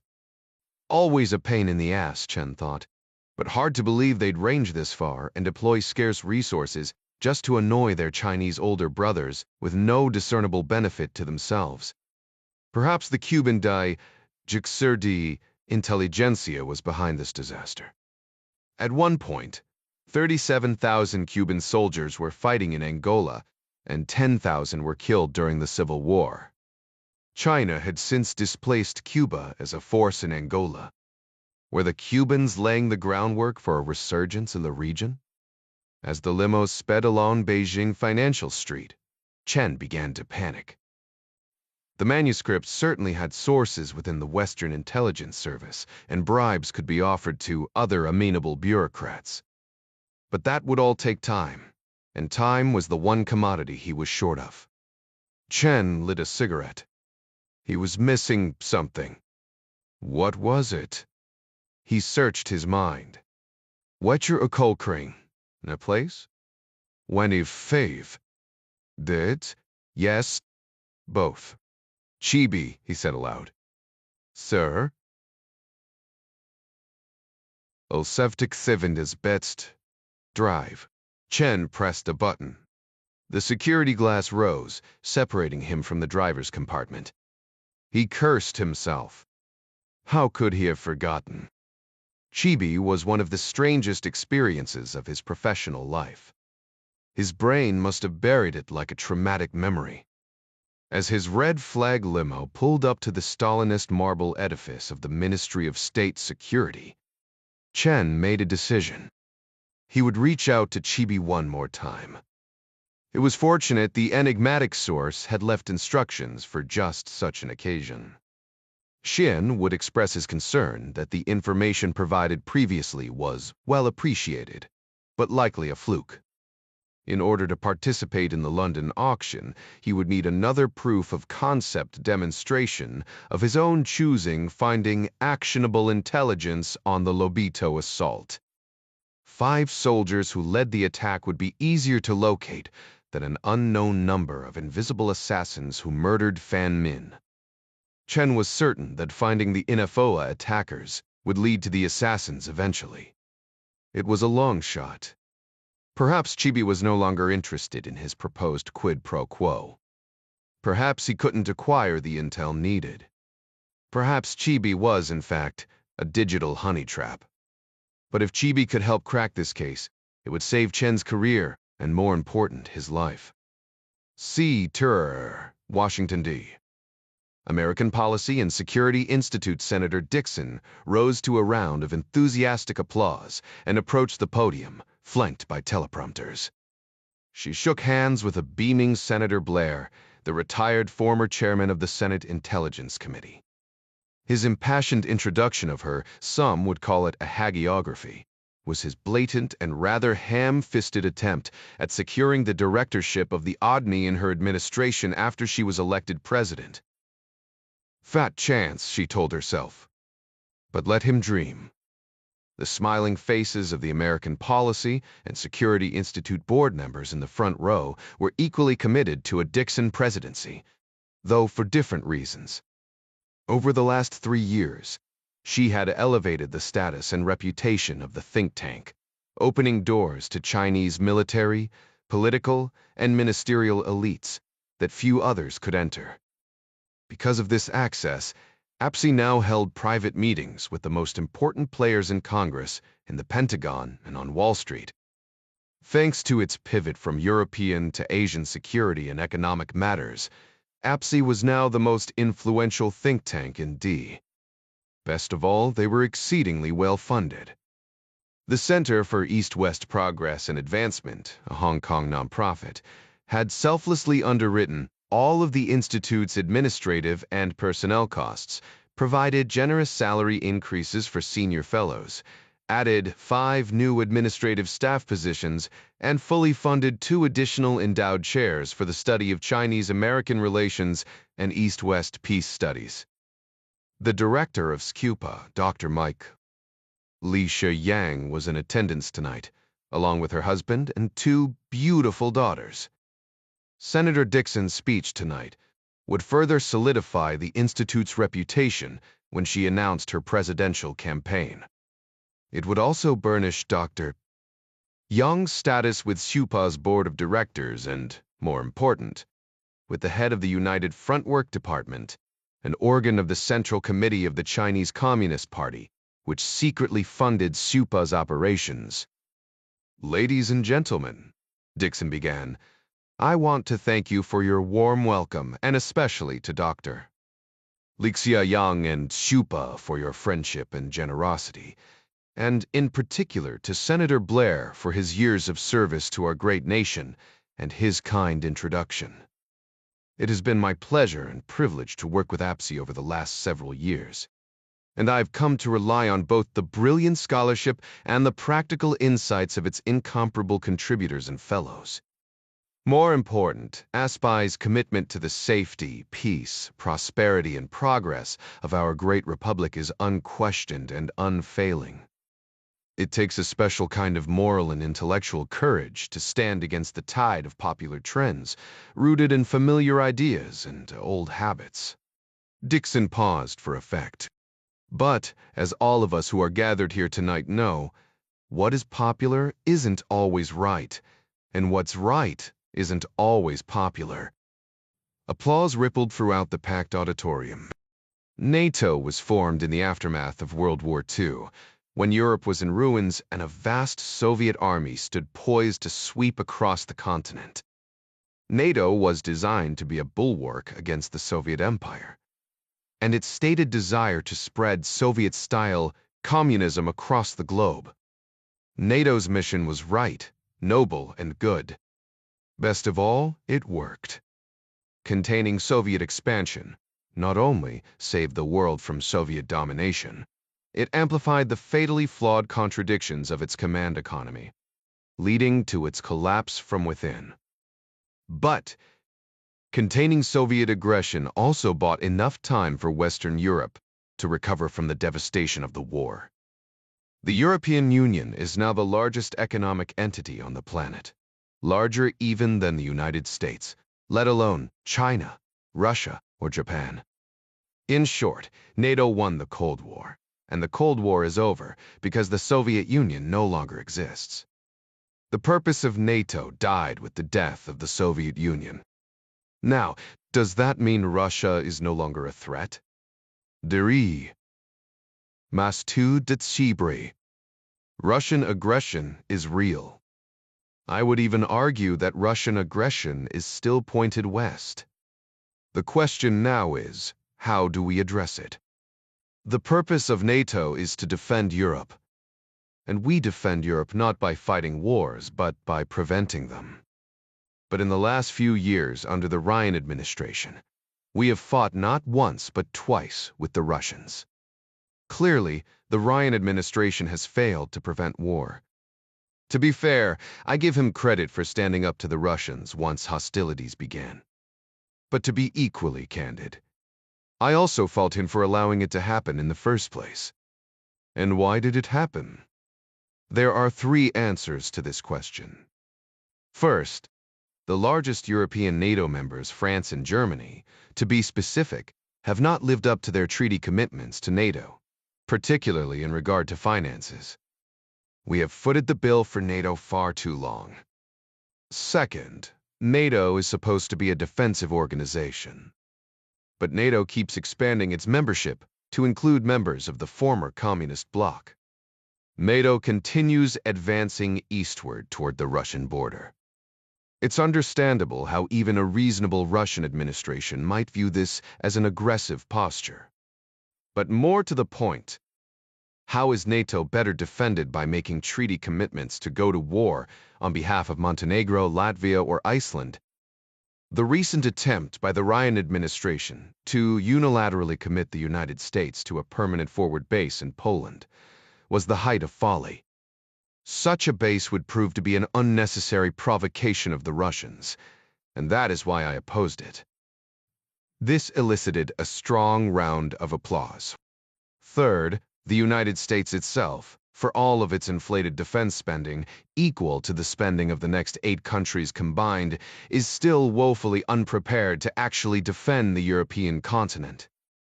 We need at least 20 brigade combat teams to fight and win a war in Europe. We currently only have 15 in total for all of our global defense commitments, and only 3 of those BCTs are in Europe. But of the 15 we have, only 5 are in full readiness. Those can this be? In a different administration. She paused, a wide smile brightening her handsome face. Or should I say in a Dixon administration, this would not stand. Thunderous applause erupted around the room. It quickly rose to a standing ovation. Dixon beamed, obviously pleased. She let it ride for a while, finally lifting one well-manicured hand to quiet the crowd. My legislative record regarding national security is without peer on Capitol Hill. I believe in a strong and vigorous national defense, with the latest weapons and best-trained soldiers, sailors, airmen, and Marines. I have also supported our strategic alliances around the globe. But I also believe in everyone paying their fair share. After 70 years of American leadership, American treasure, and yes, American blood, isn't it time for Europe to defend itself? She paused again. Another explosion of approval. Let us remind ourselves, NATO is a mutual defense pact, and Article 5 of the NATO Treaty states that an attack on one member state shall be treated as if an attack has been made against all. In the age of nuclear weapons, the next world war may well prove to be a holocaust. If the Russians decide to invade Montenegro or Iceland or Poland, we are legally bound to declare war against the Russians. I, for one, am not willing to shed one American life for the sake of Montenegro, let alone risk the destruction of our entire nation because of an antiquated and outmoded treaty obligation from 70 years ago. If Europeans won't fight and die to defend Europe, why should Americans? This was the question. The one that would differentiate her from Ryan and the neocons in his administration, who would throw their weight behind another candidate who fell in line with them, including some people sitting in this room tonight. She had to make her point. Some might argue that we have to defend Europe, even if Europe won't do the job because it's in our national interest. It reminds me of the domino theory. Selbst remember. Eisenhower, Kennedy, and Johnson all told us we had to fight in Vietnam to prevent the rest of Southeast Asia from falling to communism. And fight we did. American armed forces fought valiantly and brilliantly against the North and South Vietnamese communists. We never lost a single battle. And yet, having won every battle, we lost the war at the cost of over 50,000 American lives. What was the result? Southeast Asia, Vietnam, Laos, and Cambodia all fell to the communists. Was our country subsequently threatened by these events? Did our way of life change? No. In fact, all of those countries are now falling all over themselves to do business with us. The domino theory was right, and it didn't matter. As I said before, what is right isn't always popular. NATO was a brilliant success, but its time is past. The purpose of American foreign policy should be to serve the interests of the American people, not the interests of the Europeans. We need new partnerships, new alliances, new ways of thinking. The Ryan Doctrine of expanding our military commitments in Europe has turned NATO into a mutual suicide pact. We need a new kind of leadership. We need a new kind of world that guarantees peace and freedom for the United States through strength and cooperation. China is the natural bulwark against Russian expansion into Europe. The future belongs to America and China, the two strongest national economies and the two strongest militaries on the planet. What NATO did for Europe in the last century, a Sino-American partnership will do for the entire world this century and the one to come. Thank you and good night. 50 French Guiana Center Spatial Guyanaise, the Space Serve, heavy payload G-series rocket, stood on the recently constructed SS-1 launch pad. The scheduled night launch would put not one but three of the latest Malaysian Mesid Communications satellite payloads into a geosynchronous transfer orbit at 91 Volve degrees east. Launch was just 30 seconds away. Tonight's G-series launch was the first at the Center Spatial Guyanaise facility. The first had been fired at Cape Canaveral 8 months ago, successfully placing the Azerbaijani Intelsat 39 into orbit at 45 degrees east. The second G-rocket launched out of Vandenberg AF 2 months later and successfully placed one of the new advanced extremely high-frequency communication satellites into orbit for the Air Force. The satellite also carried a secret CIA comms package operated by the National Reconnaissance Office and tied into the IC cloud. Tonight's launch was critical. The Malaysian government had committed to 4 more launches if tonight's proved successful. Singapore and Thailand were equally interested in this highly successful second generation of SpaceServe rockets. SpaceServe's smaller N-series had been successful, but far too many private and public contractors were nailing the low to mid-payload range, often with tax-subsidized funding. SpaceServe's future depended entirely on the G-series heavy lifters. The G-series was currently the most powerful rocket deployed in the world. The first stage, comprising 2 boosters and a central core, deployed 30 engines that generated well over 5 million pounds of thrust at launch, the equivalent of 16 Airbus A380 aircraft. Its nearest competitor was the future European Ariane 6A64 heavy lift rocket, but it was experiencing severe development delays and wouldn't be available for launch for at least 2 more years. The best news of all, though, was the phone call Elias Dom received from the head of NASA yesterday. The Ryan administration was actively seeking alternatives to the ultra-dependable Atlas V rocket because of its reliance upon the Russian RD-180 main engine. The American-built G-series was the obvious first choice for a replacement. Dom hated the Ryan administration's policies, but he was happy to cash their checks. Many governments were watching tonight's launch. Billions in future contracts for SpaceServe, including ones with the U. Government were at stake. Tonight's successful launch would secure them all. SpaceServe, a subsidiary of CloudServe, was Elias Dom's greatest dream.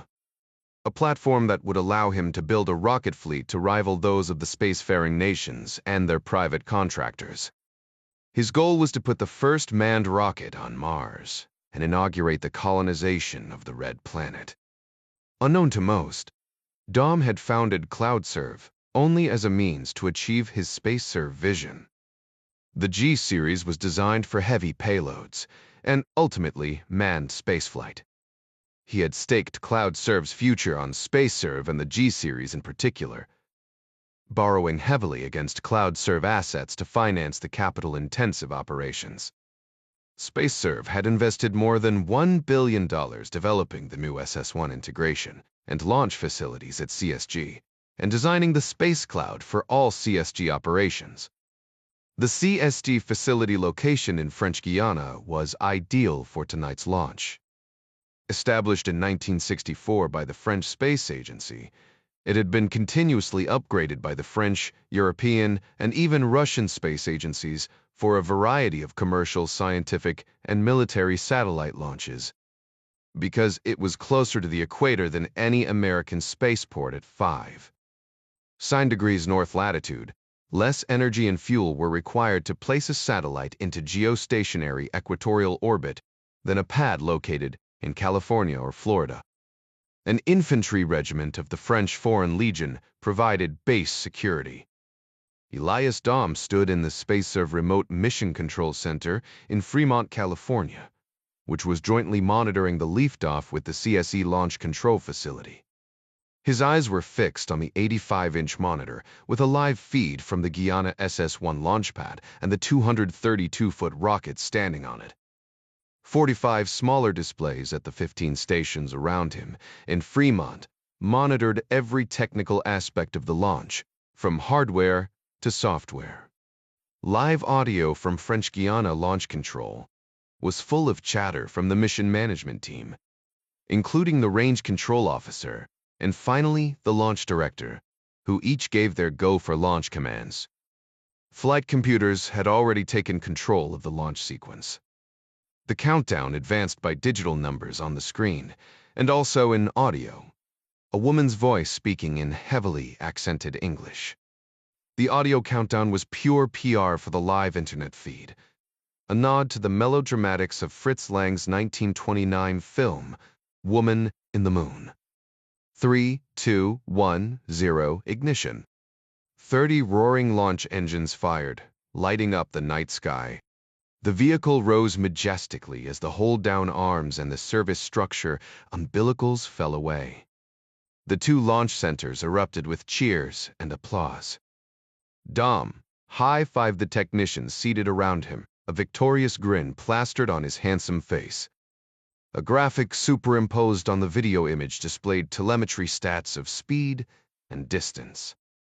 70 seconds into the flight, the G-rocket reached a height of 10 kilometers and a speed of 1,234. 8 kilometers per hour, the speed of sound.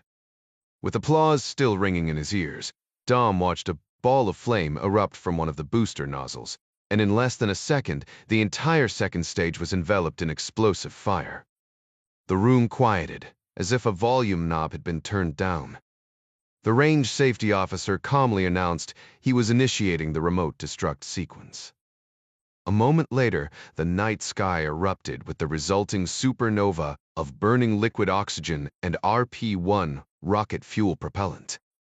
Most of the rocket's fiery wreckage rained down harmlessly over the Atlantic Ocean, while some engine components crashed on infamous Devil's Island, evacuated during each launch in case of just such an occasion.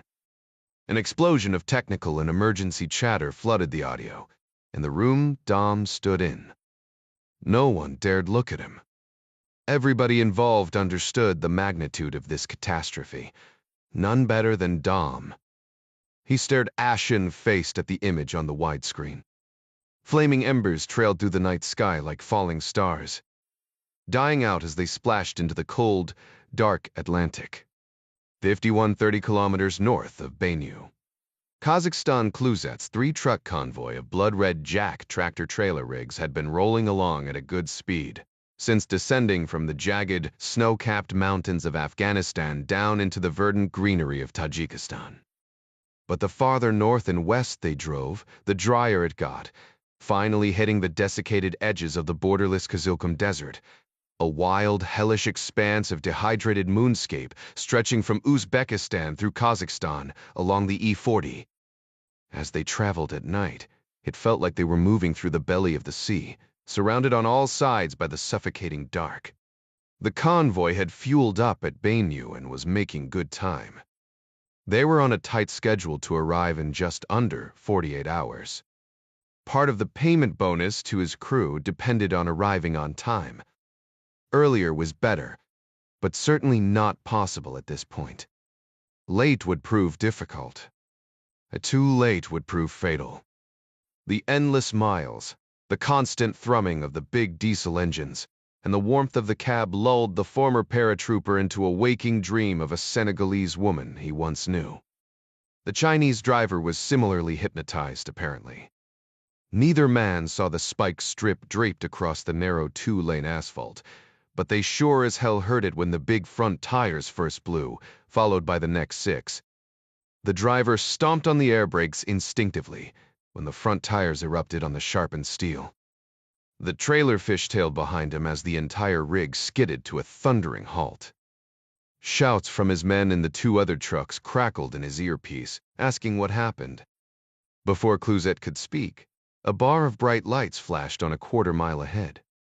Clouzet lifted a pair of binoculars to his eyes. Through the blinding glare of the lights, he made out what appeared to be the outline of a small pickup truck with a machine gun mounted in the open bed. He assumed at least 1 man on the machine gun and 1 driving, and likely a 3rd in the vehicle. Another bar of lights lit up at Clouzet's 3 o'clock a moment later, and then 1 at 9 o'clock, both also a quarter-mile away. Clouzet swung his binoculars in both directions. Same setup. Clouzet began to issue an order, but he was cut off by the German in the rear truck. "There's one behind me. Surrounded." All 4 technicals eased forward until they came to a stop some 200 feet away. "What do you want to do, Hefe?" the Spaniard asked in Clouzet's earpiece.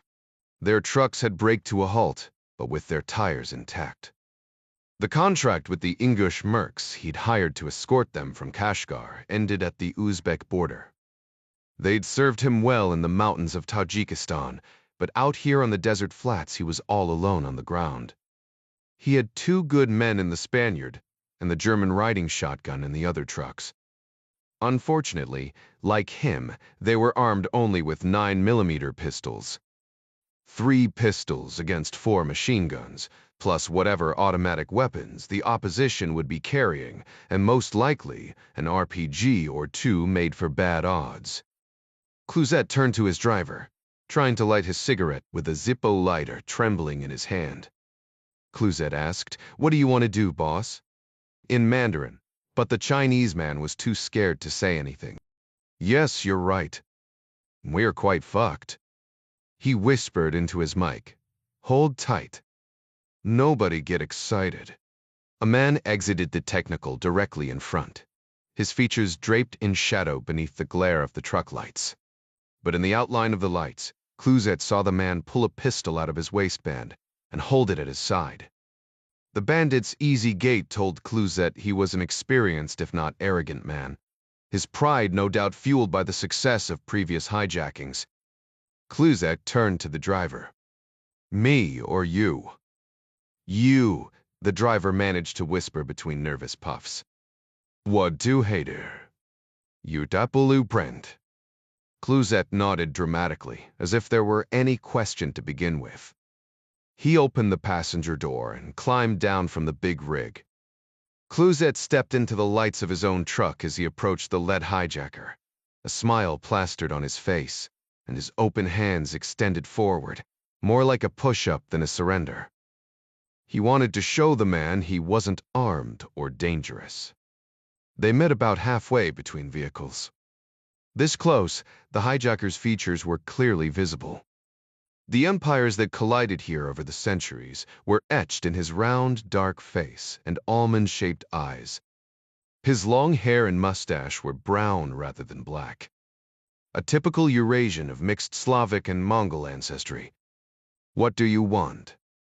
Clouzet asked in passable Russian. "What do you think, asshole?" the man answered. In American television English. He raised the pistol and pointed it at Clouzet's face. Clouzet raised his hands higher. "Whoa, hold on there, cowboy. You can take what you want. I want all of it. That will be kind of a problem. Not for me." "For Fru," he grinned. He snicked the safety release to fire with his thumb. "I kill you all, then I take everything." "Yeah, that makes sense. But before you kill me, can I pray? The man grinned, flashing a golden tooth. Of course, I'm a religious man myself. But hurry. Clouzet dropped to his knees and raised his outstretched hands even higher, shut his eyes, and shouted in English, "Oh, Michael, thou great archangel, high above in the sky. If you can hear me, do as I say and bring down your vengeance on these godless heathens now, while I'm still talking, before I finish my prayer, you stupid son of a bitch." The ground shook as the four technicals erupted in flames simultaneously, struck by Chinese laser-guided, infrared-homing HJ-1 Arrow missiles fired from a remotely operated CH-4 Rainbow drone, a Chinese knockoff of the iconic American Predator. The bandit flinched at the explosions, whipping around just in time to see the wreckage of his flaming vehicle tossed into the desert like a burning tumbleweed. He spun back around, raising his pistol to fire, but Clouzet shot before the man could raise his gun, putting a 9mm hollow point round into the bridge of his wide nose, dropping him to the asphalt. The Spaniard jogged up, a pistol in his hand. "You okay, Jefe?" "Never better."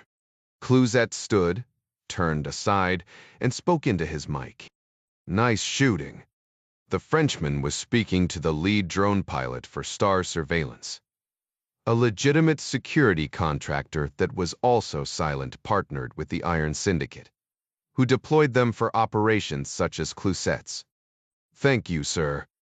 So, tell me, how was your nap?" "The pert, sir. Surely you were sleeping. How else could those bastards have surprised us? They must have taken up position before our cameras were in range. Advanced reconnaissance wasn't in our mission profile. My apologies. Well, we're stuck here for a while now. Keep your eyes open and alert me if anyone approaches. Where's a travty for if?" "Loud and clear, sir." Clouzet checked his Russian paratrooper watch. Time was not his friend. He needed 8 truck tires right away, but he was out in the middle of nowhere in the middle of the night. The German approached. He must have been reading Clouzet's mind. "Where are we going to find tires for your rig?" "I'll put in a call back to Benu. Perhaps they can bring some out. We could unload your cargo. Reshuffle the load on the other 2 trucks. That would take hours. And if the police arrive when we're in the middle of it?" A wounded cry echoed in the darkness. "Do you want me to stay with your truck and you take the others and drive ahead? At least, most of the load will arrive on time if we push on. And leave you out here to defend yourself. I doubt those bastards work alone." Clouzet held up his still-smoking pistol, a Pomus G1 9mm. The all-steel gun was a French-manufactured Beretta 92, issued to him in the Legion Étrangère. He never missed with it. 3 pistols are better than 1, n'est-ce pas? "Natter," the German said. "Grab the extinguishers from the trucks and put out those fires." "No point in drawing attention to ourselves," Clouzet said. "And the wounded?" the Spaniard asked. "Put them out of their misery." Clouzet laid a hand on the shorter man's shoulder. "But don't waste any bullets on them. We might need them later." 52 Liliana's Audi coupe pulled into the hotel's little courtyard at precisely 10 a.m. as per their arrangement. She said she wanted to avoid morning rush hour traffic. Their 4-hour trip to Zagase would be long enough already. She hadn't offered to bring in breakfast, and he was grateful for that, partly because he woke up still full from dinner and dessert, mostly because he needed to kill the craving for something sweet. Metaphor alert, he told himself as he headed to the small hotel gym on the first floor at 6A, banging out enough burpees to leave him gasping for air and wanting to puke. And then he did 20 more. All he really needed was strong black coffee, and he knew exactly where to get it. After his threeses, he did exactly that. Then came back to his room and checked his email and text messages, and even managed to knock out some more of the Dubai project. But standing there and watching her car pull up created just a little dread in him. He thought about calling her earlier and canceling their trip to Jigsaw, and then just grabbing the train there on his own. The truth was, he had a hard time falling asleep. He was really taken by little Tomas. They'd become fast friends in a few short hours. He liked kids well enough, but the two of them bonded very quickly. Tomas was a remarkable little boy. But Jack also felt really sorry for him. The poor kid was dealt a bad hand early on, losing the two most important men in his life so young. Jack hoped that God would turn over a few aces for him soon, starting with a good man to raise him and to love his mother. Last night was something special. Maria was both charming and engaging, and Liliana was particularly attractive. It had been only a couple days, but they had spent a lot of time together. She was bright, hard-working, and fiercely patriotic. Jack had little patience for lukewarm souls, especially when it came to the important things. Dead skunks and yellow lines, his Grandpa M used to say. The three of them had invited him not just into their home, but into their lives. He was surprised how easy it was to enter into that. Instant family, it seemed. And it felt good. Too good. He felt guilty. It wasn't going to happen. There wasn't going to be any magical ending to their tragic story, at least not one that he would be part of. He had no intention of staying in Poland or changing his life for the sake of a woman he'd just met or her amazing son. He didn't care that she hadn't mentioned Tomas before. Why would she? Field operatives kept their personal lives hidden. Married undercover guys, even the good ones who didn't fool around, didn't wear wedding rings on the job. You couldn't hand your enemy any leverage or, worse, put your family at risk by advertising their existence. No, Liliana had played it straight. But what about him? Had he led her on last night? He hoped not. He was just being social, right? Enjoying himself and being a good guest, the way he'd been raised. But last night bothered him. Had he crossed a line? Was he plaguing like a dad? A potential husband? He didn't think so. God knows he wanted to be both someday. But he wasn't auditioning for those roles last night. Dans de tuer. So why the guilt? Maybe because he hadn't fully resolved things with Isabel yet. Hell, he just wasn't good at any of this people's stuff. Liliana's car stopped and the trunk popped open. Jack tossed his leather satchel and his laptop bag into the back. There was a distinct possibility that Jack could get everything he needed in Zegas in a few hours, and they could make it back to Warsaw late that evening. Better to be prepared than not. Du Zidiming Dobry, Jack said, climbing into the front seat. Die Zidiming Dobre. Was a fichwe. Yeah, great. Dast, Iwadamli. Yes, fine. Bira, thank you. She seemed a little distant herself. That was good, right? Or just a confirmation that he screwed something up last night. She pulled out of the little courtyard and maneuvered onto the main boulevard. Traffic was light. About 4 hours, you said? Yes. Do you have the addresses you need? On my phone. Melt, perfect. Mind if I play a little music? Not at all. A reason to not talk. Fine with him. Jack and Liliana had ridden along in silence for the better part of an hour. Jack used the time to check for new emails and texts, and to explore some travel options for his quarry trip. You haven't spoken much this morning, Liliana finally said. Jack glanced up from his phone. Just a little tired, that's all. I thought you said you slept well. Yeah, well, I lied. She grinned. Me too. Did I do something wrong last night? What? No. She popped off the music. I was thinking we had offended you somehow. Me? Not at all. I had a great time. My head is just in a weird place these days. Liliana smiled knowingly. So, you do have a woman? That was the question, wasn't it? I don't think so. Duprez retained. Relationships can be complicated. So, you and I are square. Nigelites Gemschitsten fun. Min, yes. Better than that. Disika train as friends, I hope. Yeah. Besped Batabi pori wit. They rode along for a few more minutes, Jack relieved that he hadn't ruined their friendship.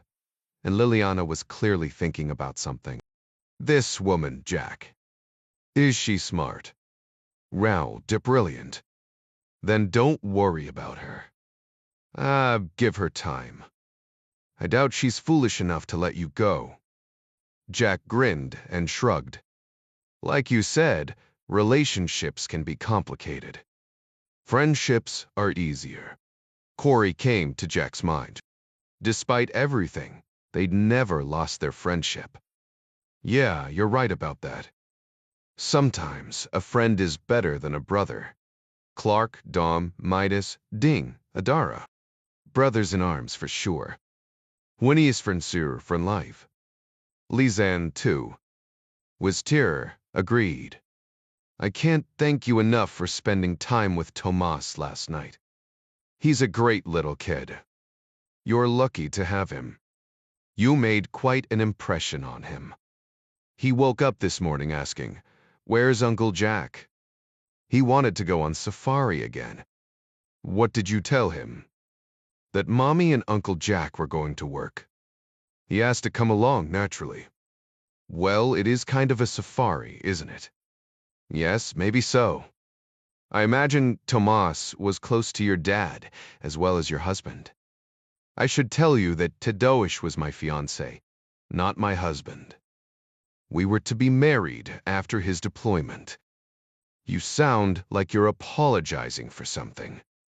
The church teaches we should be married before having children, does it not? Jack smiled. You know the expression glass houses. Besides, you wouldn't be the first to get it turned around. What matters is that you loved each other and your son. Tomazis must really miss his dad. He knew my father better, and his death hit Tomas harder. We keep a photo of Tadeusz by his bedside and pray for him every night, but I don't think Tomas really remembers him. She said it matter-of-factly, without emotion. That's tough. You and your mom are doing a great job with him. Thank you. We try. You will make a great father someday.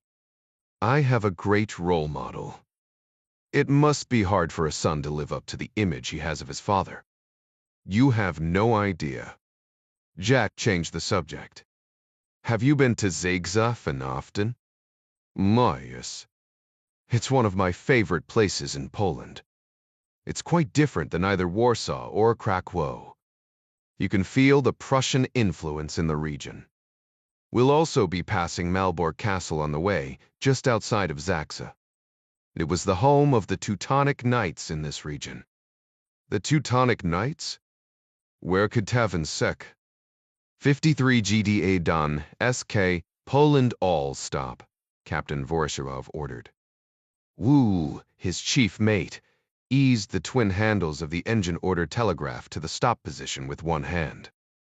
On a modern ship like the Baltic Princess, the Alt was really a remote control. Though there was an identical unit in the engine room, 2 handles for 2 engines. The yacht looked more like a small adding machine, no more of the big polished brass units, like those on the great old ships, such as the Titanic. They were 10 miles northeast of Zaxay in the Gulf of Danzig, clear of the shipping lanes and well away from the route of the Zaxas-Stockholm ferry, which ran 7 days a week. Every commercial vessel of any size was required to broadcast an automatic identification system signal, providing position, navigation, and timing, including his own. The Class A device aboard his vessel was the latest design, hardly the size of a loaf of bread, and sent and received punt signals via the American GPS Global Navigational Satellite System. According to the ECDIS display, which included his maritime radar inputs, no ships were within 5 nautical miles of his vessel at the moment. His cargo was due to be unloaded in Dagsai this evening. But he had received word that the truck convoy from Afghanistan was running 24 hours late. This was a problem for Clouzet, but even more so for him. The port was busy, and the pier where they were scheduled to dock was heavily trafficked. He couldn't just tie up and wait there for Clouzet to show his face. Voroshilov also couldn't unload and leave 14 metric tons of methamphetamine in the warehouse for fear of discovery and seizure. The plan was for the convoy to arrive at the same time as the Baltic Princess, rapidly exchange cargoes, and depart. The other concern was that the trucks themselves might never arrive, which meant the transaction was null and void. Until the trucks arrived, his orders were clear: don't unload the cargo. So he parked his boat offshore and waited. He hoped an overly zealous Coast Guard captain wouldn't view his vessel as suspicious and ask to board her for an inspection. If he did, there would be hell to pay for both of them. Where is Clouzet? 44 Belvedere, Marin County, California. Elias Dom stood on the aft cockpit of his custom-built HH-6 Flash catamaran, a high-tech carbon fiber boat from the mast to the heads. Sumptuously appointed above and below decks, its most attractive feature was the automated centerline helm in the 360-degree view saloon. The automated helm allowed Elias to pilot the globe-spanning vessel single-handedly, with push-button remotes controlling the main sheet and sails, as well as all navigation, engine, electronics, thrusters, pumps, and other sailing controls from the comfort of his captain's chair. It was even possible to sail the boat by the long-handled rudder in the aft cockpit where he now stood, sitting in the bucket seat featuring push-button winch controls for the sails. Built for luxury, speed, and convenience, the HH-6 was painted in the custom blue and white cloud serve colors, and the Mylar carbon fiber mainsail featured the company logo. The boat's clean, sharp lines turned heads every time he took it out, much like the leggy brunette stretched out on the cushions before him. She was a series lead on one of the most popular network dramas, currently hiding her face beneath oversized sunglasses and a floppy hat, but displaying more dangerous curves than Lombard Street, just a few miles across the bay. The morning sun was bright and warm. The cockpit sheltered her from the chill, gusting wind. "Uraitep, Sestreper Trefter." A woman's voice called from the dock. Dom turned around. It was Dorothy Stamps, his CFO. The 42-year-old African-American woman appeared years younger, thanks to her handsome face and athletically trim body.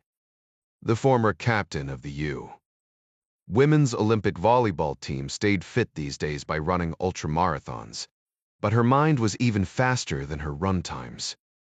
She had earned a full-ride athletic scholarship to Pepperdine, where she double-majored in English Lit and accounting, graduating summa cum laude, and later earned her MBA from Stanford. "Oh, Dorothy. Hello. What brings you here?" His eyes were red-rimmed and glazed.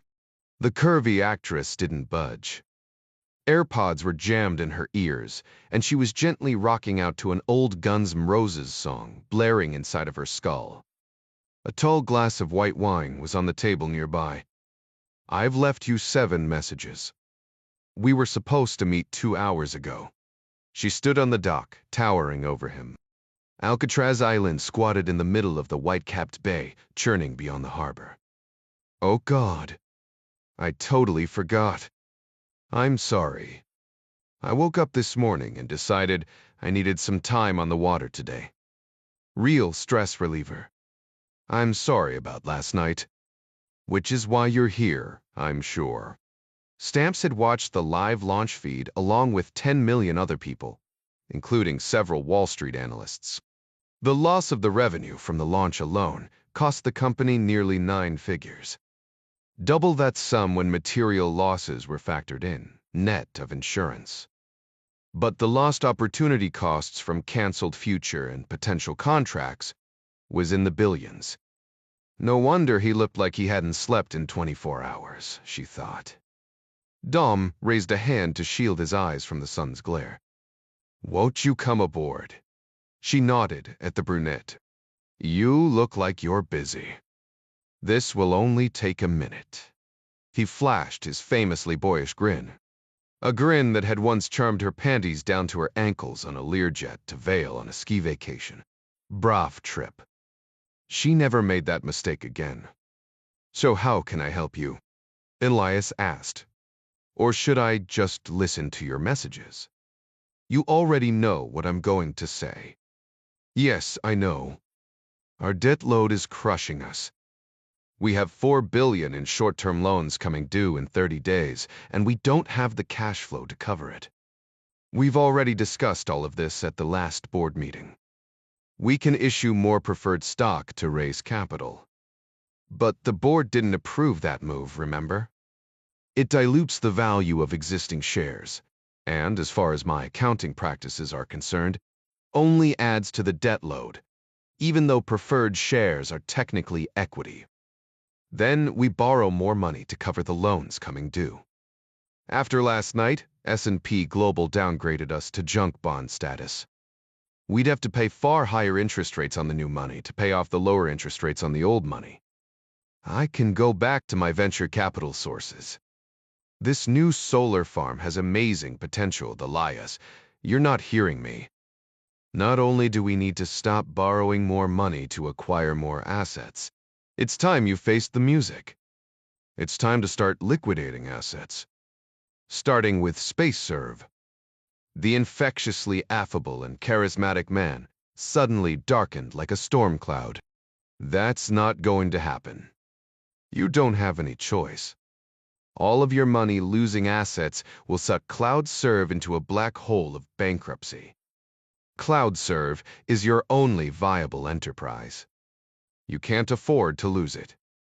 Everything else must go. Dom sprang onto the dock in a single leap. Stamps instinctively flinched as he brushed against her and headed toward the ship's bow. She could smell the savory sweet tang of dope on him even in the slightly gusting breeze. The J.P. Morgan analyst following us gave me a heads up this morning, she shouted. He was 50 feet away now and kneeling down to untie the dock line from its davit. He didn't respond. She continued. They plan to issue a major downgrade in the next week if we can't demonstrate some kind of a plan to rectify this situation. He tossed the freed nylon line onto the deck and headed back her way.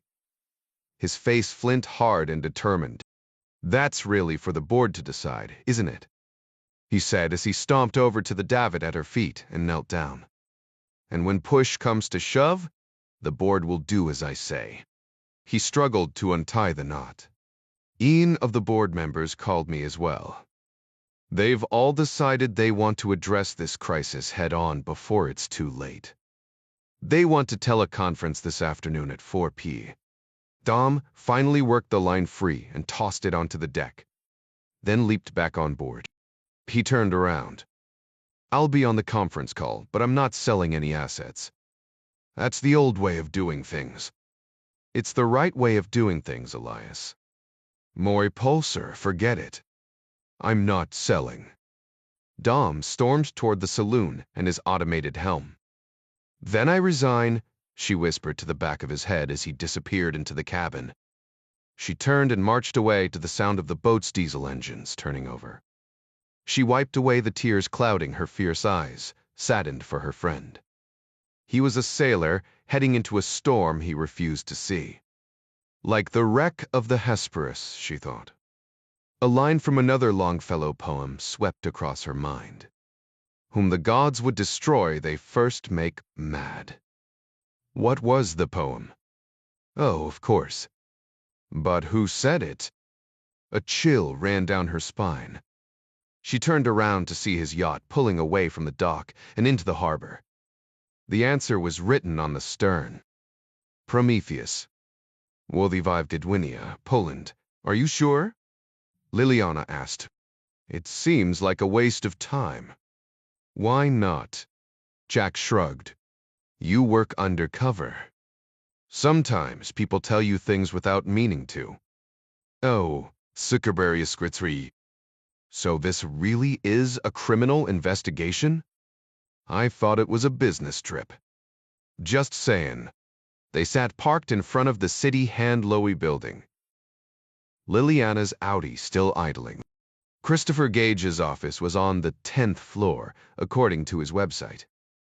The bank building, like so many others in Gdynia, was modern steel and glass.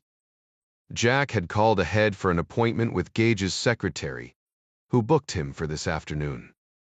Gdynia was just a few minutes' drive from Zexai. Like Zagzay, Gdynia was a port city, one of three making up the trio Miasto lying on Zagzay Bay, an area of more than 1 million people.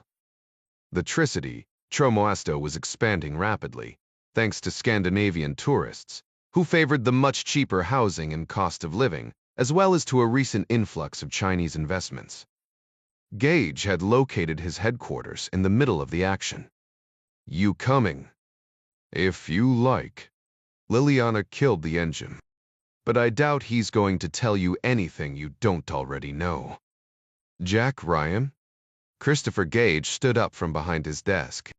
He was Jack's height and weight, but he was more flab than muscle stuffed inside a tailored gray Armani suit.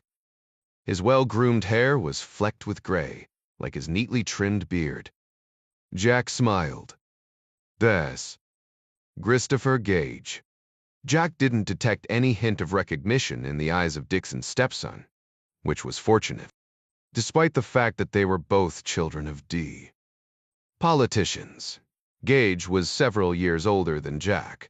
They had attended different schools, and the Gage family fortune put them in a vastly different social circle from the Ryans. To the best of Jack's recollection, they had never met before. They shook hands. Jack noted the soft, uncalloused hands. On the wall behind Gage were a dozen framed photos of Dixon Gage charity projects, featuring Christopher with smiling Africans in front of schools, water wells, bicycles, and farm equipment paid for by the trust. Jack gestured toward Liliana. This is my assistant, Ms. Pilecki. Gage's eyes were a little too eager, but she shook his hand anyway. A real pleasure, Miss. Pilecki net is he. For me as well, Mr. Gage. Please, both of you, have a seat. Gage waved at the two leather club chairs in front of his Danish minimalist desk. Can I get you anything to drink? Berkevi. Nida yati? Something stronger. We're fine, thanks. So, according to my appointment book, I understand you're looking at investment opportunities here in Poland. How can I help? I know you've been on the ground here for a while. I just wanted your Cliff's notes on the lay of the land. Mowbray. Mine. My God, you're with Henley Associates. That's one of the best financial firms around. Why would you need my advice? How's Gary, by the way? He's great. Still the sharpest knife in the drawer. And thanks for the compliment, but we're not in Poland, and Google is a poor substitute for hands-on experience. Well, my first advice would be to meet with my personal banker, Stanislaus Zbysko. A thin smile creased Gage's mouth. But then you've already met him, haven't you? Jack didn't pretend to be surprised. They both knew that Zeshko had reached out to one of his most important American clients regarding his visit, especially after Jack flashed the $10 million letter of intent. Very nice guy, but a little short on details. He suggested real estate generally. I agree. They're not making any more land, are they? Just assholes, Jack thought. Real estate is a great investment, but not very liquid, and the European situation is, well, how to put it? Oh, fluid. We were hoping for something with a little more flexibility in case things went sideways. Gage waved a dismissive hand. Europe is a real mixed bag these days. A few productive nations like Germany are subsidizing the shirkers, like the Greeks. I think the euro is doomed, and when it collapses, chaos will follow. Might be some interesting opportunities then. You picked Poland. Teps. Why? We liked the idea that they kept their own currency, which is good for us because the zloty is very weak against the dollar. And the government is very pro-business. Sounds ideal. Well, we've put a few chits down. Nothing spectacular has happened, to be honest with you. Transportation bets, right? War tavern trucking. Shipping. That's right. You met Stepinski. Quite a character, isn't he? Nice fellow if you like your cookies in a plastic wrapper. Gage laughed. He's a cheap bastard for sure, pardon my French, miss. Pilecki, but he's a smart one, too. So, if you don't mind my asking, what's your overall goal? We wanted to start slow. A distribution warehouse in Warsaw, Stepinski's, the one you visited, and one in Zegas. We thought we'd start with setting up a regional distribution base and then expand into manufacturing. But the Chinese and the Germans are crowding everybody out around here. Looks like there's a heck of a building boom going on. We were a day late and $1 short in this market. Prices are out of line now, according to our valuation metrics. If I were starting over today, I'd think about Portugal. A lot of bargains over there right now, especially in real estate. Buy low, sell high, right? Aren't the Chinese moving there, too? I just read something about Portugal wanting to get on board with the BRI. Yeah, but it's still early. Strike while the iron is hot, is my advice. The best deals to be had in Poland have already been struck. Hupang is your partner here at BG's, right? You have done your research. What's his background? Jack kept pushing the questions, trying to rattle Gage. But Gage was playing it very cool. He comes from banking. I wish he was here. He's the big picture man. I'm just the smile and dial guy. I'd say you're more than that. You've built up a great portfolio for yourself, and for your dad's company as well. Thanks. I try. I was thinking that maybe we could come up with some kind of partnership. Your expertise, our cash. Zdisco said you had some serious money in your wallet. What, 30 million? Well, that's what the letter of intent says. Jack leaned slightly forward and winked. Between you and me. Jerry will double that if the deal's right. Gage made a long face, nodded. Wow. Impressive. You know Jerry. He's a serious man, Jack added. A good man to be in business with. He must have a lot of faith in you to give you that kind of walking around money. They chaplius, buns. I try, Jack said. So, interested? Gage rubbed his face. The money clearly tempted him. But something was holding him back. Man, I wish you would have come to me 6 months ago. Right now, we're tied up in several contracts that don't give me much wiggle room. And you're right, there's no substitute for being here on the ground. You've got to pick your targets very carefully and know when to pull the trigger. The worst thing you can do is just start throwing money around this place.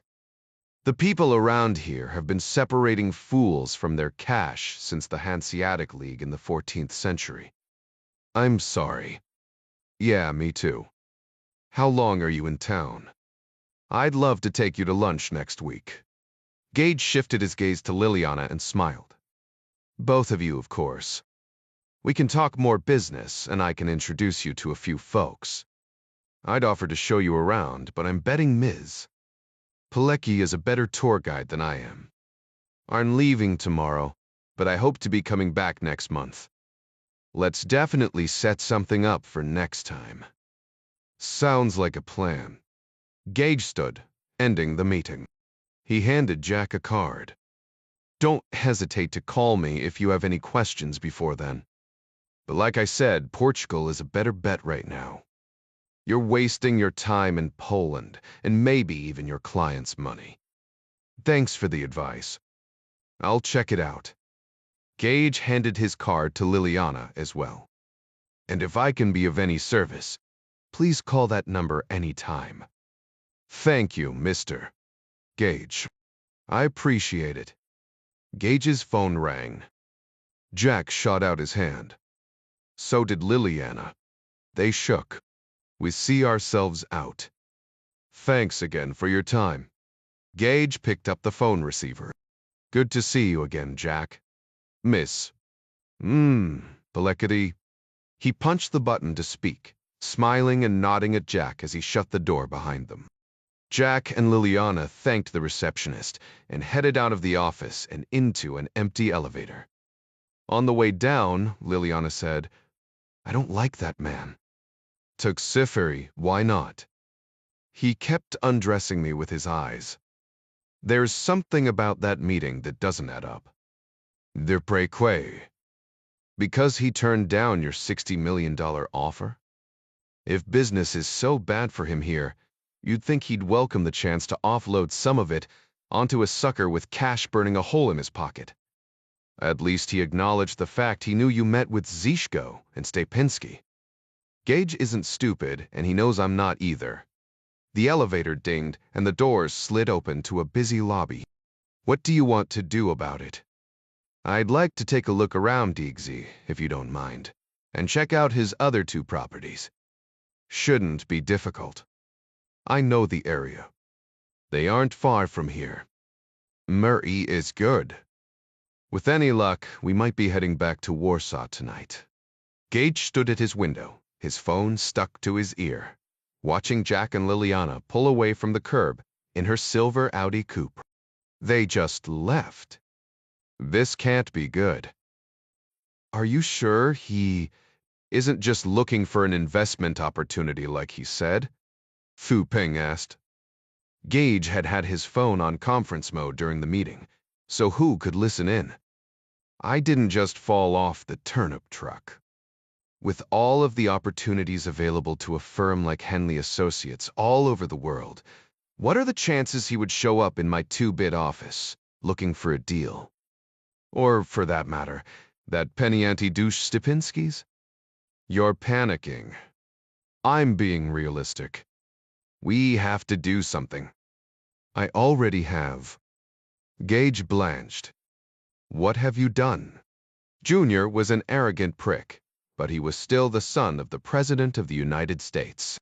He never would have recognized young Ryan, but his father called him a few days ago, informing him of Jack's arrival in Warsaw thanks to a PI firm employed by his stepmother.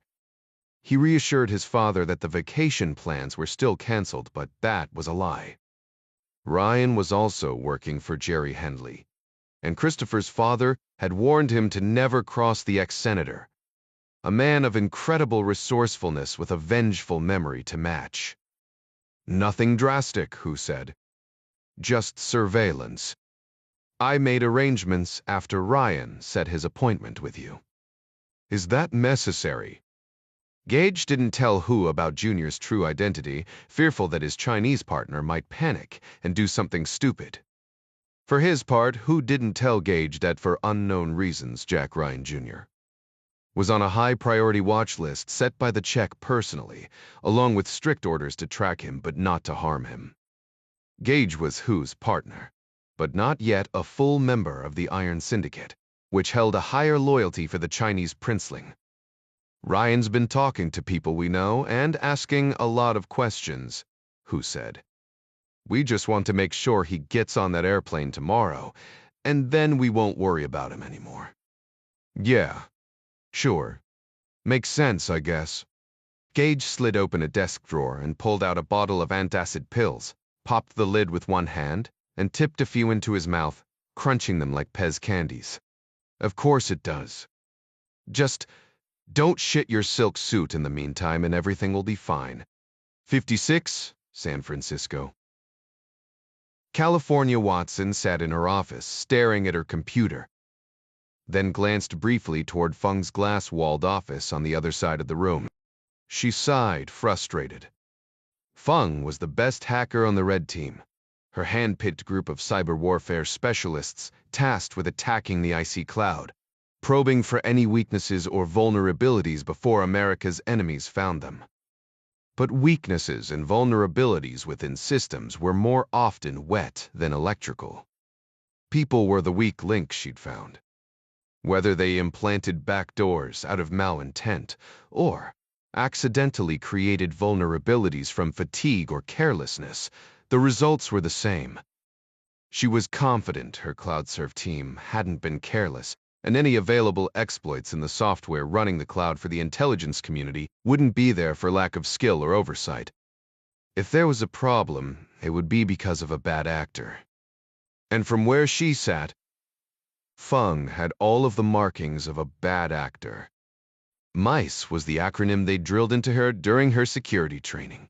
Money, ideology, compromise, and ego.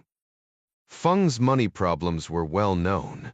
He wore them like stigmata, the sacred wounds of a saint, or in his case, a self-styled martyr to the needy souls he seemed to collect, including his boyfriend in transition. Somehow, Feng never equated his money problems with his own extravagant lifestyle. But then again, he was hardly alone. Millions of American families owed trillions of dollars in student loans, auto loans, credit cards, and mortgage debts. Did that make them all spies? Hardly, McCree. Perhaps Feng was compromised. Nobody paying close attention to the prickly personality and arrogant demeanor would believe he was tied to anybody's leash. True, he lived an alternative lifestyle. 30 years ago, that would have been trouble, but not anymore. And he was hardly a candidate for a Me Too moment. But who knew what troubles anybody faced behind closed doors? Feng's ideology? Again, to the casual observer, he would have passed as politically neutral. He just didn't talk about politics in the office, and he was certainly too smart to speak openly against the government. But anyone who knew him outside the office would have known about his staunchly progressive views and strong support for progressive candidates. It wouldn't be a stretch to say he wasn't President Ryan's biggest fan, nor, presumably, a fan of Ryan's pro-America, pro-defense policies. But that was probably true of 80% of the people in the building, and likely 90% within a 20-mile radius. Patriotism was as fashionable as a pair of Crocs in this town, and nationalism as popular as cancer. Zeu-he. That was a slam dunk, Watson had to admit. A first-semester criminal justice freshman could smell the pride on Feng like the Creed Aventus cologne he splashed on too liberally each morning. If ego were the motivator, then Feng was surely motivated. But then again, why wouldn't he think as highly of himself as she did? He really was a software virtuoso. Did Michael Jordan or Tiger Woods have an ego? She was sure they did. But it was a safe bet they weren't F-operatives. Watson and Feng had struck up a kind of strained friendship. It wasn't easy, but it was certainly possible to excuse his character flaws and personal foibles as anything other than motivators for espionage. But her job wasn't to explain those things away. She needed to track him. Document any irregularities, even if it meant sacrificing him to the greater good. But she needed proof, not innuendo. Watson turned her attention back to her screen. She tapped a few keys on her keyboard. Feng's desktop appeared in a picture window on her screen. With this hidden mirroring capacity, she could follow his every keystroke, every screen grab, every web page visit without him ever knowing. If Feng did anything stupid, she'd see and record it in real time. Feng sat in his office staring at his computer, then glanced briefly toward Watson's glass-walled corner office on the other side of the room. She was hard at work in front of her monitor as well. He could have sworn she was watching him, but he ascribed that feeling to his growing sense of paranoia. At this rate, his nerves would be shot before he managed to visit Torre in Thailand next month. Feng was writing a software program for a wireless camera and audio device the Red Team wanted to install throughout the LED lighting systems at the Coast Guard Intelligence Office in Washington, D.C. The U.S. CG's Intelligence Office was one of the 16 intelligence agencies making up the IC, and by some accounts might prove the most vulnerable to hacking. The headquarters office was tasked with supporting the forward-facing intelligence activities of subordinate units around the world, as well as interfacing with the IC. Anyone breaking into the CG2 office would have access to the entire IC and the IC cloud. Knee-deep in an interface command problem he couldn't fully resolve, his cell phone vibrated inside his pocket. That was quite unusual. Few people outside of his parents and Torre had access to this particular private number. His parents seldom called during his work hours, and Torre hadn't called this number in weeks. He pulled the phone out of his pocket. He saw a phone number he didn't recognize, along with a text message. "Hello, Lawrence. I have a favor to ask." Feng glanced around the room. He wasn't sure why. It wouldn't be anyone on the floor, they'd just walk over or call him on the office phone. A cold chill shook him. He typed a question, already guessing the answer. "Scam, who is this?" "Your old friend. Wad Bexfrever, Hachibi." The cold chill turned to a full-body dip into a liquid nitrogen bath. He never gave Chibi his private unlisted cell phone number. And using this unsecured phone was a catastrophic breach of their security protocols. His adrenals kicked in. He wanted to run. This breach was practically an invitation to the FBI to come and kick the doors down. His terror turned to rage. "Jag visst TF the tuazakanamar.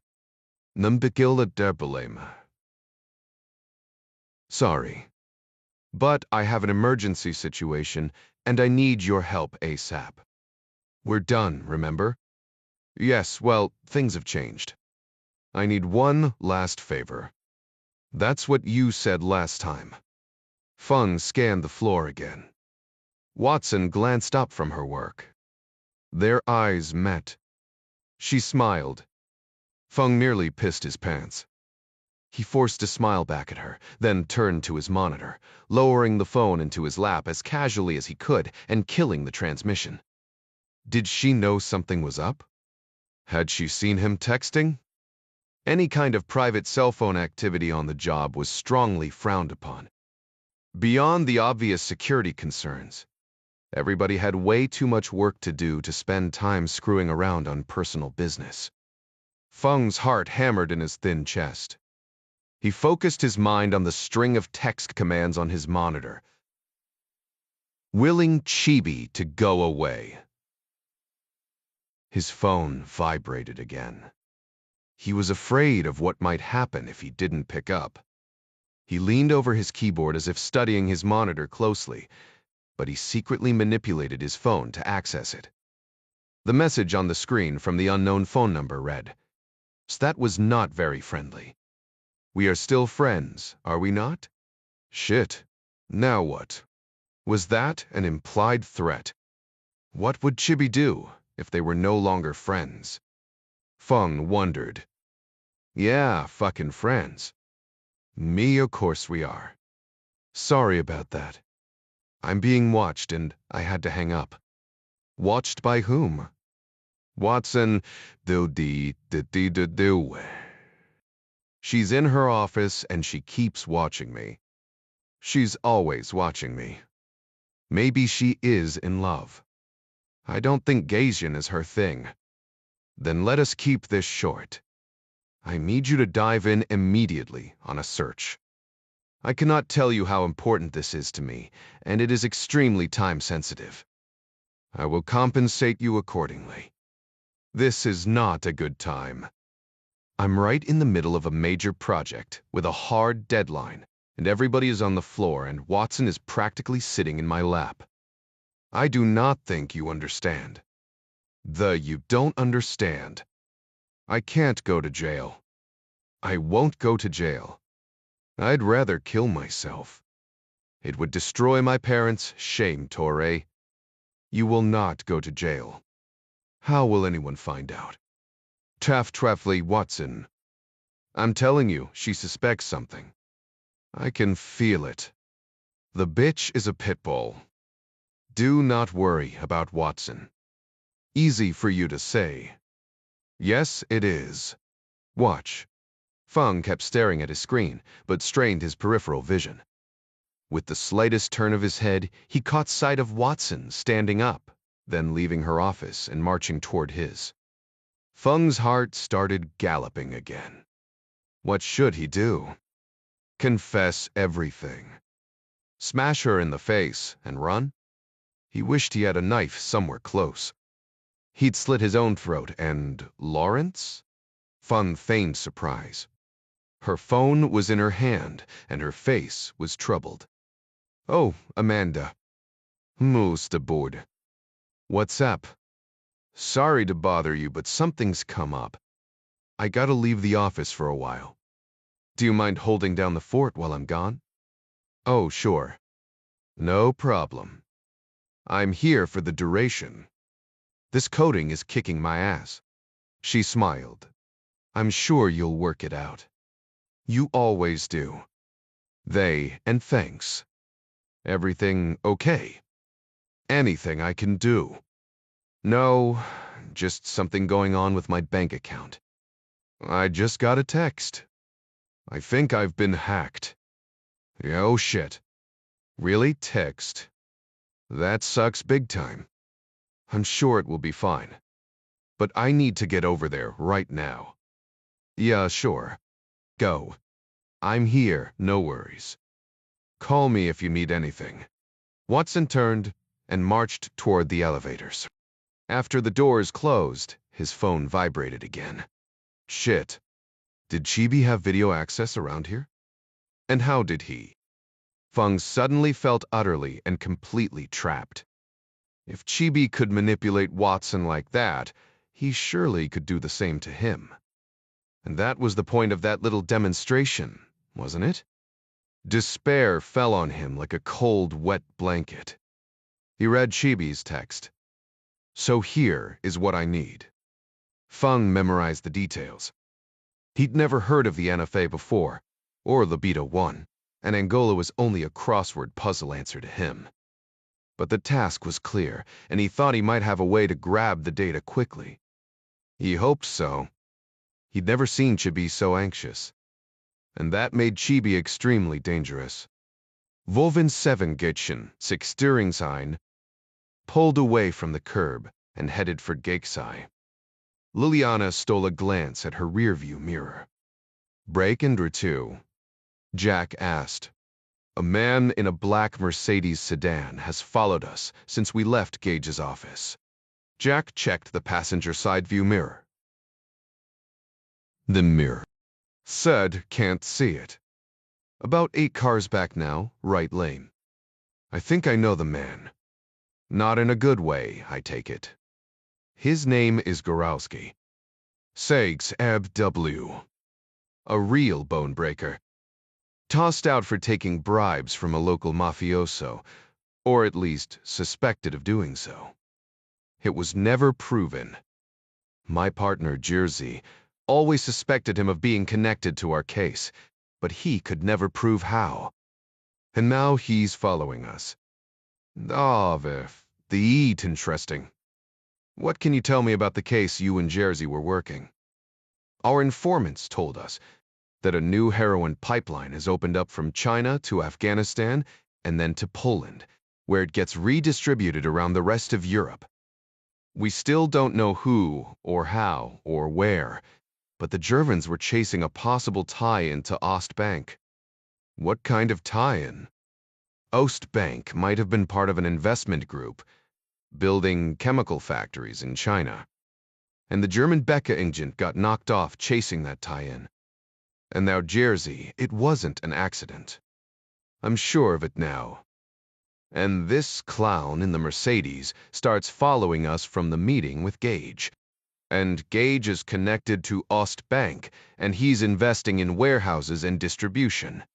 Liliana shot Jack a look, as if seeing him for the first time. You're not a financial analyst, are you?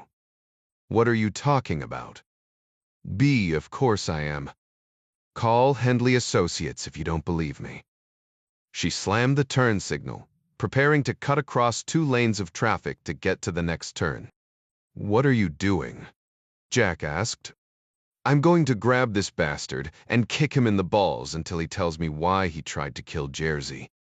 Whoa, wait a second. Let's think this through. There's nothing to think through. Me, what sure there is. You don't have any actual proof, and wrecking him might feel good in the moment, but it might kill our chance to blow this whole thing up. I'll take my chances. What would Jersey want you to do? Get revenge or solve his case? She shot Jack a withering glance. But behind the furious blue eyes, Jack saw something click. Fine. His balls are safe for now. Give me a second. Jack pulled out his phone and did a map search. They rode along the 3-lane road in silence for a few minutes. Liliana decided to take the slower, more direct route toward the center of Dexay, near where Gage's port warehouse was located. Near the Baltic, the air was colder, but still pleasant. The closer they got to Dagacy, Jack noticed, the more traditional the buildings became, even the brand new ones. More brick, for sure, and brick and timber construction, the kinds of homes you might see on a German postcard. Liliana checked her rear view again and swore in Polish. I lost him. Perfect. Why, perfect. Jack scanned the road up ahead. He pointed. Take the next exit. She did, and Jack steered her toward a giant shopping mall, the Galeria Metropolia, and specifically toward the parking lot of a huge movie cineplex. Slow down, please, but keep moving, Jack said, scanning the rows of cars. What are we doing? I always wanted to see Deadpool 2 dubbed in Polish. What? Jack pointed at an open spot. Pull in there. Liliana swung into it. Now what? Keep your eyes open for Goralski. Jack got out of the car, scanned the lot. Nobody was around. Liliana got out as well and searched for the black Mercedes. It was nowhere to be seen. Jack bent over and ran his hand beneath the perimeter of the Audi. Just behind the left rear bumper, he muttered. Got it. He showed Liliana the small magnetic object. A GPS tracker, Liliana said. That's why he fell back. He doesn't need to maintain visual contact. Exactly. Now watch this. Jack crouched low and dashed across the lot toward a silver Audi with German license plates. Checking around one more time to make sure he wasn't being spotted by any mall cops, he slapped the tracker underneath the German Audi's right front fender, then dashed back to Liliana and climbed into her car. Let's hope the German is watching a double feature and then gets homesick. Nice trick. They taught you that in business school? No, the Boy Scouts. Let's go and head out the opposite exit on the far end over there, just in case our friend is close. Jack and Liliana drove to the first property on her tax list, both of them keeping a careful watch on the mirrors to make sure Goralski hadn't figured out Jack's sleight of hand. As an extra precaution, Liliana called in Goralski's plate numbers to the Abel automated surveillance supervisor and asked for a trace of the vehicle's whereabouts. When she mentioned it could be linked to the Jersey Krishowiak hit and run, it was flagged as high priority. If the Mercedes drove past any of the crafty traffic cams the Ablu had access to, an automated text would be forwarded to her phone. The first property they visited was just south of the city center, off Highway 91. It checked out as described in the tax records, a gas and diesel fueling station for both cars and big rigs. They did a quick drive around the property and saw nothing unusual. They parked and popped inside the clean and well-stocked Minimart restaurant. Nothing and nobody stood out. Back in the Audi, they headed toward the center of Vagacy, not far from the European Solidarity Center, where the last property was located. Yeah, I know. Next time, Jack promised before Liliana said a word as they rolled past the famous museum. The museum was located on the property of the famous Dixis Key shipyards where Lech Wałęsa and the Solidarity Union led the strikes culminating ultimately in the downfall of the communist government. Though much smaller than in its heyday under the communists, the shipyard was still in operation. Giant cranes that lifted the multi-ton sheets of steel used in ship construction dominated the skyline. Machine shops, engine repair facilities, and every other construction and maintenance facility required to build or service ships were also present, along with docking facilities and equipment for loading and unloading ships' cargoes. The entire facility was built along the Martwa-Wesla River, a tributary of the Vistula that gave easy access to the nearby Baltic Sea. The shipyard area was surprisingly open, Jack thought, with no security he could determine. Not even surveillance cameras. Forklifts and other utility vehicles rumbled along the well-worn asphalt roads between semi-dilapidated buildings, mostly brick and iron. The ones in the best shape were built by the Prussians before the First World War, as most of the city had been, Liliana explained. The ones falling apart were built by the communists. They turned onto one of the service roads, alternately passing around or crawling behind slow-moving forklifts and other service vehicles. Many of the shop and warehouse doors were open. Pallets were loaded and unloaded, cutting torches through sparks, welding rods flashed. Clanging, banging, and shouting punctuated the air.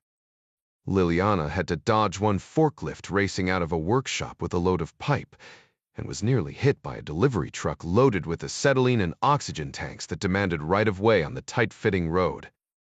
Gage's property is just up here, she said, though Jack saw it clearly marked on the Audi's map display. It's the warehouse on the end, Jack said. A truck horn blasted behind them. Jack turned around. 100 feet back, a red Jack tractor trailer rig was honking at a forklift blocking the road.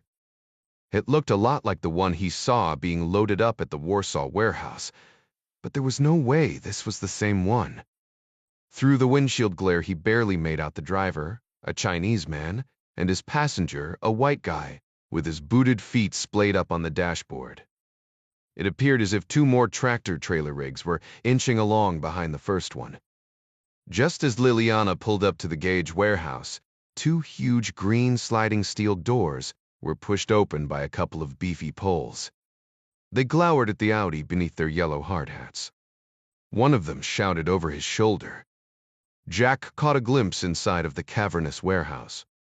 Forklifts raced around, stacking palletized loads, but what really caught Jack's attention was the docked ship unloading its cargo just outside the warehouse in the fading sunlight.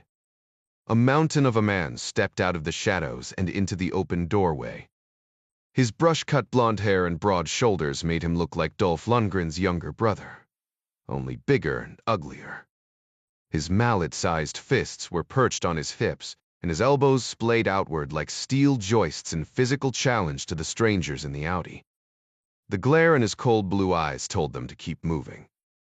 So did the pistol printing on his hip beneath his work shirt. "Wend of yours?" Jack asked. "I should ask to see his carry permit." "I doubt he has one. Might not solve our bigger problem. We need to find out what's going on in that warehouse. And I wouldn't mind a look around on that ship unloading, either. Won't be dark for another 2 hours. Hard to do any surveillance undetected in this alley. We'll come back when it's dark and see if we can get a better look." The truck that was behind them came barreling up, blaring its horn. Jack turned around again. The scowling Chinese driver didn't try to hide his disgust. The other man's boots still rested on the dashboard. The driver gave the horn a long, hard blast.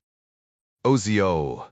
Liliana swore as she stomped the gas, throwing rocks and debris. The goon and his buddies shouted and cursed as the Audi sped away. "I hope you're hungry, Jack." I know a place. It's not far from here. Starving, 280 Ederdru. We can eat and talk at the same time. Jack knew he would love the food, and Liliana would hate his plan. Cluzet's boots were on the dashboard of the Jack truck he'd ridden across most of Central Asia. His back ached, and a hammer pounded the inside of his skull. He had no patience for anything now, especially lost tourists.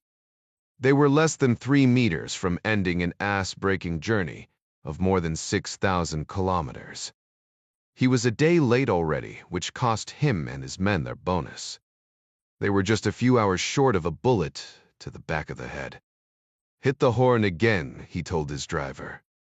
Lin gave it a long, hard blast. The silver Audi sped away, throwing debris from the pitted road. The Chinese man laughed.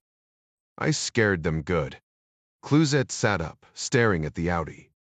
The Chinese shifted into low gear, and the truck lurched forward. Something wasn't right about that Audi. But the throbbing migraine torturing his brain wouldn't let him think about it. He snatched a bottle of Tylenol from the glove box as the air brakes whooshed. He dropped 3 white tablets into his mouth and started chewing them as the truck shuddered to a final stop in front of the open warehouse doors. His advance man, a towering slab of Scandinavian meat by the name of Holt, was still staring daggers at the fleeing Audi. Cluzet climbed down out of the cab, stretched, and yawned. He shook hands with Holt, and the two briefed each other over recent events. Holt agreed to supervise the unloading and reloading of the trucks, while Cluzet set out in search of a good meal, a clean bed, and a pair of enthusiastic whores before the convoy headed back out in the morning. 58 Jack and Liliana parked in a paid parking structure adjacent to the Moklawa River, which snaked its way through the old town and the heart of the tourism district. Liliana's phone buzzed. Looks like Goralski is headed out of town, south on the E75. He could be headed to Warsaw. It's too early to tell. So long as he's not here in Dieksa, I don't give a rat's. They made their way by foot to her favorite restaurant in the city, Machina, housed on the first floor of a soaring Gothic-style building. Best pasta in the city, Liliana promised. They opted for inside dining to stay out of view instead of enjoying the festive ambience on the porch and people watching beneath the warm flame towers.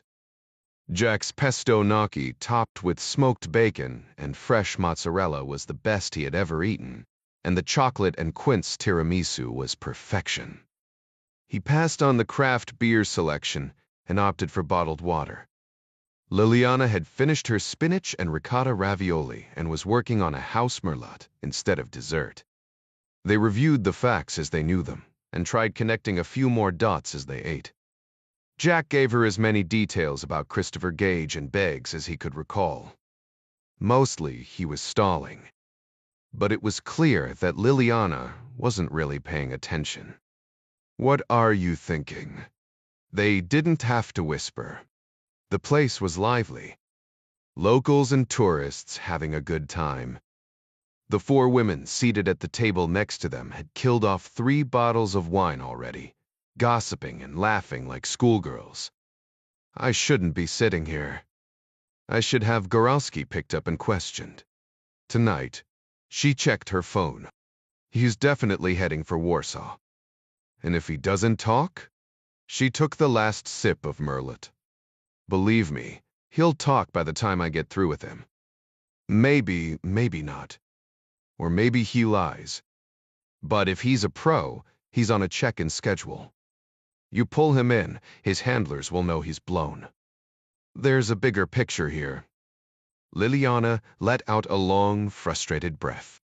Yes, you're right. I should call in for a warrant for the warehouse right now. Do you think a judge will issue one just because you thought that big dude was carrying illegally? That wouldn't cut it with any judge I know of in the States. No, probably not. So I have this idea, Jack began. More wine. I can tell already I'm not going to like it. It's a good one. You've got to trust me on this. You want to go in there tonight, don't you? May have to. You don't have any compelling legal reason for a warrant to search the place. I can get you something. I can't let you break the law. My boss would have my head if you got caught.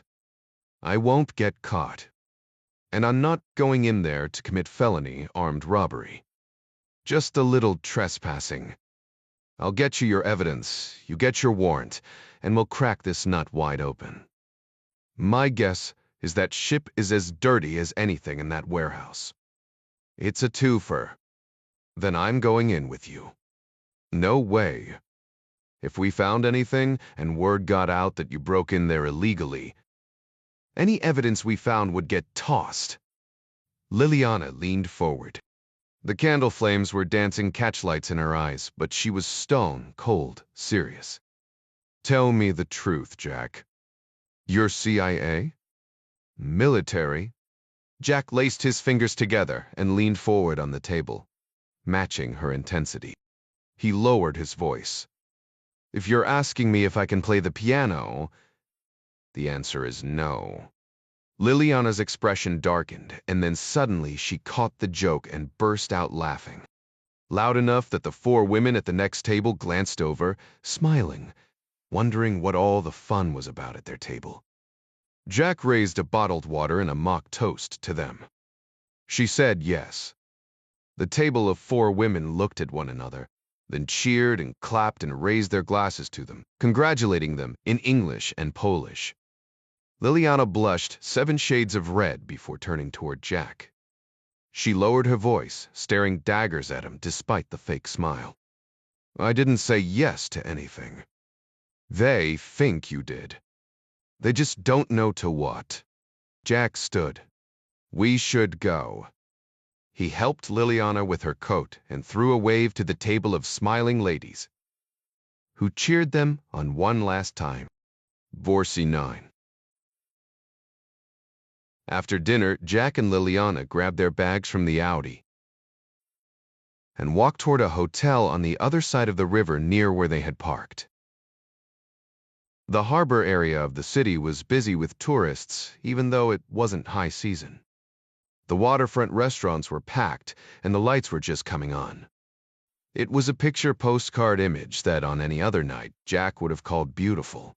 But tonight, they were still too involved in formulating their plans for ingress into the warehouse and tomorrow's follow-up actions.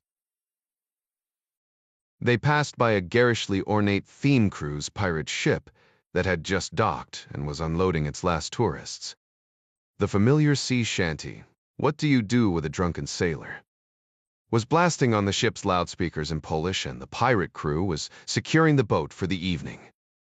Liliana explained that it ran daily tours past the Westerplatte, the place where World War II started when German forces opened fire on Polish defenders. Construction cranes dotted the sky on the other side of the river behind the ship, on one of the 2 islands formed by the splitting of the Matawa River. Brand new buildings designed to mimic 17th century architecture were going up, shoulder to shoulder. Jack picked the hotel off a TripAdvisor recommendation, an authentic, renovated 17th century, 4-story royal granary. Photos showed a double-sized bed for her and an extra-long couch that could accommodate his 6'1", 200-pound frame. She agreed with Jack that there was no telling if her organization was compromised, given the fact that an ex-Abai agent was now working for the other side. She also reluctantly agreed to his idea to rent the room for the night with cash and his Gavin-generated passport under an alias. He would bring her in later that evening as a guest with a nod and wink to the desk clerk, along with a 20s Lodi tip, so she didn't have to show her credentials or reveal her identity. He paid his bill and dropped their bags off in the 4th-story suite after pocketing a couple of Gavin's devices and headed back down to meet Liliana. The good news, Liliana reported, was that Goralski's car was still on the move and tracking toward Woodich rather than Warsaw.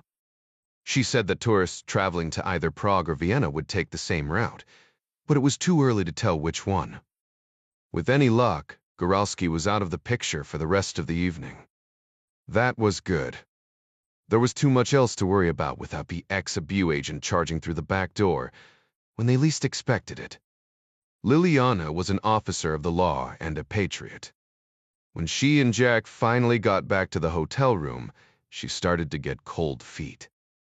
Jack rightly pointed out that she couldn't break into the warehouse and gather any information that wouldn't automatically be compromised for lack of a warrant. Worse, she'd lose her job, which, to her, was more than a source of employment, it was her life's calling. How better to serve the nation she loved so dearly? But Jack's offer to break in instead was equally problematic. He was a foreigner, threatening to trespass on private Polish property, though Jack reminded her that Gage was an American like he was, and Hu Peng a Chinese national, and they were the property owners technically. Look, I promise not to steal anything. Only plant these. Jack showed her 2 small cellular video cameras with both optical and night vision capabilities. With their own SIM cards and transmitters, they could broadcast live video and audio signals to Jack's cell phone or store them on the campus's cloud, which Gavin managed. The campus's cloud was, of course, just a data storage facility. Racks and racks of bare metal servers built and designed by the world's premier company for that sort of thing, CloudServe. Still in the hotel room, Jack set up the 2 camera units to record when the motion detection sensors were activated. At any point, he could manually fire the cameras, turn them off, or program them to record on a set schedule of his choosing. The lithium-ion batteries and supplemental solar cells would provide a minimum of 100 hours of continuous recording. More than enough time to identify any possible criminal activities that might occur inside the warehouse. I put these in, and then I'm out of there. 20-30 minutes tops, Jack promised. You're putting me in a very awkward position. That's what friends do. Jack smiled, packing up the cameras. Trust me. In and out. Given the possible connections to the international drug syndicate she and Jersey had been investigating, as well as Jersey's likely attempted murder, and given the relatively minor criminal infraction that Jack was about to commit, she reluctantly agreed. Liliana called Tomas and wished him good night, and, at the boy's request, so did Jack. "Mommy will be home tomorrow, sweetheart," she said. She struggled to hang up, but finally did, when her mother said goodnight and whisked Tomas away for his bath. The 2 of them set their alarms for midnight and grabbed some fitful shut-eye in their separate beds, giving themselves some rest and the warehouse district time to empty out. Jidunzo was a very safe city, particularly in this part of town, even at this late hour. Rather than walk back to the car, drive it and park it at a safe distance, it was easier and even faster to just make the brisk 22-minute walk from their hotel to the port facilities and the Baltic General Services warehouse. The port itself was mostly shut down from its hectic daytime activities of shipbuilding and repair, but a number of ships tied up at pier were well lit, and a few still loading or unloading. The line of workshops along the narrow street where Gage's warehouse was located was dark and quiet, and the street itself poorly lit, but a half-moon shone enough to keep them from stumbling over their own feet. A cloudless sky chilled the air, but at least it was dry. The weather app on Jack's phone promised rain later, but for now, they were fine. They stayed in the shadows wherever possible. Jack didn't see any surveillance cameras, and the one police vehicle that passed through did so at a speed as if taking a shortcut rather than actually patrolling. They took a position behind a long blue dumpster across the street opposite the giant green doors of the Bee's warehouse, now shut tight. The lights inside were off, and there wasn't any noise coming from within. The truck that had honked them out of the way was nowhere to be seen, nor were any others. Jack inserted his wireless earbuds and put his phone on silent mode. "Call me if anyone shows up. Otherwise, I won't be long. 20 minutes at most, once I get inside. I'm still not crazy about this. The sooner I leave, the sooner I get back. Promise me you won't attempt to get on board that ship." Jack held up 2 closed fingers. Scout's honor. A flickering sodium lamp high up on the weathered brick building behind them strobed her worried face in a ghostly yellow cast. "Please be careful, Jack." "Da two and always." Triple-checking that no one was in sight, Jack dashed from behind the dumpster and over to the corner of the warehouse building. In the dim light, he saw that the green doors were padlocked shut.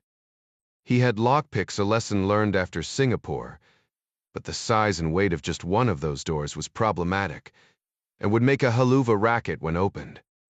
If locked, they were probably also alarmed. He tried the small entrance door to his left. The door handle was locked, and the door itself was also padlocked shut with a heavy-duty hasp. Crap. He glanced up. One of the 12 cantilevered glass windows 30 feet above his head was open, but all of them, including the open one, were iron-barred against thieves. Even if he could find a ladder or some other means to scale the wall, he wouldn't be able to get in. Worst-case scenario, he could set a camera in the window, but again, only if he could reach it. On the other hand, whoever had opened it in the first place might decide to close it tomorrow and find the camera, so that wasn't a good option. His last shot lay on the other side of the warehouse, facing the water. Jack made his way through the low, leafy branches of a fallen tree, wedged against the building, then picked his way through the rest of the vacant lot, strewn with old pipes, fittings, scaffolding, and bricks. Moving as quickly and quietly as he could, he finally reached the rear of the building, his back pressed against the brick. He listened for a moment. The cold river water chucked against the steel hull of the ship he'd seen earlier. The acrid tang of cigarette smoke bit his nose, but he didn't hear any footsteps or voices. He crouched low and ducked his head around the corner. The stern of the ship was 20 feet away, and at least that high in the air. Baltic Princess and St. Petersburg were painted on the hull. A mast light shone overhead, and a dim lamp glowed inside the bridge. He also saw the faint red tip of a burning cigarette on the fantail. He pulled out his night vision monocular and took a look. In the dim mast light, a smallish man in a dark woolen coat and watch cap leaned on the rail, staring out at nothing. If he was the night watch, then Jack wouldn't have much of a problem getting on board later, his promise to Liliana notwithstanding. First, though, he needed to get inside the warehouse. Jack scanned the rest of the ship's deck, but didn't see anybody else. He took a long look down the length of the pier that fronted this side of the river. He saw one other ship with a few lights on, but no human movement anywhere. He turned his attention back to the man on the stern, just in time to see him toss his cigarette over the side, turn around, and disappear back into the ship. Seeing his chance, Jack dashed around the corner. He couldn't believe his luck. One of the 2 warehouse doors on this side of the building had been left open about 4 feet, just wide enough to walk in and out. Someone had been either too lazy or too careless to shut it entirely. Jack slipped silently up to the entrance and crouched down low again. He listened. Nothing. His nose didn't detect any sweat or smoke. Better to be lucky than good, he reminded himself with a smile as he ducked in through the opening. The warehouse floor, which he felt more than saw, contained a few rows of stacked pallets, but otherwise was mostly empty. The faint light from the mast outside barely reached into the dark, cavernous space. Still hearing nothing, Jack pulled out his smartphone and activated the flashlight feature, then advanced toward the far wall to place his first camera. Passing the first row of pallets of bagged cement, he felt the faint rush of swiftly moving air. He ducked the swinging fist just enough that it only grazed the top of his head, but the heft and speed of the arm throwing it carried enough energy to spin him slightly clockwise. Jack used that momentum to accelerate a driving left hook that landed with a punishing thud into the muscled chest of the monster he'd seen standing in the doorway earlier that day. The big man had his own left jab, and Jack suffered mightily for it as the rock-hard fist crashed into his right ear, driving the earbud deeper into the ear canal, its hard plastic stabbing the soft, sensitive tissues. Jack yelped at the sharp pain, but used its energy and the adrenaline dump to drive an open-handed punch at the man's meaty throat. He aimed for the larynx but missed, hitting the much taller man at the base of his neck where it met the collarbone instead. The hulking giant gasped for breath, but didn't slow his attack until crack. A pistol fired from the doorway, the sharp report ringing daggers in Jack's ears as a 9mm round slammed into the cement bag just above the taller man's head. "Stop. Sight. Petit take to me," Liliana shouted from the doorway. She was a black shadow behind the blinding glare of her pistol's TAS light. Both men turned. Liliana approached slowly. "Jack? Are you?" But before she could finish her sentence, another shadow lunged from behind her, his hand held high, holding a truncheon. The force of the blow against her skull knocked the pistol out of her hand and sent it tumbling to the concrete floor, spinning the light like a strobe. Her unconscious body slammed into the pavement as Jack shouted, "Lil!" and ran toward her, but 2 steps in, his own skull exploded in searing pain, blinding his mind an instant before he crashed into the oil-stained concrete. Nooksy Baltic Sea. Each beat of Jack's heart stabbed his brain. His eyes fluttered open with the stench of solvents. He saw nothing in the darkness save random, jagged patches of dim light. His aching hands were bound with zip ties. He reached forward and felt the curve of the cold, oily steel wall. He was inside a drum. His eyes widened with panic and his senses flared. He was suddenly aware of a slight undulation tossing his inner ear. He was moving. A ship at sea. The chemical smell became overpowering. His eyes watered, and his nose ran as his breathing accelerated with panic. Voices outside laughed and shouted. A sudden clang against the punctured lid startled him out of his stupor. Steel grinding on steel led to a metallic crunch, and suddenly the barrel lid flew away. Cluzette's smiling farm boy face peered down at Jack, the harsh sodium mast light forming a filthy halo around his head. "Get him out," Cluzette said to someone out of sight. Moments later, rough hands seized him by the arms, nearly dislocating his shoulders as he was heaved up with cursing grunts. The weighted barrel hardly budged as Jack's limp legs slammed against the rim. He was too tall to lift out completely. They dropped his feet to the steel plating, but his numbed legs gave way. Jack crashed to the deck. "Nerfis baffalicool," Cluzette shouted. Jack shook his head, trying to clear it, but that was a mistake. He swore he felt his brain rattle against his skull as the Spaniard and the German hauled him upright and held him in place. Jack felt the cool sea breeze on his skin and smelled the tang of salt air. His numb legs suddenly ached and tingled as blood flowed back into them. But he could hardly open his eyes for the light. "Jack, Guor Tablard, can you hear me?" Cluzette asked. A hand seized Jack by the hair on the crown of his head and jerked his face upward. "Yaffe is talking to you," the Spaniard said. "Mauen, who the hell is Jack?" the younger Ryan asked as he forced his eyes open. As near as Jack could tell, they stood on the stern of a ship, the Baltic Princess, he assumed. A cloudless sky shone with 1,000,000 bright stars, and the gleaming half-moon fluoresced the dark ocean. But it was the other barrel with air holes next to Cluzette that Jack's eyes focused on. It stood on the edge of the deck where there wasn't any rail. Cluzette grinned. He held a small pry bar in one hand and scratched his beardless face with the claw, as if thinking. Jack saw the tattoo on the Frenchman's forearm, a wing with an arm and a sword. The man was a Foreign Legion paratrooper. Or used to be. A rough customer, Jack. Jack. Liliana's muffled voice echoed in the barrel, the steel thudding with her impotent punches. You see, she keeps calling for Jack. But you registered under the name of Paul Gray at the hotel, and your passport photo matches your face. I'm so confused. Don't worry about me. Do you know who she is? Ah, oui, certainement. Her name is Liliana Pilecki, and she's with the Polish Abreu. Correct?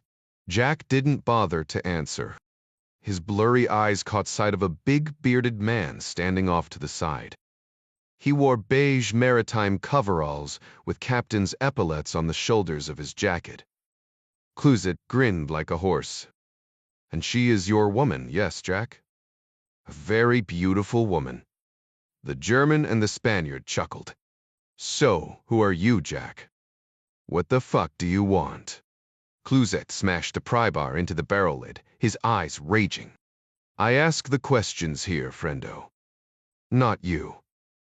The strong fingers meshed in Jack's hair tightened, almost ripping it out. Tell me she's safe, and I'll tell you who I am. Clouzet dropped the pry bar. It clattered to the deck as he whipped around and put both hands on the top of the barrel and began tipping it over the side. Liliana screamed. Waiter verder all right. I'll tell you who I am. Clouzet let the barrel fall back into place with a clang and snatched up the pry bar again. Tell me your name, Jack. Your full name. And don't lie. I'll know it. My name is John Patrick Ryan. Wes kommt Preinty. Jack is short for John. Clouzet shrugged slightly. Why you porstest at stake? That wasn't so hard, was it? Mad. Who are you? Oh, there you go, asking questions again. Clouzet turned toward Liliana's barrel. Stop. Dor teverte. Won't happen again. Clouzet grinned. I'm just playing with you, John Patrick Ryan, Jr. But what am I to do with her? Or with you? She's a federal agent of the Polish government. If you kill her, they will hunt you down. Clouzet turned to the captain, still standing in the back, and said to him, You see?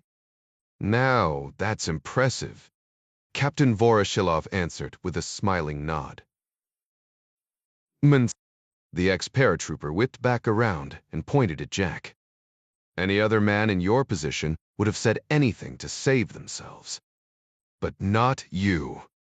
You could have said you are an American citizen, or that you have powerful friends like Senator Hendley to protect you. But you didn't. Why not, I wonder? Another binary grin flashed across the boyish face. CIA, perhaps? Or DIA? Jack didn't bother to answer. No, I think not, Jack. Security types work in teams. But you work alone, or should I say work alone with the girl? No. There is something else that keeps you from trying to save yourself. I wonder what it is. Clouzet paced for a moment, thinking. You know, Jack, it is our loyalties that bind us to our fates. Don't you agree? Jack answered with a withering stare. Of course you do. Most men are loyal only to themselves. Oh, sure. Some claim to be loyal to friends or family, but in my experience, when pressed hard enough, those loyalties are quickly abandoned. Most people love their own skins more than anything else in the world. Clouzet stepped closer. But you, Jack, I'm not so sure. Liliana said you were a money man, an analyst with some bourgeois financial firm, yes? Nay, man. Some men like you are devoted to money. But money is really about power, and power is about the self. Is that you, Jack? Jack knew the man wasn't really looking for an answer. The noble few have no loyalties at all, not even to themselves. They are the divine ones, Jack. Men who don't cling to the absurdity of this life and hold no delusions about the next. Only such men are truly free. Clouzet stepped even closer. Is that you, Jack? Cluzet sniffed the harsh chemical aroma on Jack's clothing. His face soured. He shook his head.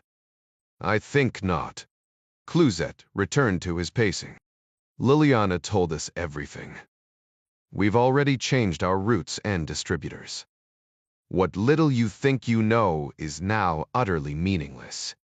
Cluzet tapped the pry bar in his palm like a weapon. You can't hurt us, Jack, but we can still hurt you. 61. Hurt me, Jack said.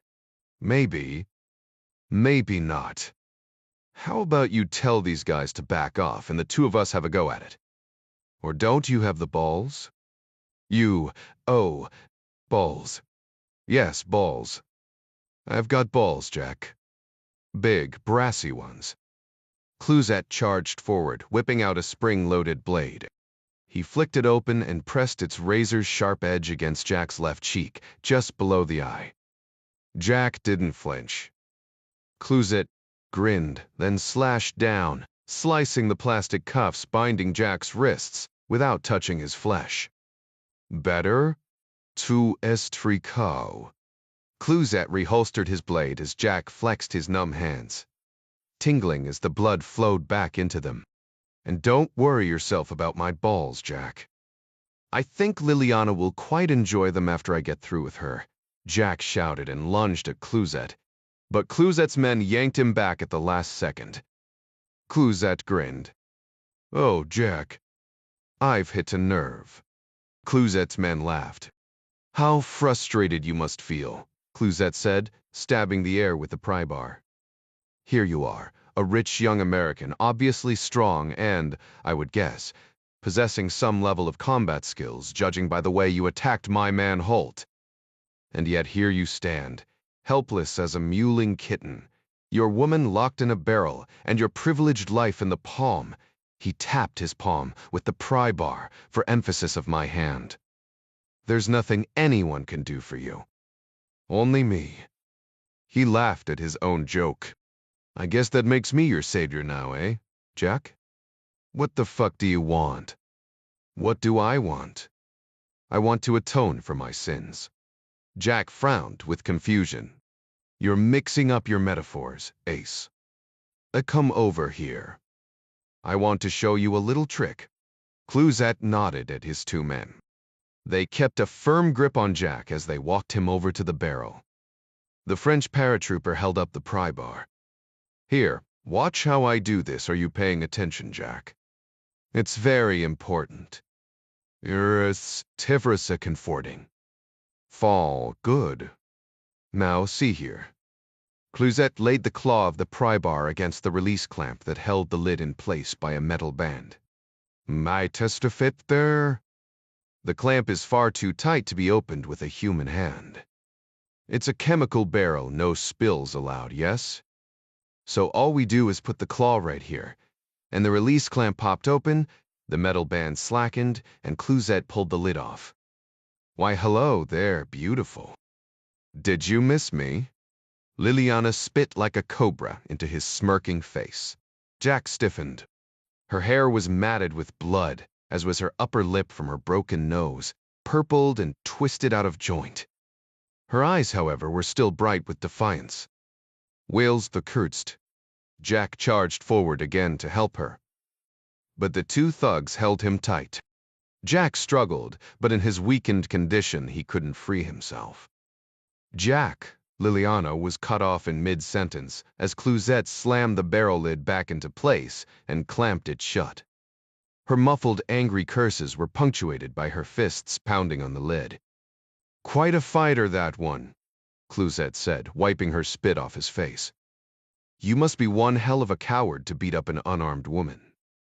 Or maybe you just have mommy issues. Jack's head snapped sideways at the force of Cluzet's backhand.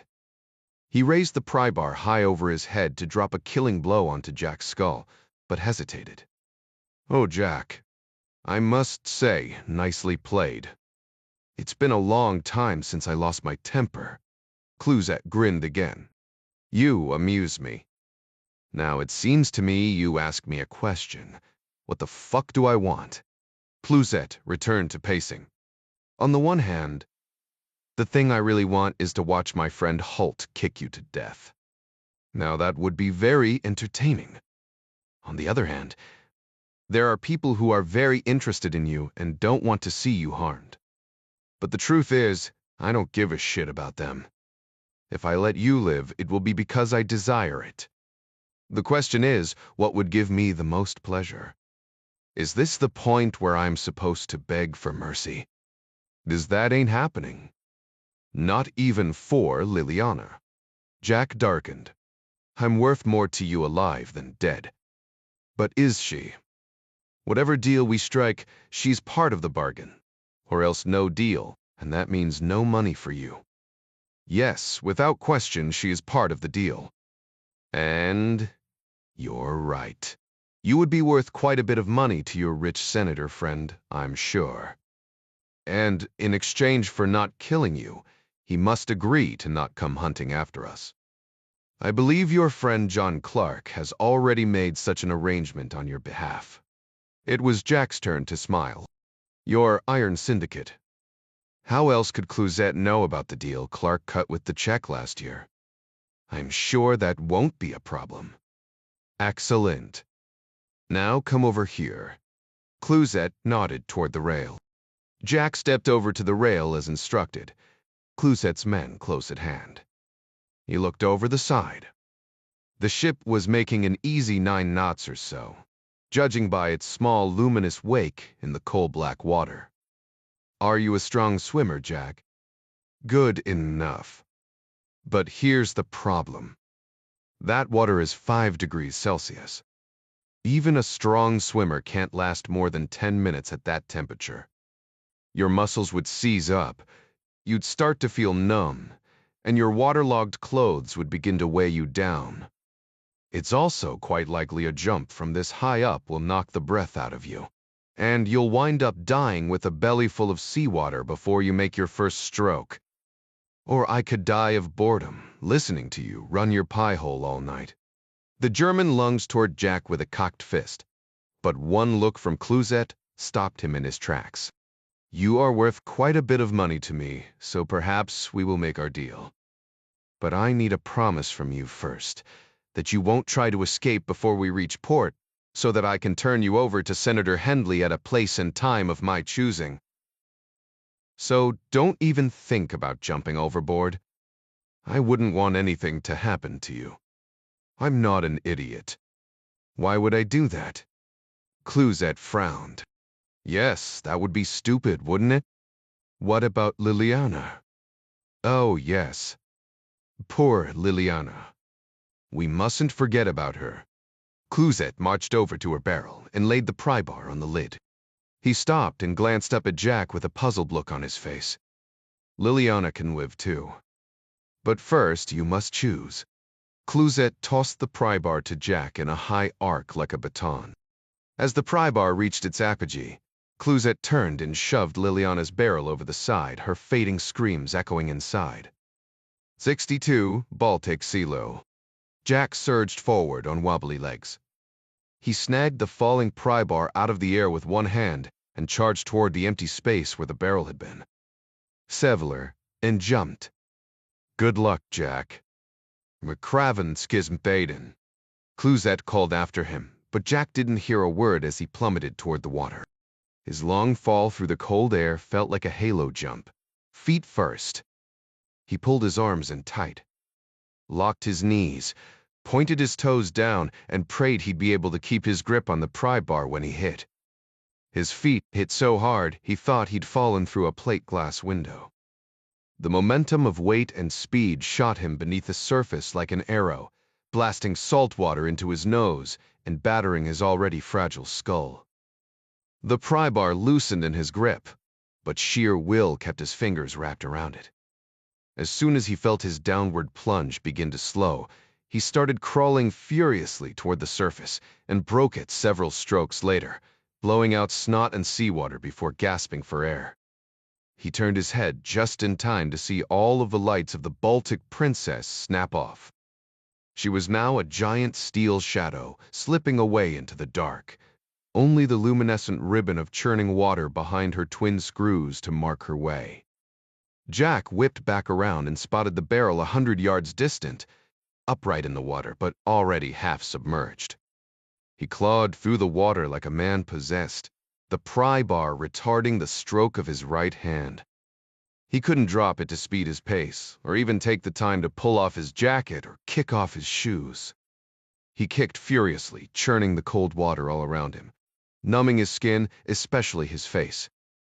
Over the splashing of his strokes, he suddenly heard Liliana's anguished cries up ahead.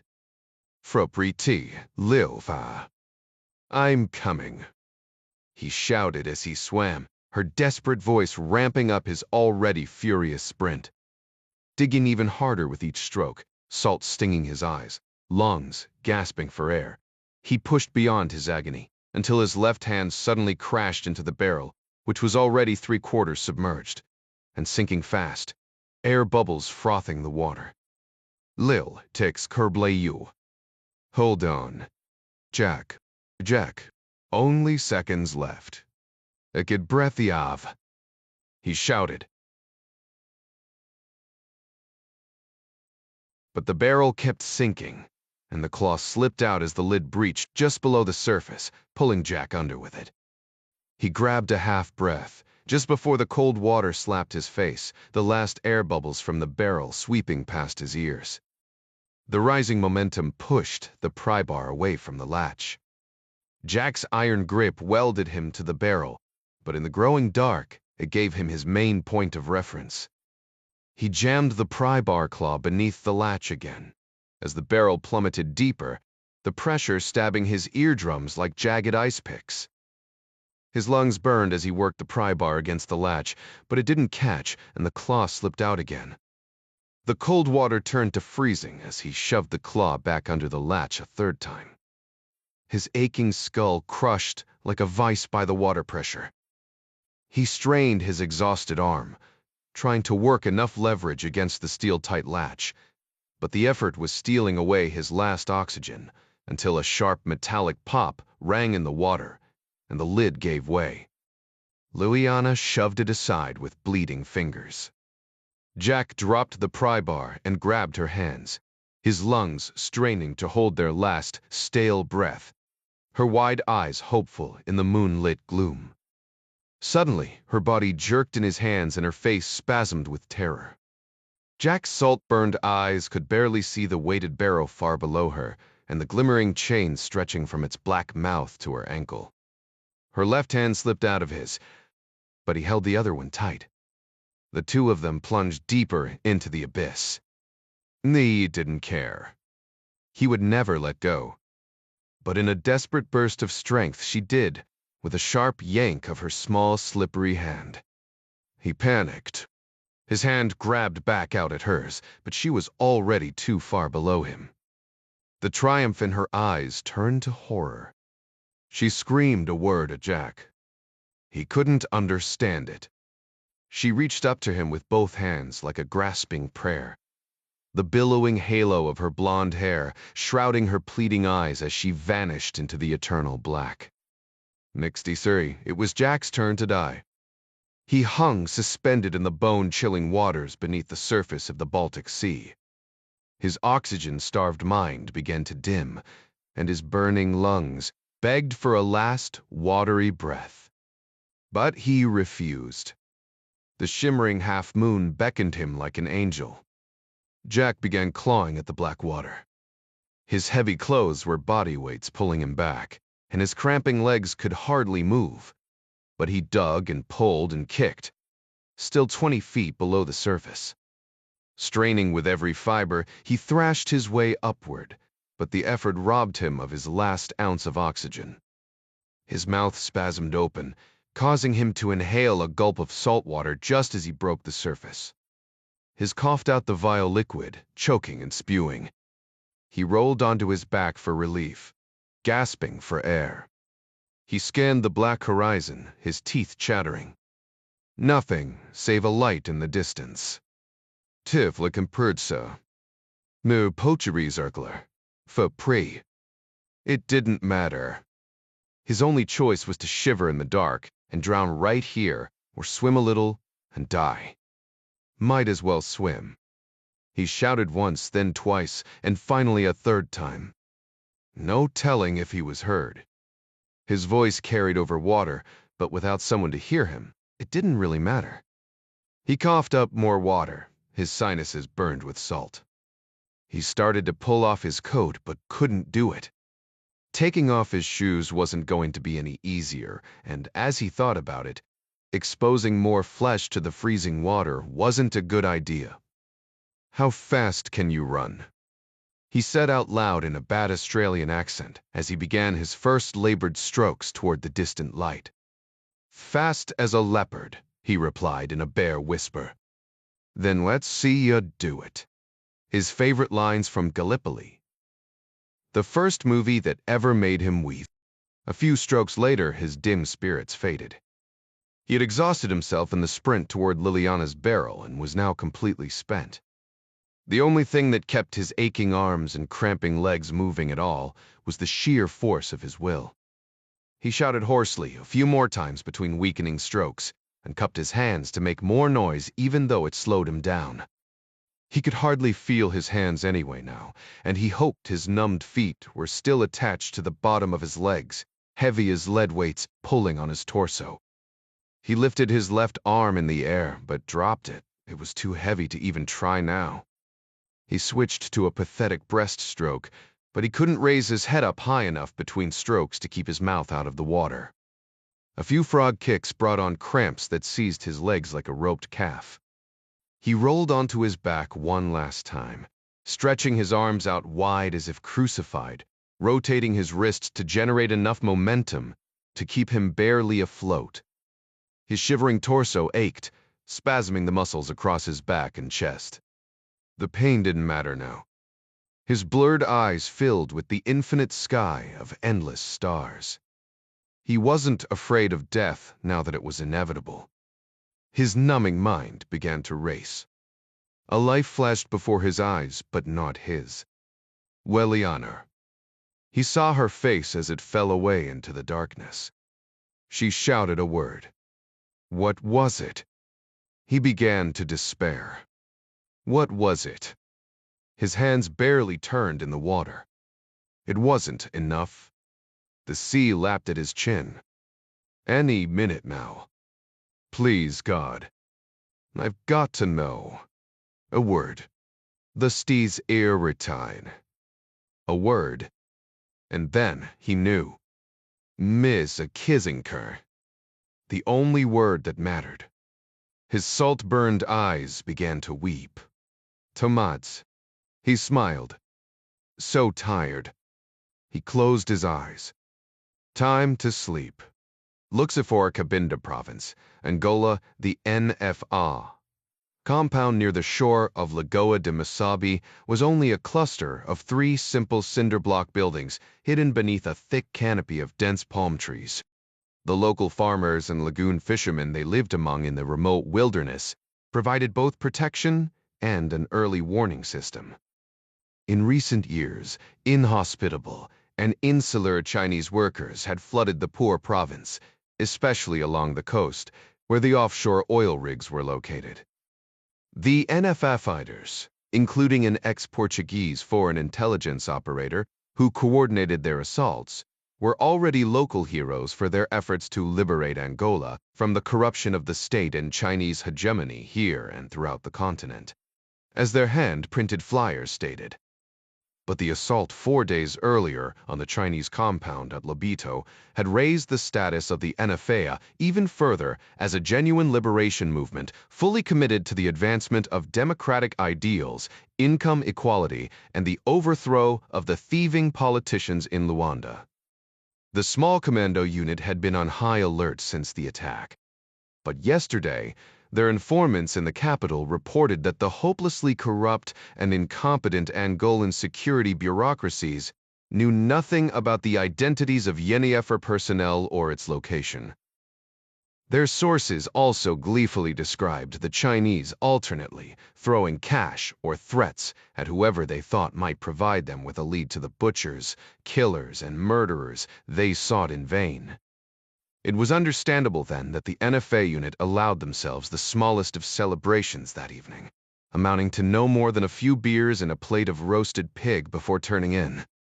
The 24 men of the Plan Swift Sword Special Operations Group came in by foot, guided by satellite images provided by Chinese intelligence and their night vision goggles. Dropped off 10 kilometers back by a single French-designed Harbin Z-9 transport helicopter. Each of the superbly conditioned fighters sped effortlessly through the trees toward the NFA compound, eager for enemy contact. Not even the lake fishermen were awake at this hour. The one dog they encountered was dispatched with a single shot to the skull by a suppressed .92 caliber pistol before he could bark. Otherwise, they arrived undetected, bypassing the primitive dwellings of the other villagers, making their way to the 3 designated buildings. Flash bangs through the windows tossed on a single command instantly disabled the 11 NFL fighters and the women who were bedded with them. Well-placed 5 in times 42mm rounds fired by suppressed QB's 95B1 carbines tore into unprotected flesh and shattered brain pans. Digital photos and fingerprints were recorded. Personal effects and other artifacts with potential intelligence value were bagged. The entire operation from flashbang to exfil was under 7 minutes, in exact accordance with their training drills. An hour and 31 minutes later, the Z-9 touched down at the Luanda Air Base, home to the Angolan 23rd Air Transportation Regiment. Proof of concept number 4 by request. Beijing, China. Chen's encrypted Huawei smartphone rang. It was a direct call from the Swift Sword Unit commander calling on his satellite phone. The noise of the Z-9 turbines whirred in the background as the commander shouted his report. Chen was relieved to hear that all 11 identified Duffa fighters, including the 5 that participated in the Lobito 1 slaughter, were killed in the attack, with no Chinese casualties. The captured Portuguese operative would be interrogated with prejudice in Luanda regarding the murder of Fan Min and his participation in the slaughter of Chinese nationals used as leverage against Lisbon to negotiate better terms in a trade summit next week. Altogether, it was a textbook operation, one that would be taught at the Special Forces Training Academy soon enough. He thanked the commander and his team profusely and hung up, privately thanking the gods in whom he did not believe for not needing to use the Z-19 Black Whirlwind attack. The Bird's red arrow missiles were as effective as the American Hellfire, but hardly a surgical instrument. He needed boots on the ground to confirm both the Anefla kills and their identities for his report to his superiors in the Lobito working group. Most important, the intelligence provided by Chibi had proven both accurate and invaluable to both China and, more significantly, his own career. Clearly, he had misjudged the potential of Chibi's original offer. He would rectify that immediately. Chen dialed the number of the woman who headed his elite cloud hacking unit, APT-15, aka Jade Smoke, a privately owned Hong Kong-based company secretly funded by his department. She picked up on the first ring. Sir? Chen asked, have you ever been to London? 65, Washington, D. Foley read over the last report again. Something wasn't adding up. The numbers were there, but she couldn't make the algebra work. She spoke Russian fluently. Mary Patricia Kaminsky Foley had learned the elegant form of the language at her grandfather's knee, and was a field agent in Moscow while her husband, Ed, served as Moscow chief of station. She knew the language, the people, and the politics, as well as any outsider could ever understand the place Churchill described as a riddle wrapped in a mystery, inside an enigma. As a Russia expert during the Cold War, she knew its operational history in Africa. Angola had fallen to the indigenous communists with Moscow's support, but the country, a former Portuguese colony, was Castro's play on the continent, a massive Cuban military intervention. At the time, America feared the domino theory in Africa. The worry seemed frivolous now in hindsight. She'd never heard of Lobito or the NFA. But dead Chinese nationals in Angola were a red flag. Her intuition was flashing DEFCON 3. 10 days earlier, an Argentinian special operations team had been shot out of the sky by Iranian-backed Hezbollah operatives. That had been a head-scratcher too. So was the killing of the Turkish Maroon Berets in Syria a hell of a provocation by the Russians. And then the NFA discovered, located, and utterly wiped out in a single surgical strike in a matter of days. Chinese intel in Africa couldn't be that good, could it? Hell, the CIA didn't even know anything about the NFA until Portuguese foreign intelligence reached out for a NATO consult just a few days ago. Unlike the spy movies, the real game wasn't usually played for keeps. In peacetime, killing the opposition was a serious escalation of the stakes and an open invitation for a retaliatory strike, usually disproportional in its violence and damage, to discourage future incivility. That's why the killing of the German Bika agent by an unknown agency was so disturbing. But the 3 other attacks were equally problematic. The 4 attacks were geographically separated: South America, the Middle East, Africa, and Europe. The 3 military operations by Iran, Russia, and China were against a state police force, the Turkish military, and an indigenous rebel group, respectively.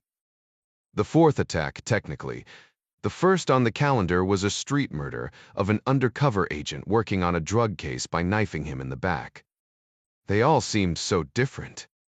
What was the connection? She couldn't see it, but she could damn well feel it. What was the same about them? Not the weapons, not the victims, not the objectives. They were all so different in so many ways. And yet something connected them. She was sure of it. But what? Damn it. Her husband, Ed, now retired, was the cerebral one in the family. Poker-faced and taciturn even as a young man, he remained detached and analytical when challenged. She was the one who wanted to go over the wall or through the window with a pistol in her hand, the one they nicknamed Cowboy, until she put a stop to it. But she knew even back then that intelligence work, like science, was first and foremost an act of observation. From observation came comparisons, and from comparisons, conclusions. How were things the same? How different? The ability to categorize was an exercise as old as Genesis, when God told Adam to name the animals. She had sketched out all of the differences among these events in her mind. What was the same among them? The Argentines were blasted out of the sky after they were lured into a trap. The Turks were blown away by a long-range missile strike. The NFL were killed while they slept in a surprise ground assault. The undercover Buka agent was ambushed in a faked robbery. If there was any similarity among the 4 attacks, it was that each mission required a piece of intelligence. Well, duh. Doesn't every operation? But the quality of intel each of these operations required was both specific and significant. What was the source? Could all 4 attacks be related to a single source? No. How could they be? It just didn't add up. You're getting too old for this stuff, Mary Pat, she told herself. Maybe Ed was right. Time to take up golf and start playing with him and his buddies at the club. She shook her head at the idea. Not yet, kiddo. Not yet. She picked up her phone and dialed Jesse Benson, the CIA's national counterintelligence executive, the best number cruncher in the business and an old friend. He was still in PT for a double knee replacement, but he was already back at the job. She briefed him and sent him a link to the 4 reports. Jesse, I can smell the smoke, but I can't see the fire. What priority? Yesterday would be preferable. But ASAP will have to do. I've got a bad feeling about this. Then I'll handle it personally, Mary Pat. I was hoping you'd say that. Say, when are you and Melinda coming over for dinner next? It's been too long. Let me get this done for you, and then we'll check our calendars. Thanks, Jessie. She ended the call. If anyone could pull a rabbit out of a hat in record time, it was Jessie. She just hoped the rabbit wasn't stuffed with C4 on a timer and set to blow before Jessie worked his magic. Nixie 6 San Francisco, California Lawrence Fung checked the radar. All clear. He stomped the gas pedal, and the Porsche 911 Targa's 370 horsepower engine responded in kind, rocketing past the speed limit. Racing the car on the winding Pacific Coast Highway was dangerous and thrilling. Exactly where Fung loved to be every moment of his life. The phone call from Elias Dom he'd received a few hours earlier felt exactly the same way. Fung wasn't sure if he was speeding toward a brilliant future or a fiery crash. Dom's invitation to a private dinner with him at his pleasure palace in Marin County was a stunning development. It was tantamount to being asked to sing a duet with Mariah Carey, or play one-on-one with LeBron James. Dom was the brightest star in the Silicon Valley firmament. It was an invitation to Mount Olympus to dine with Apollo, the god of light and beauty. Fung had been to his house before, but always as part of a large social event. Dom was famous for his bacchanalian parties disguised as perfectly orchestrated networking events, lubricated with copious amounts of expensive liquor and premium weed. The last time he'd been to one of Dom's parties was with Torre several months ago. A pang of longing shot through him, but he pushed it aside. He needed to focus. Being invited to Dom's place alone was a singular honor. But it made no sense. Why invite him now? Why on such short notice? For all of his physical beauty and charisma, Dom was nobody's fool, a true genius in his own right. His scores of sexual conquests were a careful camouflage, Fung suspected. Portraying himself to be a libertine and hedonistic playboy, Dom was, in fact, a cunning and controlling intellect, whose lifelong love was only himself and the company he had built. Anyone threatening him or his kingdom would be ruthlessly destroyed. Dom had ruined careers, no doubt. But Fung knew of at least one competitor who simply disappeared. Whether he was bought off or knocked off, no one knew for sure. If Dom suspected that Fung was leaking IC Cloud intel, he was doomed, one way or another. But then again, how could Dom know? With Dom's cliffside mansion coming into view, he couldn't help but wonder if tonight was a seduction or an execution. Dom's personal chef and sommelier did not disappoint. The two of them feasted like kings on grilled Wagyu tenderloin, fresh-cut organic greens, garlic and thyme fondant potatoes, and a fine Napa Valley Reserve Cabernet Sauvignon. They dined near the infinity pool overlooking the Pacific Ocean, warmed against the slight chill breeze by a limestone fire pit. The conversation had been light and witty as they discussed their favorite local indie bands, Italian neo-realist films, pop-up restaurants, and vacation destinations. With the sumptuous meal consumed, and the mood lightened by a second bottle of wine, Dom's radiant smile suddenly softened. A single gesture of his fingers sent the lovely young server scurrying away. They were alone now. "So glad we finally did this," Dom began. "I can't believe it's taken us this long to get together. It's been a fabulous evening. I can't thank you enough." Nonsense. It's me who should be thanking you. You're one of my most important people doing one of the most important jobs. CloudSurf wouldn't be where it is today without you. I'm just following in Amanda's wake. She's the real rock star." Dom huffed. "Yes, well, Amanda. Brilliant, no doubt. But I imagine she'd be difficult to work under." He took another sip of wine. "She has taught me a lot, but yes, Amanda is. Uniquely herself." You're far too smart and, I suspect, ambitious to remain a number two. What are your long-term plans? I love my job at CloudServe. The opportunity to keep rising in the ranks is my immediate goal. And after that? You know what they say about rock stars? You either want to be them or to fuck them. Feng instantly regretted the comment. The wine had loosened his tongue. But it was true. Dom really was the ultimate rock star. He wanted to be just like him. And he really wanted to careful what you ask for. Dom smiled. It's lonely at the top, and there's only one way to go from there. He refilled Feng's wine glass and his own. It's a risk I'm willing to take. I'm glad to hear it. Because, to be honest, you worry me. Feng panicked. Man, is that Petrav? You're too smart to stay inside of any organization, even one as dynamic as mine. Dom leaned closer. The reason I invited you here is because I see you as a threat. My Prevo, me. Why? Because I see myself in you. The same hungry look, the same fire in the belly. You're willing to risk everything just to test the boundaries other, lesser minds want to impose upon you.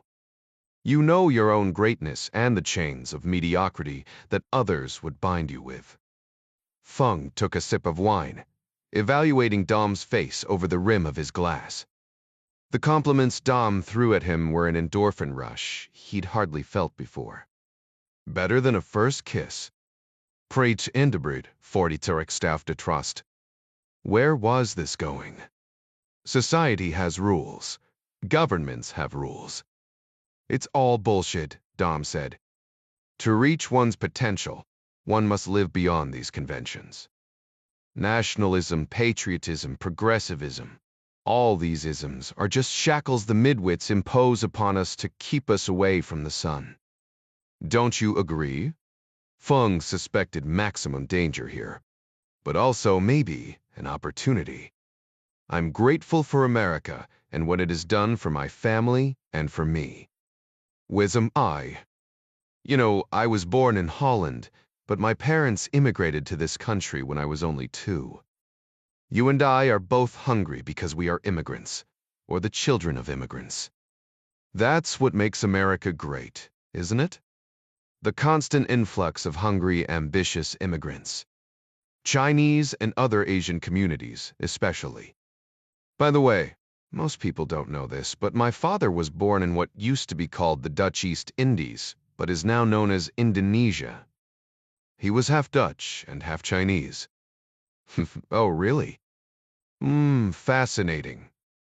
And while I'm as grateful as you are for the opportunities this country has given me, it's clear as day that the future belongs to China. Don't you agree? Feng studied the handsome face across the table.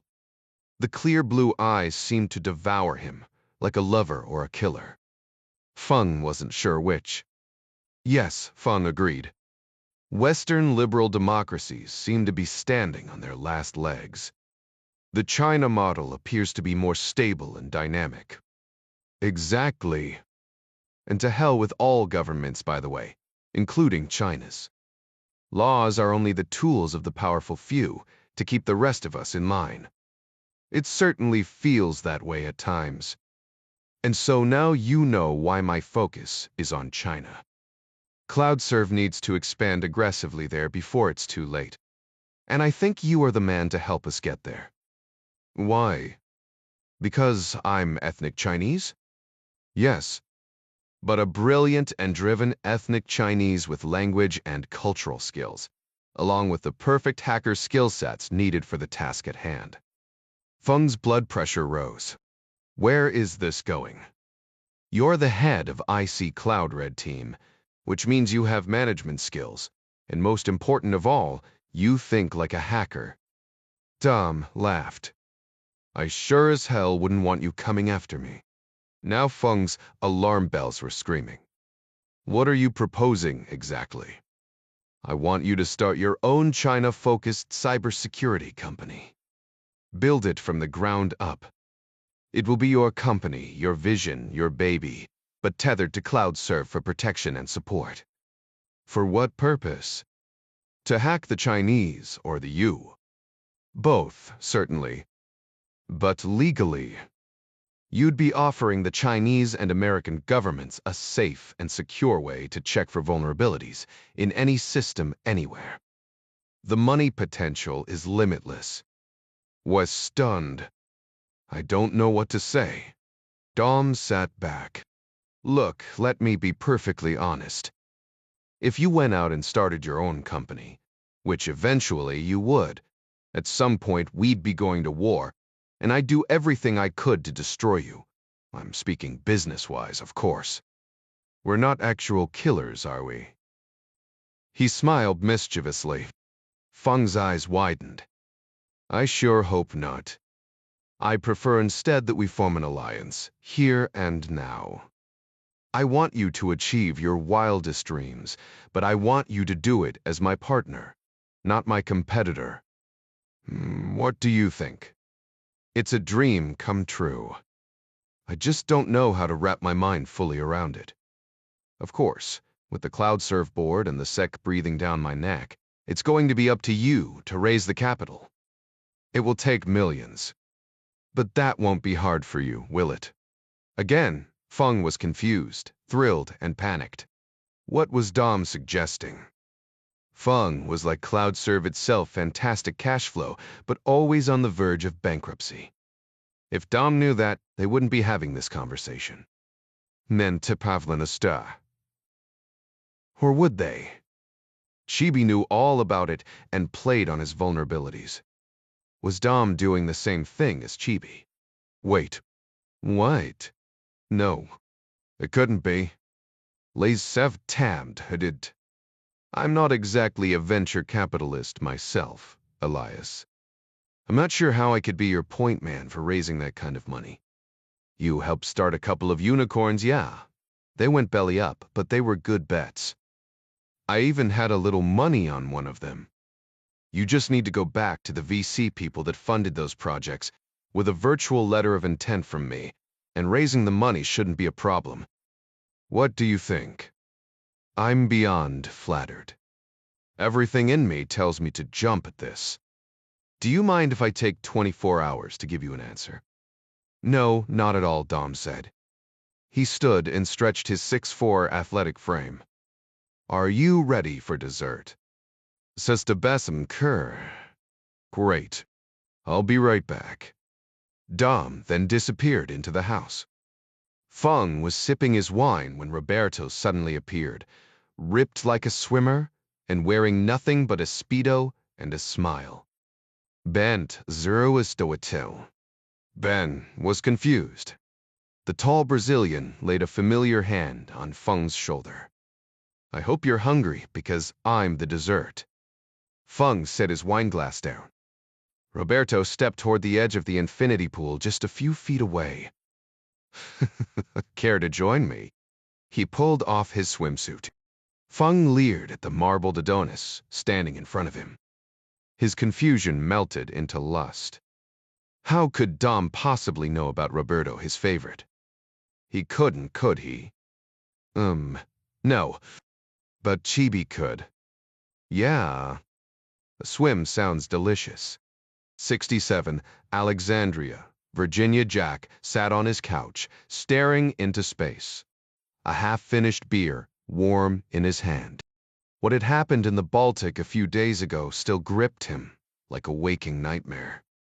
Lying on his back in the frigid sea, numb from the cold and exhausted, he had closed his eyes and surrendered to the sleep overwhelming him, knowing he'd never wake again in this life. But here he was now, very much awake and alive. His nerves were frayed and his heart shattered. Rage, grief, and guilt were numbing him as badly as the Baltic had that night. Liliana's terrified face disappearing into the merciless gloom, looped endlessly in his mind's eye. For a moment in the hospital bed at the Polish clinic, he imagined he really had died, and the image repeating in his mind was his own personal hell. A knock on his front door broke the loop and got him off the couch. What the chu were pleased her. Mind if I come in?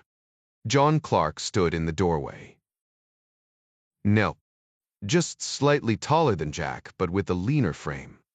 The former SEAL was his boss at the campus and also a close friend.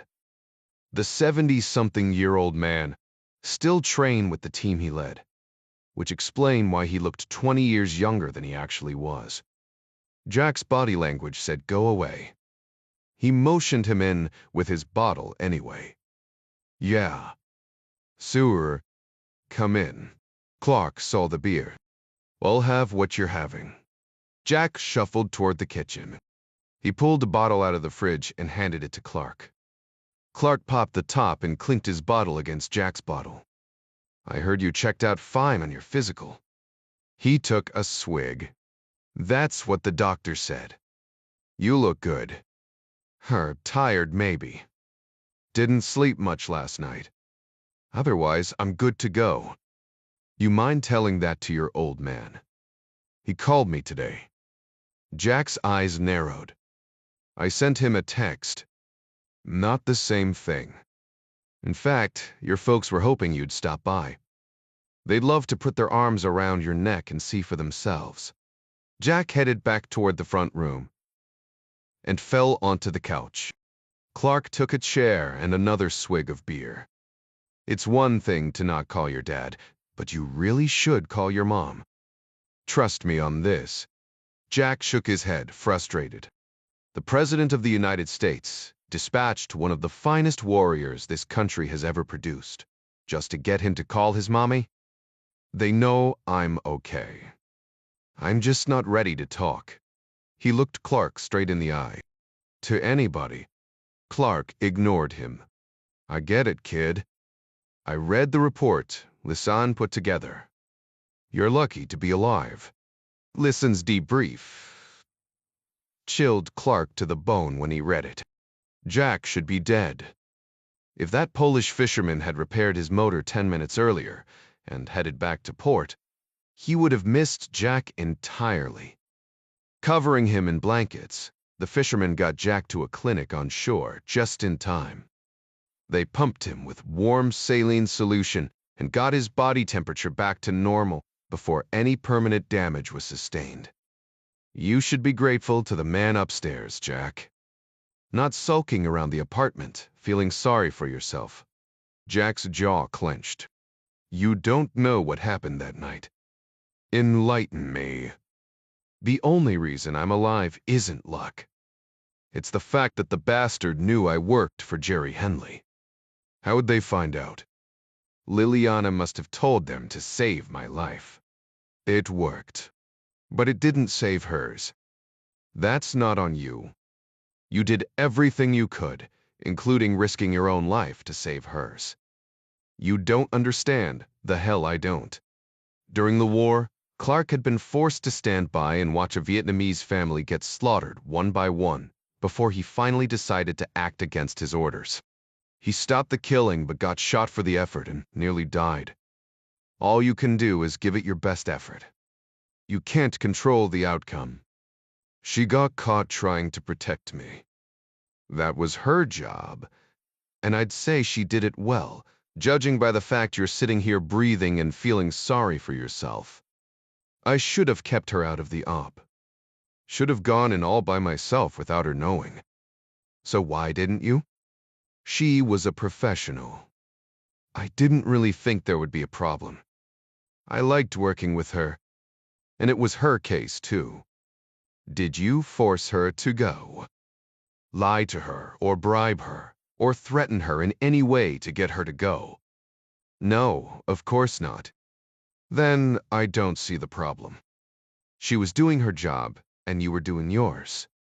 You know by now, kid, what we do ain't all sunshine and rainbows.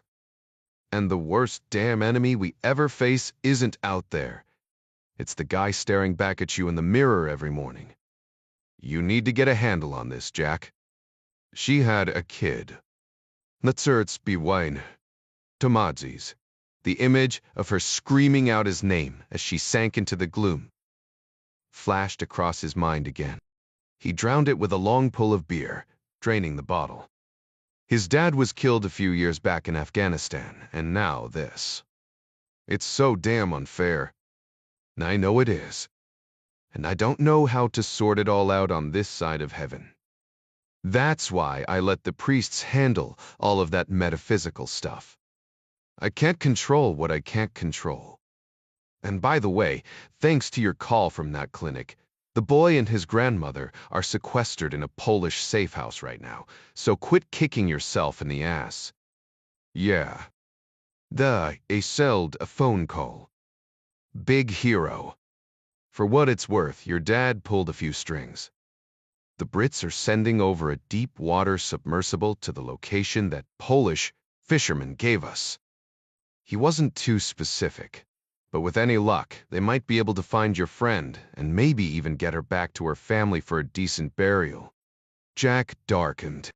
Yeah, that would be something, at least. They sat in silence for a while. Clark watched Jack falling deeper into his hole. That guy you sent on a wild goose chase? What was his name? Goralski. Yeah, Sikatep and beware. That's right. He wound up in Dusseldorf. They picked him up, but he didn't tell the cops anything. A high-dollar attorney bailed him out a few hours ago. They couldn't hold him for anything because he had all of his legal permits to do whatever it was he was doing, and apparently it's not against the law over there to tail somebody. He chuckled. That was a pretty slick move you pulled on him, kid. What about Christopher Gage? He was questioned gently because of his stepmom, the senator. But he has an alibi for that night, and he said he had no idea what was going on at the warehouse. He just leased it out. According to the embassy guys, he seemed genuinely surprised and upset to hear what happened to you and the girl. And unless he threatened you, or you saw him at the warehouse or on that boat, there's nothing else to be done innocent until proven guilty, right? I know who's guilty. You mean the Foreign Legion paratrooper? I'm gonna cut his fucking heart out. Gotta find him first. Can't be too hard. I was thinking about it on the flight over, even did a little research between naps. That tattoo I saw was 2nd Parachute Regiment of the French Foreign Legion. They have 1,300 enlisted officers and men at any given time. Can't be that many blonde guys aged 18 to 35 over the last 17 years in an elite unit like that. That's a good start. I'll back your play any way I can. I need Gavin to do his hack magic. Is he available yet? Jerry told me that Gavin is back in the saddle starting tomorrow morning. I'll be sure he gets right on it. Jack rose to fetch another beer. You want another one? Still working on this one. Jack yanked open the refrigerator door. They find the Baltic Princess yet? Yeah. She's somewhere in the middle of the Gobi Desert. Jack frowned as he unscrewed the cap. What were you talking about? That ship spoofed itself. Our people did a search of her eye signal, but they must have turned it off, because she wasn't showing up on anybody's radar. But about an hour ago, the ship's signal popped up in the Gobi Desert. Some joker must have pulled the box, put it on a plane, and then shipped it by camel out there just to shoot us a big middle finger. That's just great. Jack took a long pull of his beer, lost in thought. Clark saw the wheels grinding behind the younger man's eyes. So, what's the plan now? I've got something I've got to do. I gotta prove to myself I can keep a promise and not fuck it up. Does Jerry know about this? He knows I was planning on this trip before he sent me to Poland. When do you plan on leaving? Tomorrow. How long will you be gone? A day down. A day there at most. The seas are curry. 3 days tops. You need any of us for backup? No. This isn't an op. It's a favor for an old friend who died just 2 weeks ago. But I need to do it. So, you'll do a friend a favor, but you won't do the right thing by your mom? I just can't talk about anything right now. I need to process it. Makes sense. But you can still call her and tell her you're okay and we'll see her in a few days. Clark had a way of making a suggestion into an order without seeming to. Besides, he was right, Jack admitted to himself. He would call his mom, then finalize his trip plans. A visit to the parsonage, his dad's name for the free public housing known as the White House, would have to wait until he settled his account with Corey and got his head screwed back on straight. After that, he'd go hunting. Nes Teet, Washington, D. It was late. Ed was fast asleep, and Mary Pat Foley's raging headache only worsened as she reread Jesse Benson's report freshly arrived over the digital transom 15 minutes earlier. She took no comfort in the realization that her instincts were spot on. But it had taken a CIA supercomputer with AI analytical software to confirm her gut sense with hard data.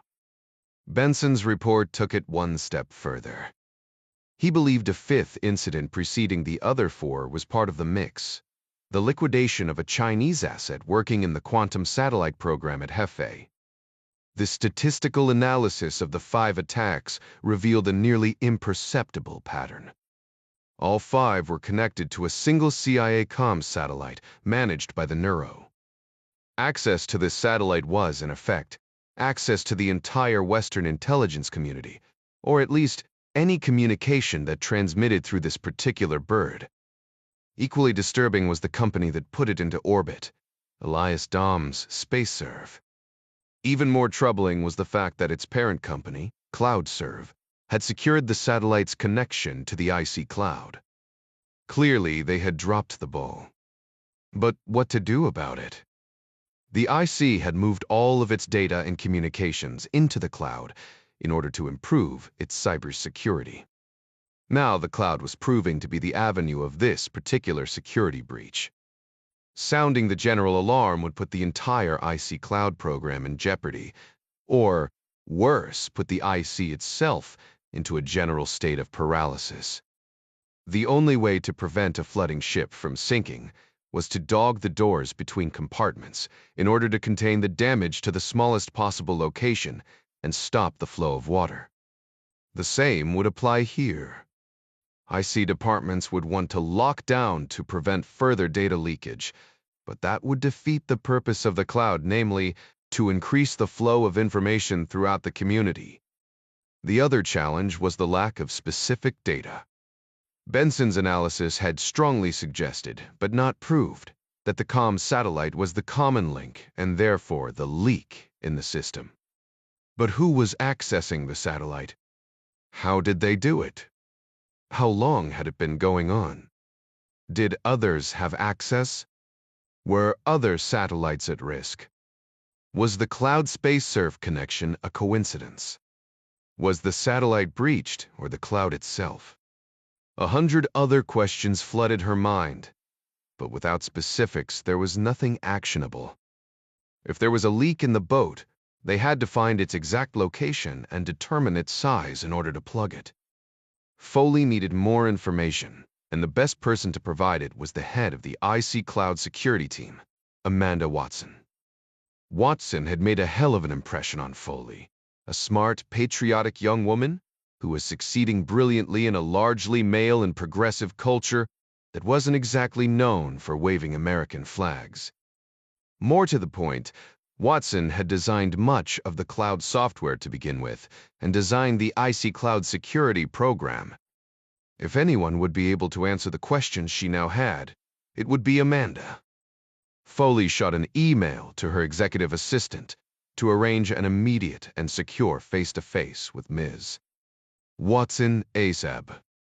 Muxinorin, Alexandria, Virginia. Jack packed light.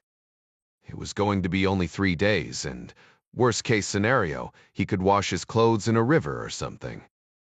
Or, better yet, pull a Jack Reacher and just buy some cheap local stuff and not bother with doing any laundry. The Uber driver, a polite and soft-spoken young Afghan immigrant named Mohammed, a former translator for the Army, picked him up in front of his apartment and headed for Dulles International in heavy rush-hour traffic. It was just after 5. Neither man noticed the battered blue Toyota Corolla following in the distance, nor the man driving it, an acne-scarred ex-Pinkerton man by the name of Tyler. Hiding his bloodshot eyes behind a pair of Oakleys, Tyler was determined not to lose sight of Jack Ryan Jr. He wanted to impress his new employer, Sandra Kyle, after losing John Clark on a previous tale a few days back. Reassigned to Junior, this was his chance to prove his worth. The Uber driver dropped Jack off with his carry-on backpack at arrival, door 6, at Dulles International Airport, and sped away. Tyler managed to snap a photo of Jack, as well as the Uber license plate, before pulling back into traffic. Tyler texted his photos to Kyle before calling her. She rang back immediately.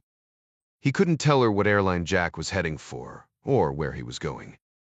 Following Jack in wasn't an option unless Jack was planning on buying a ticket at the counter, which was highly unlikely.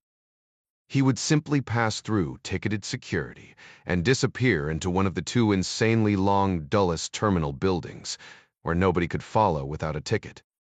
Since Ryan had only a single piece of carry-on luggage, he was no doubt grabbing a domestic flight taking off within the hour, if not 2. Tyler agreed that this information didn't help narrow much of anything down. Several hundred flights were taking off in that 2-hour window to all points of the compass connecting to the rest of the planet. To prove his mettle, he requested and received permission to question the Afghan later that night, preferably in the man's home with a gun to his young wife's head. Something a tribal man will understand, he assured her. Kyle agreed and promised to forward the Afghan's address within the hour. In the meantime, the paunchy ex-Pinkerton man was feeling a powerful thirst.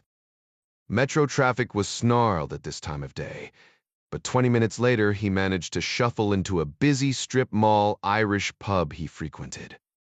Tyler climbed onto his favorite stool just as a shot glass of Jameson and a draft pear were set on the bar in front of him. 2 failed marriages cost him his house and wiped out his pension. At least the shitty per diem Kyle paid was in cash, so he could avoid paying taxes and, more important, wage garnishments from his ex-wife's blood-sucking attorneys. A couple of trips to O'Hare's each week was his one solace, and the guy behind the bar, an ex-cop, charged him only half price, thanks to some nasty pie photos of the man's wife he'd provided in a vicious custody battle. The second round arrived as a dark-eyed Mexican about his age took the stool next to him. They nodded a silent greeting before the bartender asked, "What'll you have?" The Mexican ordered a club soda. Tyler fought back a grin as he tossed back the whiskey. What was the point of ordering a club soda? He chugged his beer and wiped the foam from his mouth with his hand, relishing the familiar burn in the back of his throat. He pulled a 10 from his wallet as he stood, tossing it onto the bar. "Sit down." The Mexican was talking to his club soda. Not. Tyler couldn't believe his ears. "Excuse me. You deaf?" I said, "Sit the hell down." The Mexican turned to him. Ding Chavez was a half-head shorter than Tyler, but the soul-snatching eyes boring into him suggested the smaller man was not to be trifled with. "I won't say it again." Tyler wobbled uneasily in place, weighing the options in his booze-addled brain. "You buying?" "Ton to the maint." The fat man sat and waved for another round for himself. "What do you want to know?" Tyler asked. "Why, you're tailing people from Henley Associates." "What does it matter to you?" "The shovel in the trunk of my car thinks it's important." Tyler nearly shat himself.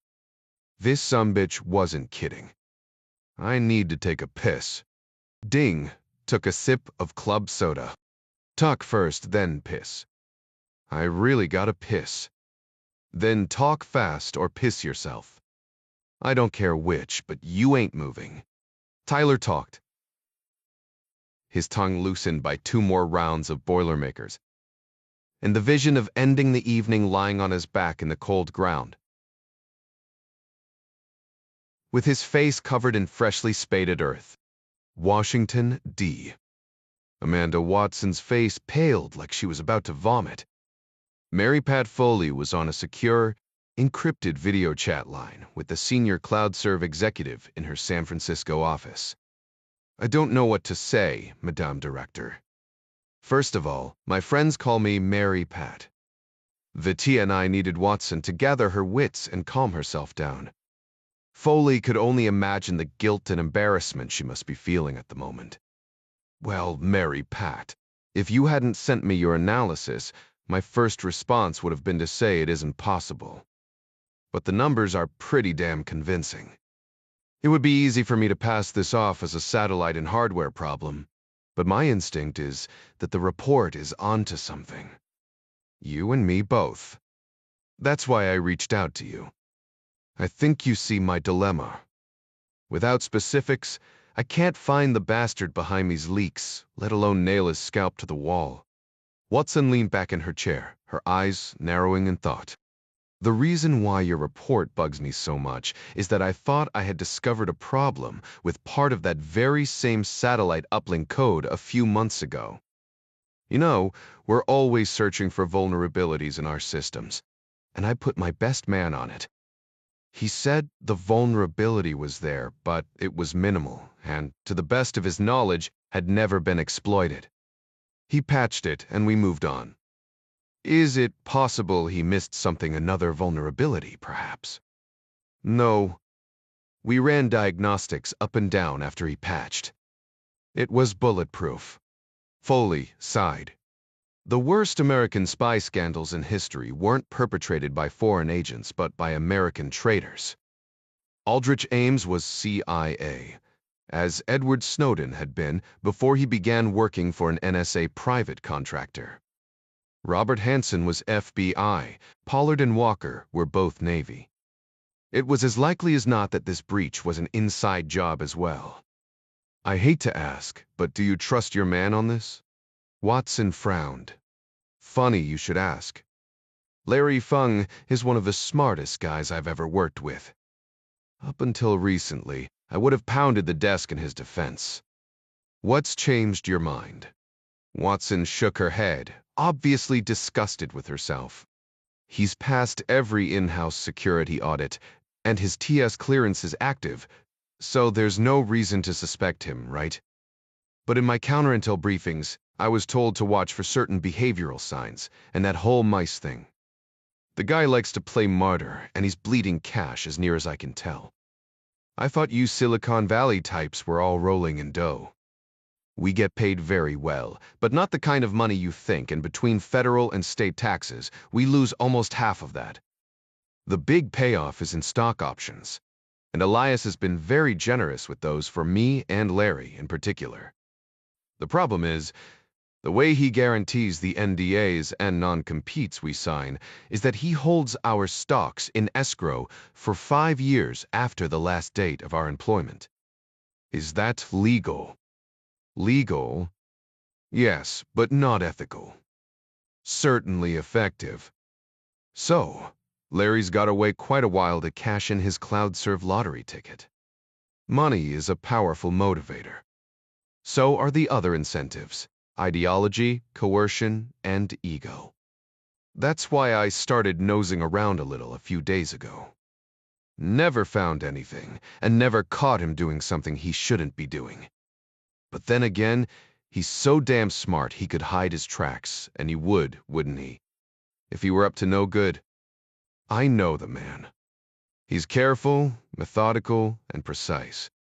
You almost sound as if you're saying the fact you couldn't find any evidence against him is the best proof he's guilty.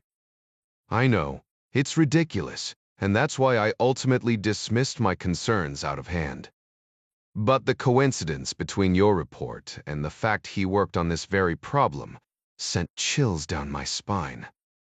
And in that nosing around I told you about, I discovered that my computer had been searching the narrow workstation you identified in your report. The problem is, I never accessed that workstation. I checked the date and time in question, and thought I was losing my mind until I pulled up my Uber receipt for that night. Bottom line is someone accessed my computer to check out the NRO workstation without my knowledge. And you suspect Feng? Your report practically confirms it. He was the last person in the office after me that night. If I didn't know any better, it's almost as if he wanted to leave my digital fingerprints on that machine to point at me if some problem were ever discovered. Isn't your computer biometrically passcoded? Yes, but the Red Team has developed a device called Passprint to overcome that kind of security, and Watson shut her eyes. I'm such an idiot. Wart.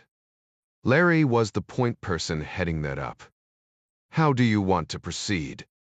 Let me start by first rechecking the satellite software all over again and running a new diagnostic. I think it's important we find tangible evidence that this really is a problem. Not taking anything away from your people, but correlation isn't proof. I'd like to nail that down, and if I can do that, it might yield more clues. Dis Pavlong. Time is not our friend here. I can have something to you by Rob today at the latest. Good. You could.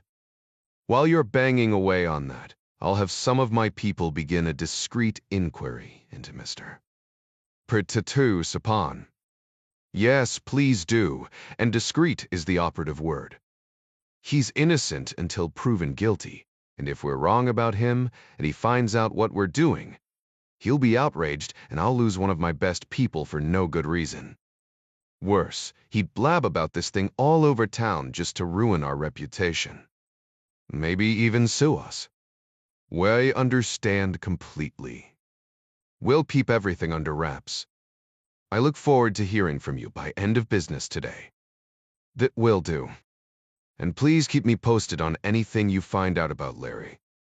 You have my word on that, Foley promised.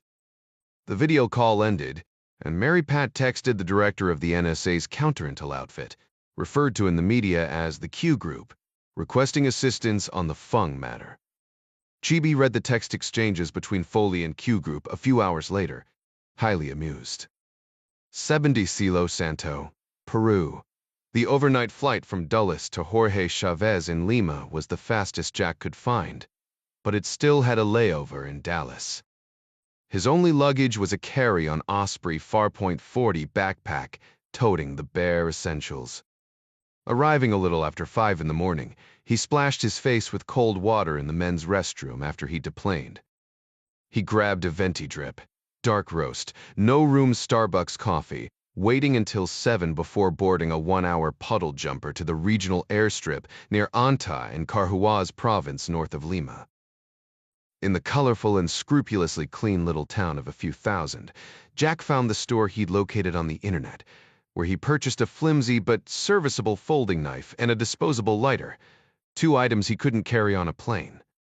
They were already over 8,000 feet, the air cooling considerably from Lima's. A snow-capped peak loomed in the distance beyond the low hills surrounding the town. From Anta, he caught a brightly painted Gumzi school bus that made the long and winding climb high into the Andes. The bus was crowded with locals, mostly working-class men, to judge from their calloused hands, worn clothes, and meager belongings. Short-statured, with dark almond-shaped eyes and sharp, broad noses, the indigenous Quechua rode shoulder to shoulder in grim silence. The man next to Jack on the bench seat sat silent as a stone the entire trip, staring wordlessly out of the windows. Jack didn't mind. He didn't feel like talking anyway. 2 hours into the 4-hour trip, the blue skies darkened and rain fell like Noah's flood. The unexpected torrents surprised Jack. This wasn't the rainy season, according to his brief weather research. This far south of the equator, the weather was flipped from Virginia's. It was supposed to be approaching Peruvian summer, but the chill air suggested the mountains hadn't checked their calendars yet. The steepening climb slowed the straining engine, and the bus rumbled through the mud and rocks washing over the pavement. The wipers slapped furiously at the sheets of water blinding the windshield, and the low clouds shrouded the stunning beauty of the Andes. Just after noon, the bus screeched to a halt at its terminus in Cielo Santo, Jack's destination. The driver killed the noisy V8. No one spoke. Jack stood ahead and a half taller than the men in front of and behind him, the rain drumming the roof just inches above his ball cap. He pulled on his disposable emergency poncho and followed the others into the storm as they shuffled off the bus and into one of Dante's circles of hell. Cielo Santo wasn't on any map Jack could find, but Corey told him he wouldn't. Originally, it was a quaint, alpine village nestled at the foot and midway between the looming twin peaks of La Hermana Alta and El Hermano Gordo. It stood approximately 13,000 feet above the Pacific Ocean, which was less than 100 miles to the west, typical of Peru's dramatic topography. According to Corey, a gold rush in the 40s had exploded the population to a few thousand and expanded the number of buildings to include at least one hotel, La Vicuña Roja. When the gold ran out in the 60s and the government made further mining in the region illegal in the 90s, the miners left, but the adventure tourists came, including Corey's father, who had climbed La Hermana as a young man. Standing beneath the thundering steel roof at the bus terminal, a gas station, Jack surveyed the rain-soaked gloom around him.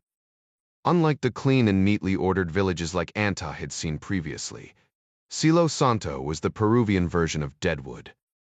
The street he surveyed was lined by rusted, faded, and crumbling 2- and 3-story buildings, with skeins of improvised power lines webbing the sky overhead. The rain hadn't quite washed away the stench of diesel where he stood, or the garbage and urine from an alley behind him. Dozens of dark-faced Quechua, in ponchos and rain gear, stood in knots beneath leaking awnings or hustled up and down the muddy, trash-strewn street. Others wore construction helmets and heavy rubber boots, carrying tools or plastic buckets, like miners. Jack had read that with the economy tanking, desperate Peruvians, mostly Quechua and mestizos, engaged in illegal mining operations that had popped up all over the Andes, rummaging through the tailings or attempting to revive abandoned gold and silver mines like the ones in the mountains above the town. Corey's instructions told Jack where to find La Vicuña Roja, the hotel bar where his father had stayed decades before. Corey had written everything down for Jack, but the tone in his deathbed voice carried the weight of the unfulfilled promise he had made to his father to climb La Hermana together. The two of them had hiked a dozen mountains together in America before his father died, when Corey was still in college. His tragic death had cut short their plans to travel to Peru together for a trekking adventure, including La Hermana near Cielo Santo, where his dad lived for a time. Jack touched the hollow wooden amulet hanging around his neck for the 1,000th time, an unconscious check to make sure Corey's ashes were still in place, but also to connect once again with his dead friend. Jack also carried a faded Polaroid of Corey's dad standing on the peak. Jack's mission was to carry the picture, along with a small portion of Corey's ashes, to the top of La Hermana and scatter them so that Corey could keep his promise to his father to one day climb it together and then to bury the photo on the spot where his dad had stood. Jack's promise was to keep Corey's promise to his father, and he was determined to keep it no matter what. Corey estimated Jack could make the trek up the steep incline in 5 hours, most of it walking a rugged trail with the last 100 meters being an easy hand climb over granite boulders. The plan was to hit the trail by 1 o'clock and arrive at the peak just as the sun was setting, then make his way back down with a flashlight and grab the noon bus back to Anta the next day, reversing his trip and winding up back in D by 3 p. the day after tomorrow. It was a good plan, until the rain killed it. 7-1. Jack worked his way from the gas station toward the hotel, past makeshift shanties of plastic and tin. Splashing in puddles and stepping over a few drunks passed out in the alleys. There weren't any sidewalks in the shitty Shangri-La. The Vicuña Roja sign showed just that a hand-painted red animal that looked a lot like a llama, its larger, domesticated cousin.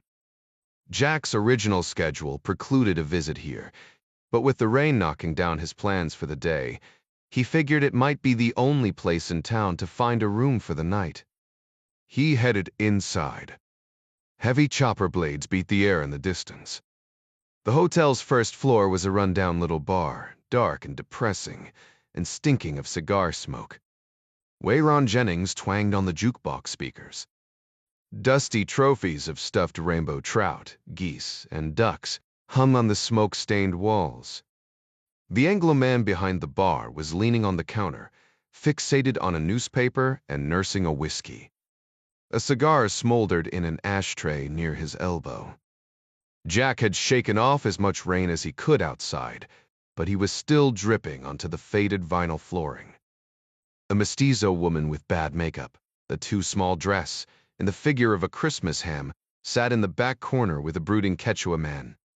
Seated next to her, his arms folded across his round belly, staring bleary-eyed at the wall. Tall bottles of Peruvian beer stood on the table in front of them. She flashed Jack a propositional smile through heavy red lipstick, but he declined with his own polite smile and a slight shake of his head. Another patron in a cheap suit and cowboy boots was passed out in the other corner, snoring on his folded arms. A half-empty bottle of sweet, clear pisco sat on the table near his head. Jack approached the barkeep, still bent over his newspaper. His long, dark hair and beard were shot through with gray. He closed the paper and rose up, his keen brown eyes drawing a quick assessment. Through a foretang. It wasn't really a question. That obvious, eh? Jack extended his hand. Name's Jack. But Tam's the Met. They shook. A firm grip. He was an inch taller than Jack and leaner, but not in a good way. The crow's feet around his eyes were deeper than they should have been. Busted capillaries around his nose, and rosacea on his forehead told the rest of the story. Sands was an alcoholic. Where you from, Jack? White, Virginia. Jack avoided references to D. Whenever possible, especially with strangers. Whereabouts in Virginia? Alexandria. Never been. So, what the hell brings you to this shithole corner of the world? You talking about the bar or the town? Despite the alcoholism, Sands looked like he could still handle himself in a fight. But Jack was beyond caring what anybody thought about him. Luckily, Sands laughed. Is ain't difference. He eyed Jack again. Nobody ever comes here unless they got a story. Maybe so. Jack's eyes narrowed. There was something weighing on Sands like a lead blanket. But the people who stay here have got the best ones. That earned Jack a begrudging smile. His eyes searched Jack's for a moment. But for what? Jack couldn't tell. Na pull up a stool. I've got cold beer and warm whiskey, and all the time in the world. What's your poison? Jack normally didn't drink this early, but he was angry and depressed at the prospect of the climb delayed. Beer. Dark or light? Wet for your ebony. Coming right up, partner. Sands reached down and pulled a beer out of the ice and popped the top as Jack grabbed a stool. The distant helicopter now roared overhead, its staccato thunder hammering the air and rattling windows. It passed by quickly. What the hell was that? A halo, Sands said. Big Russian bird. Me, 26. A real heavy hauler. What's it doing up here? Haul him heavy shit would be my guess. Josby vor, sam triff. Whoever needs heavy shit. Jack started to push back, but decided he really didn't care. I think I'm gonna need a room. Hourly or nightly. A cupboard 2-sticker time knife. You got one. Sands set the Cascania Dorada in front of Jack. Depends. You got cash. Butchery, yeah. Sands grinned, flashing tobacco-stained teeth. Then I've got a room. How long are you staying? Depends on the rain. supposed to stop tonight. Jack did a quick calculation. If he could hike tomorrow, he could pull out on the noon bus the day after. His return ticket out of Lima was open-ended. He just needed to change the reservation. 2 nights. That'll be 50 American. Oz Ibuer. Stays, total with E. Jack lifted his beer. Deal. Worsta Prytria. Sands clinked his whiskey glass against the bottle. Skull. Jack took a long pull as Sands tossed his off in a single slug. Carlita back in the corner will take care of you right nice. But you gotta pay her husband $5 American if you want to throw. I'm good, thanks. As Sands poured himself another, he asked, So, what's your story, Jack? No big deal. I'm heading up to La Hermena to scatter the ashes of a friend. Must have been some friend to come all the way out to this dump. Jack snorted. Yeah, well, tourists snapping photos. Tonight, it was a ghost town, the jagged stones casting long, twisted shadows under the artificial lights. Zoya had planned to stick to the street, maybe duck into the U-Bahn or hop a streetcar to shake any tails. But the open sidewalk made her skin crawl.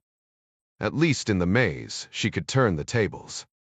With a sharp pivot, she stepped between the columns, moving deliberately, making sure anyone following would see her vanish into the labyrinth. Let them come, she thought, lips curling into a grim smile. If they followed her in, they weren't just watchers, they were hunters. And she was done being prey. Semyon Prvak cursed under his breath as he lurked on the opposite side of Ebertstrasse. He'd watched Zoya slip into the memorial, but in tracking her, he'd lost sight of the real Mark, the man who'd been shadowing her moments before. The guy had bolted into the tree line, probably spooked by the memorial's eerie maze. Semyon edged into the foliage, fingers brushing the hooked knife hidden at his belt. No guns tonight, too messy, but he wasn't walking in blind. His phone buzzed. She's inside that Holocaust thing, he muttered. And his voice crackled back, impatient. Which side? Esborisk. I lost her tail guys hiding in the trees like a scared rabbit. I'll cut her off, Inna snapped. Just deal with the other one. Semyon didn't answer. Ahead, barely visible through the branches, the shadow stood frozen, staring across the street. Waiting. This is Mindeny. Semyon's grip tightened on the knife. Tonight was about to get interesting. The dim glow of twilight barely illuminated the memorial as the Russian operative melted into the shadows, his focus split between the distant voice in his earpiece and his unseen prey. Consider it handled, he muttered, ending the call with a tap. He adjusted his pace, stalking Zakharova with the patience of a predator, each step calculated to avoid detection. Meanwhile, Zoya Zakharova wove deeper into the labyrinth of towering stone pillars, her fingers curled around the compact Sig Sauer P365 hidden in her purse. The weight of the pistol was a cold comfort if this was a Russian hitman tailing her. Hesitation would be his only weakness. But she knew better than to assume he was alone. Her eyes darted toward the street to her right, scanning for movement. The memorial was nearly deserted, its maze-like layout offering unpredictable cover. No one could have anticipated her exact path, yet the prickling at the back of her neck told her otherwise. As she passed beneath monuments looming several feet overhead, the darkness thickened. She turned sharply toward Hannah Arendt Street, desperate for open ground only to freeze at the sight of a woman's silhouette, arms raised. A voice cut through the silence in Russian. Don't shoot. Zoya yanked her pistol free, leveling it at the stranger's chest, while throwing a glance behind her. Her jaw tightened against the surge of adrenaline. Who are you? The woman lowered her hands slowly, but Zoya adjusted her aim to the woman's forehead. An old friend, Serena, came the reply. The name hit like a hammer. The Kremlin had found her. Zoya kept the gun steady, her gaze flicking left and right. She closed the distance, needing to see the woman's face clearly and to put space between herself and any unseen threats. 4 steps closer, recognition struck. "Hello, Ina," Zoya said flatly, her finger resting on the trigger. "Meo's life." Ina Sorokina shrugged, hands still raised. "The usual. Travel, eliminate, repeat. Sounds like a downgrade from the spare. I don't work for them anymore." Zoya smirked. "Solentsevskaya Bratva, then. Still dancing to the Kremlin's tune." "And whose tune are you dancing to, Serena?" "Just trying to stay alive." Nays sighed. "Same. Can we talk without the gun in my face? Got any weapons?" "Grr pertukertrayet." "My bag." Zoya moved fast, shoving Ina against a monument and patting her down. She yanked out the pistol, tossed the phone aside, then stepped back, her grip tightening on her own weapon. The game was far from over. Zoya twisted Sorokina around sharply, her weapon sweeping left and right in quick arcs, eyes darting for any sign of backup. "You didn't come solo," she muttered, scanning the shadows. Ina smirked, unfazed. "Smart girl. Wouldn't dream of facing you alone. But relax, someone was tailing you. Not mine, though. One of my guys is handling it. Eh? Utu de clavales tree." Zoya's grip tightened. Ina finally dropped her hands without permission and shrugged. "Thought you might know.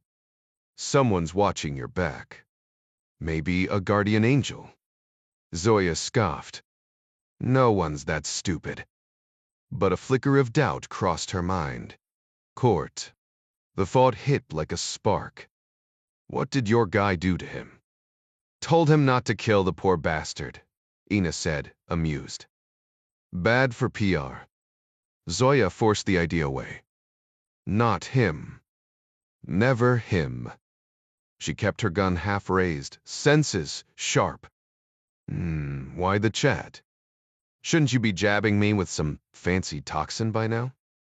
Ina's smile widened, all teeth. "No umbrella. Not raining." Zoya remembered her from the spare blonde, ice cold, all business. Now the woman leaned in. "Message from Yasenovo. They want you back." "Generous," Zoya drawled, sarcasm thick. Ina didn't flinch. "Your father was a legend. Nobody wants his bloodline erased. But if you refuse..." She let the threat hang. "Then what?" "You'll ask harder. You tefer tefern tem." "After that..." Ina's voice turned clinical. "We hunt you. Wetspeg, deep ground. No mercy." Zoya's pulse didn't spike. She smirked. "Finding me's easy. He'll leave killing me. That's the fun part." Ina tilted her head. "Good thing I won't have to." Zoya waited. The punchline was coming. "You know me," Ina said. "Brains, not bullets. The trigger man." She jerked her chin toward the street where Zoya's shadow had vanished. "Hired muscle. But the real threat..." Her smile turned razor thin. "You'll meet him soon enough." The air between them crackled a chess move, not a brawl. And Zoya knew the game had just leveled up. "Serena." Yasenevo didn't send just anyone, they sent their finest. And if you refuse to cooperate, your end won't be peaceful. It'll be brutal. Zoya's grip tightened on her weapon. "I could drop you right here, cut your team down by one." Ina's lips curled into a knowing smirk. "Sweetheart, I'm not the one you should be afraid of." There was something unsettling in that smile, genuine, self-assured.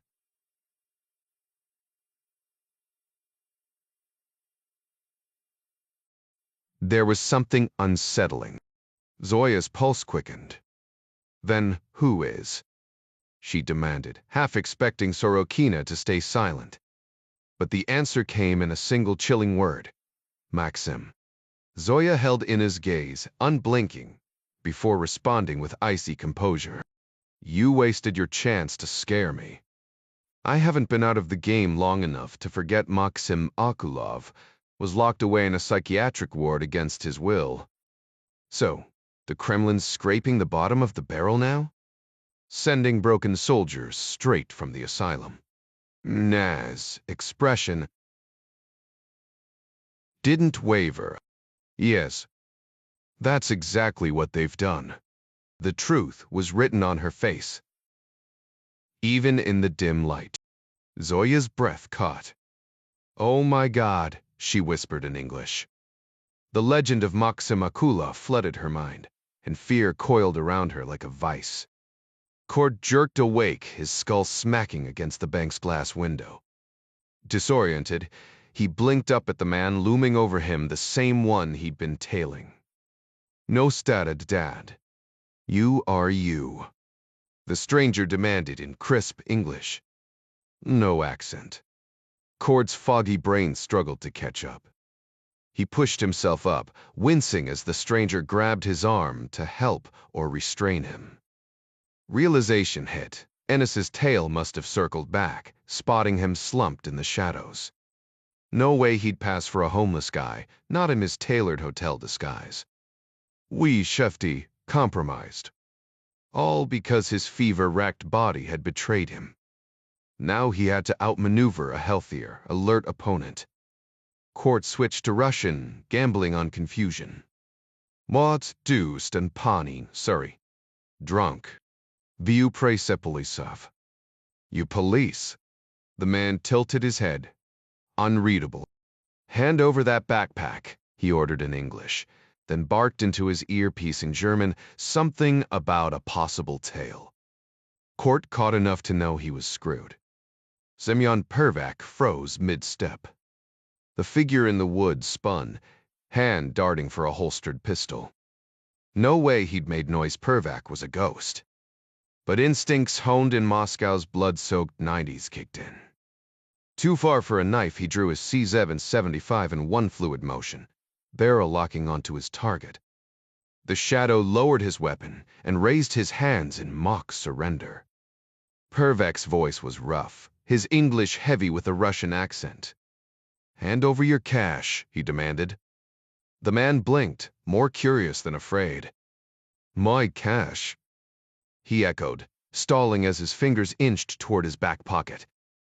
Pervak saw the hesitation and lunged, intending to knock him out cold, but the target was faster. The wallet hit the dirt, a distraction, and suddenly the man twisted, going for his own gun. Pervak barreled into him, knocking them both to the ground. The scuffle sent the man's earpiece flying as they rolled across the leaf-strewn path, fists and curses flying.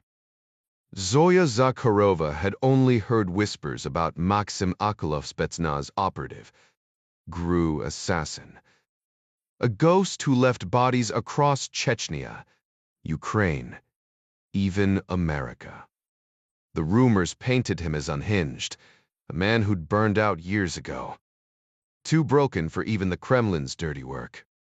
Yet here Ina Sorokina stood, claiming he was not only active but hunting Zoya in Berlin. Why would they unleash him now? Zoya's voice wavered, betraying her fear despite the gun in her hand. Ina's smile was ice.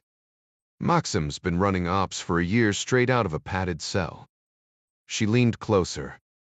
Come quietly or he'll find you. Maybe while you're enjoying dessert. One slice, and you're choking on strudel instead of swallowing it. A chill crawled down Zoya's spine. She edged toward the street, gun trembling. Ina's grin widened. Last friendly face you'll see, she purred. Taprandisted friendly. More like a vulture circling prey. Court Gentry played the drunk tourist, slumped against the bank window, slurring in a terrible Russian accent. I go now, yes? No trouble. But the man pinning him wasn't buying it. He kept jabbing at his earpiece, frustration mounting. That's Sir and Tevin Tamil. Respond. Court weighed his options. A clean strike could drop the guy if he weren't still recovering from last month's bullet wound. He stayed put, praying the comms glitch would pull the man away. Then a gunshot shattered the night, echoing down the empty street. So much for luck. The sharp crack of gunfire echoed through the streets, distant but unmistakable to anyone with combat experience. Court tensed, so did the man gripping his shirt, but he didn't hesitate. With a sudden twist, he wrenched free and threw a punch that sent the guy's earpiece flying. The man lunged, slamming Court backward through the bank window in a shattering explosion of glass. They crashed inside. Court, hitting the floor hard with his attacker sprawled on top of him. Meanwhile, Zoya whirled at the gunshot behind her, weapon snapping back toward Ina. Even in the dim light, she saw the same shock in her ex-colleague's eyes. Before she could react, Ina taunted her in Russian, something about running faster, just making the end come quicker. Then another sound glass, shattering somewhere else. The distraction was all Zoya needed. She bolted through the eerie maze of concrete monuments, each one feeling like a silent predator watching her every move. Panic clawed at her throat as she ran, desperate to reach her hotel and call Brewer before things got worse. Court blinked away shards of glass pinned under his opponent. Sirens wailed outside soon. This place would be swarming. He stopped struggling, going limp. The man hesitated, then reached for his fallen pistol just out of reach. Court saw his chance. With a grunt of effort, he jerked his head up, smashing his forehead into the guy's nose with a sickening crunch. The man collapsed sideways, dazed. Court staggered to his feet, rubbing the swelling knot on his forehead, and clambered back through the shattered window as bystanders spilled into the street. Across the city, Semyon Pervak knelt beside a body, rifling through a wallet before standing unsteadily. His ears still rang from the gunshot. He steadied himself against a tree, holstered his weapon, and scanned the darkened paths of Berlin's sprawling Tiergarten. The Adlon Hotel lay to the east, but the shadowed trails westward offered his best shot at disappearing before the authorities closed in. The sparse line of maple and oak trees was the only thing shielding him from the embassy's security cameras. If not for that, his every move would have been recorded. Pervak moved swiftly through the shadows, replaying the encounter in his mind. He hadn't planned to kill the guy, just knock him out cold with the butt of his pistol, like Sorokina had ordered. But the target had spun around like he'd sensed danger, reflexes sharp as a razor. The moment the man reached for his sidearm, Pervak had no choice. A single close-range shot to the chest dropped him instantly. Now, sprinting through the park, he clutched the dead man's wallet in his left hand. He barely had time to flip it open before his phone buzzed. Yeah. Sorokina's voice crackled through, breathless. At the Tresder. What happened? The Jew is dead. I said subdue him. He went for his gun. Someone tipped him off, maybe Zakharova. Impossible. I was with her. Bog is triad. Bidoshestav Ford. Did you hear glass breaking? Pervak scoffed. Hard to hear anything after firing a damn gun. Am I clear? Just get back to the Adlon. Have Maxim ready. He hung up, flipping through the wallet. German ID, Noah Fisher. Then the kicker, credentials from the BFV. German intelligence. Great. Now the Germans are in the mix. Savvarich doctor. Kaya's apartment just past 11, jamming the buzzer twice before she finally appeared in the dim lobby. Without a word, she yanked him inside, steering him into an empty elevator before neighbors could spot them. Don't ask about the forehead, she muttered, as the doors closed. But you're burning up. Tell me something I don't know, he grunted. You're lying down the second we get inside. On what a throne. The same couch you passed out on 3 years ago. She rattled off a medical plan, IV antibiotics, painkillers, stimulants for morning, but Court cut her off. Phone first. Verkrade, 5 minutes. Kaya gave him a look like he'd lost his mind. You're swaying on your feet. Already took a nap on the sidewalk. Rested and ready. She rolled her eyes but led him up to the rooftop. The city lights stretching below them. The rooftop garden was nearly deserted at this hour. Just a handful of potted plants and lounge chairs sitting empty under the dim glow of string lights. The woman who'd escorted him up there had already left, leaving Court alone with his encrypted signal call to Brewer.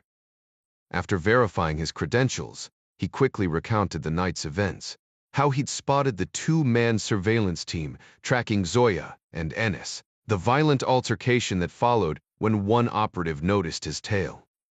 Brewer cut him off sharply. You were near the Adlon, weren't you? Close enough, Court admitted. But I didn't kill anyone. Yeah, I clocked the guy probably broke his nose, but he'll live. Except someone did die, Brewer snapped. ABFV officer. 2 blocks from the Adlon. You expect me to believe that's a coincidence? No. Court froze. BFV. His mind raced back to the scuffle outside the Hilton. There was a gunshot. The guy I fought had backup. Someone must have taken the shot. Maycraze 2 guays. Brewer's voice dripped with skepticism. Even if you didn't pull the trigger, if cameras caught you in the area, this gets messy fast. Golferb sifted tactics. What if they were after Anthem? Has she checked in? Just spoke to her. She's fine. Claims she was locked in her suite when it happened. Relief washed over him, but Brewer wasn't done. Listen, violator. Security's doubling down around Anthem's hotel and the embassy. Because of the murder. That and other reasons. Court scoffed. Let me guess Hanley's big mystery. What, are we launching nukes at Iran? It was a tired joke from a man running on fumes, but Brewer's silence was anything but amused. Wait, seriously? We get Anthem, she ordered. Find Annika Dittenhofer. Court bristled. Anthem's the only reason I'm here. Der side to Porty Kend. She's staying put tomorrow. Grudgingly, he relented. It's a Gepfleet. Fine. If you swear she's secure, no Russian intel, no field ops, I'll track Dittenhofer. Consider it sworn. Get moving. The call ended, but Court lingered in the humid night air, pocketing his phone. He hadn't told Brewer everything, and he was damn sure she'd held back too. Yeah, he'd go after Dittenhofer eventually. First, he needed to reach Zoya without blowing her cover. Rubbing his eyes, he forced himself to his feet, steadying against the wall as he stumbled downstairs toward Dr. Frov. Kaya's apartment. Meanwhile, in her 6th-floor office at CIA headquarters in McLean, Suzanne Brewer set down the phone and locked eyes with Matthew Hanley. Normally by this hour, the Dotto would have shed his jacket and loosened his tie, but tonight he sat rigid in a tailored suit, his Windsor knot impeccable. Brewer, ever unshakable, met his conflicted gaze head-on. We agreed to extract Anthem if the Russians ID'd her, Hanley said tightly. She just confirmed they have. Brewer didn't blink. It's too soon to pull her out. Half an hour ago, when she phoned, I gave her the bare minimum details. Hanley exhaled sharply. Wish I could disagree. Where was Violator tonight? His job was to have Anthem's back. Brewer adjusted her glasses. He was tracking another lead. Completely unaware of Anthem's run-in with the Russians. Hanley rubbed his temples. Keeping Court in the dark was the right move, as much as it sucks. How's Zoya holding up?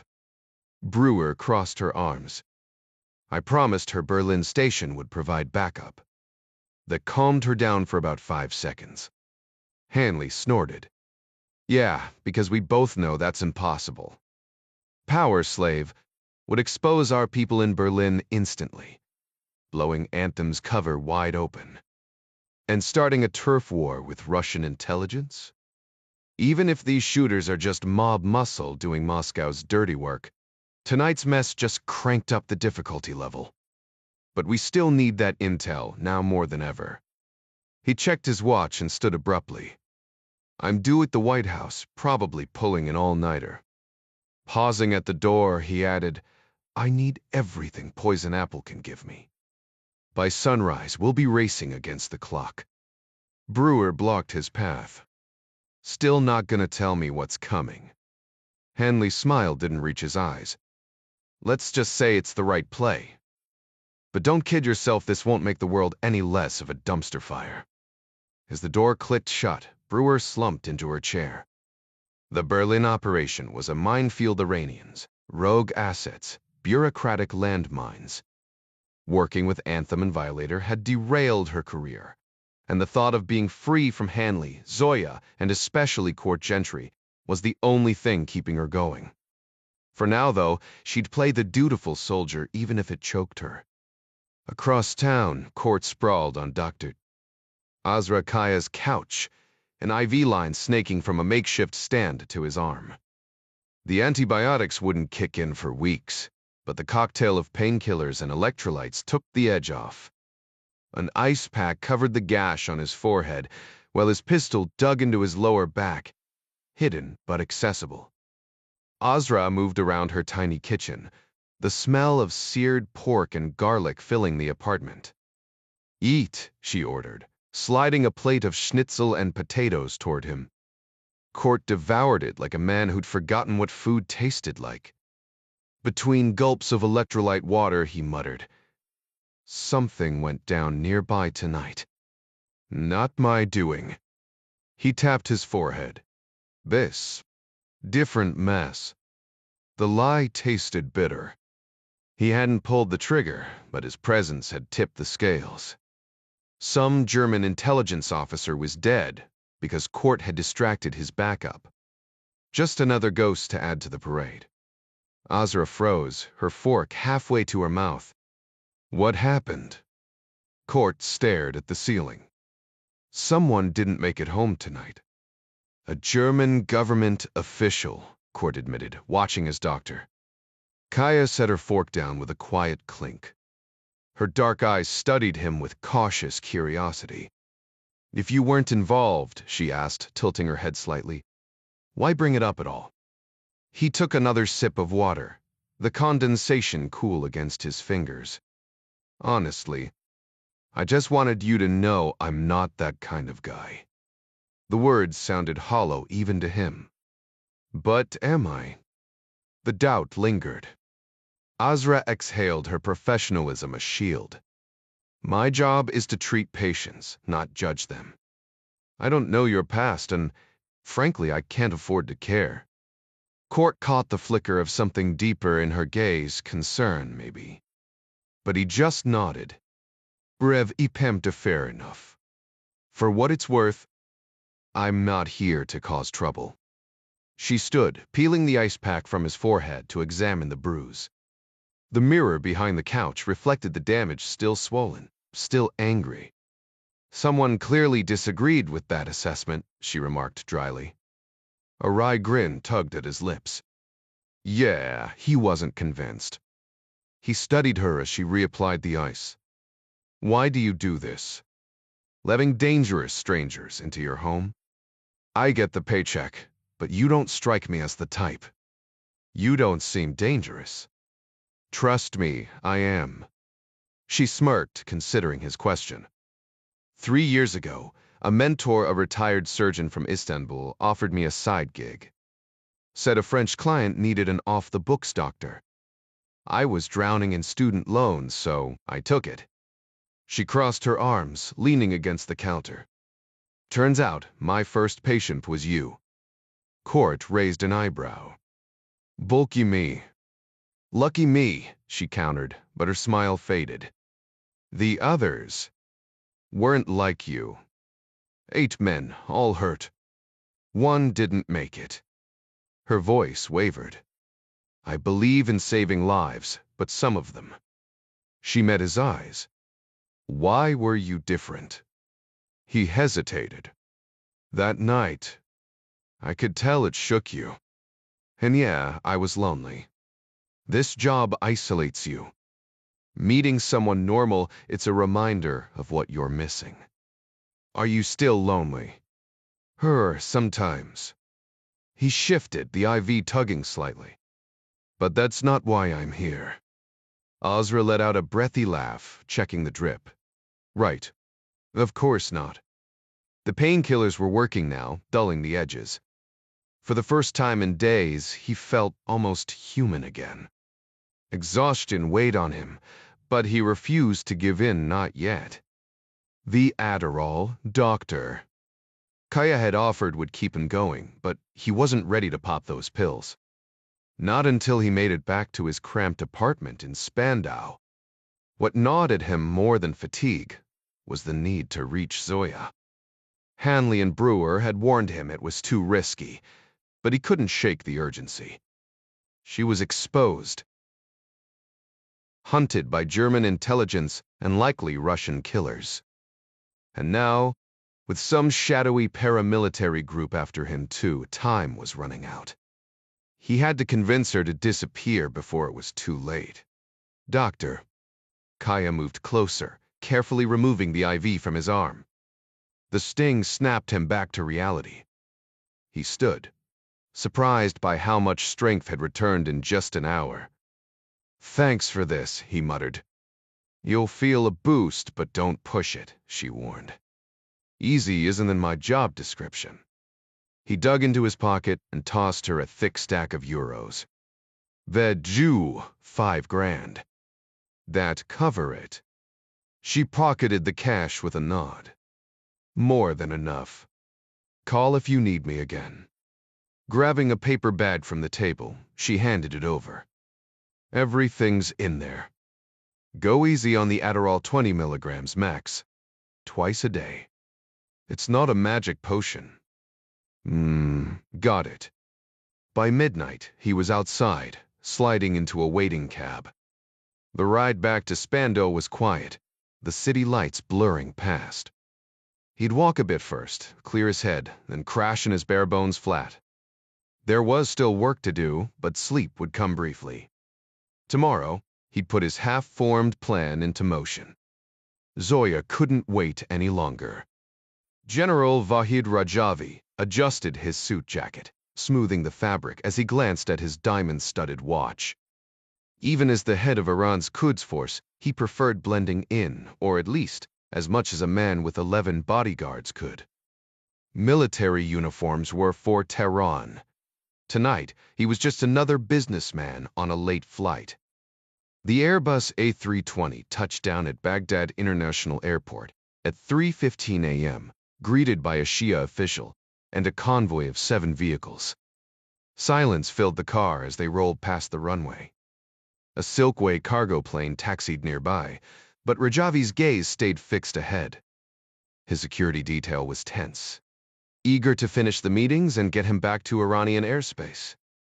The men around him stared blankly at the road, lost in their own thoughts. Then, in a blink, they were gone. The commander of the Quds force and his entourage never heard the missiles coming. The 4 Hellfire strikes, launched in perfect sync from a pair of U. Reaper drones hovering high above the desert turned the night into daylight for a split second before the shockwave tore through the airport. Flames erupted like pillars, casting eerie shadows over the wreckage strewn across the road and the dry grass. By the time the smoke cleared, there was no doubt General Vahid Rajavi was gone. His scorched remains sat motionless in the center of the inferno, while his signature watch, still ticking, lay beside a severed arm yards away. Meanwhile, in Washington, Matthew Hanley rubbed sleep from his eyes as the secure line buzzed beside his bed. A summer storm rattled the windows, but the voice on the other end was calm. "It's done." Hanley didn't waste words. Confirmed. Confirmed. The casualty count rolled in 18 dead, including an Iraqi diplomat. Zid Hanley scoffed. Good riddance. He wasn't losing sleep over Rajavi or his entourage. The man had orchestrated enough bloodshed to deserve far worse. But as the thunder rumbled outside, Hanley's satisfaction was short-lived. Iran wouldn't take this lying down, and when they struck back, he wasn't sure his team was ready. Half a world away, Sultan al-Habsi leaned back in his Berlin office, a satisfied smirk playing on his lips. The news from Baghdad was better than he'd hoped. He'd spent months feeding the Americans just enough intel to paint a target on Rajavi's back, knowing they'd pull the trigger for him. Revenge was sweet, especially when someone else did the dirty work. His phone buzzed. His father would hear the news soon enough. The old man would finally see that Sultan had avenged his brothers. Not with his own hands, but with the perfect weapon, American firepower. The operative in Tehran informed his contact that preparations for the visit were complete. Now they just needed to locate Rajavi's private jet on the coded night. Eliminating the Quds Force commander had long been an option for you. Intelligence, but concerns over inflaming Shia tensions had stayed their hand. That calculus changed when Europe lifted sanctions, Iranian proxies killed Americans in Syria, and Tehran's influence surged unchecked. After consulting al-Habsi, the CIA's top regional asset, Washington authorized a precision strike against Iran's military intelligence leadership. Everything unfolded perfectly, until ex-operative Gentry resurfaced in Venezuela, then Berlin. Haiti's team had already lost men trying to neutralize him, and this wildcard threatened to unravel al-Habsi's entire operation. Power slave teams scoured Berlin for traces of the Gray Man, while al-Habsi prayed they'd eliminate him before he exposed everything. Shoving aside concerns about the rogue American, al-Habsi focused on his endgame, igniting total war between the U.S. and Iran. Washington's half measures disgusted him, endless surveillance, empty diplomatic threats, yet refusing to take decisive action. And Europe? Practically Tehran's business partner. They'd all become obstacles. His father had lived to see Rajavi's corpse. Now al-Habsi hoped the old man would witness the coming inferno. Court Gentry woke on a makeshift bed of towels in a Spandau safehouse bathroom, painkillers dulling the throbbing in his shoulder and forehead, the latter souvenir from headbutting a German agent. The clock radio blared Deutsche Welle's morning update. General Rajavi had been obliterated by a missile strike in Iraq. Though the report waffled between U.S. or Israeli responsibility, Court knew better. Hanley's warning about impending chaos echoed in his mind as he flexed his injured arm. Outside, Berliners hurried to work, oblivious that the Gray Man, pistol in hand, listening for threats on the stairwell, might be the only one who could stop what came next. America had just sent an Iranian general to meet his maker, and Court was certain the world wouldn't miss him.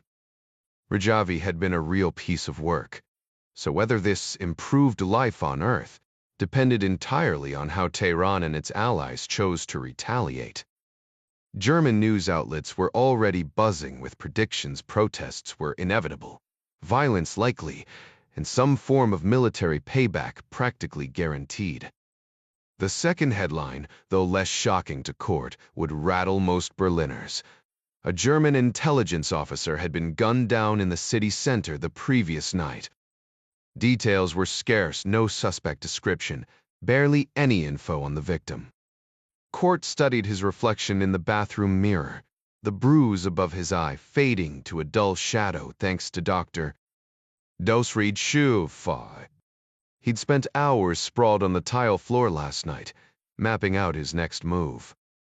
Officially, he was supposed to track down Annika Dittenhofer for Brewer and Hanley, But his real mission was helping Zoya. If Brewer wasn't lying, Zoya would be barricaded in her hotel suite secure, surveilled, but not secure enough to keep him out. He dry-swallowed a cocktail of Adderall, antibiotics, and painkillers, skipping the heavy stuff to stay sharp. The shower steamed away the last traces of his old self. He shaved off his beard, then buzzed his head down to stubble. The man who'd walked into the Adlon last night wouldn't be recognized today. Unless Power Slave got lucky. He stepped out at 7 a.m., chemically sharpened and ready. Meanwhile, Zoya Zakharova stirred awake in her makeshift bed, a nest of pillows inside her suite's walk-in closet. Her fingers brushed the compact Sig Sauer beside her before last night's chaos flooded back. The memorial garden, Sorokina's ambush, the gunshot, the exploding glass. It took a full minute before Hanley's operation even crossed her mind. Would she ever deliver the intel on Shrike Group now that Moscow had burned her? She'd obsessed over the leak for hours, Ennis. That Miriam woman, real name Dittenhofer. Maybe even Moises or Yanis. Her phone buzzed with a pre-dawn text from Brewer, a UP link. Iranian general killed in drone strike. Zoya expected Yemen, but the headline punched harder. Quds Forces commander, taken out by the U. Brewer's message was clear. Last night, after Sorokina, Brewer had promised Berlin Station would shadow her, a silent shield against Russian hit teams. The question was whether they'd be enough. The Russian operative's nerves hadn't settled despite the intel. She knew Maxim Akolov and his crew would be running tight countermeasures, adjusting on the fly. Still, Zoya had understood the stakes even last night. Someone was systematically eliminating Quds Force adversaries in Berlin, and now she'd uncovered the chilling timing right before an American strike on their commander. No accident. Her stomach twisted as she sat up, the tension gnawing at her. She forced a deep breath. The hotel was secure for now, and a workout might steady her pulse. Stepping out of the cramped closet, she moved toward the bathroom, already mapping her route to the gym downstairs. Meanwhile, chaos unfolded in Suite 401. Semyon Pervak, bare-chested and built like a linebacker, had just finished dunking a groggy, very naked Maxim under an Arctic shower blast to sober him up. Ina Sorokina and Anya Bolikova, already geared up, had stacked their designer luggage by the door, all but the essentials for the job. 3 laptops hummed on the kitchen table, 2 displaying live surveillance feeds, the 3rd tracking room service orders. Zoya's closet sleepover. Ina's little chat the previous night had clearly rattled her enough to disrupt routine. They'd barely confirmed Zakharova hadn't ordered breakfast when the bedroom camera caught her emerging. Instead of calling for food, she threw on a black tracksuit and a University of Heidelberg sweatshirt. Going for the broke grad student look? Anya muttered. Ina stayed silent, eyes locked on the screen. Their target stuffed a holstered Glock into a backpack, along with a swimsuit and her key card. When Zoya headed for the suite's exit, both women bolted into action. Anya to the peephole, Ina barging into the bathroom where Maxim, now towel-draped and annoyingly alert, stood amid steam. Scars and ink crisscrossed his wiry frame. Zakharova's on the move, Ina snapped. Outfit: gym rat chick. Swimsuit in the bag. Then she's hitting the spa.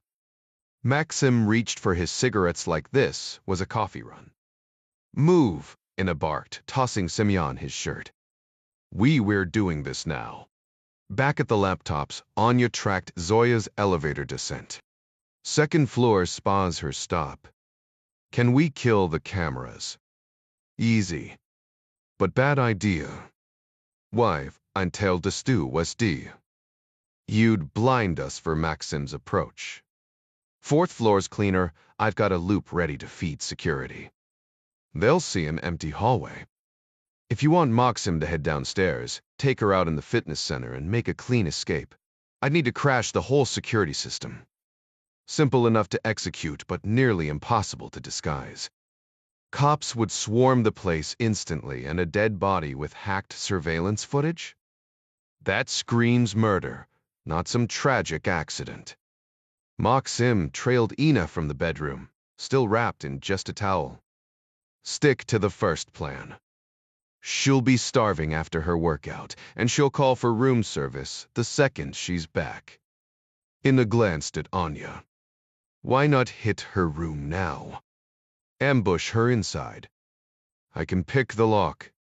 Pervak shook his head. No, this works in our favor. While she's at the gym, we move everything out except the laptops and guns. The moment she returns, we strike. Ina locked eyes with Maxim. When she orders breakfast, they'll say 20 minutes you go and 15. We kill the cameras right before you enter with the cart. This has to look like suicide. Best method. Hold her at gunpoint, force her into the tub, then slice her wrists. Once she's bled out, you walk out, hang the do not disturb sign, and vanish. Hotel staff won't check until tomorrow. A cold smile. We'll be long gone by then. What about the actual room service? Semyon asked. Anya answered smoothly, same as D. I'll cancel the order before it's sent, spoofing the call to make it seem like it came from her suite. The logic satisfied everyone, even Ina. She turned to Maxim. Get dressed. Want this turfet this stem. He gave her a mocking salute, then spun on his heel, leaving behind a haze of cigarette smoke as he walked out. Zoya chose the indoor pool for her workout. She left her locker slightly ajar as she changed into the swimsuit she'd bought at the Adlon, tucking her compact Sig Sauer through a leg hole and securing it against her torso. Drawing it quickly would be a challenge, but if trouble found her in the water, even a hard-to-reach gun beat nothing. Still, she doubted danger would come here. Russian assassinations didn't play out in crowded five-star hotels with cameras everywhere. If they wanted her dead, they'd mow her down in the street like a stray dog. The pistol was just insurance. She dove in, slicing through the water with practice strokes, flip-turning at each wall. The rhythm of her breathing, the rush of endorphins, normally this was her escape. But today, her mind kept circling back to one fact. Maxim Akalov, the legendary butcher, was hunting her. And the only way he'd know where to find her? Someone at Shrike had betrayed her. Willingly or not, it didn't matter. Trust had always been a luxury she couldn't afford. Now it was a liability. She pushed harder, swimming faster, desperate to finish and retreat to her room. Her mission for the CIA felt flimsy today, overshadowed by the more pressing goal: survival. Has Morza emerged from the U-Bahn station in Berlin's Mariendorf district, squinting at the overcast sky. One thought consumed him. How much time do I have left? The clock had just struck 8 in the morning, but Mirza had been awake for hours. At 5 A coded message from a relative in Tehran jolted him from sleep, urging him to check the news, any news. Scrolling through Twitter, the 24-year-old's blood ran cold at the first headline. General Rajavi was dead, undoubtedly assassinated by American and Israeli forces. Graphic images flooded his feed, smoldering wreckage, twisted metal, and a grisly close-up of a severed arm still clutching the general's signature watch. Haz had always been a simmering cauldron of rage, but this was the spark that would ignite him. And honestly, he'd been itching for an excuse. At 16, he'd been handpicked by the Iranian military for his sharp mind and ruthless efficiency, fast-tracked from infantry grunt to elite Quds Force operative. Yemen, Syria, Libya, he'd left his mark in every conflict zone.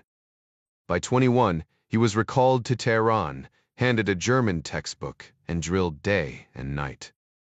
Not just language, either.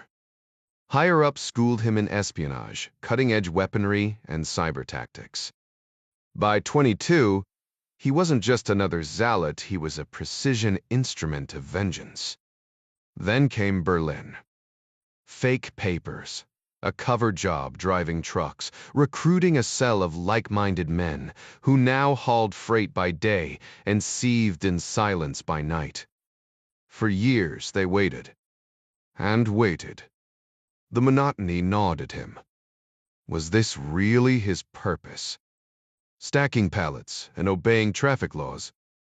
Even his faith had begun to waver until this morning. The shock wore off fast, replaced by a surge of adrenaline. No more doubts. No more waiting. Tehran would call soon, he was sure of it. Years ago, he'd drafted attack plans back when Europe still treated Iran like a pariah. One blueprint targeted American assets right here in Berlin. Mentan. Perfect. The sanctions might have eased, but Mirza couldn't care less about diplomacy. His mission was clear. Provoke, destabilize, strike. Let the West label him a terrorist. What did he care? Their bombs had shattered his homeland for decades. Today, he'd remind them pain goes both ways. Woody, first step? Rally his team face to face, no digital trails. They'd grown soft in this city of bratwurst and bureaucracy. Time to fan those embers back into flames. Has Mirza made personal visits to every man involved, whether at their homes, workplaces, or places of worship, delivering a firm message. The days of comfort and hesitation were over. The purpose behind their selection and rigorous training was finally about to unfold. With a sense of urgency, Hayes and a few trusted allies piled into a car, driving to a secluded weapons stash just outside the city. There, they loaded duffel bags with gear before speeding back toward the capital. Has felt it in his bones the moment they'd been waiting for was almost here. And he was more than prepared. Just before 8 a sharply dressed man in a dark gray sport coat stepped out of a taxi in front of the hotel Adlon Kempinski. He removed his sunglasses, waiting as the driver retrieved his rolling suitcase from the trunk.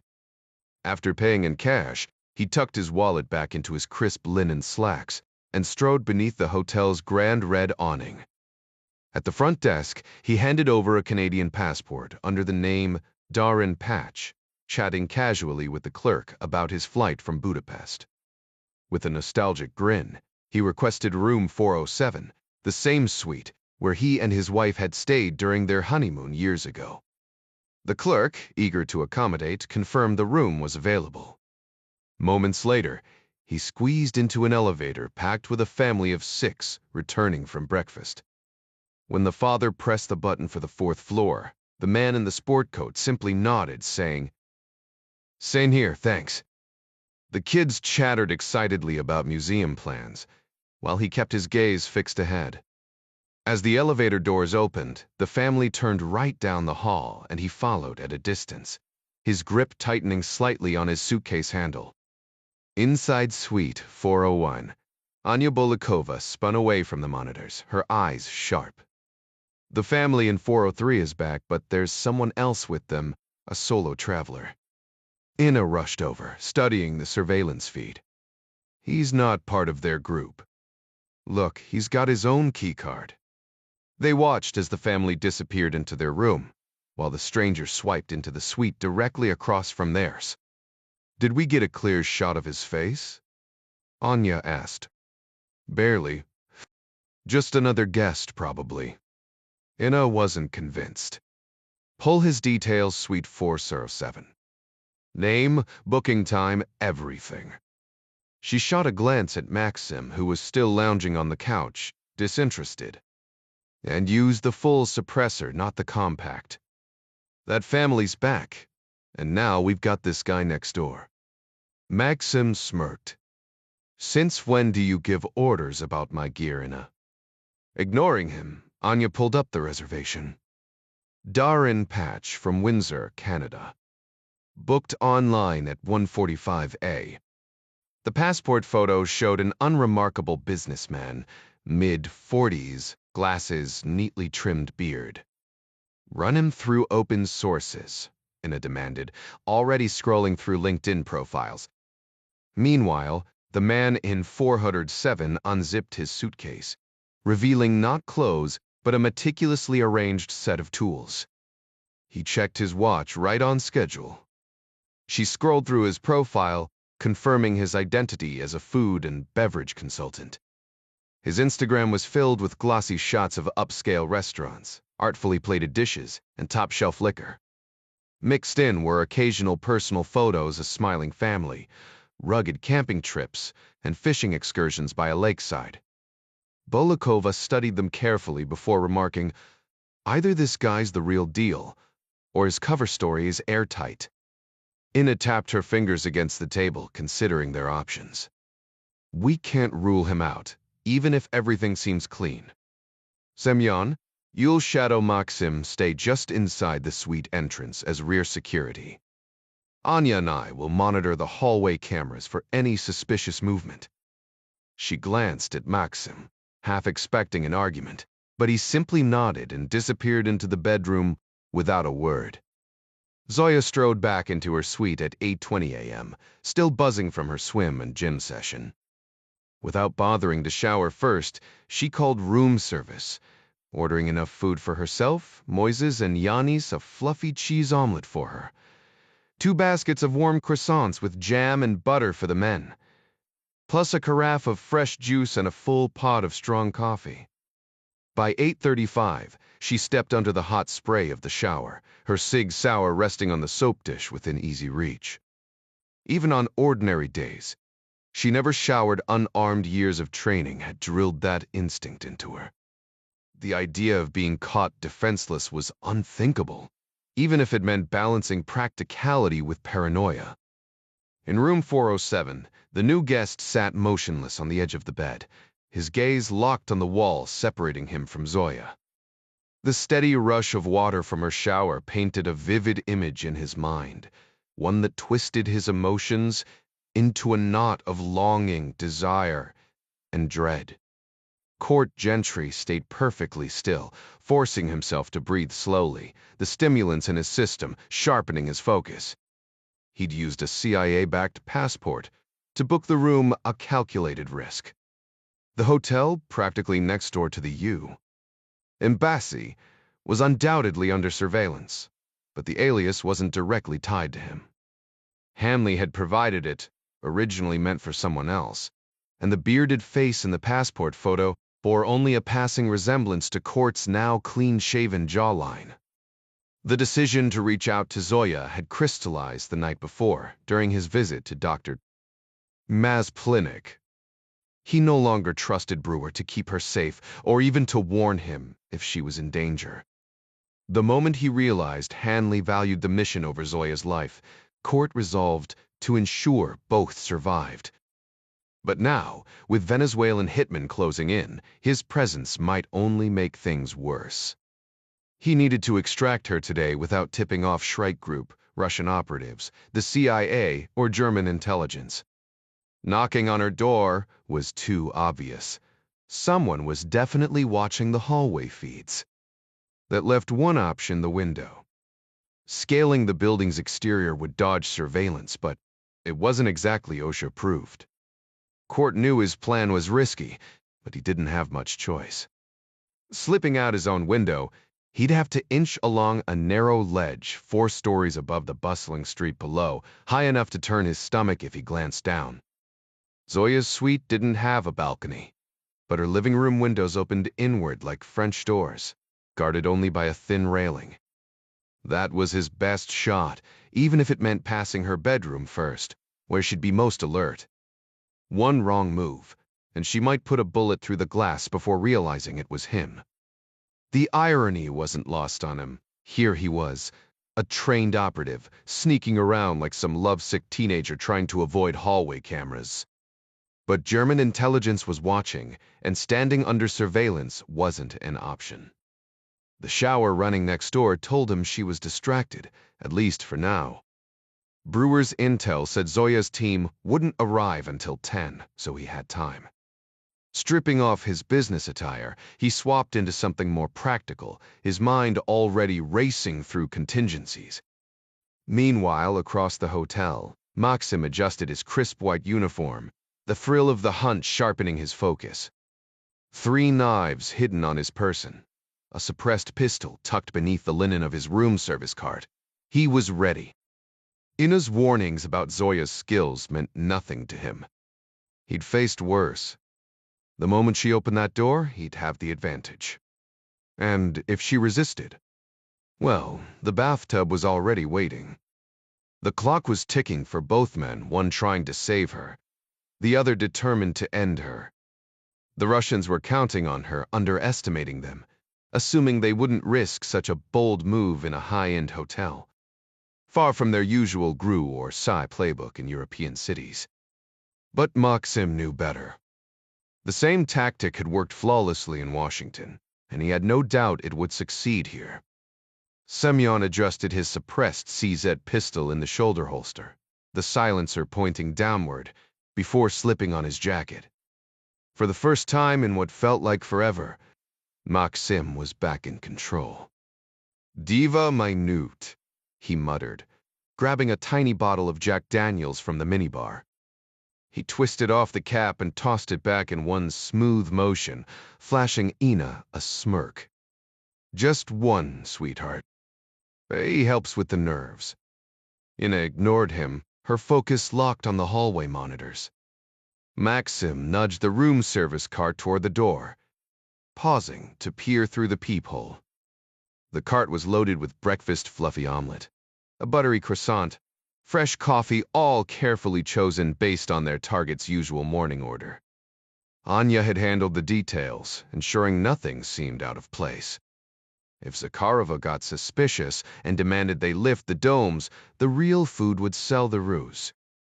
Semyon hovered behind Maxim, ready to bolt down the hall the second the door opened. Don't forget about Darren Patch in 407, Ina warned, her voice tense. A fighting-age guy popping up next door right before we move? Too convenient. Semyon didn't bother responding, just gave Maxim's shoulder a firm squeeze, silently counting down. Ina's fingers tightened on Anya's shoulder as she watched the live feed. Switch to the loop, she ordered. Anya's fingers flew over the keyboard, and for a split second, the screen flickered before settling into a seamless loop of an empty hallway. Done, she confirmed. Maxim cracked the door, ready to roll the cart out, then froze. The elevator dinged, its doors sliding open. He yanked himself back inside, pressing his eye to the peephole. One man, Anya called out, tracking the movement on her screen. Turning right, heading down the hall. Ina's voice sharpened. Can you ID him? Anya zoomed in, then stiffened. It's Rick Ennis. Wes Apris Prism and tanned. Ina shot Maxim a hard look. Zakharova's got company. We abort. Maxim stayed silent, watching through the peephole as the man moved farther down the corridor. I said abort, Maxim, Ina repeated, her tone edged with urgency.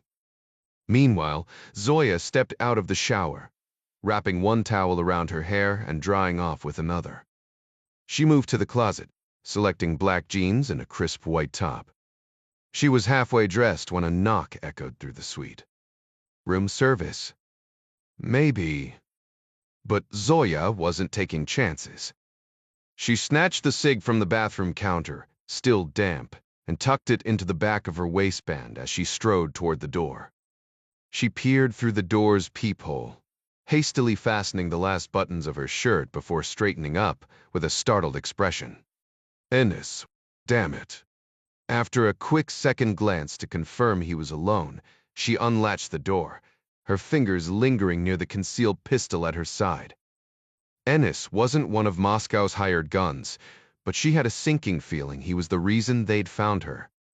He stepped inside without a word, his jaw tight with barely contained frustration. You could have given me a heads up, she said flatly. Oh yeah? His voice dripped with sarcasm. Like how you gave me a heads up about last night. Last night? She narrowed her eyes. You mean when a couple of Kremlin goons offered me a one-way ticket to a firing squad? Who tipped them off, Ennis? His expression shifted to genuine shock. Wait, Russians? They're here. They know where you are. Zoya scoffed, loosening her grip on the weapon. Mates, cut the act. That's exactly what went down. So, what's your excuse for showing up like this? Miriam called me, he snapped. Her sources say German intelligence had tails on both of us after dinner. You didn't go straight to your room like you said you took a stroll, and somehow one of their agents ended up dead. Another one tailing me got jumped. We're blown, Zoya. Miriam wants us gone. Now, leaving sounded tempting, but she couldn't walk away, not when she was this close to unraveling Shrike's operation in Berlin. Ennis exhaled sharply. We stick together. Safer that way. Grab your things, we can catch a train in 30. Damn it all. Her carefully laid plans were crumbling. Down the hall in Suite 401, Anya's gaze stayed fixed on the hidden feed from Zakharova's room. They're arguing. Something set them off. Inna leaned in, analyzing. Ennis must have found out about the dead agent. He's questioning why she was running surveillance last night. She's pissed because we're here, and she thinks he sold her out. She turned to Maxim, insistent. Abort. We wait until he leaves. Maxim shook his head, a slow, deliberate motion. No. We move now. Inna's voice sharpened. Are you listening? The plan was for it to look like a suicide? Yeah, I know. He spread his hands theatrically, like a performer relishing his moment. Picture it, a tragic lover's quarrel. Secret affair, jealousy, betrayal, all the messy human drama. She pulls a gun in the heat of it just to scare him. But emotions run high. Anya and Semyon watched, rapt. Inna folded her arms. And then, more dis. Thing. Ennis goes down. She's horrified, but what's done is done. So she turns the gun on herself. He grinned, clapping Semyon on the shoulder before wheeling out the room service cart. A real Shakespearean ending. Inna hesitated, then muttered, That could work. But Maxim was already striding down the hall, humming under his breath. Back in Suite 405, Zoya stood framed by the windows, the morning light, casting long shadows across the floor. Ennis hovered near the door, tension thick between them. I'm not leaving Berlin, she said, her voice steel. Shrike had given me a mission, but after last night's assassination of General Rajavi, Iranian operatives in the West just became a whole lot more dangerous. We're burned, I snapped. The Germans are on to me, and you? You're compromised in Germany and Russia. There's no coming back from this Shrike group. Can't afford liabilities like us. We're both done. Pack your bags. The next train out of here is our only shot. She didn't budge. You run if you want. I'm not, you don't get it. This goes deeper than you realize. Her eyes narrowed. Explain. I hesitated, then dropped the bomb. That drone strike in Baghdad last night. Yau Kumzerst. Everyone expects Iran to retaliate. But what if they're being played? She scoffed. Frult, elaborate. For 6 months, Shrike's been fabricating a paper trail tying Iranian intel officers at the Berlin embassy to Quds Force operatives across Europe. A connection that doesn't exist. Her grip tightened on the chair. You're joking. Miriam's job was tracking Quds' movements. Mine. Planting evidence, fake payments, altered files to make it look like the embassy was running sleeper cells. I thought it was just about sanctions, but no. They wanted Iran blamed for attacks they didn't even order. Zoya exhaled sharply. Shrike knew this was coming. Exactly. These cells. Deniable assets. If they bomb the Reichstag, Tehran just calls them rogue. But if Germany thinks the orders came straight from the embassy, I rubbed my temples. Game over. A sharp knock at the door. Zoya's hand slid to her pistol. I didn't bother checking the peephole panic clawed at my throat. Mav tu distantiasal. I tried to shake them, but relax, she muttered. I ordered room service. Neidigst. False alarm. Zoya wasn't convinced. Pistol drawn, she moved toward me just as I yanked a door open. Maxim slammed into the room, sending me sprawling. His suppressor was already leveled at Zoya. She mirrored him, finger on the trigger. Stalemate. I scrambled up, now inches from his barrel. Didn't matter. The Russian's hollow stare said it all. He wanted this to end, one way or another. But today wasn't the day. Not yet. Ennis tensed. His body coiled to dart toward the kitchen if the armed man so much as twitched in his direction. What the hell is happening? He demanded, the tremor in his voice betraying his fear. Maxim remained silent, his grip on the CZ shifting effortlessly from 2 hands to 1, as he took 2 deliberate steps backward. With his free hand, he flicked the door latch open behind him. The door burst inward as Semyon swept in, his suppressed pistol sweeping the room before settling on Ennis. Without breaking focus, he dragged the room service cart inside with his foot, parking it near the sofa right in front of Zakharova. Then, in one fluid motion, he secured the door with the chain, his weapon never wavering from the center of Ennis's forehead. Maxim's gaze flicked to Zoya, his aim snapping toward her a heartbeat later. A cold smile curled his lips. You gonna take us both out? He mused, voice smooth as steel. Or should we save the coroner the trouble of stitching your face back together? Zoya hesitated, then let her pistol clatter to the floor beside the cart, hands lifting in surrender. Very good, Maxim murmured before uttering 2 sharp Russian words. Pristrali Yigo. Her eyes widened. Might. Semyon didn't hesitate. The single shot cracked through the room, Ennis's head jerking sideways as blood painted the wallpaper behind him. His body folded backward over the sofa before slumping to the floor. The muffled thud of the bullet exiting the suppressor was unmistakable, but Maxim doubted anyone in the neighboring suites would recognize it for what it was. Still, he tapped his earpiece. We believe status? Rina's voice crackled back. Reclear Ginstire. No movement from 403 or 407. Thitre, Bax, Ponio. He turned back to Zoya, his smirk razor thin. Now, Serena. Let's handle you. Zoya's gaze lingered on Ennis's corpse, then trailed up to the gruesome streaks on the wall before settling on the assassin in the stolen uniform. She forced her voice steady. You're Maxim. Da, he confirmed. And you're the rat. Tell yourself whatever helps you sleep at night. Sleep's overrated, darling. Turn around. He gestured toward the floor-to-ceiling window, the metal railing outside mimicking a shallow balcony. She didn't move. That little pop gun of yours, she said, nodding at his suppressed sidearm, tells me you're under orders to make this look like a suicide. Otherwise, I'd already be dead. Clever girl. Forstery in him? She jerked her chin at Ennis's body. How do you explain that?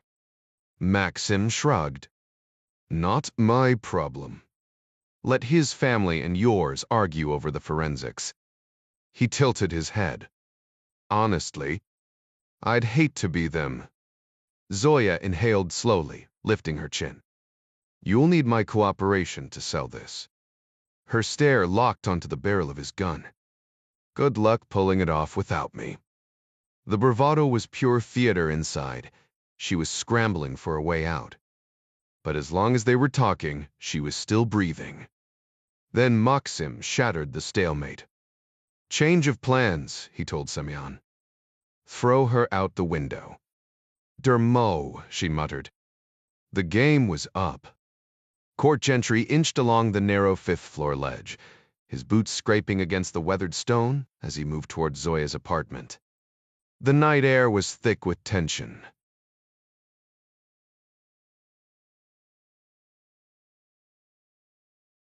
His heart hammered in his chest, partly from the dizzying height, partly from the amphetamines coursing through his veins. The living room windows loomed ahead, but he couldn't see inside yet. His face pressed so close to the building's facade that the rough stone left a red mark on his cheek. Accountant, he thought bitterly. Should have been an accountant. But here he was, clinging to the side of a building like some adrenaline junkie spider. Meanwhile, inside the apartment, Semyon Pervak had Zoya in a brutal grip, twisting her arm behind her back as he forced her toward the open window. She thrashed against him, her bare feet sliding across the ornate rug before hitting hardwood. Strong little thing, Semyon grunted, tightening his hold. Maxim Akolov leaned against the wall, watching with detached amusement. If you can't handle her, he drawled, I'll toss you out next. Zoya's thighs hit the railing, her fingers white-knuckled around the cold steel. She twisted, desperate, and then there he was. Court frozen on the ledge just feet away, his face slick with sweat, his eyes locked on hers in stunned horror. She tried to scream, but Semyon's hand clamped harder over her mouth, the metallic tang of blood filling her nostrils. One more shove, and she'd be over. But if she held on, if she made him use both hands, she might just get her shot. Semyon Pervak yanked his hand away from the woman's mouth, only to shove her forward with both hands, but she was quicker than he expected.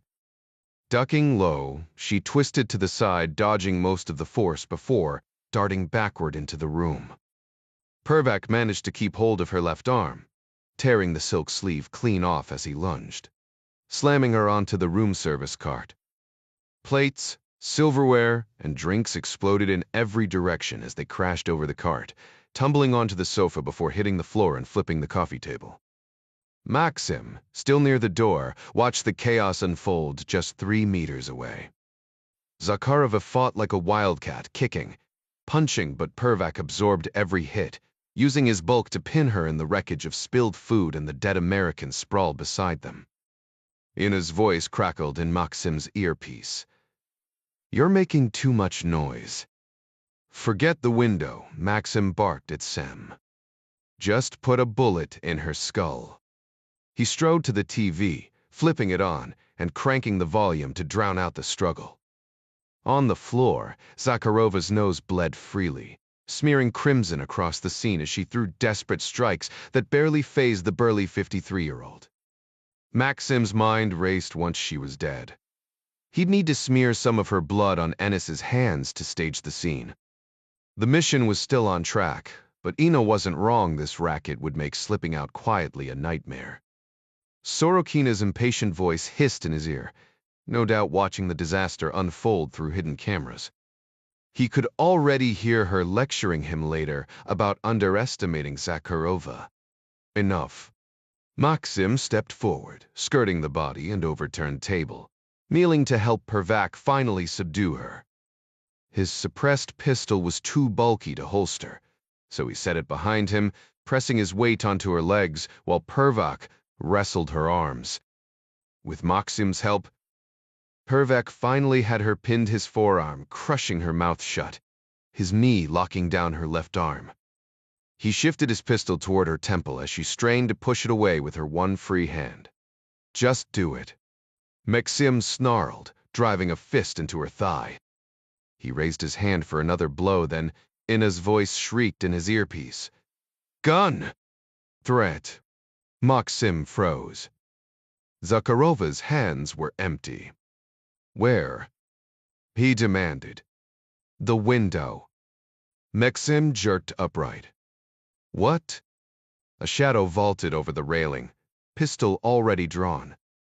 Court had only a split second to assess the scene. One man in a room service coat, hand reaching into his jacket, and the sounds of a brutal struggle beyond the sofa. He couldn't see Zoya, but the chaos told him everything. His finger hovered near the trigger, acutely aware of the family just beyond the thin wall, the same one from the elevator. The man in the coat was drawing a weapon. No hesitation. And this to Court took aim. Court's finger hovered over the trigger of his VP9, sights locked onto his target, but the guy moved like lightning, twisting out of view before Court could squeeze off a shot. Adjusting his aim, Court hesitated. A clean hit might punch straight through the guy and into whoever was on the other side of the thin apartment wall. Then, like some damn acrobat, the man pivoted back toward him, arm snapping forward. Court barely had time to react before something dark and deadly cut through the air, throwing knife. Missing his face by inches before thudding into the drywall behind him. Court hit the deck, rolling across the kitchen island like some action movie stuntman before popping up in a crouch by the sink. He had the high ground now, ready to end this. But before he could fire, another blade flashed toward him. This one found its mark, slicing into his bicep. Pain flared as blood streaked down his arm, his pistol clattering uselessly onto the living room floor. Where the hell was the knife now? We used to Kevlars and Sefeter. Just like his advantage. Across the room, his attacker ducked behind the sofa, probably going for another weapon. And as if things weren't bad enough, some beefy dude with a gun rose up from behind a cart like a bad sequel villain. Zoya saw her chance only because Court had stormed in like a one-man rescue squad.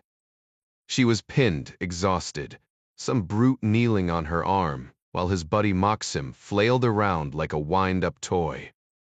The second, the guy on top of her glanced away, distracted by the chaos. She groped blindly across the floor.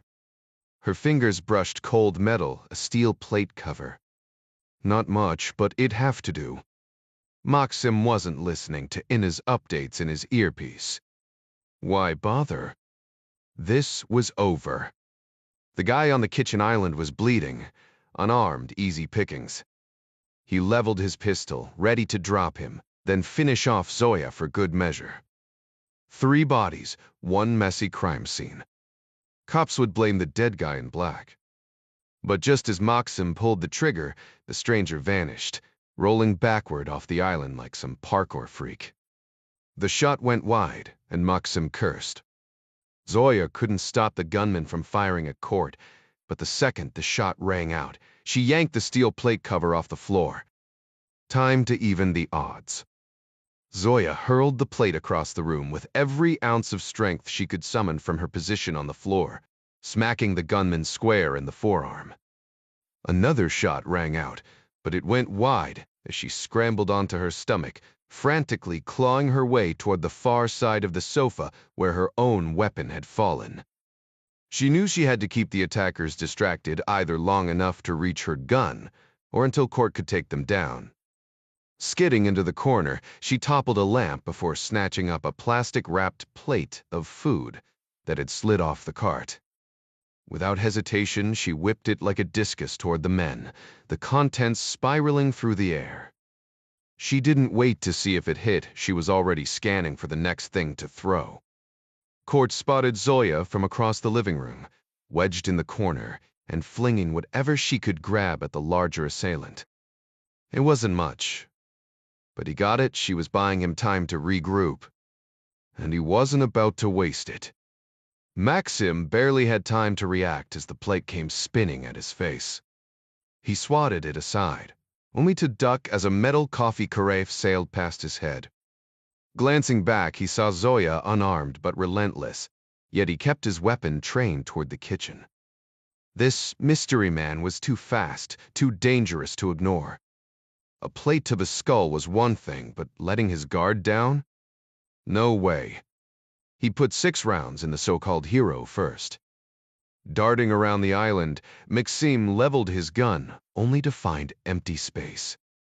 A smear of blood led back toward the living room. The wounded man was crawling away. Semyon barely had time to reacquire his target, the bloodied woman on the floor, before she exploded into motion. She sprang up, rolled across the hardwood, and came up swinging. Her palm cracked against his jaw, staggering him, and in a flash, she had his gun hand locked in hers. She tried to flip him, but he shoved her hard, sending her sprawling toward the window. Still, she wrenched the pistol free, sending it clattering behind the couch near the overturned cart. Court crouched at the edge of the kitchen island, pulse hammering. The guy in the server's coat would be rounding the corner any second. He needed a weapon. Fast. Peering into the living room, he saw the gun skid across the floor during Zoya's struggle. 15 feet away, but getting there meant exposing himself to both attackers. Then there, tucked under the cart's edge, a compact black pistol gleamed. A thick Russian accent cut through the air from the kitchen, mocking. Such a brave little hero. Too bad they'll bury you as a killer. At the exact same moment, Court locked eyes with the hulking gunman. For curses dit tiftet dime. The man's hand shot toward the small of his back. Court didn't know if it was a blade or a gun. But hesitation wasn't an option. Outnumbered and outgunned, his odds were slim, but standing still meant certain death. He lunged forward, gritting his teeth as agony ripped through his shoulder despite the adrenaline dulling the edges. In one fluid motion, he rolled across the kitchen floor, snatching the CZ pistol mid-spin. Broken eggs and toast crunched beneath him as he crashed into a food cart, sending it lurching toward the window. Court barely had time to aim before spotting the second gunman by the sofa, already leveling a compact semi-auto. With a sharp kick, he sent the spare pistol skidding toward Zoya, who was scrambling up against the wall. "Bray safety," Thea barked. Their eyes locked, no words needed. She understood. Court pivoted, swinging his weapon in a wide arc as he turned his back on one threat to face the other. A reckless gamble, but he trusted Zoya to handle the danger behind him while he dealt with the one ahead. Semyon Pervak smirked as he drew his Sig Sauer P238, lining up a clean shot at the distracted man across the sofa. Easy-picking Zakharova was unarmed, flinging plates like some desperate housewife. His finger tightened on the trigger, but before he could fire, a deafening gunshot shattered the air. A searing impact tore through his neck, sending him crashing to his knees. Blood gushed over the sofa as he collapsed onto the corpse of his own victim. His last thought, where the hell did she get a gun? Court finally had his sights locked on the last gunman, now cornered against the kitchen wall. The guy hesitated, his weapon wavering between Zoya and Court. "Drop it now," Court roared.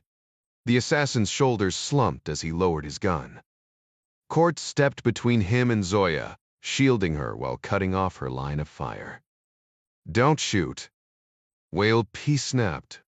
"Why not?" Zoya panted, still catching her breath from the brawl. "Over-penetration," Court hissed. "There's a family next door." The gunman slicked back his hair with a shaky hand, then flashed a grin. Zoya's grip tightened. "I'm ending this," she growled. "Mendig Sie sir. Dumpree's done." "Where's he gonna go?" The man wheezed a laugh. "Exactly where can I?" His voice trailed off as he glanced at the open window, just 6 feet away. A flicker of movement. Too late. The room fell eerily silent, except for the ragged breathing of the 3 survivors. The man in the server's coat flashed Court and Zoya one last unsettling grin before pivoting toward the open window. Without hesitation, he launched himself over the railing, disappearing into the night without so much as a scream. Zoya's penthouse suite loomed 5 stories above the pavement. "What the hell just happened?" she whispered, stunned. Court collapsed onto the floor, his legs giving out as exhaustion overtook him. He landed in a mess of broken eggs and smeared blood, his pistol slipping from his grip. Yeah, durch the quarter. Didn't see that one coming, he muttered, his voice hollow. Zoya edged closer but kept her weapon trained on the hallway door.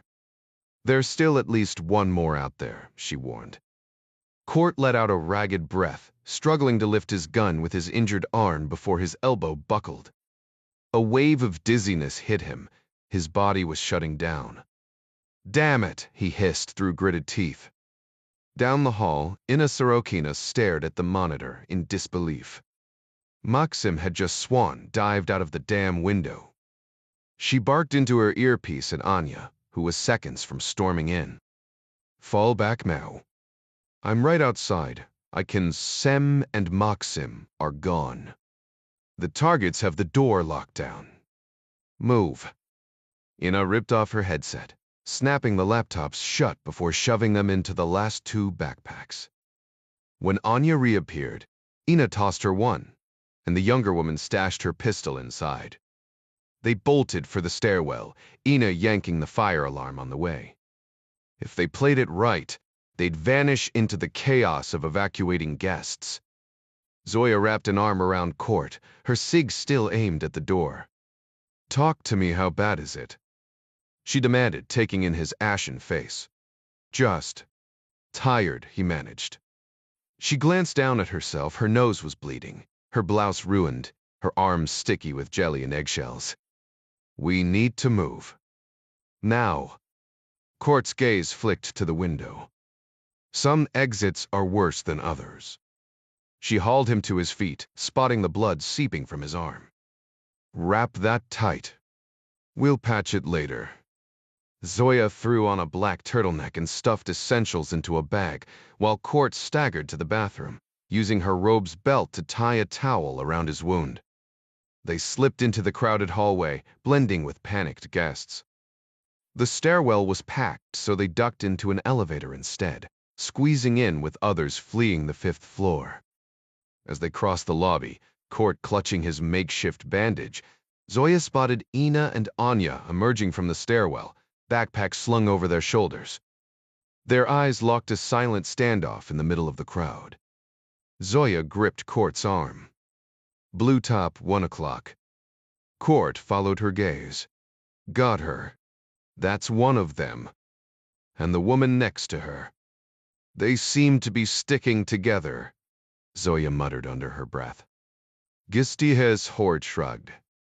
Not much we can do now. As much as it pained her, Zoya knew he was right. Starting a shootout in a crowded hotel lobby wasn't an option. They slipped out the west exit of the Adlon, and she couldn't resist one last glance over her shoulder. Through the bustling crowd, she spotted Ina disappearing out the east doors, swallowed by the bright morning sunlight. 48 minutes later, they reached Court's safe house in Spandau. He parked his motorcycle in a cracked asphalt lot choked with weeds, then led her up a narrow staircase. By the time they reached the top, he was breathing hard. Whatever adrenaline or painkillers he'd taken weren't enough to mask the toll of the fight. Zoya noticed immediately. You okay? Court swiped at the sweat beading on his forehead, only for more to take its place. He fumbled with the key. Kapsumdi, Betrayal Sid. Then we'll talk. The apartment was as sparse as she expected. Living large, I see, she remarked dryly. Couldn't swing the penthouse at the Kempinski. Funny, I heard there's a vacancy. She moved closer, inspecting the blood-soaked towel wrapped around his arm. Though housekeeping might need extra time. She peeled it back, examining the wound. Impressive. Got a med kit? Gerizet. Kitchen. They moved to the cramped kitchen, where Zoya dug through a black trauma bag while Court grabbed 2 waters from the fridge. As she prepped the bandages, she brought up the hotel. Back there, you stopped me from taking the shot. Over penetration. 4 kids walked into the next room earlier. Didn't know if they were still there. Didn't think you wanted to risk it either. Guess it didn't matter in the end. Akulov always had a flair for the dramatic, didn't realize he thought he could fly. Cord paused. Wait, Maxim Akulov. She nodded. The one and only. No way. That guy's been a ghost story for years. Prussia's version of you, basically. Cord smirked. Honestly, underwhelmed. You caught him on an off day. Moeatin Trin. I love incompetent assassins. She cinched the bandage tighter than necessary, and he winced before grabbing toilet paper to wipe dried blood from her face. Got any vodka? She asked. It's 10 in the morning, Zoya. She laughed, and after a beat, he did too. Hey, back there, did you really throw a sandwich at one of them? Whatever was on the table. Pretty sure it was a ham and cheese croissant. Which means not only were they terrible at their jobs, but they also screwed up my breakfast order. I swear I saw an omelet flying too. They teach you food fights in spy school. She rolled her eyes. I was aiming the plate, Court. Sure. He studied her for a second. Good to see you. They wandered back to the barren living room. Zoya dropped onto a rickety wicker couch. You always pop up in the weirdest places. And somehow you're always there. Don't act innocent. You've been tailing me. You noticed? No, she admitted. You're a ghost when you want to be. But Brewer tipped you off, didn't she? Yeah. He sank onto the couch beside her. Despite the fever burning through him and the pain radiating from his injuries, Court fought the urge to close the distance between them, to pull her close, to taste her lips. But something in the way she held herself kept him rooted a few steps away. Uncertainty gnawing at him. How've you been holding up? He asked, voice rough. Zoya arched a brow. Since you put a bullet in me, you mean? He exhaled sharply. That night in Scotland played in his mind like a bad dream. Zoya firing at Brewer, Court reacting on instinct, the chaos that followed. Yeah, he muttered, rubbing his damp forehead. That whole thing was less than ideal. She studied him, her expression shifting from guarded to something softer. You look like hell. What's wrong with you? Just a bug. Fever comes and goes. I'll shake it off. Her eyes narrowed in disbelief. You need real medical attention. Templeton. 3 in Maryland could fix you up right before Hanley drags you back into the field. Court huffed a weak laugh. Sounds about right. He hesitated, then added, Sorry about Ennis. Zoya blinked. Who? Hurry to Maves. Your pals.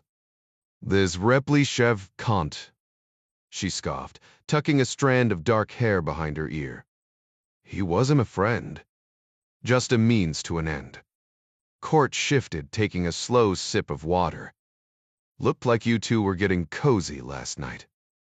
Working him, she corrected sharply. Then, after a beat, her lips curled. Wait, are you jealous? He turned away with a forced chuckle. Oh yeah, totally.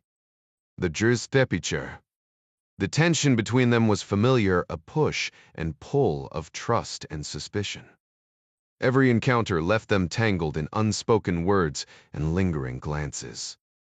We're not good, you and me, Zoya said quietly.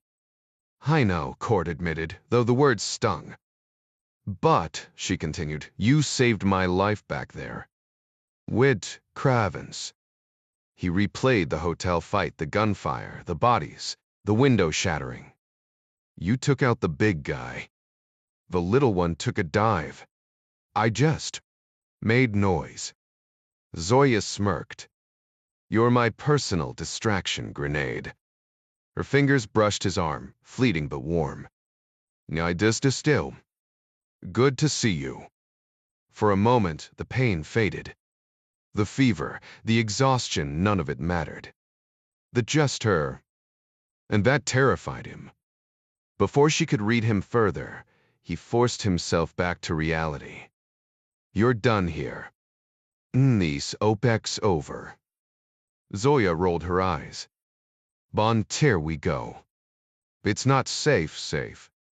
She cut him off. It's not over. Something's coming. Yeah, your funeral if you stay. Not if you're with me. Sue's court groaned. Zoya, half of Berlin wants me dead too. Waiting around until one of us gets taken out is the worst idea ever. Zoya crossed her arms. Kadi, but soda. You're bailing on Berlin? Court exhaled slowly, rubbing his temple. Not exactly. Hanley still needs me to. Got it, she cut in. You can handle this mess, but I can't. That's rich. He clenched his jaw. She was twisting his concern into some kind of control move, like he was holding her to some impossible standard. Frustrated, he shifted gears. What's this about something going down soon? Zoya's glare made it clear she wasn't letting the other topic go, but after a beat, she relented. Ennis mentioned Shrike's contract is ending. The Germans are about to get the intel they need to slap sanctions back on Iran. Court gave a dry laugh. They're fantastic. So Shrike's the hero here. Why do we need to interfere? She shook her head. Because it's a con. They're framing the Iranian embassy to take the blame for a Quds Force attack. Ennis told me right before he died. Court's expression hardened. I need to talk to Hanley. We need to talk to Hanley, Zoya corrected. And then, we track down Haz Mirza, the Quds commander in Berlin. Court scoffed. The Russians are hunting you. If there weren't already more than the two we took out, or the pair you spotted at the Adlon, there will be a whole damn army by tonight. You know I'm right. Staying here isn't helping the agency. It's screwing the mission. She dragged her hands down her face, and Court knew she got it. I'll handle the op, he said. Zoya arched a brow. Got a plan, or just winging it? Mostly winging it, he admitted. Fine, Mirza, take him out. Ennis said Dittenhofer's monitoring Mirza remotely. She's tapped into his calls. Court nodded, resolve settling in. Then I track down Annika Dittenhofer, squeeze her for intel on Shrike, and let her lead me to Mirza. One de popper sabard. Court smirked. I'm not handing him a damn sandwich, that's for sure. Zoya rolled her eyes. You're gonna kill him and then bolt before yesterday's goons catch up. Pretty much. She gave him a once-over. Big plans for a guy with a busted arm and a messed-up shoulder. Thanks for the vote of confidence. A faint smile tugged at her lips. You'll need backup. If not me, get Hanley to connect you with Berlin Station. Court stared at her like she'd lost it. Berlin Station's compromised. Shrike owns them. Zoya froze. What? Power slave. Silence hung between them. Am I supposed to know what that means? Tagurod frowned. Brewer and Hanley kept you in the dark. Power slave is stolen NSA tech, a biometric database that IDs field operatives on camera feeds. Clark Drummond built it for Dittenhofer, and Shrike's been using it here for months. Zoya's face drained of color. They told me I'd have support if Moscow found me. When I warned Brewer, they told me to stay put. Court's eyes narrowed. You told Brewer Moscow was onto you? Zoya leaned her head against the wall, eyes shut tight. Typical Brewer, she muttered. You're right. Even before today, I was already a liability to Shrike Group. You sticking around would only put me at greater risk, Court pointed out. The Russians aren't gunning for me, not the way they are for you, anyway. She didn't push back but tilted her head. What about Hightower? Why isn't he here? Because he's locked up in Caracas, Court replied flatly. Zoya blinked. Seriously? What's he doing there? Not much, I'd imagine. Sebin's got him. Miezpoid? She asked, sharper than intended. Court raised an eyebrow. What you guess? I've got history in Venezuela, she said vaguely, waving a hand. Let's just say I've niezed this tree. He didn't press some doors were better left unopened. But then she surprised him. If I got him out, would he be useful to you? Court exhaled. Yeah, especially if things go south with the Iranians. But I don't see how I've got connections, she cut in, a faint smirk playing on her lips. People who owe me favors. I'll check with Matt first. Court scoffed. With Matt? Better to act first and apologize later. Zoya considered that, then nodded. Fair point. I'll vanish for a few days. There's an agency account in Cyprus, not much, but enough to spring Hightower. I've got one in Antigua, Court offered. I'll send you the details. But the priority is you getting out of here now. They swapped info. Court handing over his personal funds, no CIA ties, just years of freelance work stacked in an offshore account. When they stood, Zoya hesitated, then grabbed him by the collar and kissed him hard. Court froze for half a second before kissing her back, the moment stretching between them like a held breath. When she pulled away, her expression was unreadable. We're not good, you and I, she repeated, voice low. Court nodded, though he didn't fully grasp her meaning. Women had always been a mystery to him. But, she continued, you're the most decent person I've ever known aside from my brother. You screw up, sure. Sometimes catastrophically. But your heart's in the right place. He didn't believe it, but the words settled somewhere deep anyway. They hugged again, Court careful of his fresh wound. Then, just as quickly, he snapped back to business. Go. If you find Zach, send him my way. If not, don't sweat it. And ditch your phone. Oh, and Hanley trust him to serve the U.S., but never to tell you the truth. He'll twist you into knots if it suits him. Maybe it's time you got out of this mess. Zoya laughed dryly. Look who's giving advice. Court gestured at his battered frame. Yeah. Look who's talking. Zoya nodded slowly, her lips curling into a faint smile. You're right, she murmured before pressing one last kiss to his mouth and turning toward the exit. Not even 10 minutes after she disappeared down the hallway, Court grabbed his phone and punched in a number. It was barely dawn in Washington, but he didn't give a damn. Hanley picked up instantly, his voice sharp with alertness. That you? Court rattled off a string of code words, but Hanley cut him off. Yeah, it's you. The embassy's buzzing about another shootout. What the hell went down? Russians took a shot at Anthem. She's alive, but her Shrike contact isn't. She's blown. A heavy silence, then Hanley exhaled hard. Go damn it. Exactly. Where's she headed? Already in the air. Didn't ask where better if I don't know. She torched her phone. Court kept it vague, not mentioning the real reason he needed Zoya off-grid Hightower's retrieval. He briefed Hanley on her theory about Shrike framing a Quds operative with ties to the Iranian embassy. Hanley groaned. So, what's the move? Berlin's toast thanks to Powerslave. I'm tracking down Annika Dittenhofer. She'll lead me to Mirza. And how do you plan to make her cooperate? 5 seconds to talk. Then I start snapping fingers. Violator, you're in no shape for I'm good. Got patched up. Hanley hesitated, then sighed. Do what you gotta do. Copy that. Oh, and congrats, by the way. For what? Maid plays Avi. Hell of a shot this morning. Yeah, well, this wasn't some clean-up. POTUS wanted him gone, so he's gone. But we'll be dealing with the fallout for years. Worth it.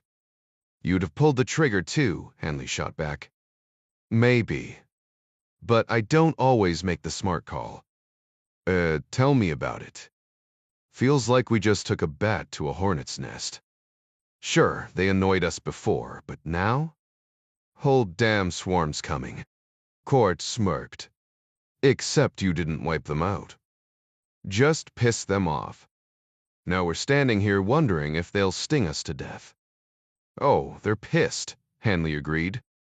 Which is why your job just got critical. With Zoya out, strikes a wild card. Court paused, then lowered his voice. There's more you're not saying, isn't there, Matt? A beat. Isn't there always? Christ, you don't even pretend anymore. You're not an idiot. You've got what you need. Find Dittenhofer. Court hung up, shoving the phone into his pocket with a wince. His arm throbbed every damn movement, sent fire through the wound.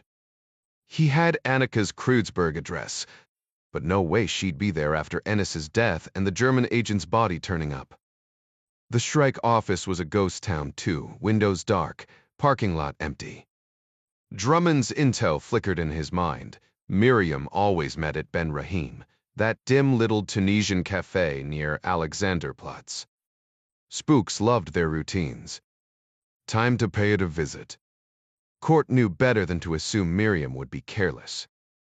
Drummond had painted her as a razor-sharp intelligence operative, the kind who wouldn't risk personal haunts for covert meetings, especially not after her contact at Ben Rahim had been compromised.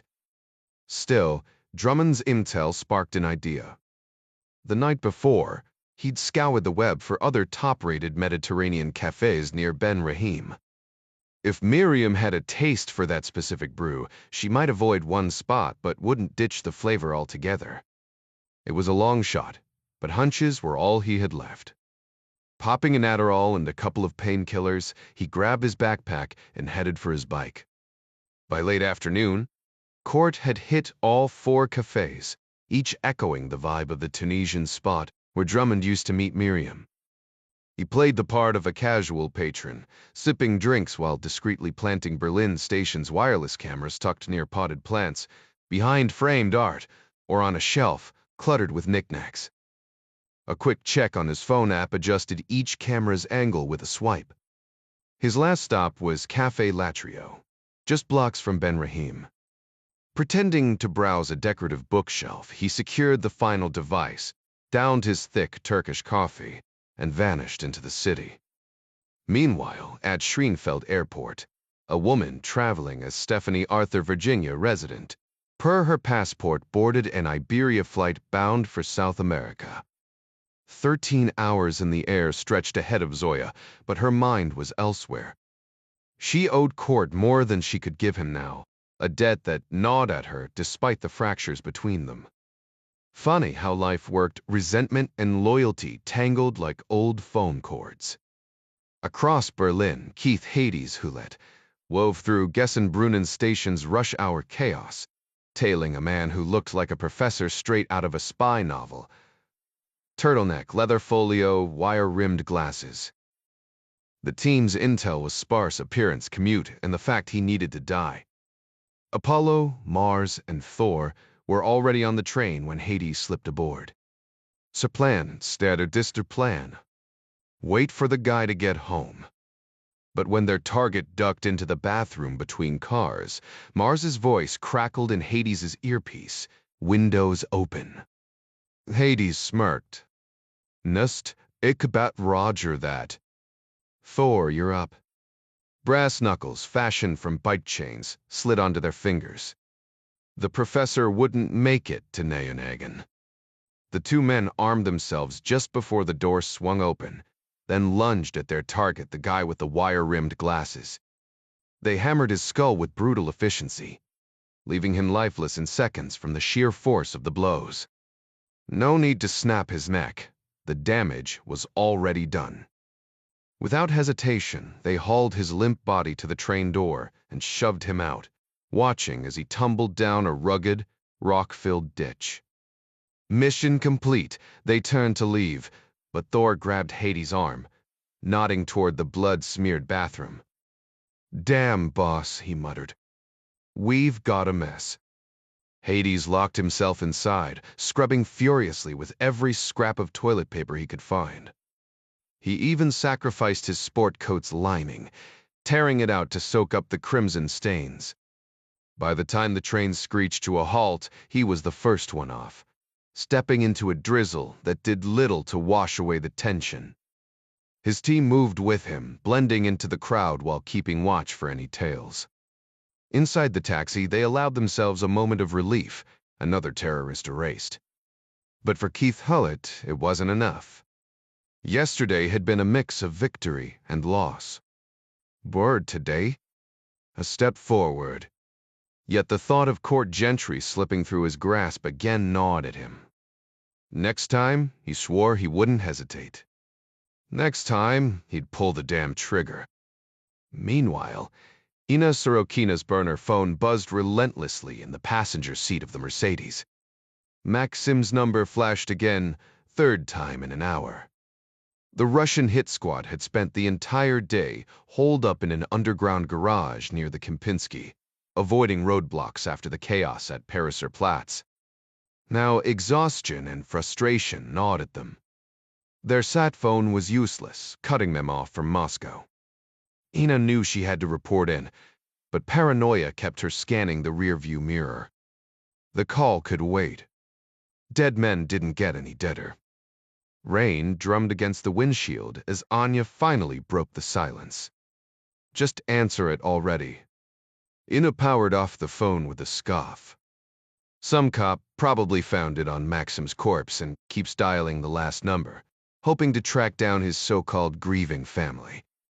She rolled her eyes.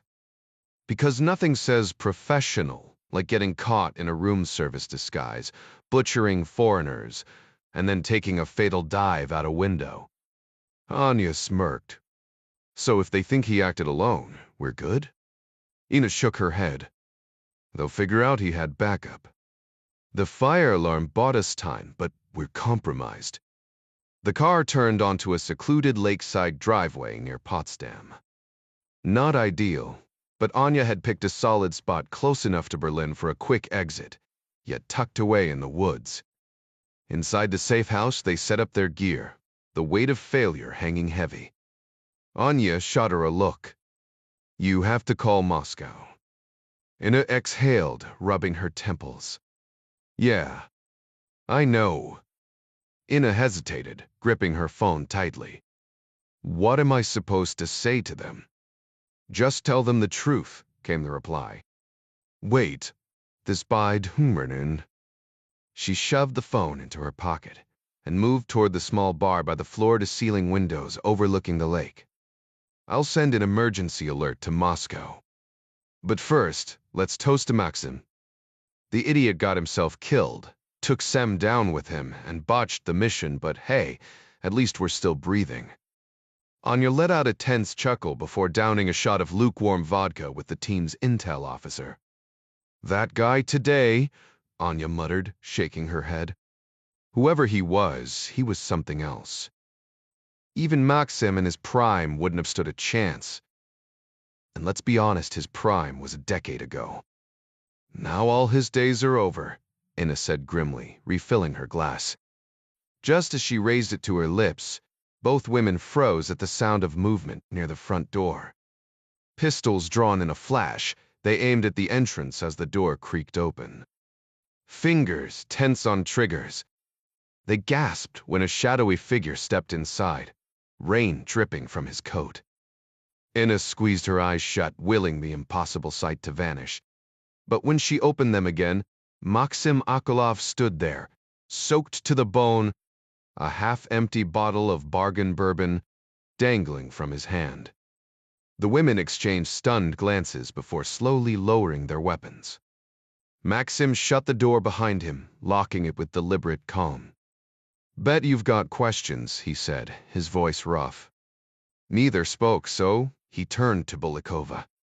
Bastarom te. Still reeling, she managed, we think he was the guest next door.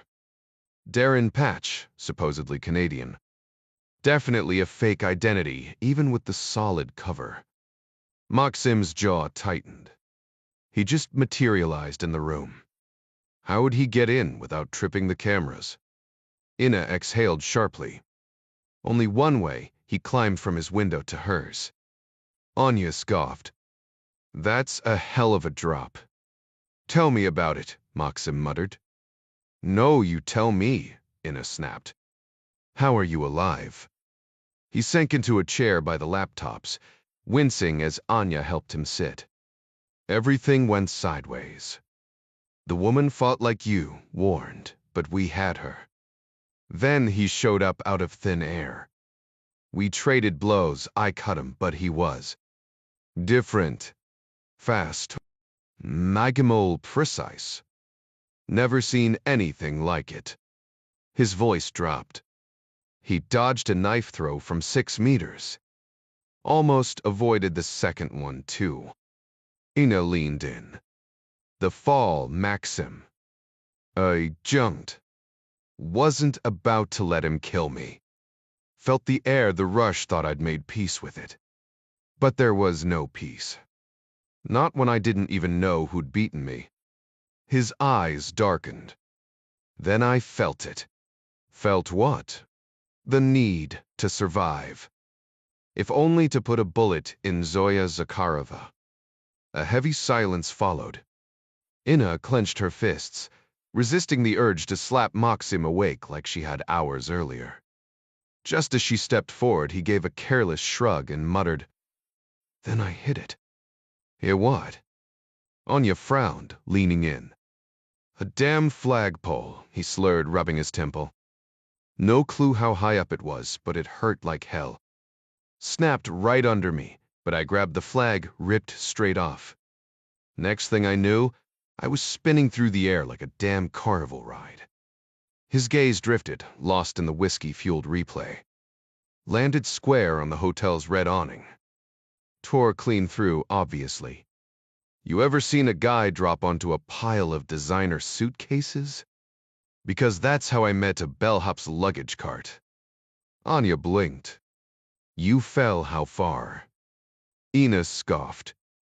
Had to be 60 feet minimum. Maxim waved a hand. Felt like 80. But hey, the Louis Vuitton cushioned the blow. He peeled off his soaked coat, wincing as fabric tugged at raw skin. Underneath, tattoos couldn't hide the brutal scrapes and dark bruises modeling his ribs. Nothing's broken, probably. Ask me again when I'm sober. He grabbed the bourbon, pausing to raise a brow at Ina. Unless you object. She turned away with a huff. Like it matters now. Shaking her head, she muttered, You're either the luckiest idiot alive or Satan's favorite punching bag. Way both, Servo. He barked a laugh, taking a swig. Anya returned with a bag of ice. For your ribs, not your drink. Too late for both, he grumbled, pressing it to his side with a hiss. His eyes flicked to the window, where rain blurred the lake beyond. Semyon didn't make it. But if he hadn't distracted Zakharova, I'd be the one with a bullet in my skull. He exhaled sharply. Dumb bastard saved my life. In a bit back, a retort wasted loyalty, wasted breath. Instead, she pulled out her phone. Moscow needed to know their leader had somehow cheated death again. Before she could dial, Maxim spoke, more to himself than them. That guy, the one who came out of nowhere. He had a weakness. Sorokina frowned. Bayes was being a damn hero. He lit a cigarette, smoke curling between words. Risked everything for her. Then, when he had me dead to rights, shielded her instead. A bitter smirk. Love makes you stupid like that. Anya folded her arms. You read Love and Gunfire? Makes and don't lie. He adjusted the ice, jaw tight. He'd die for her. That's all I needed to see. Ina had heard enough. I'm calling for extraction. Maxim stood abruptly, bottle in hand. No, I'll handle it. You're in no state. I said I'll do it. He jabbed a finger at Bolikova, the motion sending a splash of bourbon to the floor. The ice bag slipped, forgotten, as the room held its breath. Did you manage to get footage of the man while he was in the suite? Affirmative. The file's auto-saved to my hard drive. Forward everything to headquarters. They'll cross-reference it with intelligence databases. I want a full profile on him, no stone unturned. On it, she replied, already turning to her workstation. But Ina hesitated, her voice edged with frustration. What's the point? Sem's gone. We lost. Right now, our only priority should be extraction before we end up in a body bag. Maxim moved toward the balcony, favoring his injured leg. Pausing at the door, he glanced back, phone in hand. The Samp Lefurid. Put a name to that face. Then dig deeper, find out who he really is. With that, he stepped outside. Anya was already typing furiously, but Ina just sank onto the couch, still reeling from the impossible fact that Akolov had cheated death.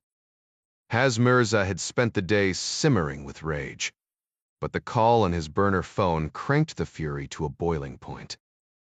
Stand down. That was the directive from above. Sure, his superiors were just as furious swearing oaths to Allah, but retaliation in Europe was off the table. The easing of sanctions, they insisted, was too critical to jeopardize. The 24-year-old Iranian clenched his fists. Every fiber of his being screamed for action.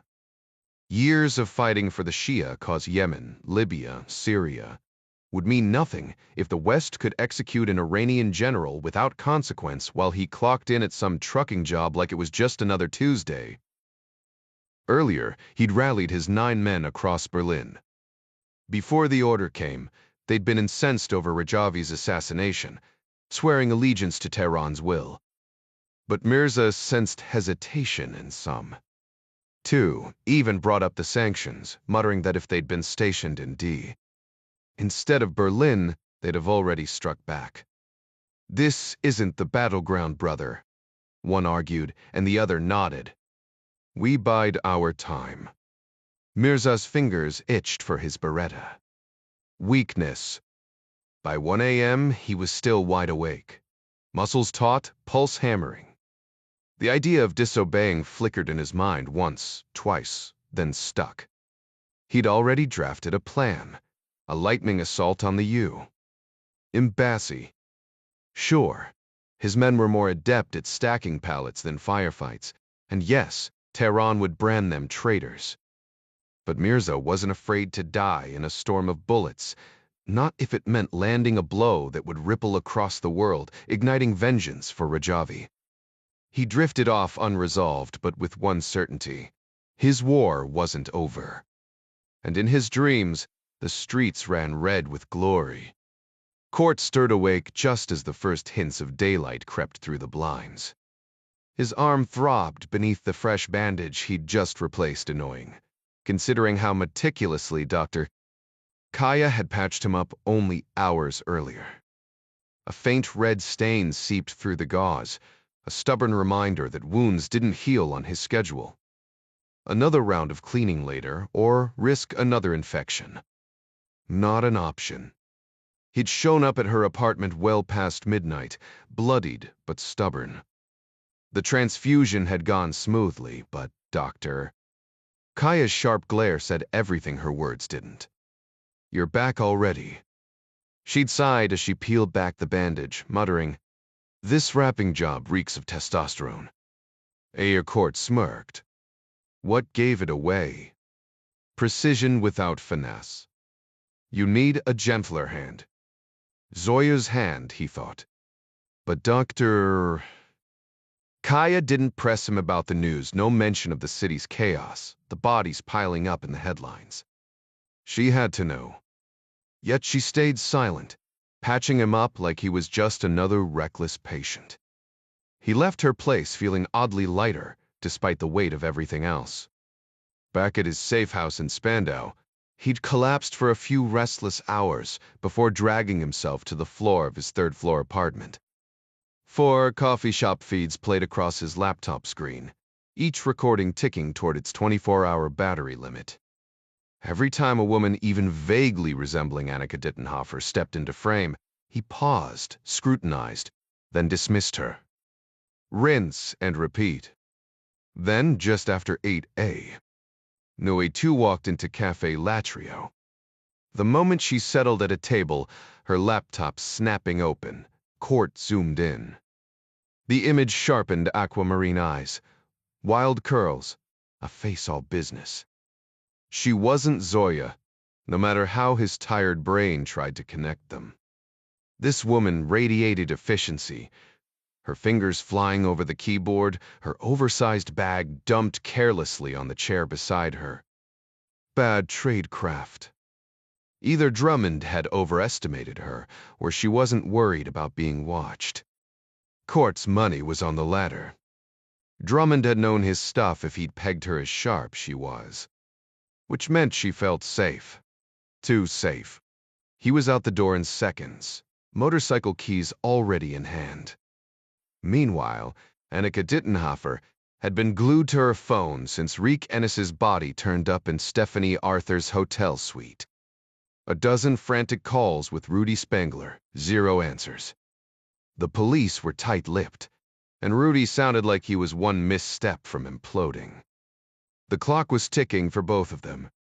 From the very beginning, both of them had a hunch that a Russian assassination squad had targeted Zakharova, and poor Ennis had simply been collateral damage caught in the crossfire at the worst possible moment. But this theory had a glaring hole. It didn't explain where Zakharova was now. Spangler tossed out another possibility. Maybe the ex-Sever agent had been snatched alive and whisked back to Russia, turning this into a kidnapping rather than a hit. There were signs pointing that way. The hotel's entire security camera system had been disabled during the operation, something the Russians would only do if they couldn't slip away unnoticed. Annika wasn't convinced. Part of her still believed Zakharova could have been the one to kill Ennis, though she couldn't piece together a motive. Every time Spangler checked in, he reminded Dittenhofer to keep her eyes on the company's objectives. That morning when he called, his first words were about the list he'd handed her. Those Vaya operatives I flagged, any progress? Rudy. What now? His voice tightened with tension. For once, I've got good news. Haz Mirza just got slapped with a direct stand-down order from Iranian military intel. They publicly disowned him, even threatened to take him out themselves if he so much as sneezed in Europe's direction. You intercepted Tehran's comms. Loud and clear. Mirza wasn't thrilled, but the message was unmistakable. No attacks on European soil. Spangler exhaled. That is good news. Told you things would turn around, Annika. She scoffed. So far, all we've got is confirmation Iran won't retaliate. Not exactly a victory lap. My client's acting on our intel. Those Quds Force guys will be in cuffs soon. Yeah, well, I'm not packing up just yet. Moises, Giannis, and I are sticking to Mirza today. We caught chatter yesterday. He stormed into a safe house, ranting about getting the green light for an op. This was before Tehran shut him down. Guy's unhinged. I am staying on him. Spangler's tone turned serious. Don't get reckless. After what happened to Ennis and Zakharova, we can't afford mistakes. Back at you, Rudy. Annika hung up, dumped her empty coffee cup at the counter, and strode out of Café Latrio. She needed to link up with her team in the surveillance van, but first time for a quick surveillance detection run. Normally, she'd skip it. The Iranians had no clue Shrike was even watching them. But after yesterday's bloodshed and Zakharova's vanishing act, she wasn't taking chances. A half-hour of erratic turns and backtracking would smoke out any tales. Court Gentry watched her exit the cafe and slipped into the crowd behind her. He didn't underestimate her. Just because she'd picked a lousy coffee spot didn't mean she was sloppy. Good thing, too. He noticed her scanning her surroundings, glancing over her shoulder a couple times. It seemed more like habit than paranoia, but Court knew better than to get careless. One slip, and she'd spot him. Court was the gray man, a ghost in plain sight. He drifted through the crowd unnoticed, weaving behind groups of pedestrians, using bus stop ads and storefronts as cover whenever his target neared a corner. He even adjusted his route, crossing the street and shifting a block over to avoid a potential bottleneck ahead. After a leisurely 5-minute walk, she boarded a streetcar, and Court slipped in behind her, briefly losing sight of her but checking each stop to see if she exited. She rode 3 stops, switched lines, and doubled back, running a solid 30-minute surveillance detection route. It was well executed, proving she had training, though her confidence bordered on arrogance, as if she believed no one could possibly be watching her. When she stepped off at Fritz Reuter Allee in New Cologne, a neighborhood with more grit than glamour, she threw a quick glance over her shoulder, scanning for tails. Court timed it perfectly, letting her believe she was clean before slipping out of the last car just as the doors hissed shut. Dittenhofer was already 70 yards ahead, but he kept his pace unhurried, his gaze casually sweeping the street while staying just outside her peripheral vision. 10 minutes later, she reached her destination, the back of a nondescript moving truck parked on Gilower Strasse. The block was a maze of identical 3-story apartments, and Court figured she was here with a tech team, monitoring someone inside. With practiced ease, he pulled the device from his backpack and powered it on, strolling closer to the truck like a man lost in thought, just another local on his daily route. He passed the vehicle, then ducked behind it, bending smoothly to slap the magnetic tracker under the rear bumper before continuing across the street and vanishing between 2 buildings. Within minutes, he was sipping coffee in a nearby cafe, strategically positioned between her location and the nearest transit stops. The tracker meant he'd find her whether she drove or took the train. Part of him wanted to storm the truck right then, guns drawn, but without a getaway vehicle. That was a suicide move. No, patience was smarter. He'd wait for her to slip up, to step out alone. Then he'd take her somewhere quiet, somewhere dark. For a split second, he missed Zach. Nobody could pry intel out of a stubborn asset like he could. Meanwhile, half a world away, El Helicoide prison loomed in Caracas, a monument to failed ambition. Built as a shopping mall in Venezuela's more optimistic days, it now stood as a grim reminder that priorities change. Just like courts. The once grand 3-sided pyramid had long since been repurposed into a sprawling detention center, its 100,000 square meters now packed with Venezuela's ever-growing population of political prisoners. On a stifling morning, a sleek sedan rolled to a stop outside the Nueva Granada entrance, and a striking blonde clutching an oversized coach bag stepped out. Her halting Spanish was just passable enough for the guard to verify her alias, Tatiana Pankova, on the visitor log. After a brisk pat-down and a trip through the X-ray scanner, she watched as her purse was emptied onto a metal table. A guard sifted through lipsticks, receipts, and a phone before pausing at a bulging manila folder.